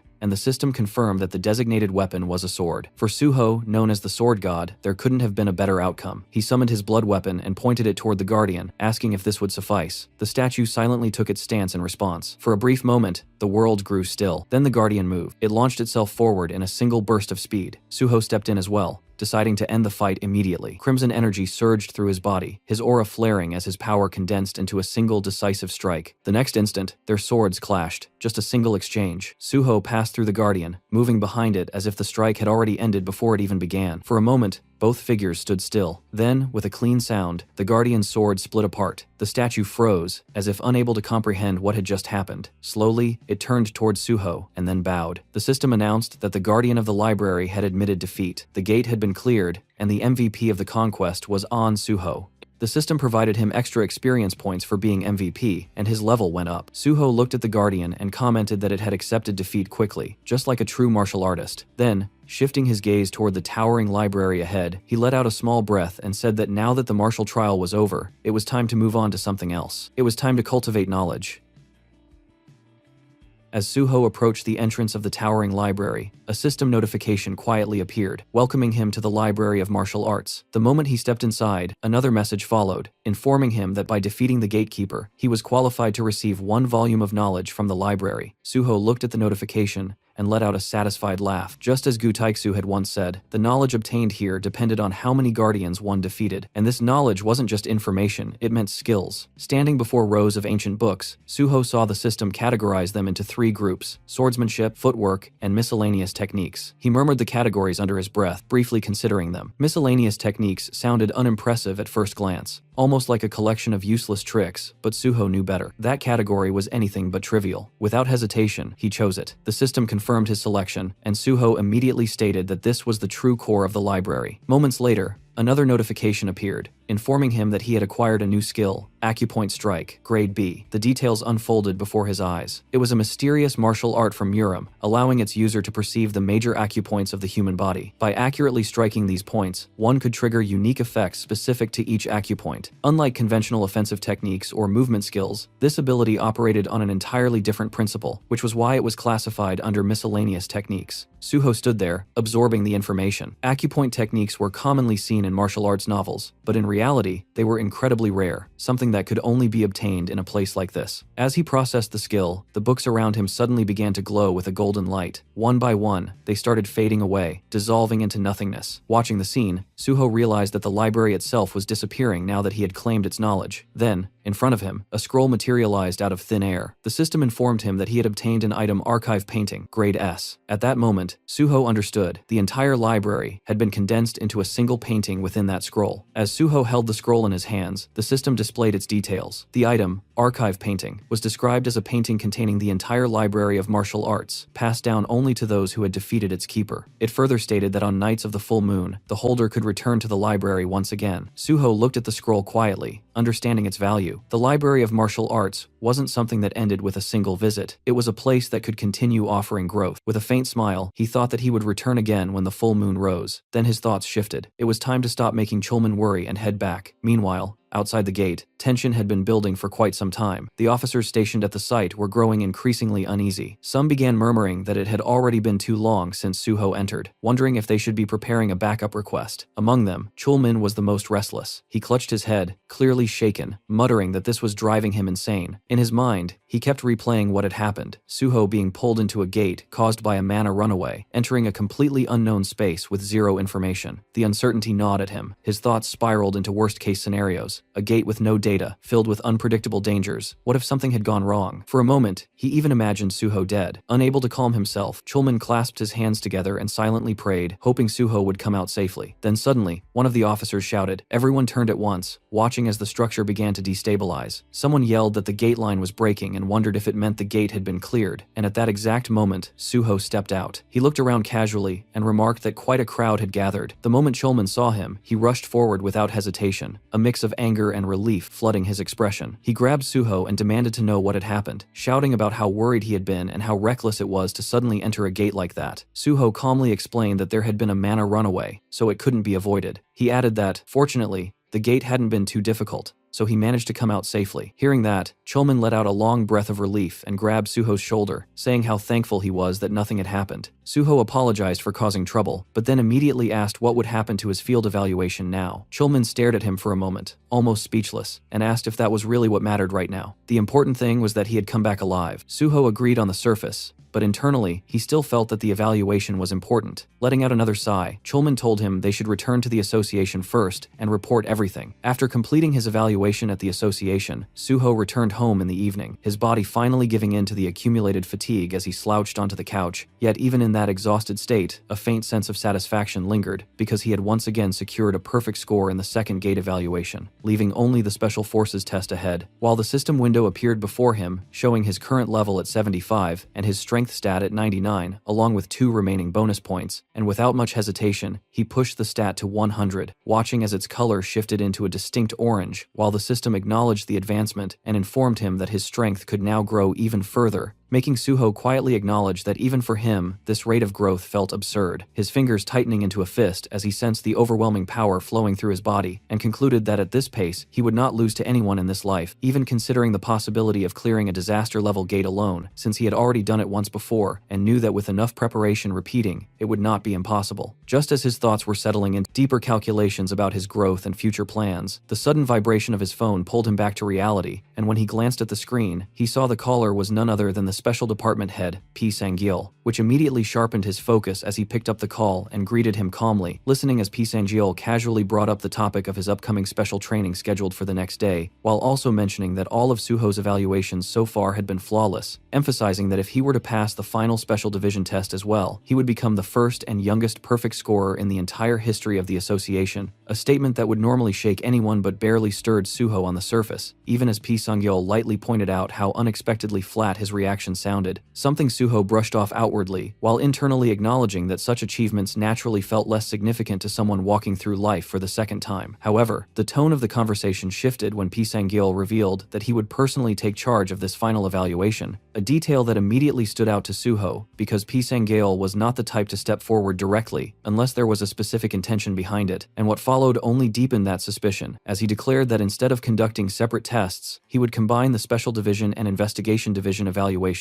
into a single process and handle everything at once. The Special Forces were divided into 2 distinct branches, one focused on investigating criminal players, and the other handling large-scale operations with greater authority, meaning there had never been any precedent for merging their evaluations like this, making it clear that this was not just a matter of efficiency, but a deliberate use of power to control the situation. Even so, Suho maintained his composed demeanor and accepted the arrangement without hesitation, asking about the assignment only to be told that he would find out the details the next day. After the call ended, Suho remained still for a moment before his expression hardened slightly, his mind already moving ahead as he analyzed the implications of this sudden change, realizing that if things unfolded unfavorably, he could be forced into the Special Division before his preparations were complete, something that would disrupt the entire path he had carefully been building. And with that realization, he leaned forward, resting his chin on his hand as his thoughts sharpened into a clear conclusion that timing was now critical, and that external pressure needed to be applied before the association could finalize anything. Without hesitation, Suho picked up his phone once again and dialed reporter Jo Jinhui, fully aware that controlling the narrative through media would be the most effective way to influence the situation from the outside, and in that moment his priority became simple and absolute as he focused on bringing the article forward first, ensuring that the board would be shaken before anyone could move against him. The next day, Suho arrived at Chief P. Sang-gil's office and greeted him as he stepped inside, finding the man casually looking at his phone before acknowledging him and gesturing for him to sit, while Suho quietly recalled how Pai had already moved things forward without even informing Chulman, confirming that he had simply pushed ahead on his own authority without hesitation, a decision that made Suho internally note just how forceful and bulldozing his personality truly was. Pisang-yeol then shifted the conversation, mentioning that he had heard Suho had also caused a stir in the detection division, brushing it off lightly as Suho responded in a calm and understated manner, only for Pai to laugh at his modesty and remark that the world clearly didn't see it that way, before sliding a document across the table and telling him to take a look. And as Suho's eyes fell on the contents, he saw a photograph of Kim Kyung-won, with Pai explaining that the man was now rotting away in Blue Prison, a detail that immediately made Suho question the intent behind bringing him up at this moment, his thoughts sharpening as he asked whether the upcoming evaluation was connected to this case. Pisang-yeol answered in an ambiguous tone, implying that it was indeed related, then brought up the incident when Suho had gone to capture Kim Kyung-won, specifically mentioning that Sun Baek-jeom had been present at the scene as well. He told Suho him to review the back page and calmly questioning why Suho had chosen to leave Baek-jeom behind at that time, prompting Suho to repeat his earlier explanation that the scale of the situation had been beyond what he could handle alone, while Pai lit a cigarette, acknowledging the reasoning before quietly shifting the pressure by asking what would happen if Suho could handle it now, his gaze steady and probing as he watched for any reaction. Suho remained composed,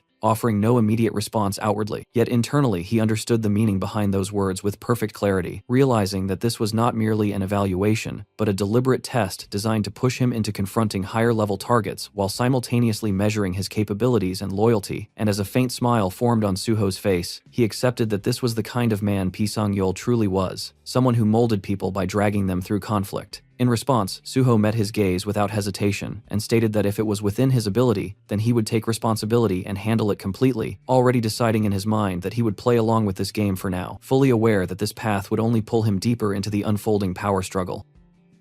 Chief Pai studied Suho for a brief moment, clearly amused by the answer he had just given, before letting out a low laugh and remarking that this was exactly why he liked him, then immediately moving the conversation forward by instructing him to deal with Son Baek-jeom first, making it clear that if he handled the matter cleanly he would personally grant him perfect scores across both department evaluations, a statement that sounded casual on the surface but carried a heavy implication of authority, while Suho calmly confirmed the task and asked whether simply taking care of the target would be enough, only for Pai to add another layer, by demanding that he also retrieve the ledger containing all of Baek-jeom's connections, turning what could have been a straightforward mission into something far more intricate. And as Suho accepted without hesitation and asked for the time frame, Chief Pai gave him 1 week, setting a clear boundary that left no room for delay. The atmosphere then shifted slightly as Chief Pai leaned back and brought up what he called an interesting story, asking how Suho thought he knew about the connection between Son Baek-jeom and the association's vice president. And when Suho responded cautiously, Pai revealed without hesitation that Baek-jeom himself had approached him first, having the sense to recognize that Pai was a more capable figure than the vice president. Yet despite that,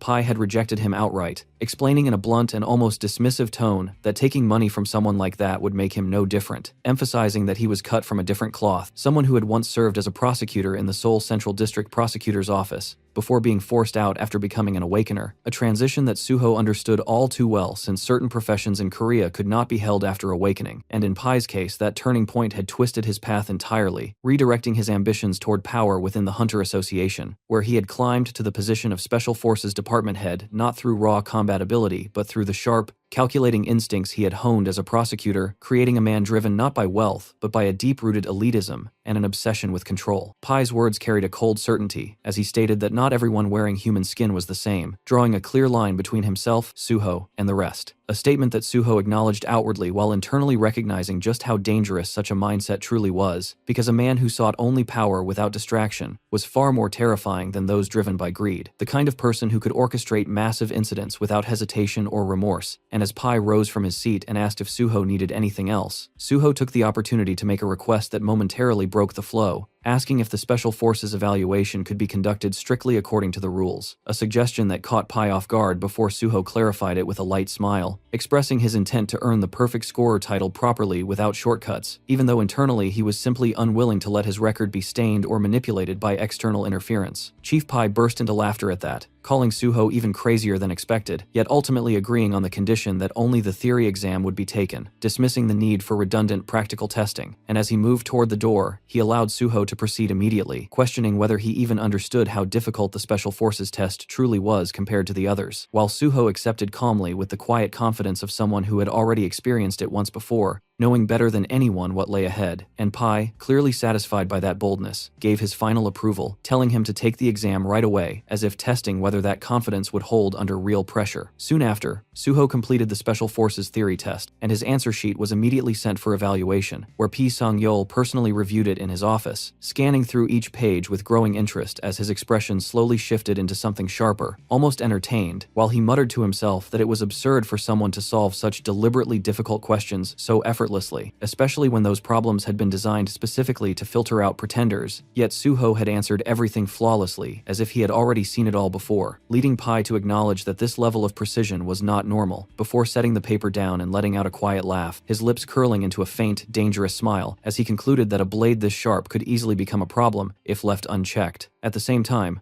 Suho stood outside the vice president's office, his thoughts already moving ahead as he recalled Pi's behavior and briefly noted how casually the man ignored even basic rules like smoking indoors, then shifted his focus to what truly mattered, calculating that 1 week was more than enough time to handle Sun Baek-jeom and push the article forward. Yet before making any moves, he needed to confirm one critical detail, and with that in mind, he stepped inside, where the vice president greeted him with a practiced smile, only for Suho to immediately bring up his meeting with Pai Sang-yeol and the assignment he had been given, then directly question the current state of the vice president's relationship with Sun Baek-jeom, asking whether everything had truly been cleaned up. The question struck harder than expected, instantly breaking the man's composure as sweat formed on his face and his posture collapsed into hesitation, struggling to produce an answer before eventually bowing his head without any proper explanation, a reaction that irritated Suho, who watched the scene with growing frustration as he thought about how absurd it was that someone holding such a high position could fail to handle something so basic. Yet at the same time, he felt no real disappointment because he had never expected competence from him in the first place, reinforcing his belief that relying on others was meaningless, and that in the end, he could only trust himself to resolve matters properly. Without wasting time, Suho extended his hand and demanded the man's wallet, receiving it without resistance as the vice president complied in silence, then calmly confirmed that the money received was still intact, before asking about the remaining cases tied to Sun Baek-jeom, to which the vice president replied with forced confidence that most of them had already been handled and that everything would be resolved within a week, allowing Suho to draw a clear conclusion that if he personally dealt with Sun Baek-jeom, there would be no remaining leverage left against the vice president, and with that understanding, he gave a final warning in a cold, controlled tone, telling him to stay quiet and behave while making it clear that he would not repeat himself, because if any further issues surfaced, the consequences would be far worse than before, a threat that the vice president understood immediately as he nodded in submission. The scene shifted to Gangnam Payment Plaza, deep within the underground parking lot where the dim lights cast long shadows across the concrete, and Suho stood alone as he calmly made a call to Sun Baek-jeom,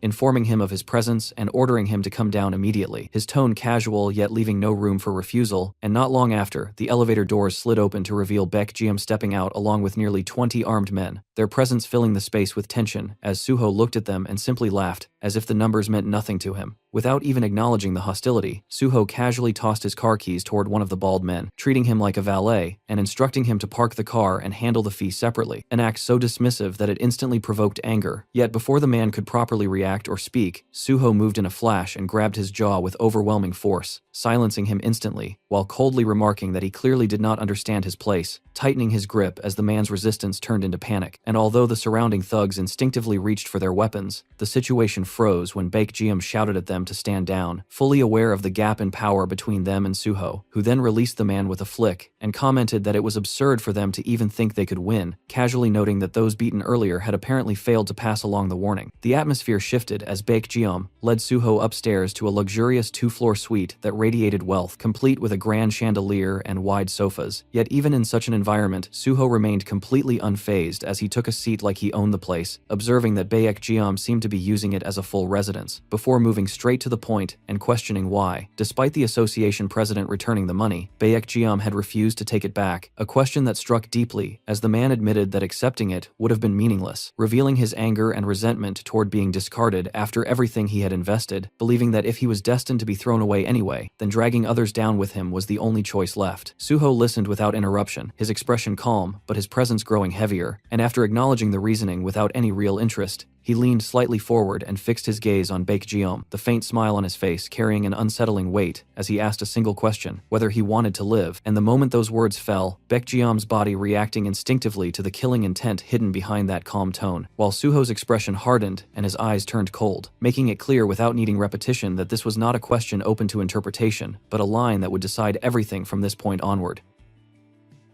After hearing Suho's warning, Baek Ji-yeom suddenly stood up from the couch and excused himself for a moment, while Suho quietly watched without understanding what he was about to do. Baek Ji-yeom immediately gave an order to his servant and told Suho that he would be right back, and only a few seconds later he returned carrying a large bag, which he slammed onto the table before opening it to reveal stacks of cash, clearly attempting to resolve everything through a bribe. Seeing this, Suho found the situation ridiculous and questioned whether he had ever asked for money, which left Baek Ji-yeom visibly confused as he hesitated, wondering if that was not what Suho wanted. As Suho slowly rose to his feet, the shift alone made Baek Ji-yeom uneasy, and Suho coldly pointed out that he clearly did not understand what was being said, deciding that words alone would not be enough and that it was time to make him understand properly. Cracking his knuckles, Suho remarked that people who overthink always fail to solve simple problems, then looked down at Baek Ji-yeom and told him to start thinking simply, because the pain he was about to feel would be the price for failing to do so. In the next instant, Suho moved and struck with his acupoint technique, pressing precise points on the left chest and upper right chest, using only his index finger, instantly triggering unbearable pain that forced Baek Ji-yeom to cry out, the sound echoing through the room and alerting the guards who rushed in demanding to know what was happening. The moment they saw their boss being attacked, they charged towards Suho with killing intent, but Suho simply glanced at them and activated his coercion, releasing a blue aura from his body that slammed them to the ground as if an immense weight had crushed them, pinning them in place without resistance. Without even sparing them another look, Suho calmly told them not to interrupt the conversation, then turned back to Baek Ji-yeom, who was now kneeling in front of him, trembling and crying in extreme pain. Suho explained that he had pressed one of the most painful acupoints, then pressed it again briefly before releasing the effect, allowing Baek Ji-yeom to gasp for air as he struggled to recover. Watching him, Suho pointed out that when the mind fails, the body suffers, making it clear that this was the result of his inability to understand simple things. Still kneeling, Baek Ji-yeom immediately submitted and declared that he would do whatever was asked, and Suho told him to bring what he needed, which only confused him further for a moment, until Suho clarified, with a calm smile but threatening intent, that he wanted the ledger containing every detail of the bribes given to Park Yong, including every record used to maintain those connections. After some time, Baek Ji-yeom returned with the ledger and handed it over, and Suho sat down on the couch while flipping through the documents, noting how widely the money had been distributed across institutions like the prosecution and the police. As he examined the pages, something caught his attention and he recognized that there was a significant amount of useful information within it, then stood up and approached Baek Ji-yeom to give him a final piece of advice, stating that no matter how hard it was for someone to abandon their habits, survival required change, especially when it came to dangerous dealings like drugs, warning that if he heard anything related to such activities again, he would personally step in next time. After that, Suho gave a direct order for Baek Ji-yeom to leave the country immediately for about a week, telling him to treat it like a short break and take the earliest flight available while reporting the return schedule and airport details, making it absolutely clear that he must not speak a single word about what had happened, and that, officially, Suho had never been there, and Baek Ji-yeom had simply chosen to travel abroad on his own. Once Baek Ji-yeom agreed, Suho stored the ledger in his inventory, and then struck him once more from a distance with another precise acupoint attack aimed at his abdomen, embedding a hidden condition as insurance. Baek Ji-yeom collapsed to the ground in confusion, unable to understand what had just been done, while Suho calmly explained that it would not cause pain, but would prevent him from engaging in night activities for a while, revealing that he had targeted a specific point to ensure compliance. The realization hit Baek Ji-yeom with horror, that he had become impotent. Suho turned and walked toward the exit, leaving behind a final condition that if Baek Ji-yeom wished to return to normal, he would have to keep his promise without fail. After finishing things with Baek Ji-yeom, Suho settled back into his car and parking lot. He immediately made a call to reporter Jinwi, telling him that he had forwarded the file he had just secured and instructed him to dig out every piece of personal information connected to the names listed inside, making it clear that the work needed to be completed within a week if possible. Jinwi responded with visible excitement, saying he had been itching for something like this. And as the call ended, Suho pulled out the ledger again, briefly scanning it, while thinking that the next 7 days would require precise and efficient movement. Just then, another call came through, this time from Kim Ji-yeon, and Suho picked it up without hesitation, only to hear that Ji-yeon had just finished dealing with his own situation and wanted to speak before making any decisions. Suho immediately asked whether Nexus had contacted him, and when Ji-yeon confirmed that they had, but that he chose to speak with Suho first, Suho decided to head over personally, mentioning that he had something to give him. Not long after, Suho arrived and knocked on Kim Ji-yeon's door, and when it opened, Ji-yeon commented on the effort it must have taken to come all the way there, stepping aside to let him in as Suho walked into the room and observed him carefully. Suho noted that Ji-yeon was still in his original body and remarked on whether he was intentionally maintaining that state, to which Ji-yeon explained that he was trying to get used to it and only switched when necessary to care for his sibling, a response that Suho acknowledged as a good mindset. With that, Suho brought out the item he had prepared, stating that he had kept his promise, and presented the compact form of the item he had made earlier, combining multiple items, and explained that while it appeared simple, it was capable of transforming when used properly. The moment Jian realized it was an S-rank item, his expression shifted into shock and confusion, unable to understand why something so valuable was being handed to him, but Suho calmly reminded him that he had promised to give him a path forward and wanted him to return as an active hunter. Holding the item, Jian hesitated for only a moment before agreeing to try it, placing it beside the bed and activating his possession ability as instructed, allowing a purple light to form around his hands as the energy wrapped itself around the object. And in the next instant, the transformation triggered, the suit materializing around him in a seamless motion until it fully enveloped his body in a sleek, assassin-like form. As the process completed, Jian trembled slightly while adjusting to the sensation, and Suho observed him closely as he tested his movements, quickly realizing that the suit responded as if it were a natural extension of his own body, something Jian himself confirmed as he experienced a level of control he had not felt before. Watching this, Suho felt satisfied that there would be no issues even if Jian engaged in real combat from this point onward. Suho then stated that before heading to Nexus, there was something that needed to be handled first, and Jian asked what it was, only for Suho to directly state his intention to recruit him. Jian felt flattered, pointing out that he had not even fully understood the capabilities of the suit yet, and that joining something like Nexus felt too soon. But Suho clarified that this had nothing to do with Nexus. It's a personal call from him, proposing that they work together directly. Hearing this, Jian was left stunned, unable to immediately process the idea, as the weight of the offer settled in. Jian looked at Suho with visible hesitation and asked if he was truly serious, questioning how someone like him could possibly be of any real help. But Suho answered without any pause, explaining that in his goal of ending the gates, Jian's power would become an essential piece, assuring him that he would be properly compensated and, more importantly, promising that once his own abilities developed further, he would personally heal his younger sibling. Jian showed clear doubt at that claim, explaining that he had already searched through countless methods and found no possible treatment, but Suho calmly clarified that while modern medicine had its limits, abilities possessed by players, especially healers with supernatural skills, operated on an entirely different level, and even though there had been no known cases yet, the sheer diversity of healing abilities meant that such a condition was definitely curable. In his mind, Suho recalled how, in his past life, the Saintess of Russia,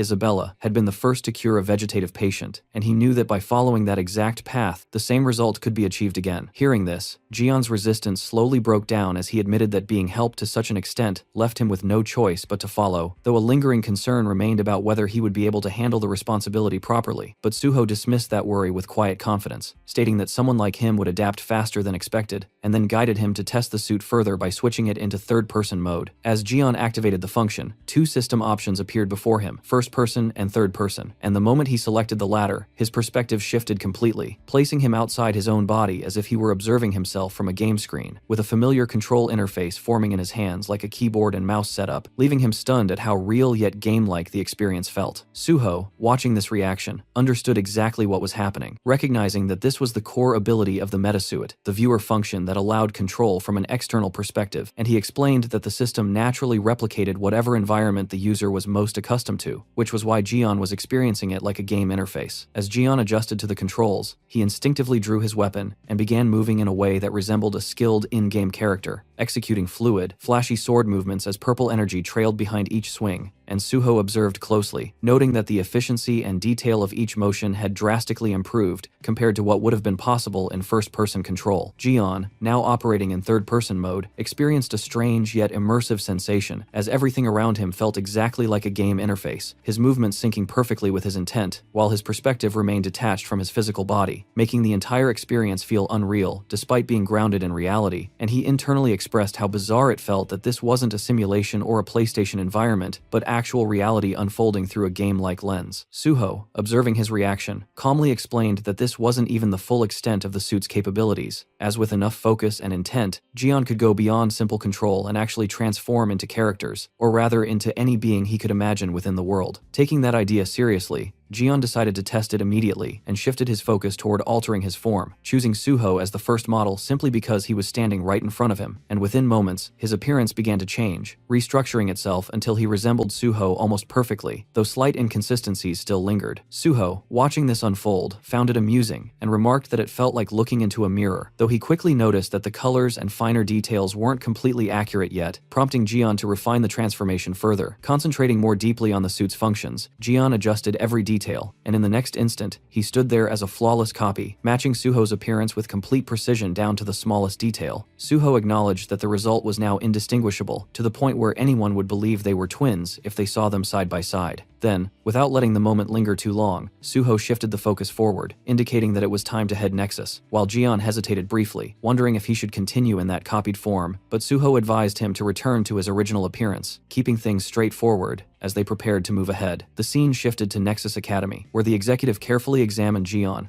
while asking Suho whether this was truly the individual he had mentioned with the possession ability, questioning if this was his real form or merely an altered appearance created through some kind of item. But Suho clarified without hesitation that while changing appearances itself was one thing, in this case the appearance itself was the item, making it fundamentally different. Suho then signaled Jian to demonstrate, and Jian nodded calmly before activating his trait, releasing a surge of purple aura that wrapped around his body, and in a single instant, his form shifted completely into the character Kenji from the game, the transformation clean and seamless, without any delay. To further prove his capability, Jian followed up by executing several blade techniques, his movements sharp and controlled as purple slashes cut through the air with precision, and Suho, watching from the side, noted how much more natural his control had become compared to the first time he had seen it. The executive, however, was no longer just observing, but reacting with overwhelming excitement as he suddenly recognized the movement pattern, identifying it as Kenji's tornado strike and linking it to a specific high-level playstyle, and before anyone could react further, he rushed forward and grabbed Jian's hand, shaking it vigorously with pure enthusiasm as recognition fully set in, realizing that Jian was none other than the legendary Overstrike player known by the username Railgun. The executive's excitement only grew as he explained that his own main character had been Kenji, and that once someone had seen the #1 ranked skills in the world, they were impossible to forget, making this realization even more impactful. Completely convinced now, the executive declared that there was nothing more to evaluate and immediately pushed for signing the contract, though his excitement didn't settle as he slipped back into his fanboy mode, asking Jian if he could also transform into other characters such as Leonhardt or Banjo, still clearly fascinated by the possibilities. Suho, watching the situation unfold, calmly redirected the conversation back to business, suggesting that they discuss the contract first before anything else, and after some time Jian stepped out, leaving Suho and the executive to handle the details privately. The executive asked whether Jian would be assigned to Suho's personal strike team, and Suho confirmed that he would, prompting the executive to proceed with structuring the contract under the same conditions as before. Then the executive asked Suho if he had already decided on a name for his personal unit. Suho answered that he had chosen the name Banshee, adding that there was an additional request he wanted to make separately, which the executive accepted without much concern, casually noting that it wasn't an issue since the funding would come from the Earthkeeper allocation Suho had mentioned earlier. Suho,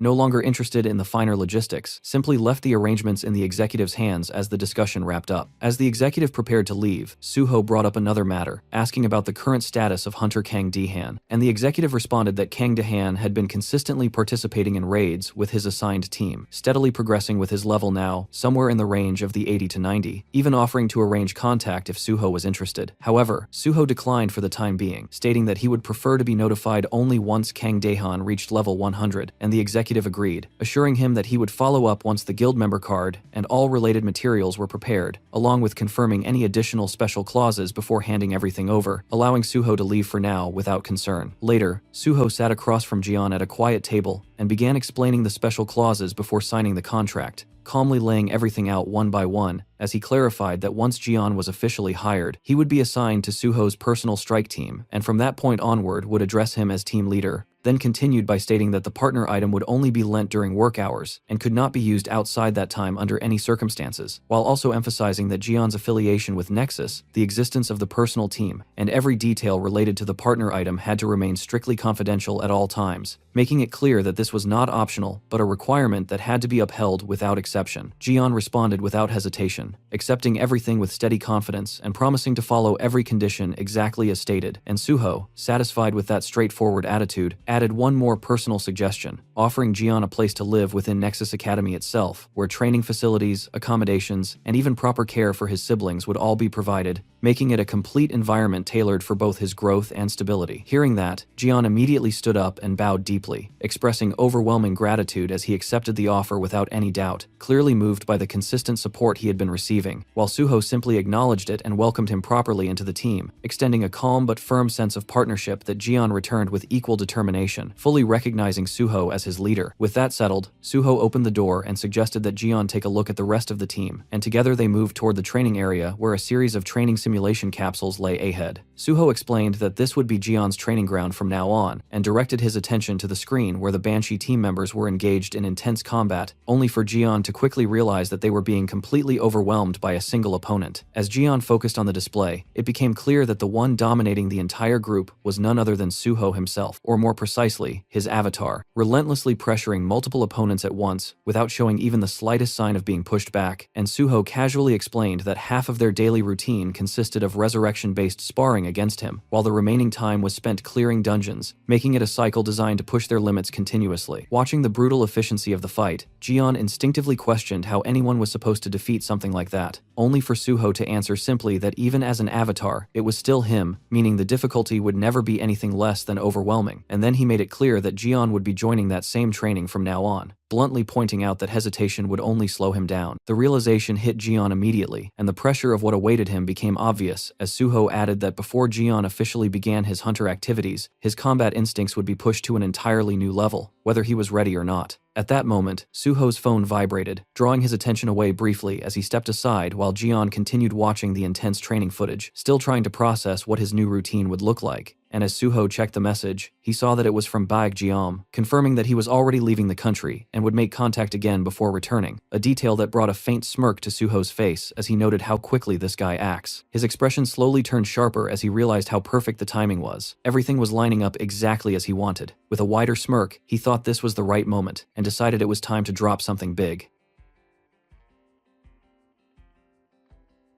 Later, Suho made a call and calmly introduced himself as a hunter affiliated with the Great Hunter Association, asking if the person had time to meet for a cup of coffee that day, then adding that he had something important to share regarding former prosecutor Pi Sung-yeol. The person on the other end was prosecutor Kim Seung-hwan, and the mention of Pi immediately gave weight to the conversation, enough for him to accept the meeting without delay. Soon after, Prosecutor Kim arrived, and Suho already recognized him as someone capable of exerting influence outside the association, a figure quietly connected to Lee Sang-yeol and the power structure surrounding him. As they greeted each other, Suho casually joked as if testing the atmosphere, implying whether Kim had suspected him of being an impersonator, but the prosecutor instead focused on a sharper concern, questioning how Suho knew about his connection with Pi Sung-yeol. Suho brushed it off lightly, remarking that no secret in the world ever stays perfectly hidden, keeping his tone relaxed while revealing just enough. As they walked together, Suho continued in the same calm manner, pointing out that there were clearly more than just one or two people who held Pi Sung-yeol as an enemy, and then openly included himself among them without hesitation. The bluntness of that statement caught Prosecutor Kim off guard, making him question whether Suho was revealing too much too quickly, especially considering they had barely been speaking for even a few seconds. They took their seats on a quiet bench under a dim night lamp, and Suho handed Prosecutor Kim a drink he had prepared in advance, already knowing his preference for an iced cafe mocha without whipped cream, a detail that immediately put the prosecutor on edge. Kim reacted with irritation, interpreting it as a display of power, but Suho calmly dismissed that idea, explaining that it wasn't about showing power but about demonstrating his intelligence-gathering ability, since there was nothing to gain from trying to intimidate a prosecutor. The prosecutor warned that this kind of conversation could easily take place in a much more formal setting, hinting at consequences, but Suho remained relaxed, pointing out that there was no reason to waste energy on empty threats, especially since as a hunter he fell outside normal prosecutorial authority anyway. Kim then brought up the possibility of informing Pi Sung-yeol about this meeting, testing Suho's confidence, but Suho responded without hesitation, stating that he said everything precisely because he knew Kim was not the kind of person to act that way. That remark caught Kim off guard, but Suho continued, describing him as someone who avoided internal politics and focused solely on his work, then bluntly adding that it was exactly why he had been manipulated by Pi Sung-yeol. The statement visibly irritated Kim, forcing him to ask what Suho was trying to say, and Suho answered directly that someone like him, who broke because he was too upright, now needed to learn how to fight. In his thoughts, Suho reflected on how Kim had always believed in justice, and once that belief was shaken, it would naturally push him toward collapse, a feeling Suho understood better than most. Suho then shifted the conversation, asking if Kim had seen his interview, and upon confirmation, reminded him that his goal was to eliminate the gates for everyone's sake, but made it clear that no matter how strong a single person was, no war could be won alone. He explained that the country was filled with people who disrupted progress for their own gain, and that Pi Sung-yeol stood as one of the central figures enabling that corruption, controlling the special forces and allowing chaos to persist. Suho revealed his intention to cut off those rotten roots entirely, framing it not as a reckless rebellion, but as reform, even as Kim questioned whether it sounded like a coup. Suho then shared a part of his past, recalling how he lost his family as a gate orphan, and later learned that certain disasters, like the Gate Shock incident, could have been prevented, but were deliberately neglected by the Great Hunter Association for profit, exploiting land values instead of protecting lives, which led him to see the organization as a place filled with parasites chasing personal gain. Kim questioned whether this was driven by personal revenge,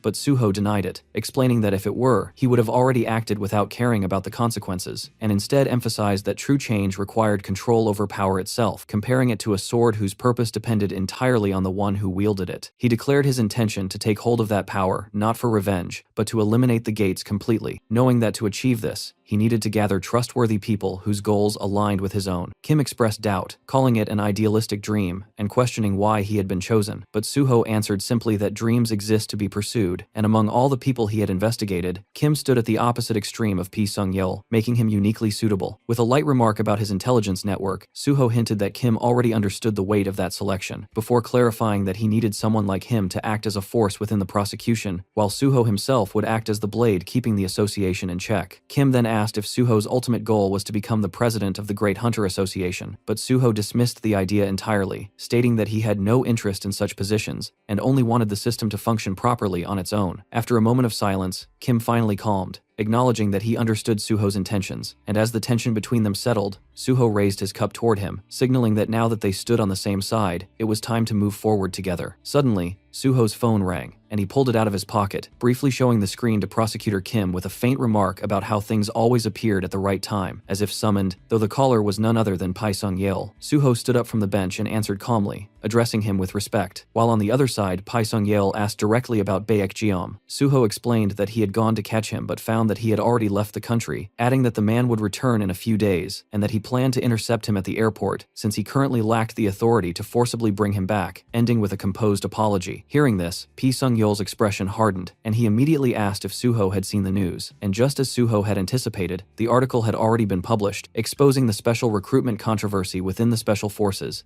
and stirring attention around the so-called royal treatment inside the Great Hunter Association. Suho responded that he had just checked it and he would follow his instructions regarding that matter, and Pi Sung-yeol, clearly amused yet controlled, told him to ignore the news and simply bring the ledger once Baek Jeom returned, ending the call with a calm directive. After the call ended, Suho reflected that Pi Sung-yeol must have already been pressured by the association president due to the scale of the article's impact, while behind him, Prosecutor Kim stood up and asked if the call was related to the news. Suho confirmed indirectly, noting that being told not to worry meant the situation was serious enough to require thought, and Kim commented on how surprising it was that Suho seemed to understand Pi Sung-yeol better than he did, despite joining the association only recently. Suho internally acknowledged that such understanding came from years of suffering under him in a previous life, but outwardly brushed it off by saying he had simply studied well, adding with a faint smile that knowing both oneself and the enemy ensured victory in every battle, and that sometimes living could be more painful than dying, something he intended to make Pi Sung-yeol experience firsthand. That statement left Kim unsettled, prompting him to remark that Suho was not someone he should ever make an enemy of, to which Suho calmly replied that it was never wise to make enemies in the first place. Suho then shifted the conversation by handing Kim the ledger he had obtained from Baek Jeom, asking if he was familiar with the Gangnam faction led by him, and after Kim acknowledged it, Suho explained that Pi Sung-yeol had ordered him to retrieve this bribery ledger as part of his evaluation, a task that shocked Kim given its scale and danger, something even a rookie prosecutor would never be assigned. Suho clarified that he was an exception, and explained the real purpose behind the order, which was to control powerful figures through leverage. And as Kim flipped through the pages filled with names of police officers, judges, and prosecutors, Suho calmly stated that this was exactly why he was handing it over, asking Kim to handle the prosecution and police side while he managed matters within the association. He advised him not to act immediately but to first build influence and then move to Seoul, explaining that to catch a tiger one had to enter its den, suggesting he select key cases that would strengthen his position, while Suho provided additional intelligence when needed. With a light laugh, Suho casually waved his phone in front of Prosecutor Kim, listing off examples without hesitation, mentioning a guild representative, a corporate executive, even a prosecutor from the Gyeonggi District Prosecutor's Office, making it clear that it didn't matter who the target was because he could investigate them immediately and pass along whatever information was needed. The prosecutor found himself unable to respond, the words simply not coming out as the implications settled in, and instead he remained silent, his thoughts turning inward as a quiet realization formed that the safest way forward was to live carefully and avoid ever becoming someone who stood against Suho.